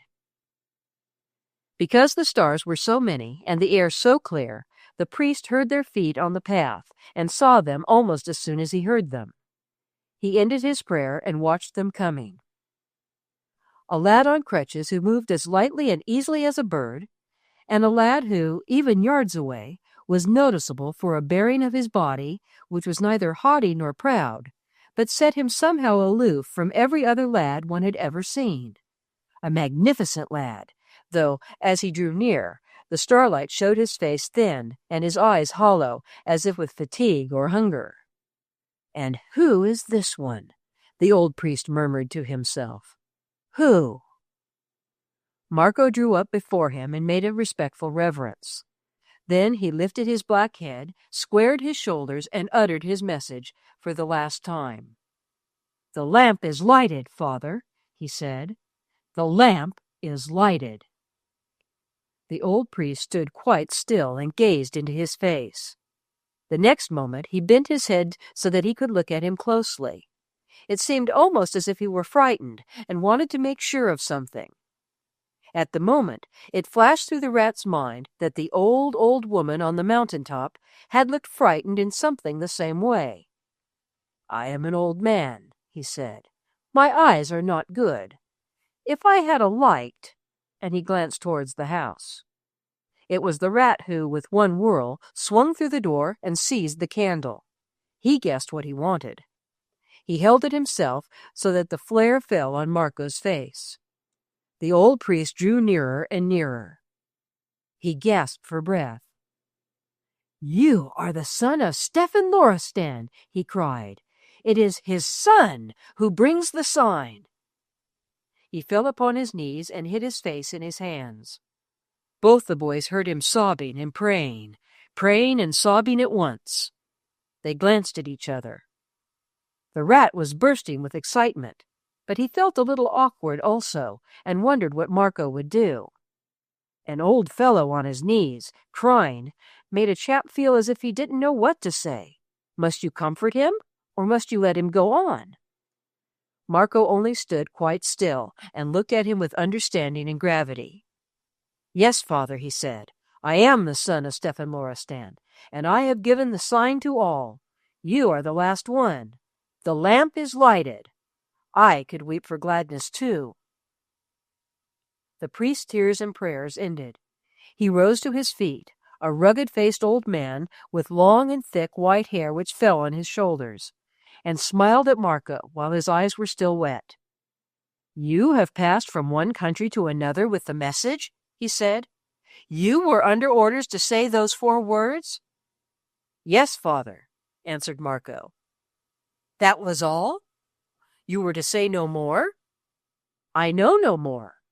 Silence has been the order since I took my oath of allegiance when I was a child. I was not old enough to fight, or serve, or reason about great things. All I could do was to be silent, and to train myself to remember, and be ready when I was called. When my father saw I was ready, he trusted me to go out and give the sign. He told me the 4 words, nothing else." The old man watched him with a wondering face. "If Stefan Loristan does not know best," he said, "who does?" "He always knows," answered Marco proudly. "Always." He waved his hand like a young king toward the rat. He wanted each man they met to understand the value of the rat. "He chose for me this companion," he added. "I have done nothing alone." "He let me call myself his aide-de-camp," burst forth the rat. "I would be cut into inch-long strips for him." Marco translated. Then the priest looked at the rat and slowly nodded his head. "Yes," he said. "He knew best. He always knows best. That I see." "How did you know I was my father's son?" asked Marco. "You have seen him?" "No," was the answer, "but I have seen a picture which is said to be his image, and you are the picture's self. It is indeed a strange thing that 2 of God's creatures should be so alike. There is a purpose in it." He led them into his bare small house and made them rest, and drink goat's milk, and eat food. As he moved about the hut-like place, there was a mysterious and exalted look on his face. "You must be refreshed before we leave here," he said at last. "I am going to take you to a place hidden in the mountains where there are men whose hearts will leap at the sight of you. To see you will give them new power and courage and new resolve. Tonight they meet as they or their ancestors have met for centuries, but now they are nearing the end of their waiting, and I shall bring them the son of Stefan Loristan, who is the bearer of the sign." They ate the bread and cheese and drank the goat's milk he gave them. But Marco explained that they did not need rest, as they had slept all day. They were prepared to follow him when he was ready. The last faint hint of twilight had died into night, and the stars were at their thickest when they set out together. The white-haired old man took a thick knotted staff in his hand and led the way. He knew it well, though it was a rugged and steep one with no track to mark it. Sometimes they seemed to be walking around the mountain. Sometimes they were climbing. Sometimes they dragged themselves over rocks or fallen trees, or struggled through almost impassable thickets. More than once they descended into ravines, and, almost at the risk of their lives, clambered and drew themselves with the aid of the undergrowth up the other side. The rat was called upon to use all his prowess, and sometimes Marco and the priest helped him across obstacles with the aid of his crutch. "Haven't I shown tonight whether I'm a cripple or not?" he said once to Marco. "You can tell him about this, can't you? And that the crutches helped instead of being in the way?" They had been out nearly 2 hours when they came to a place where the undergrowth was thick, and a huge tree had fallen crashing down among it in some storm. Not far from the tree was an outcropping rock. Only the top of it was to be seen above the heavy tangle. They had pushed their way through the jungle of bushes and young saplings led by their companion. They did not know where they would be led next, and were supposing to push forward further when the priest stopped by the outcropping rock. He stood silent a few minutes, quite motionless, as if he were listening to the forest and the night. But there was utter stillness. There was not even a breeze to stir a leaf, or a half-wakened bird to sleepily chirp. He struck the rock with his staff, twice, and then twice again. Marco and the rat stood with bated breath. They did not wait long. Presently each of them found himself leaning forward, staring with almost unbelieving eyes, not at the priest or his staff, but at the rock itself. It was moving. Yes, it moved. The priest stepped aside, and it slowly turned, as if worked by a lever. As it turned, it gradually revealed a chasm of darkness dimly lighted. And the priest spoke to Marco. "There are hiding places like this all through Samavia," he said. "Patience and misery have waited long in them. They are the caverns of the forgers of the sword. Come." Chapter 27. It is the Lost Prince. It is Ivor. Many times since their journey had begun, the boys had found their hearts beating with the thrill and excitement of things. The story of which their lives had been a part was a pulse-quickening experience. But as they carefully made their way down the steep steps leading seemingly into the bowels of the earth, both Marco and the rat felt as though the old priest must hear the thudding in their young sides. "The forgers of the sword. Remember every word they say," the rat whispered, "so that you can tell it to me afterwards. Don't forget anything. I wish I knew Samavian." At the foot of the steps stood the man who was evidently the sentinel who worked the lever that turned the rock. He was a big, burly peasant with a good, watchful face, and the priest gave him a greeting and a blessing as he took from him the lantern he held out. They went through a narrow and dark passage, and down some more steps, and turned a corner into another corridor cut out of rock and earth. It was a wider corridor, but still dark, so that Marco and the rat had walked some yards before their eyes became sufficiently accustomed to the dim light to see that the walls themselves seemed made of arms stacked closely together. "The forgers of the sword," the rat was unconsciously mumbling to himself. "The forgers of the sword." It must have taken years to cut out the rounding passage they threaded their way through, and longer years to forge the solid, bristling walls. But the rat remembered the story the stranger had told his drunken father, of the few mountain herdsmen who, in their savage grief and wrath over the loss of their prince, had banded themselves together with a solemn oath which had been handed down from generation to generation. The Samavians were a long-memoried people, and the fact that their passion must be smothered had made it burn all the more fiercely. 500 years ago, they had first sworn their oath, and kings had come and gone, had died or been murdered, and dynasties had changed. But the forgers of the sword had not changed, or forgotten their oath, or wavered in their belief that sometime, even after the long dark years, the soul of their lost prince would be among them once more, and that they would kneel at the feet and kiss the hands of him for whose body that soul had been reborn. And for the last 100 years their number and power and their hiding places had so increased that Samavia was at last honeycombed with them, and they only waited, breathless, for the lighting of the lamp. The old priest knew how breathlessly, and he knew what he was bringing them. Marco and the rat, in spite of their fond boy imaginings, were not quite old enough to know how fierce and full of flaming eagerness the breathless waiting of savage full-grown men could be. But there was a tense-strung thrill in knowing that they who were being led to them were the bearers of the sign. The rat went hot and cold. He gnawed his fingers as he went. He could almost have shrieked aloud in the intensity of his excitement when the old priest stopped before a big black door. Marco made no sound. Excitement or danger always made him look tall and quite pale. He looked both now. The priest touched the door, and it opened. They were looking into an immense cavern. Its walls and roof were lined with arms: guns, swords, bayonets, javelins, daggers, pistols, every weapon a desperate man might use. The place was full of men, who turned towards the door when it opened.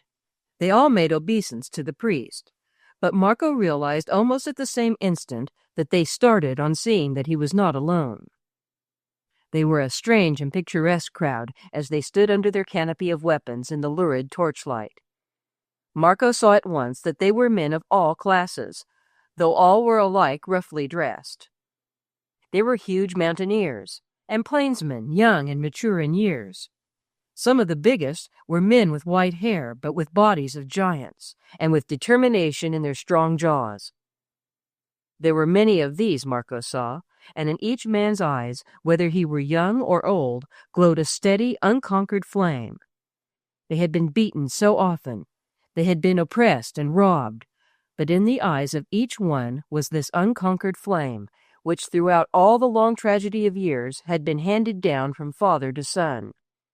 It was this which had gone on through the centuries, keeping its oath and forging its swords in the caverns of the earth, and which today was waiting. The old priest laid his hand on Marco's shoulder and gently pushed him before him through the crowd, which parted to make way for them. He did not stop until the two stood in the very midst of the circle, which fell back gazing wonderingly. Marco looked up at the old man, because for several seconds he did not speak. It was plain that he did not speak, because he also was excited and could not. He opened his lips, and his voice seemed to fail him. Then he tried again and spoke so that all could hear, even the men at the back of the gazing circle. "My children," he said, "this is the son of Stefan Loristan, and he comes to bear the sign. My son," to Marco, "speak." Then Marco understood what he wished, and also what he felt. He felt it himself, that magnificent uplifting gladness as he spoke, holding his black head high and lifting his right hand. "The lamp is lighted, brothers," he cried. "The lamp is lighted." Then the rat, who stood apart, watching, thought that the strange world within the cavern had gone mad. Wild, smothered cries broke forth. Men caught each other in passionate embrace. They fell upon their knees. They clutched one another, sobbing. They wrung each other's hands. They leaped into the air. It was as if they could not bear the joy of hearing that the end of their waiting had come at last. They rushed upon Marco and fell at his feet. The rat saw big peasants kissing his shoes, his hands, every scrap of his clothing they could seize. The wild circle swayed and closed upon him until the rat was afraid. He did not know that, overpowered by this frenzy of emotion, his own excitement was making him shake from head to foot like a leaf, and that tears were streaming down his cheeks. The swaying crowd hid Marco from him, and he began to fight his way towards him because his excitement increased with fear. The ecstasy-frenzied crowd of men seemed for the moment to have almost ceased to be sane. Marco was only a boy. They did not know how fiercely they were pressing upon him and keeping away the very air. "Don't kill him! Don't kill him!" yelled the rat, struggling forward. "Stand back, you fools! I'm his aide-de-camp. Let me pass." And though no one understood his English, one or two suddenly remembered they had seen him enter with the priest, and so gave way. But just then the old priest lifted his hand above the crowd and spoke in a voice of stern command. "Stand back, my children," he cried. "Madness is not the homage you must bring to the son of Stefan Loristan. Obey! Obey!" His voice had a power in it that penetrated even the wildest herdsmen. The frenzied mass swayed back and left space about Marco, whose face the rat could at last see. It was very white with emotion, and in his eyes there was a look which was like awe. The rat pushed forward until he stood beside him. He did not know that he almost sobbed as he spoke. "I'm your aide-de-camp," he said. "I'm going to stand here. Your father sent me. I'm under orders. I thought they'd crush you to death." He glared at the circle about them as if, instead of worshippers distraught with adoration, they had been enemies. The old priest, seeing him, touched Marco's arm. "Tell him he need not fear," he said. "It was only for the first few moments. The passion of their souls drove them wild. They are your slaves. Those at the back might have pushed the front ones on until they trampled you underfoot in spite of themselves," the rat persisted. "No," said Marco. "They would have stopped if I had spoken." "Why didn't you speak then?" snapped the rat. "All they felt was for Samavia and for my father," Marco said, "and for the sign. I felt as they did." The rat was somewhat softened. It was true, after all. How could he have tried to quell the outbursts of their worship of Loristan, of the country he was saving for them, of the sign which called them to freedom? He could not. Then followed a strange and picturesque ceremonial. The priest went about among the encircling crowd and spoke to one man after another, sometimes to a group. A larger circle was formed. As the pale old man moved about, the rat felt as if some religious ceremony were going to be performed. Watching it from first to last, he was thrilled to the core. At the end of the cavern, a block of stone had been cut out to look like an altar. It was covered with white, and against the wall above it hung a large picture veiled by a curtain. From the roof there swung before it an ancient lamp of metal suspended by chains. In front of the altar was a sort of stone dais. There the priest asked Marco to stand, with his aide-de-camp on the lower level, in attendance. A knot of the biggest herdsmen went out and returned. Each carried a huge sword, which had perhaps been of the earliest made in the dark days gone by. The bearers formed themselves into a line on either side of Marco. They raised their swords and formed a pointed arch above his head and a passage 12 men long. When the points first clashed together, the rat struck himself hard upon his breast. His exultation was too keen to endure. He gazed at Marco standing still, in that curiously splendid way in which both he and his father could stand still, and wondered how he could do it. He looked as if he were prepared for any strange thing which could happen to him, because he was under orders. The rat knew that he was doing whatsoever he did merely for his father's sake. It was as if he felt that he was representing his father, though he was a mere boy, and that because of this, boy as he was, he must bear himself nobly and remain outwardly undisturbed. At the end of the Arch of Swords, the old priest stood and gave a sign to one man after another. When the sign was given to a man, he walked under the arch to the dais, and there knelt, and, lifting Marco's hand to his lips, kissed it with passionate fervor. Then he returned to the place he had left. One after another passed up the aisle of swords. One after another knelt. One after the other kissed the brown young hand, rose, and went away. Sometimes the rat heard a few words which sounded almost like a murmured prayer. Sometimes he heard a sob as the shaggy head bent. Again and again he saw eyes wet with tears. Once or twice Marco spoke a few Samavian words, and the face of the man spoken to flamed with joy. The rat had time to see, as Marco had seen, that many of the faces were not those of peasants. Some of them were clear-cut and subtle, and of the type of scholars or nobles. It took a long time for them all to kneel and kiss the lad's hand, but no man omitted the ceremony. And when at last it was at an end, a strange silence filled the cavern. They stood and gazed at each other with burning eyes. The priest moved to Marco's side and stood near the altar. He leaned forward and took in his hand a cord which hung from the veiled picture. He drew it, and the curtain fell apart. There seemed to stand gazing at them from between its folds a tall, kingly youth, with deep eyes, in which the stars of God were stilly shining, and with a smile wonderful to behold. Around the heavy locks of his black hair, the long dead painter of missals had set a faint glow of light like a halo. "Son of Stefan Loristan," the old priest said in a shaken voice, "it is the lost prince. It is Ivor." Then every man in the room fell on his knees.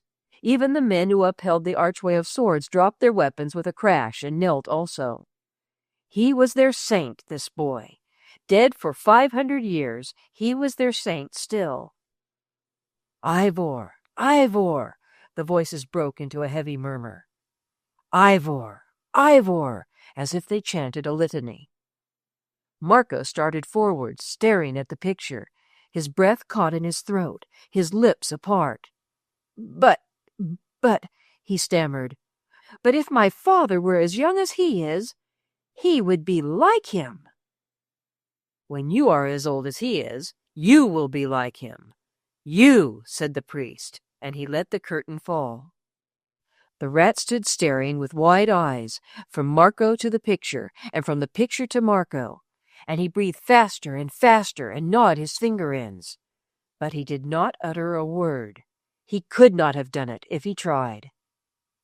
Then Marco stepped down from the dais as if he were in a dream, and the old man followed him. The men with swords sprang to their feet and made their archway again with a new clash of steel. The old man and the boy passed under it together. Now every man's eyes were fixed on Marco. At the heavy door by which he had entered, he stopped and turned to meet their glances. He looked very young and thin and pale, but suddenly his father's smile was lighted in his face. He said a few words in Samavian, clearly and gravely, saluted, and passed out. "What did you say to them?" gasped the rat, stumbling after him as the door closed behind them and shut in the murmur of impassioned sound. "There was only one thing to say," was the answer. "They are men. I am only a boy. I thanked them for my father, and told them he would never, never forget." Chapter 28. Extra, Extra, Extra. It was raining in London, pouring. It had been raining for 2 weeks, more or less, generally more. When the train from Dover drew in at Charing Cross, the weather seemed suddenly to have considered that it had so far been too lenient, and must express itself much more vigorously.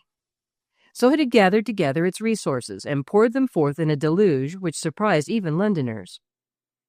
The rain so beat against and streamed down the windows of the third-class carriage in which Marco and the rat sat that they could not see through them.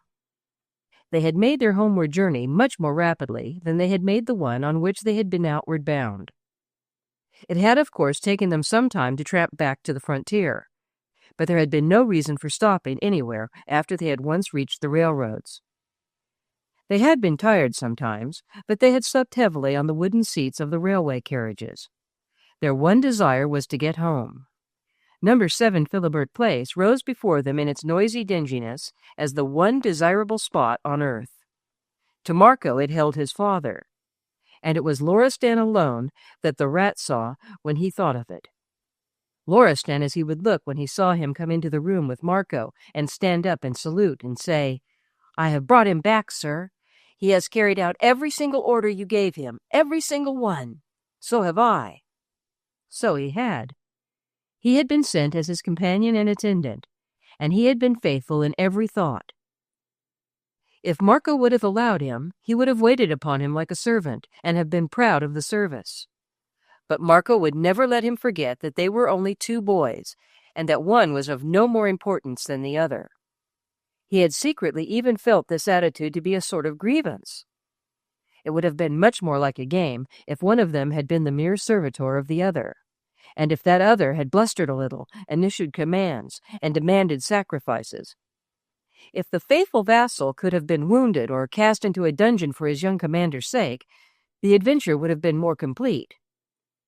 But though their journey had been full of wonders and rich with beauties, though the memory of it hung in the rat's mind like a background of tapestry embroidered in all the hues of the earth, with all the splendors of it, there had been no dungeons and no wounds. After the adventure in Munich, their unimportant boyishness had not even been observed by such perils as might have threatened them.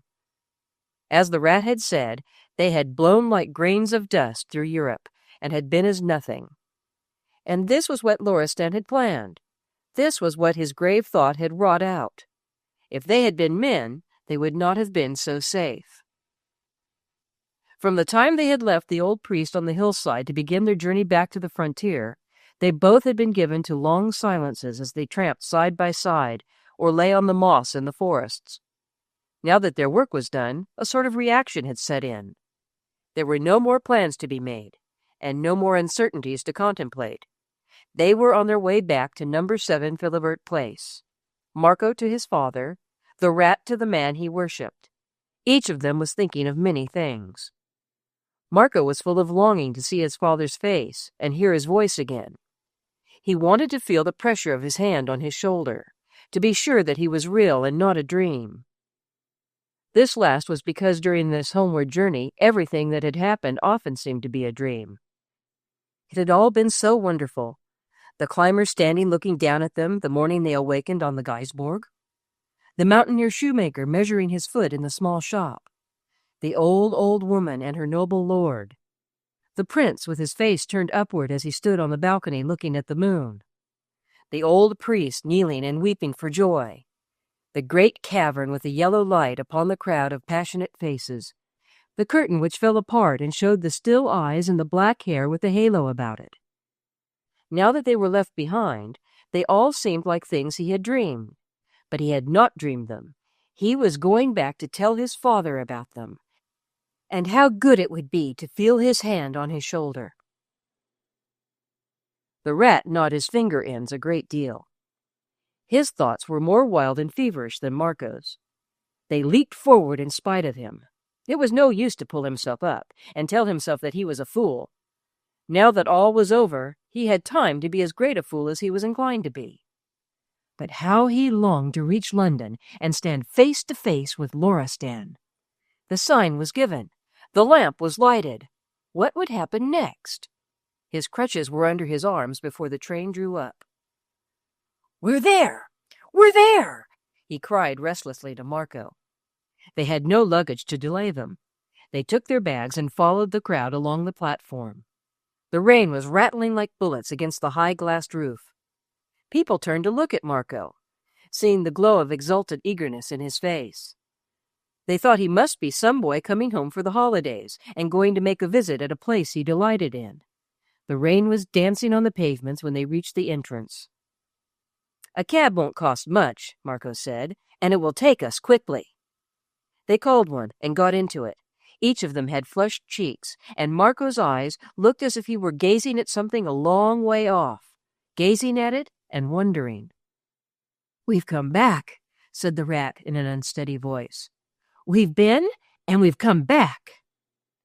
Then suddenly, turning to look at Marco, "Does it ever seem to you as if, perhaps, it wasn't true?" "Yes," Marco answered, "but it was true, and it's done." Then he added after a second or so of silence just what the rat had said to himself. "What next?" He said it very low. The way to Philibert Place was not long.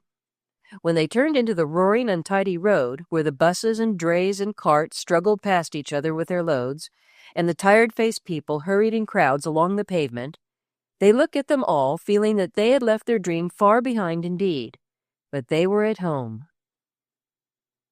It was a good thing to see Lazarus open the door and stand waiting before they had time to get out of the cab.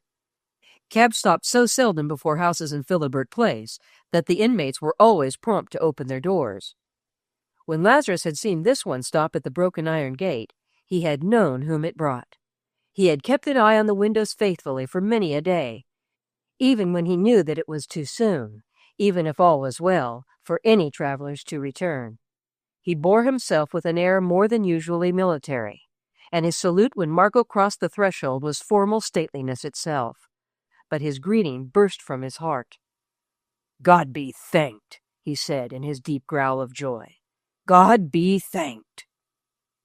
When Marco put forth his hand, he bent his grizzled head and kissed it devoutly. "God be thanked," he said again. "My father," Marco began, "my father is out?" If he had been in the house, he knew he would not have stayed in the back sitting room. "Sir," said Lazarus, "will you come with me into his room? You too, sir," to the rat. He had never said sir to him before. He opened the door of the familiar room, and the boys entered. The room was empty. Marco did not speak, neither did the rat. They both stood still in the middle of the shabby carpet and looked up at the old soldier.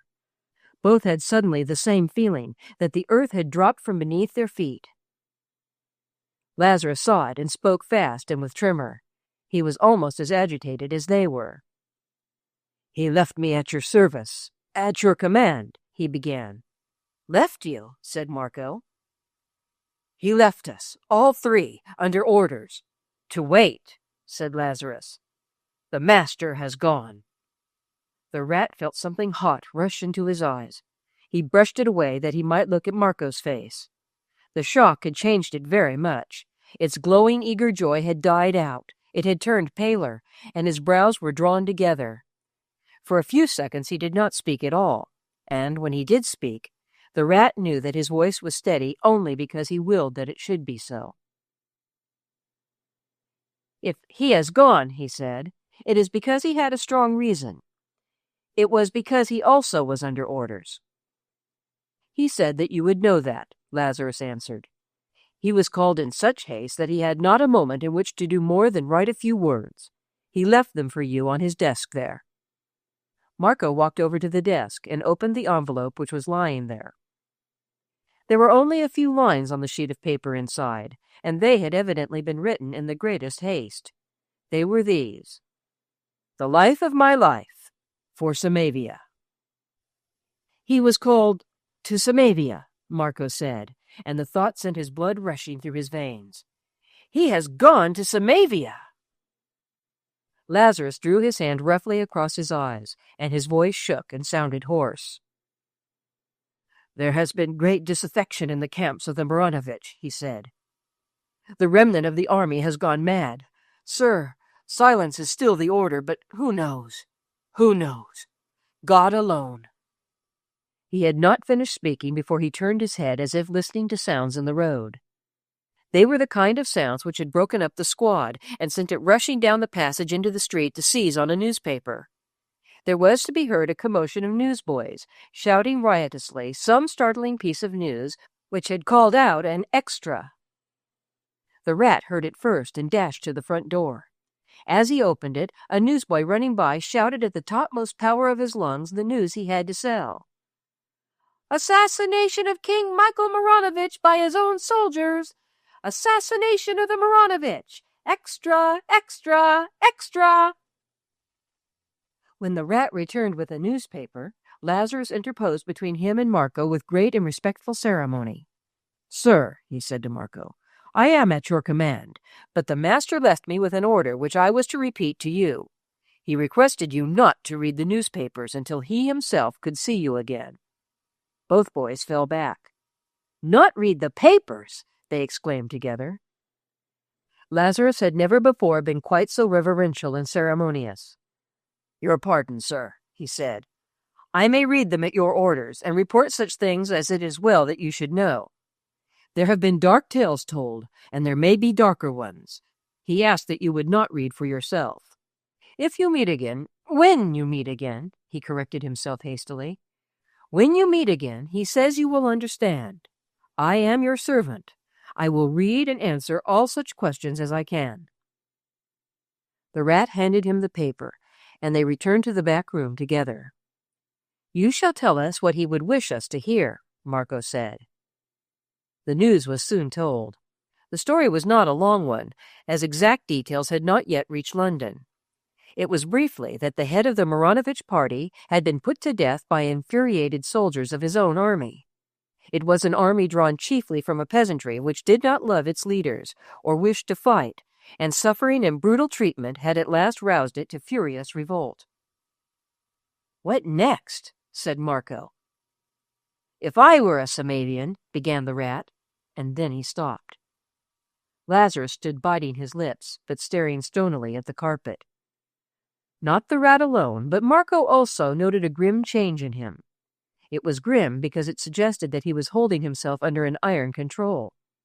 It was as if, while tortured by anxiety, he had sworn not to allow himself to look anxious, and the resolve set his jaw hard and carved new lines in his rugged face. Each boy thought this in secret, but did not wish to put it into words. If he was anxious, he could only be so for one reason, and each realized what the reason must be. Loristan had gone to Samavia, to the torn and bleeding country filled with riot and danger. If he had gone, it could only have been because its danger called him, and he went to face it at its worst. Lazarus had been left behind to watch over them. Silence was still the order, and what he knew he could not tell them, and perhaps he knew little more than that a great life might be lost. Because his master was absent, the old soldier seemed to feel that he must comfort himself with a greater ceremonial reverence than he had ever shown before. He held himself within call, and at Marco's orders, as it had been his custom to hold himself with regard to Loristan. The ceremonious service even extended itself to the rat, who appeared to have taken a new place in his mind. He also seemed now to be a person to be waited upon, and replied to with dignity and formal respect. When the evening meal was served, Lazarus drew out Loristan's chair at the head of the table, and stood behind it with a majestic air. "Sir," he said to Marco, "the master requested that you take his seat at the table while he is not with you." Marco took the seat in silence. At 2:00 in the morning, when the roaring road was still, the light from the street lamp shining into the small bedroom fell on two pale boy faces. The rat sat up on his sofa bed in the old way, with his hands clasped round his knees.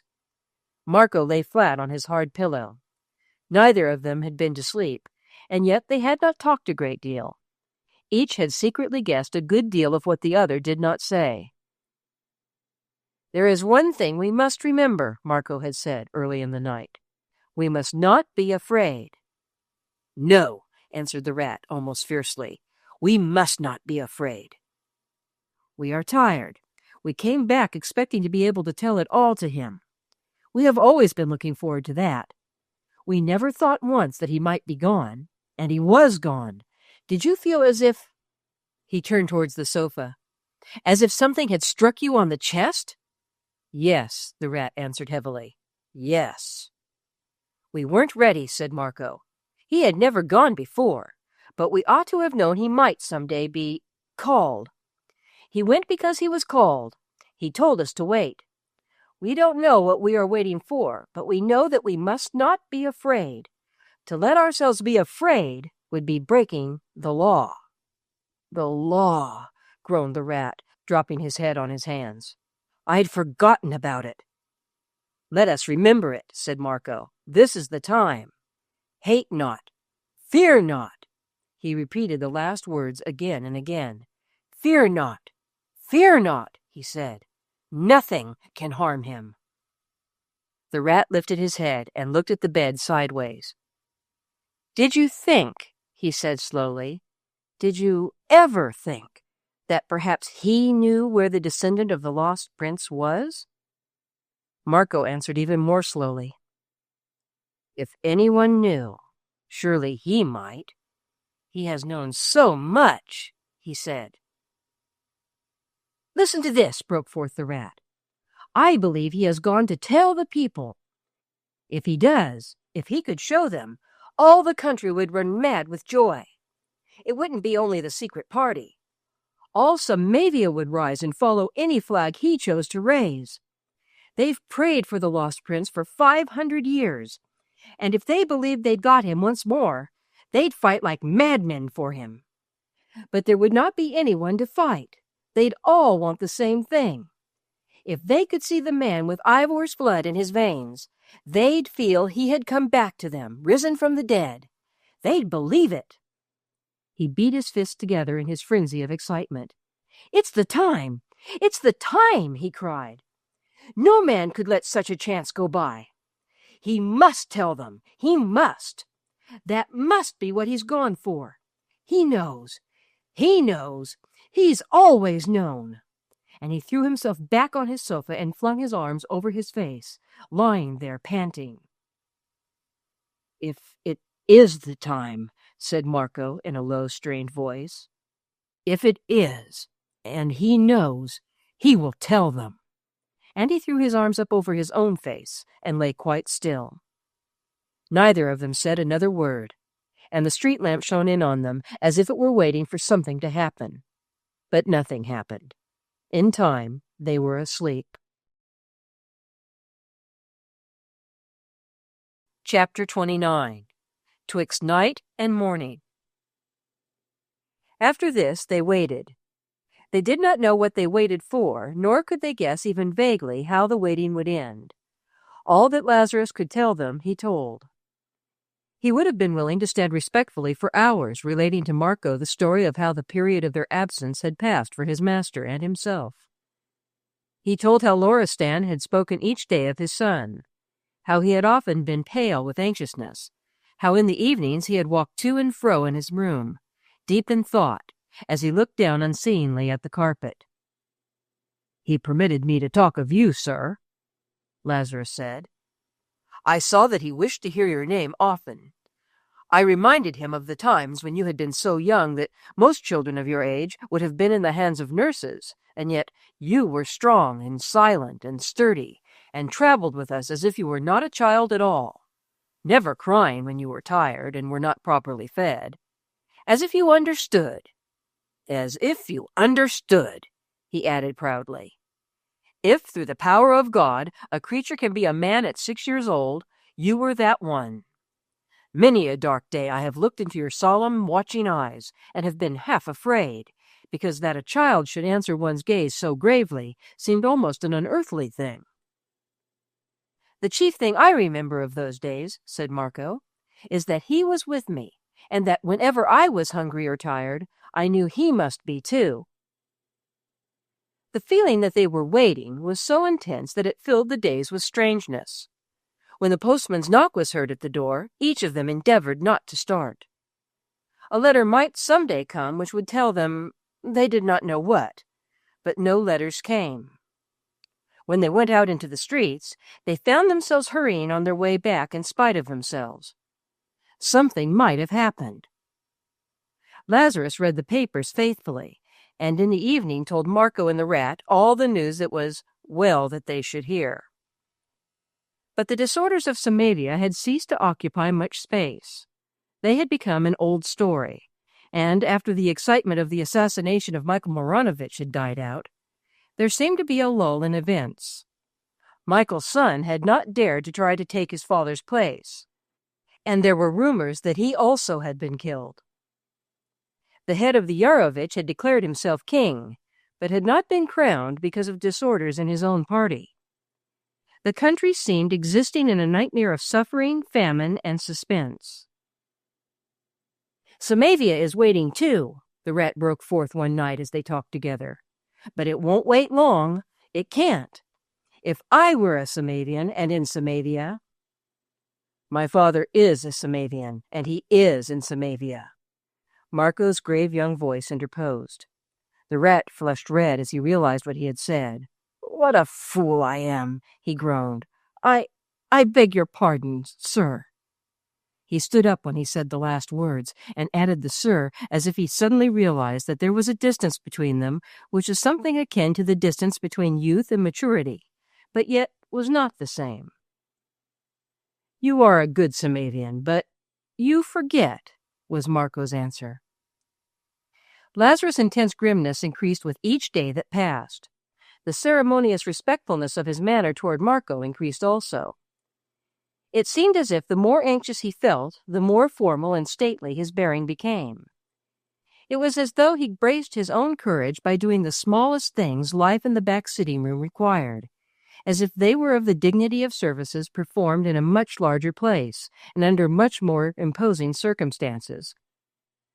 The rat found himself feeling almost as if he were an equerry in a court, and that dignity and ceremony were necessary on his own part. He began to experience a sense of being somehow a person of rank, for whom doors were opened grandly, and who had vassals at his command. The watchful obedience of 50 vassals embodied itself in the manner of Lazarus. "I am glad," the rat said once reflectively, "that, after all, my father was once different. It makes it easier to learn things, perhaps. If he had not talked to me about people who had never seen places like Bone Court, this might have been harder for me to understand." When at last they managed to call the squad together and went to spend a morning at the barracks behind the churchyard, that body of armed men stared at their commander in great and amazed uncertainty. They felt that something had happened to him. They did not know what had happened, but it was some experience which had made him mysteriously different. He did not look like Marco, but in some extraordinary way he seemed more akin to him. They only knew that some necessity in Loristan's affairs had taken the two away from London and the game. Now they had come back, and they seemed older. At first the squad felt awkward and shuffled its feet uncomfortably. After the first greetings, it did not know exactly what to say. It was Marco who saved the situation. "Drill us first," he said to the rat. "Then we can talk about the game." "Tension!" shouted the rat magnificently, and then they forgot everything else and sprang into line. After the drill was ended, and they sat in a circle on the broken flags, the game became more resplendent than it had ever been. "I've had time to read and work out new things," the rat said. "Reading is like traveling." Marco himself sat and listened, enthralled by the adroitness of the imagination he displayed. Without revealing a single dangerous fact, he built up of their journeyings and experiences a totally new structure of adventures which would have fired the whole being of any group of lads.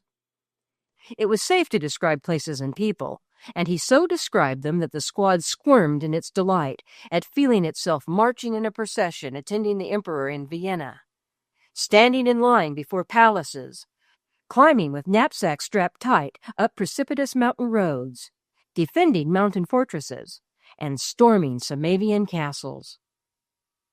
The squad glowed and exulted.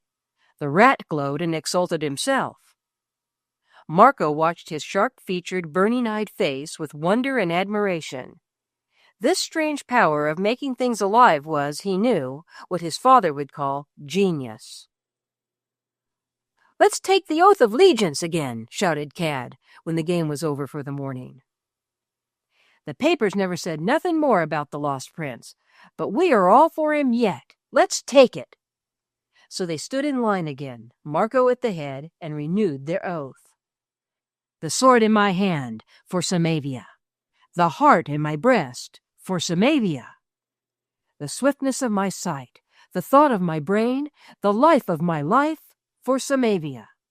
Here grow 12 men, for Samavia. God be thanked." It was more solemn than it had been the first time. The squad felt it tremendously.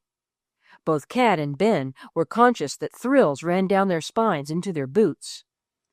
When Marco and the rat left them, they first stood at salute and then broke out into a ringing cheer. On their way home, the rat asked Marco a question.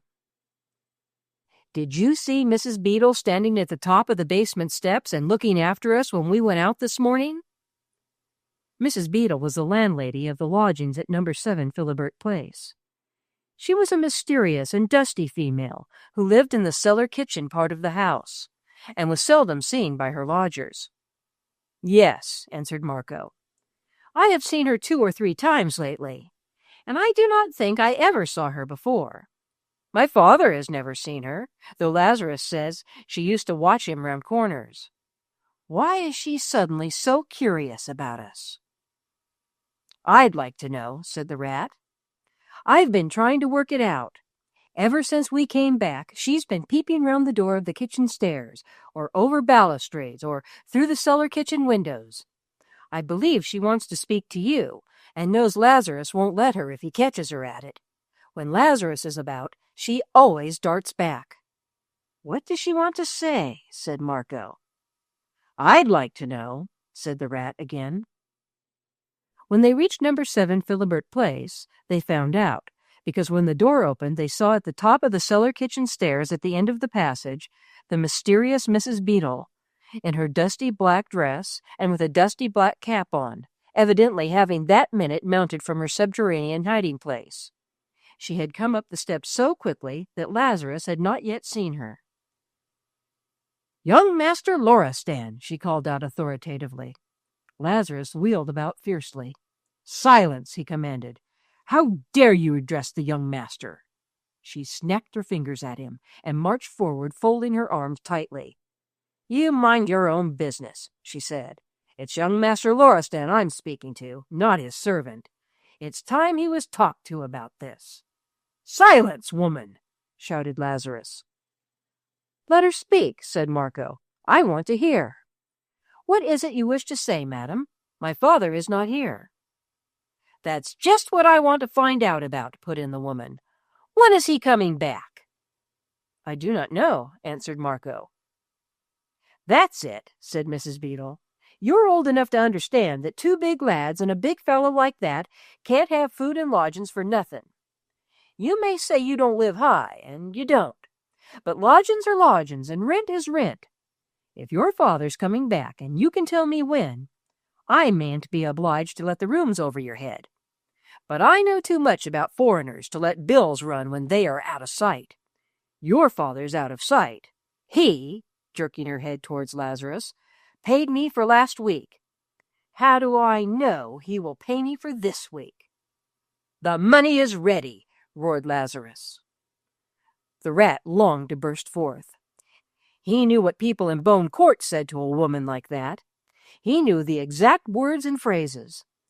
But they were not words and phrases an aide-de-camp might deliver himself of in the presence of his superior officer. They were not words and phrases an equerry uses in court. He dare not allow himself to burst forth. He stood with flaming eyes and a flaming face and bit his lips till they bled. He wanted to strike with his crutches. The son of Stefan Loristan, the bearer of the sign. There sprang up before his furious eyes the picture of the luridly lighted cavern, and the frenzied crowd of men kneeling at this same boy's feet, kissing them, kissing his hands, his garments, the very earth he stood upon, worshipping him, while above the altar the kingly young face looked on with the nimbus of light like a halo above it. If he dared speak his mind now, he felt he could have endured it better. But, being an aide-de-camp, he could not. "Do you want the money now?" asked Marco. "It is only the beginning of the week, and we do not owe it to you until the week is over. Is it that you want to have it now?" Lazarus had become deadly pale. He looked huge in his fury, and he looked dangerous. "Young master," he said slowly, in a voice as deadly as his pallor, and he actually spoke low. "This woman—" Mrs. Beadle drew back towards the cellar kitchen steps. "There's police outside," she shrilled. "Young Master Loristan, order him to stand back." "No one will hurt you," said Marco. "If you have the money here, Lazarus, please give it to me." Lazarus literally ground his teeth, but he drew himself up and saluted with ceremony. He put his hand in his breast pocket and produced an old leather wallet. There were but a few coins in it. He pointed to a gold one. "I obey you, sir, since I must," he said, breathing hard. "That one will pay her for the week."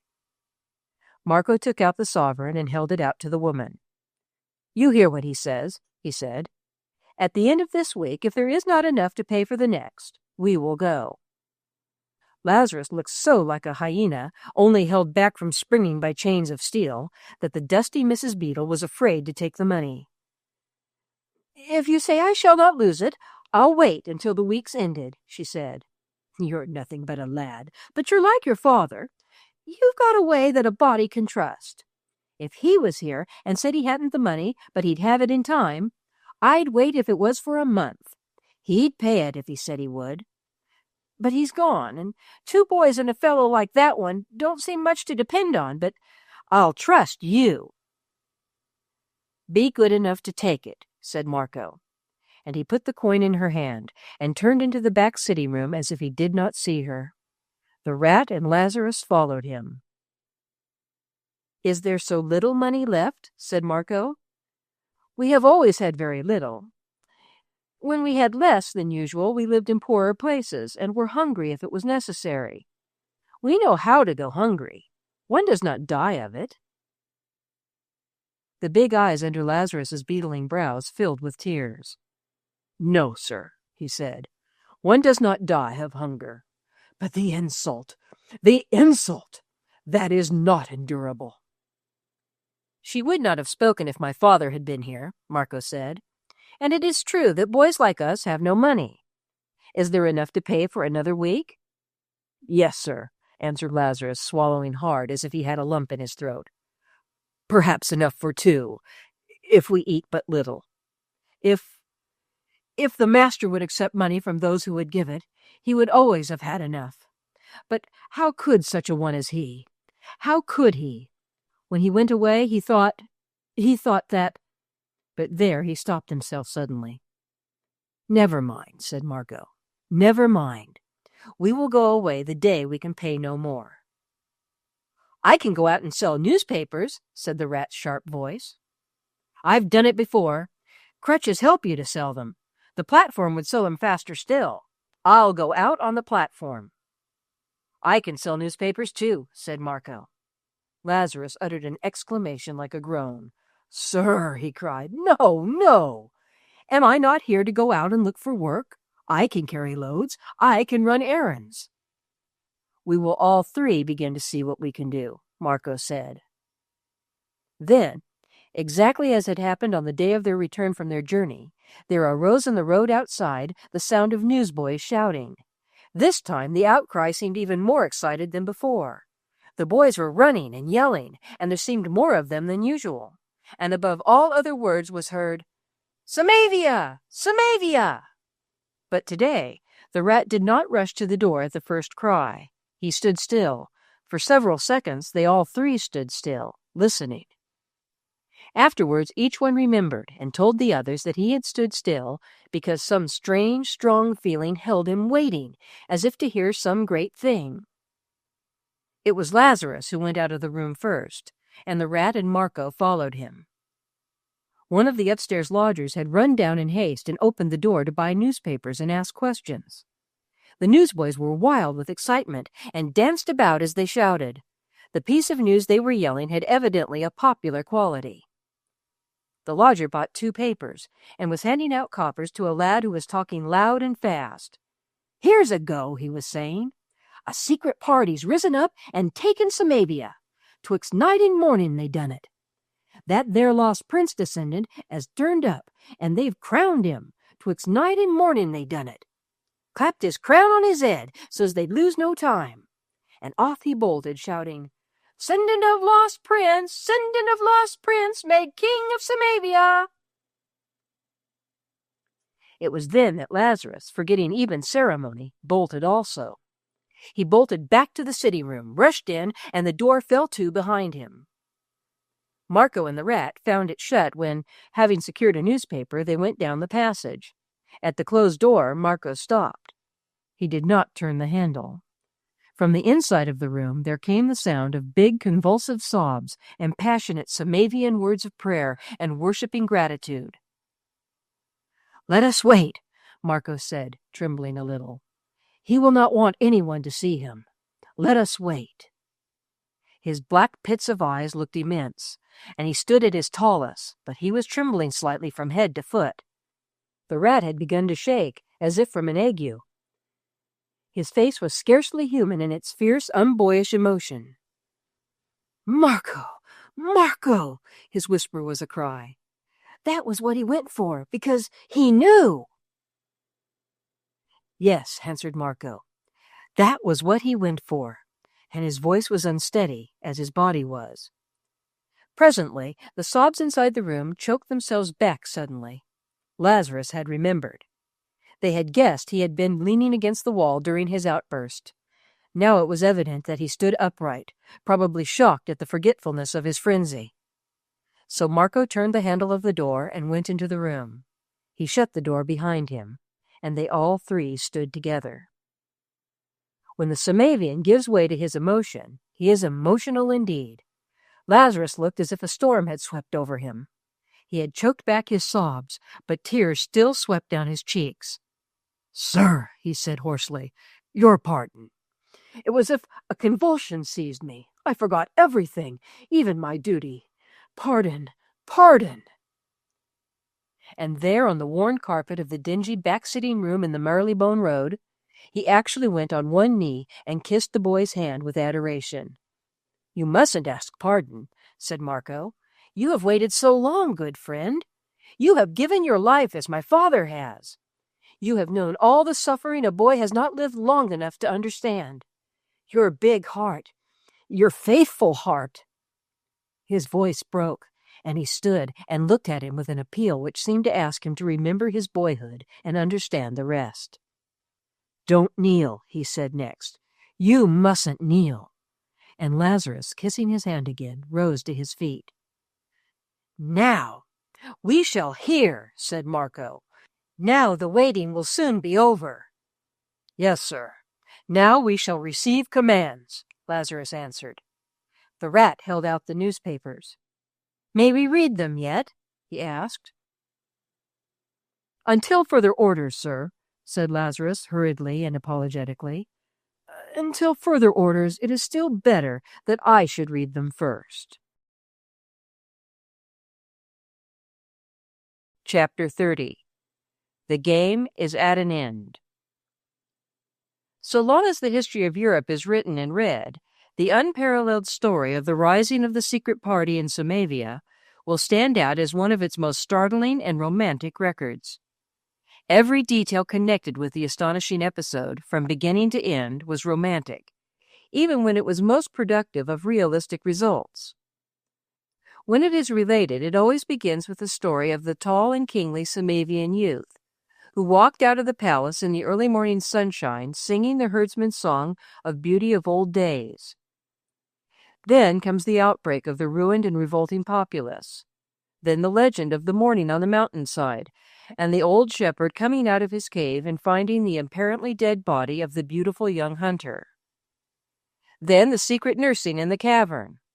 Then the jolting cart piled with sheepskins crossing the frontier and ending its journey at the barred entrance of the monastery and leaving its mysterious burden behind. And then the bitter hate and struggle of dynasties, and the handful of shepherds and herdsmen meeting in their cavern and binding themselves and their unborn sons and sons' sons by an oath never to be broken. Then the passing of generations and the slaughter of peoples and the changing of kings, and always that oath remembered, and the forgers of the sword at their secret work hidden in forests and caves.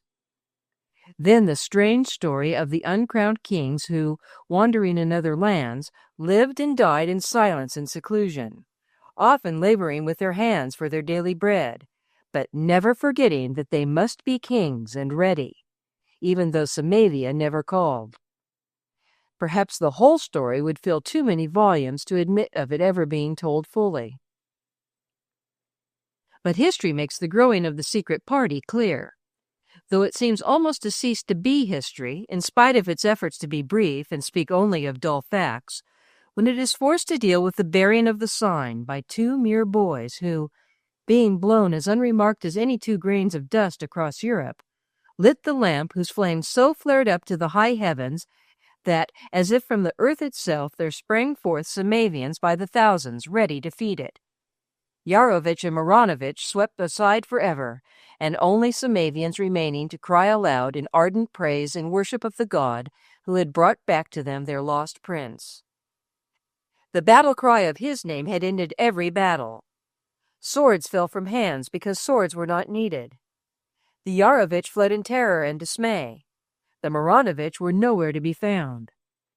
Between night and morning, as the newsboy had said, the standard of Ivor was raised and waved from palace and citadel alike.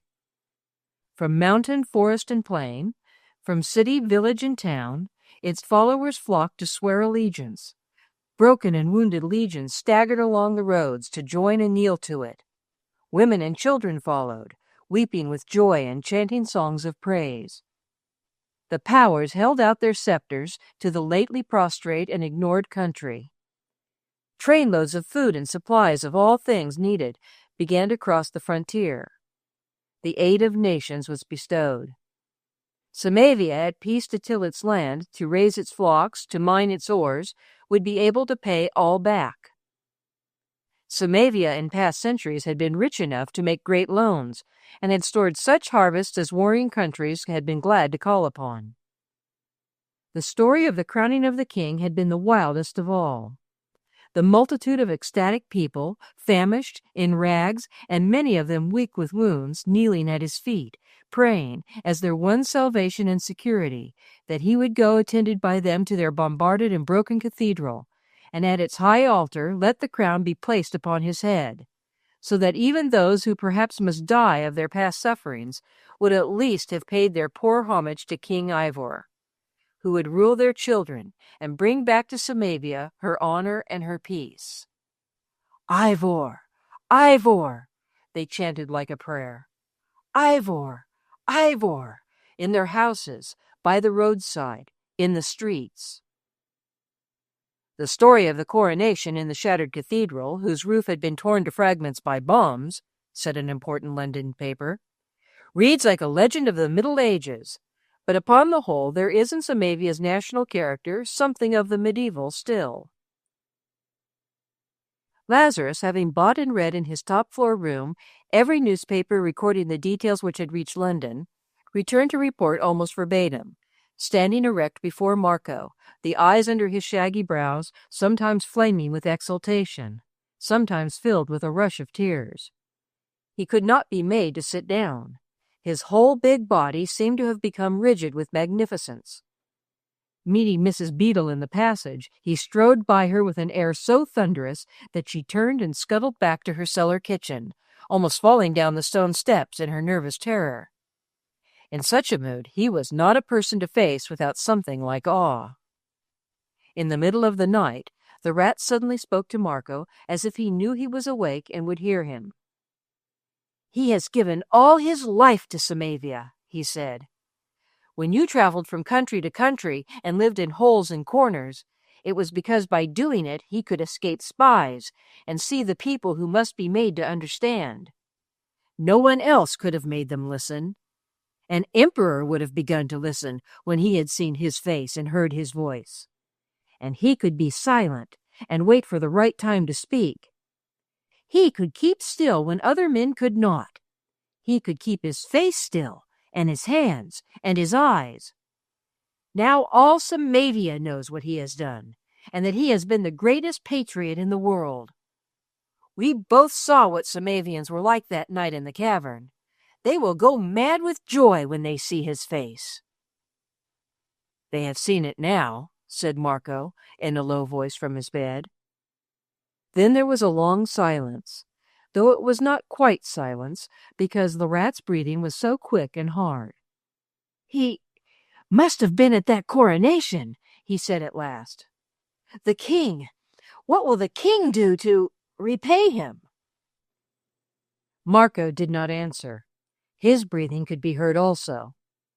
His mind was picturing that same coronation, the shattered, roofless cathedral, the ruins of the ancient and magnificent high altar, the multitude of kneeling, famine-scourged people, the battle-worn, wounded, and bandaged soldiery, and the king, And his father! Where had his father stood when the king was crowned? Surely he had stood at the king's right hand, and the people had adored and acclaimed them equally. King Ivor, he murmured as if he were in a dream. King Ivor. The rat started up on his elbow. You will see him, he cried out. He's not a dream any longer. The game is not a game now, and it is ended. It is won. It was real. He was real. Marco, I don't believe you hear. Yes, I do, answered Marco, but it is almost more a dream than when it was one. The greatest patriot in the world is like a king himself, raved the rat. If there is no bigger honor to give him, he will be made a prince, and commander-in-chief, and prime minister. Can't you hear those Samavians shouting and singing and praying? You'll see it all. Do you remember the mountain climber who was going to save the shoes he made for the bearer of the sign? He said a great day might come when one could show them to the people. It's come. He'll show them. I know how they'll take it. His voice suddenly dropped, as if it dropped into a pit. You'll see it all, but I shall not. Then Marco awoke from his dream and lifted his head. Why not? He demanded. It sounded like a demand. Because I know better than to expect it, the rat groaned. You've taken me a long way, but you can't take me to the palace of a king. I'm not such a fool as to think that, even if your father... He broke off because Marco did more than lift his head. He sat upright. You bore the sign as much as I did, he said. We bore it together. Who would have listened to me? Cried the rat. You were the son of Stefan Loristan. You were the friend of his son, answered Marco. You went at the command of Stefan Loristan. You were the army of the son of Stefan Loristan. That I have told you. Where I go, you will go. We will say no more of this, not one word. And he lay down again in the silence of a prince of the blood, and the rat knew that he meant what he said, and that Stefan Loristan would also mean it. And because he was a boy, he began to wonder what Mrs. Beetle would do when she heard what had happened. What had been happening all the time a tall, shabby foreigner had lived in her dingy back sitting room, and been closely watched lest he should go away without paying his rent, as shabby foreigners sometimes did.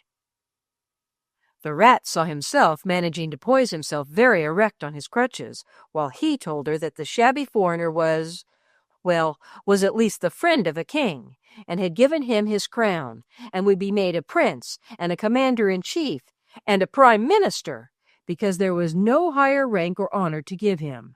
And his son, whom she had insulted, was Samavia's idol because he had borne the sign. And also that, if she were in Samavia and Marco chose to do it, he could batter her wretched lodging-house to the ground and put her in prison, and serve her jolly well right. The next day passed, and the next, and then there came a letter. It was from Loristan, and Marco turned pale when Lazarus handed it to him. Lazarus and the rat went out of the room at once, and left him to read it alone. It was evidently not a long letter, because it was not many minutes before Marco called them again into the room. In a few days, messengers, friends of my father's, will come to take us to Samavia. You and I and Lazarus are to go, he said to the rat. God be thanked, said Lazarus. God be thanked. Before the messengers came, it was the end of the week. Lazarus had packed their few belongings, and on Saturday Mrs. Beetle was to be seen hovering at the top of the cellar steps, when Marco and the rat left the back sitting room to go out. You needn't glare at me, she said to Lazarus, who stood glowering at the door which he had opened for them. Young Master Loristan, I want to know if you've heard when your father is coming back. He will not come back, said Marco. He won't he? Well, how about next week's rent? Said Mrs. Beetle. Your man's been packing up, I notice. He's not got much to carry away, but it won't pass through that front door until I've got what's owing me. People that can pack easy think they can get away easy, and they'll bear watching. The week's up today." Lazarus wheeled and faced her with a furious gesture. "Get back to your cellar, woman," he commanded. "Get back underground and stay there. Look at what is stopping before your miserable gate." A carriage was stopping, a very perfect carriage of dark brown. The coachman and footman wore dark brown and gold liveries, and the footman had leaped down and opened the door with respectful alacrity. "They are friends of the master's, come to pay their respects to his son," said Lazarus. "Are their eyes to be offended by the sight of you?" "Your money is safe," said Marco.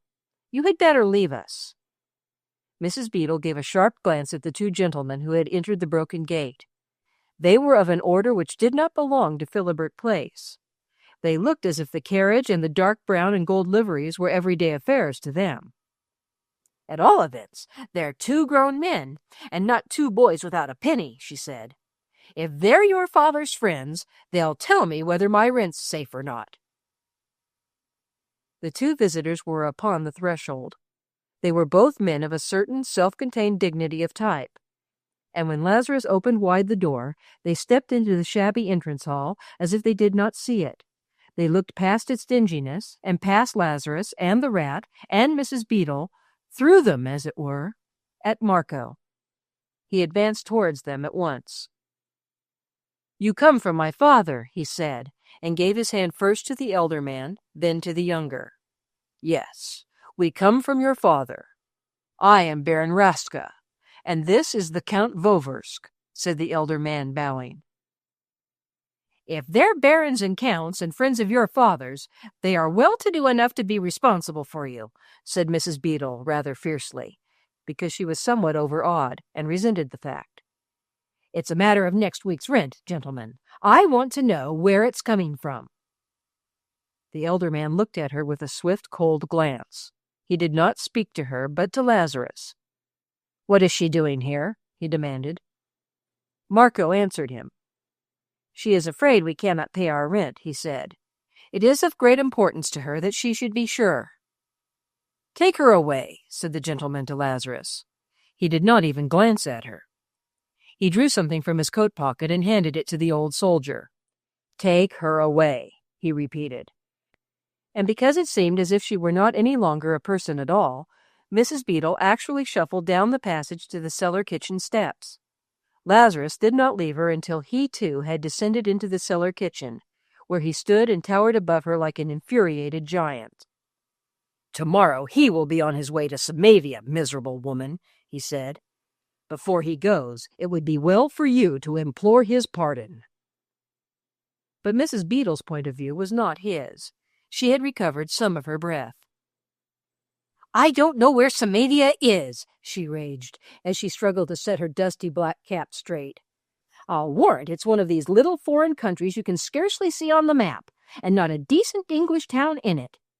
He can go as soon as he likes, so long as he pays his rent before he does it. Samavia, indeed. You talk as if he was Buckingham Palace." Chapter 31. The son of Stefan Loristan. When a party composed of 2 boys, attended by a big soldierly manservant, and accompanied by 2 distinguished-looking, elderly men of a marked foreign type, appeared on the platform of Charing Cross Station, they attracted a good deal of attention. In fact, the good looks and strong, well-carried body of the handsome lad with the thick black hair would have caused eyes to turn towards him, even if he had not seemed to be regarded as so special a charge by those who were with him. But in a country where people are accustomed to seeing a certain manner and certain forms observed in the case of persons, however young, who are set apart by the fortune of rank and distinction, and where the populace also rather enjoys the sight of such demeanor, it was inevitable that more than one quick-sighted looker-on should comment on the fact that this was not an ordinary group of individuals. "See that fine big lad over there," said a workman whose head with a pipe in its mouth stuck out of a third-class smoking carriage window. "He's some sort of a young swell, I'll lay a shillin'. Take a look at him. to his mate inside. The mate took a look. The pair were of the decent, polytechnic-educated type, and were shrewd at observation. "Yes, he's some sort of young swell," he summed him up. "But he's not English by a long chalk. He must be a young Turk or Russian sent over to be educated. His suite looks like it. All but the ferret-faced chap on crutches. Wonder what he is." A good-natured-looking guard was passing, and the first man hailed him. "Have we got any swells traveling with us this morning?" he asked, jerking his head towards the group. "That looks like it. Anyone leaving Windsor or Sandringham to cross from Dover today?" The man looked at the group curiously for a moment and then shook his head. "They do look like something or other," he answered, "but no one knows anything about them. Everybody's safe at Buckingham Palace and Marlborough House this week. No one either going or coming." No observer, it is true, could have mistaken Lazarus for an ordinary attendant escorting an ordinary charge. If silence had not still been strictly the order, he could not have restrained himself. As it was, he bore himself like a grenadier, and stood by Marco as if across his dead body alone could anyone approach the lad. "Until we reach Melzar," he had said with passion to the two gentlemen, "until I can stand before my master and behold him embrace his son, behold him, I implore that I may not lose sight of him night or day. On my knees, I implore that I may travel armed at his side. I am but his servant, and have no right to occupy a place in the same carriage, but put me anywhere. I will be deaf, dumb, blind to all but himself. Only permit me to be near enough to give my life if it is needed. Let me say to my master, I never left him." "We will find a place for you," the elder man said, "and if you are so anxious, you may sleep across his threshold when we spend the night at a hotel." "I will not sleep," said Lazarus. "I will watch. Suppose there should be demons of Maranovich loose and infuriated in Europe. Who knows?" "The Maranovich and Yarovich who have not already sworn allegiance to King Ivor are dead on battlefields. The remainder are now Fedorovich, and praising God for their king," was the answer Baron Rastka made him. But Lazarus kept his guard unbroken. When he occupied the next compartment to the one in which Marco traveled, he stood in the corridor throughout the journey. When they descended at any point to change trains, he followed close at the boys' heels, his fierce eyes on every side at once, and his hand on the weapon hidden in his broad leather belt. When they stopped to rest in some city, he planted himself in a chair by the bedroom door of his charge, and if he slept, he was not aware that nature had betrayed him into doing so. If the journey made by the young bearers of the sign had been a strange one, this was strange by its very contrast. Throughout that pilgrimage, two uncared-for waifs in worn clothes had traveled from one place to another, sometimes in third- or fourth-class Continental Railroad carriages, sometimes in jolting diligences, sometimes in peasants' carts, sometimes on foot by side roads and mountain paths and forest ways. Now 2 well-dressed boys, in the charge of 2 men of the class whose orders are obeyed, journeyed in compartments reserved for them, their traveling appurtenances supplying every comfort that luxury could provide. The Rat had not known that there were people who traveled in such a manner, that wants could be so perfectly foreseen, that railroad officials, porters at stations, the staff of restaurants could be by magic transformed into active and eager servants. To lean against the upholstered back of a railway carriage, and in luxurious ease look through the window at passing beauties, and then to find books at your elbow and excellent meals appearing at regular hours, these unknown perfections made it necessary for him at times to pull himself together and give all his energies to believing that he was quite awake. Awake he was, and with much on his mind to work out. So much, indeed, that on the first day of the journey he had decided to give up the struggle and wait until fate made clear to him such things as he was to be allowed to understand of the mystery of Stefan Loristan. What he realized most clearly was that the fact that the son of Stefan Loristan was being escorted in private state to the country his father had given his life's work to was never for a moment forgotten. The Baron Raska and Count Voversk were of the dignity and courteous reserve which marks men of distinction. Marco was not a mere boy to them. He was the son of Stefan Loristan, and they were Samavians. They watched over him, not as Lazarus did, but with a gravity and forethought which somehow seemed to encircle him with a rampart. Without any air of subservience, they constituted themselves his attendants. His comfort, his pleasure, even his entertainment were their private care. The rat felt sure they intended that, if possible, he should enjoy his journey, and that he should not be fatigued by it. They conversed with him as the rat had not known that men ever conversed with boys until he had met Loristan. It was plain that they knew what he would be most interested in, and that they were aware he was as familiar with the history of Samavia as they were themselves. When he showed a disposition to hear of events which had occurred, they were as prompt to follow his lead as they would have been to follow the lead of a man. That, the rat argued with himself, was because Marco had lived so intimately with his father that his life had been more like a man's than a boy's, and had trained him in mature thinking. He was very quiet during the journey, and the rat knew he was thinking all the time. The night before they reached Melzar, they slept at a town some hours distant from the capital. They arrived at midnight and went to a quiet hotel. "Tomorrow," said Marco, when the rat had left him for the night, "tomorrow we shall see him. God be thanked." "God be thanked," said the rat also, and each saluted the other before they parted. In the morning, Lazarus came into the bedroom with an air so solemn that it seemed as if the garments he carried in his hands were part of some religious ceremony. "I am at your command, sir," he said, "and I bring you your uniform." He carried, in fact, a richly decorated Samavian uniform, and the first thing Marco had seen when he entered was that Lazarus himself was in uniform also. His was the uniform of an officer of the king's bodyguard. "The master," he said, "asks that you wear this on your entrance to Melzar. I have a uniform also for your aide-de-camp." When Raska and Voversk appeared, they were in uniforms also. It was a uniform which had a touch of the Orient in its picturesque splendor. A short, fur-bordered mantle hung by a jeweled chain from the shoulders, and there was much magnificent embroidery of color in gold. "Sir, we must drive quickly to the station," Baron Raska said to Marco. "These people are excitable and patriotic, and His Majesty wishes us to remain incognito and avoid all chance of public demonstration until we reach the capital." They passed rather hurriedly through the hotel to the carriage which awaited them. The rat saw that something unusual was happening in the place.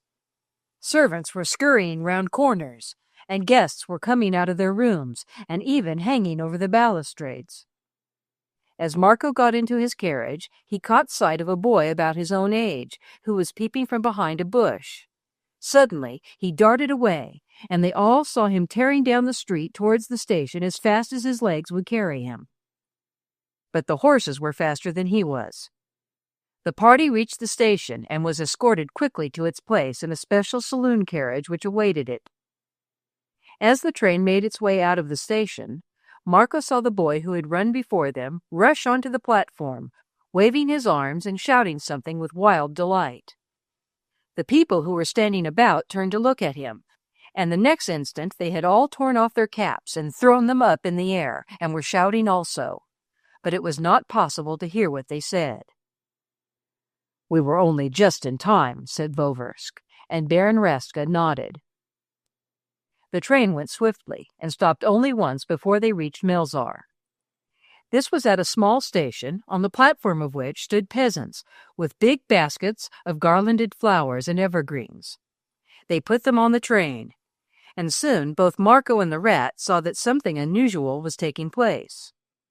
At one time, a man standing on the narrow outside platform of the carriage was plainly seen to be securing garlands and handing up flags to men who worked on the roof. "They are doing something with Samavian flags and a lot of flowers and green things," cried the rat in excitement. "Sir, they are decorating the outside of the carriage," Voversk said. "The villagers on the line obtained permission from His Majesty. The son of Stefan Loristan could not be allowed to pass their homes without their doing homage."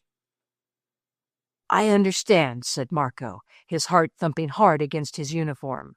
"It is for my father's sake." At last, embowered, garlanded, and hung with waving banners, the train drew in at the chief station at Melzar. "Sir," said Rastka, as they were entering, "will you stand up that the people may see you? Those on the outskirts of the crowd will have the merest glimpse, but they will never forget." Marco stood up. The others grouped themselves behind him. There arose a roar of voices, which ended almost in a shriek of joy, which was like the shriek of a tempest. Then there burst forth the blare of brazen instruments, playing the national hymn of Samavia, and mad voices joined in it. If Marco had not been a strong boy and long trained in self-control, what he saw and heard might have been almost too much to be borne.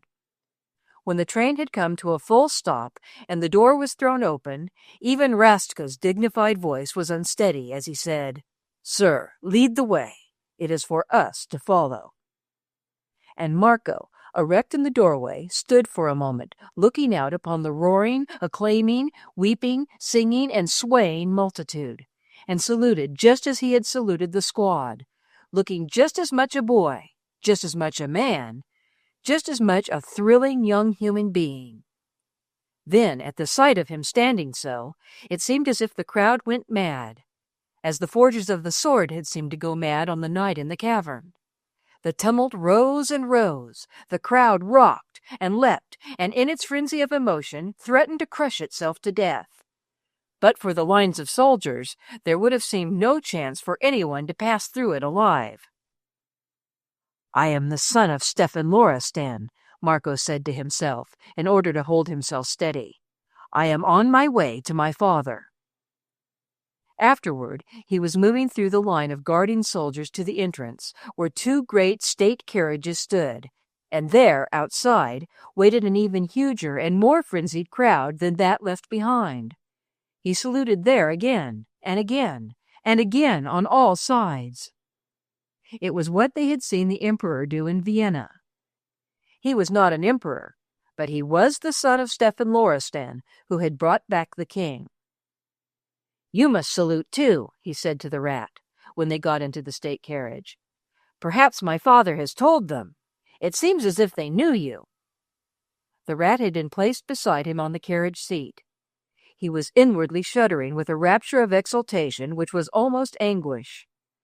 The people were looking at him, shouting at him. Surely it seemed like it when he looked at the faces nearest in the crowd.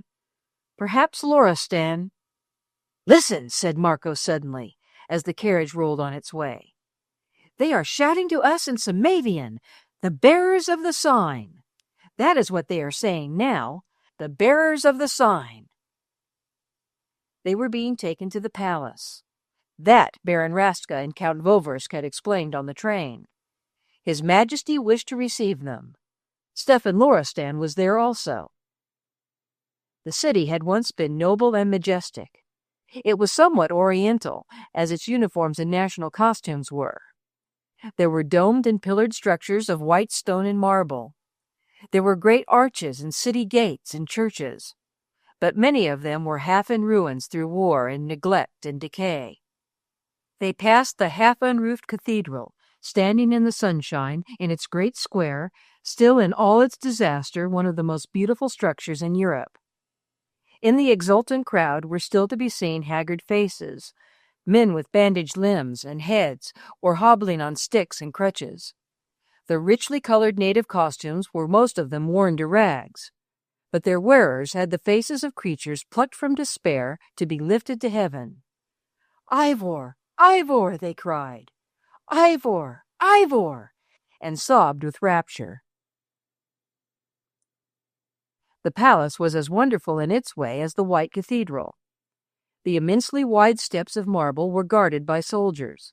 The huge square in which it stood was filled with people whom the soldiers held in check. "I am his son," Marco said to himself as he descended from the state carriage and began to walk up the steps, which seemed so enormously wide that they appeared almost like a street. Up he mounted step by step, the rat following him. And as he turned from side to side to salute those who made deep obeisance as he passed, he began to realize that he had seen their faces before. "These who are guarding the steps," he said quickly under his breath to the rat, "are the forgers of the sword." There were rich uniforms everywhere when he entered the palace, and people who bowed almost to the ground as he passed. He was very young to be confronted with such an adoring adulation and royal ceremony, but he hoped it would not last too long, and that after he had knelt to the king and kissed his hand, he would see his father and hear his voice. Just to hear his voice again and feel his hand on his shoulder. Through the vaulted corridors, to the wide-open doors of a magnificent room, he was led at last. The end of it seemed a long way off as he entered. There were many richly dressed people who stood in line as he passed up toward the canopied dais. He felt that he had grown pale with the strain of excitement, and he had begun to feel that he must be walking in a dream, as on each side people bowed low and curtsied to the ground. He realized vaguely that the king himself was standing, awaiting his approach. But as he advanced, each step bearing him nearer to the throne, the light and color about him, the strangeness and magnificence, the wildly joyous acclamation of the populace outside the palace, made him feel rather dazzled, and he did not clearly see any one single face or thing. "His Majesty awaits you," said a voice behind him, which seemed to be Baron Rastka's. "Are you faint, sir? You look pale." He drew himself together and lifted his eyes. For one full moment after he had so lifted them, he stood quite still and straight, looking into the deep beauty of the royal face. Then he knelt and kissed the hands held out to him, kissed them both with a passion of boy love and worship. The king had the eyes he had longed to see.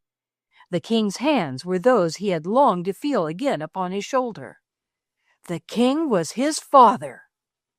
The Stefan Loristan who had been the last of those who had waited and labored for Samavia through 500 years, and who had lived and died kings, though none of them till now had worn a crown.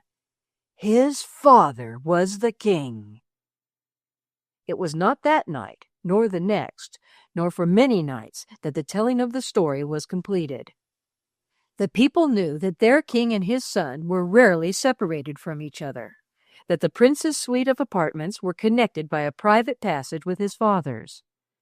The two were bound together by an affection of singular strength and meaning, and their love for their people added to their feeling for each other. In the history of what their past had been, there was a romance which swelled the emotional Samavian heart near to bursting. By mountain fires, in huts, under the stars, in fields, and in forests, all that was known of their story was told and retold 1,000 times, with sobs of joy and prayer breaking in upon the tale. But none knew it as it was told in a certain quiet but stately room in the palace, where the man once known only as Stefan Loristan, but whom history would call the first King Ivor of Samavia, told his share of it to the boy whom Samavians had a strange and superstitious worship for, because he seemed so surely their lost prince restored in body and soul, almost the kingly lad in the ancient portrait, some of them half believed when he stood in the sunshine with the halo about his head. It was a wonderful and intense story, that of the long wanderings and the close hiding of the dangerous secret. Among all those who had known that a man who was an impassioned patriot was laboring for Samavia, and using all the power of a great mind and the delicate ingenuity of a great genius to gain friends and favor for his unhappy country, there had been but one who had known that Stefan Loristan had a claim to the Samavian throne. He had made no claim. He had sought not a crown, but the final freedom of the nation for which his love had been a religion. "Not the crown," he said to the two young bearers of the sign as they sat at his feet like schoolboys. "Not a throne. The life of my life for Samavia. That was what I worked for, what we have all worked for. If there had risen a wiser man in Samavia's time of need, it would not have been for me to remind them of their lost prince. I could have stood aside, but no man arose. The crucial moment came, and the one man who knew the secret revealed it. Then Samavia called, and I answered." He put his hand on the thick black hair of his boy's head. "There was a thing we never spoke of together," he said. "I believed always that your mother died of her bitter fears for me and the unending strain of them. She was very young and loving, and knew that there was no day when we parted that we were sure of seeing each other alive again. When she died, she begged me to promise that your boyhood and youth should not be burdened by the knowledge she had found it so terrible to bear. I should have kept the secret from you, even if she had not so implored me. I had never meant that you should know the truth until you were a man. If I had died, a certain document would have been sent to you, which would have left my task in your hands and made my plans clear. You would have known then that you were also a Prince Ivor, who must take up his country's burden and be ready when Samavia called. I tried to help you to train yourself for any task. You never failed me." "Your Majesty," said the rat, "I began to work it out and think it must be true that night when we were with the old woman on the top of the mountain. It was the way she looked at His Highness." "Say Marco," threw in Prince Ivor. "It's easier. He was my army, father." Stefan Loristan's grave eyes melted. "Say Marco," he said. "You were his army, and more, when we both needed one. It was you who invented the game." "Thanks, Your Majesty," said the rat, reddening scarlet. "You do me great honor. But he would never let me wait on him when we were traveling. He said we were nothing but two boys. I suppose that's why it's hard to remember at first. But my mind went on working until sometimes I was afraid I might let something out at the wrong time. When we went down into the cavern, and I saw the forgers of the sword go mad over him, I knew it must be true, but I didn't dare to speak. I knew you meant us to wait, so I waited." "You are a faithful friend," said the king, "and you have always obeyed orders." A great moon was sailing in the sky that night. Just such a moon as had sailed among the torn rifts of storm clouds when the prince at Vienna had come out upon the balcony, and the boyish voice had startled him from the darkness of the garden below. The clearer light of this night's splendor drew them out on a balcony also, a broad balcony of white marble which looked like snow. The pure radiance fell upon all they saw spread before them: the lovely but half-ruined city, the great palace square with its broken statues and arches, the splendid ghost of the unroofed cathedral whose high altar was bare to the sky. They stood and looked at it. There was a stillness in which all the world might have ceased breathing. "What next?" said Prince Ivor, at last speaking quietly and low. "What next, father?" "Great things which will come one by one," said the king, "if we hold ourselves ready." Prince Ivor turned his face from the lovely white, broken city and put his brown hand on his father's arm. "Upon the ledge that night," he said. "Father, you remember?" The king was looking far away, but he bent his head. "Yes, that will come too," he said. "Can you repeat it?"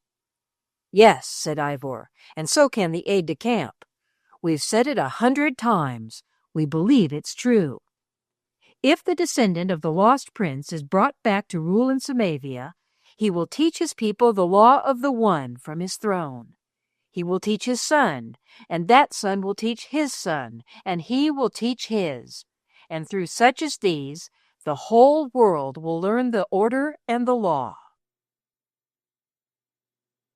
End of The Lost Prince by Frances Hodgson Burnett.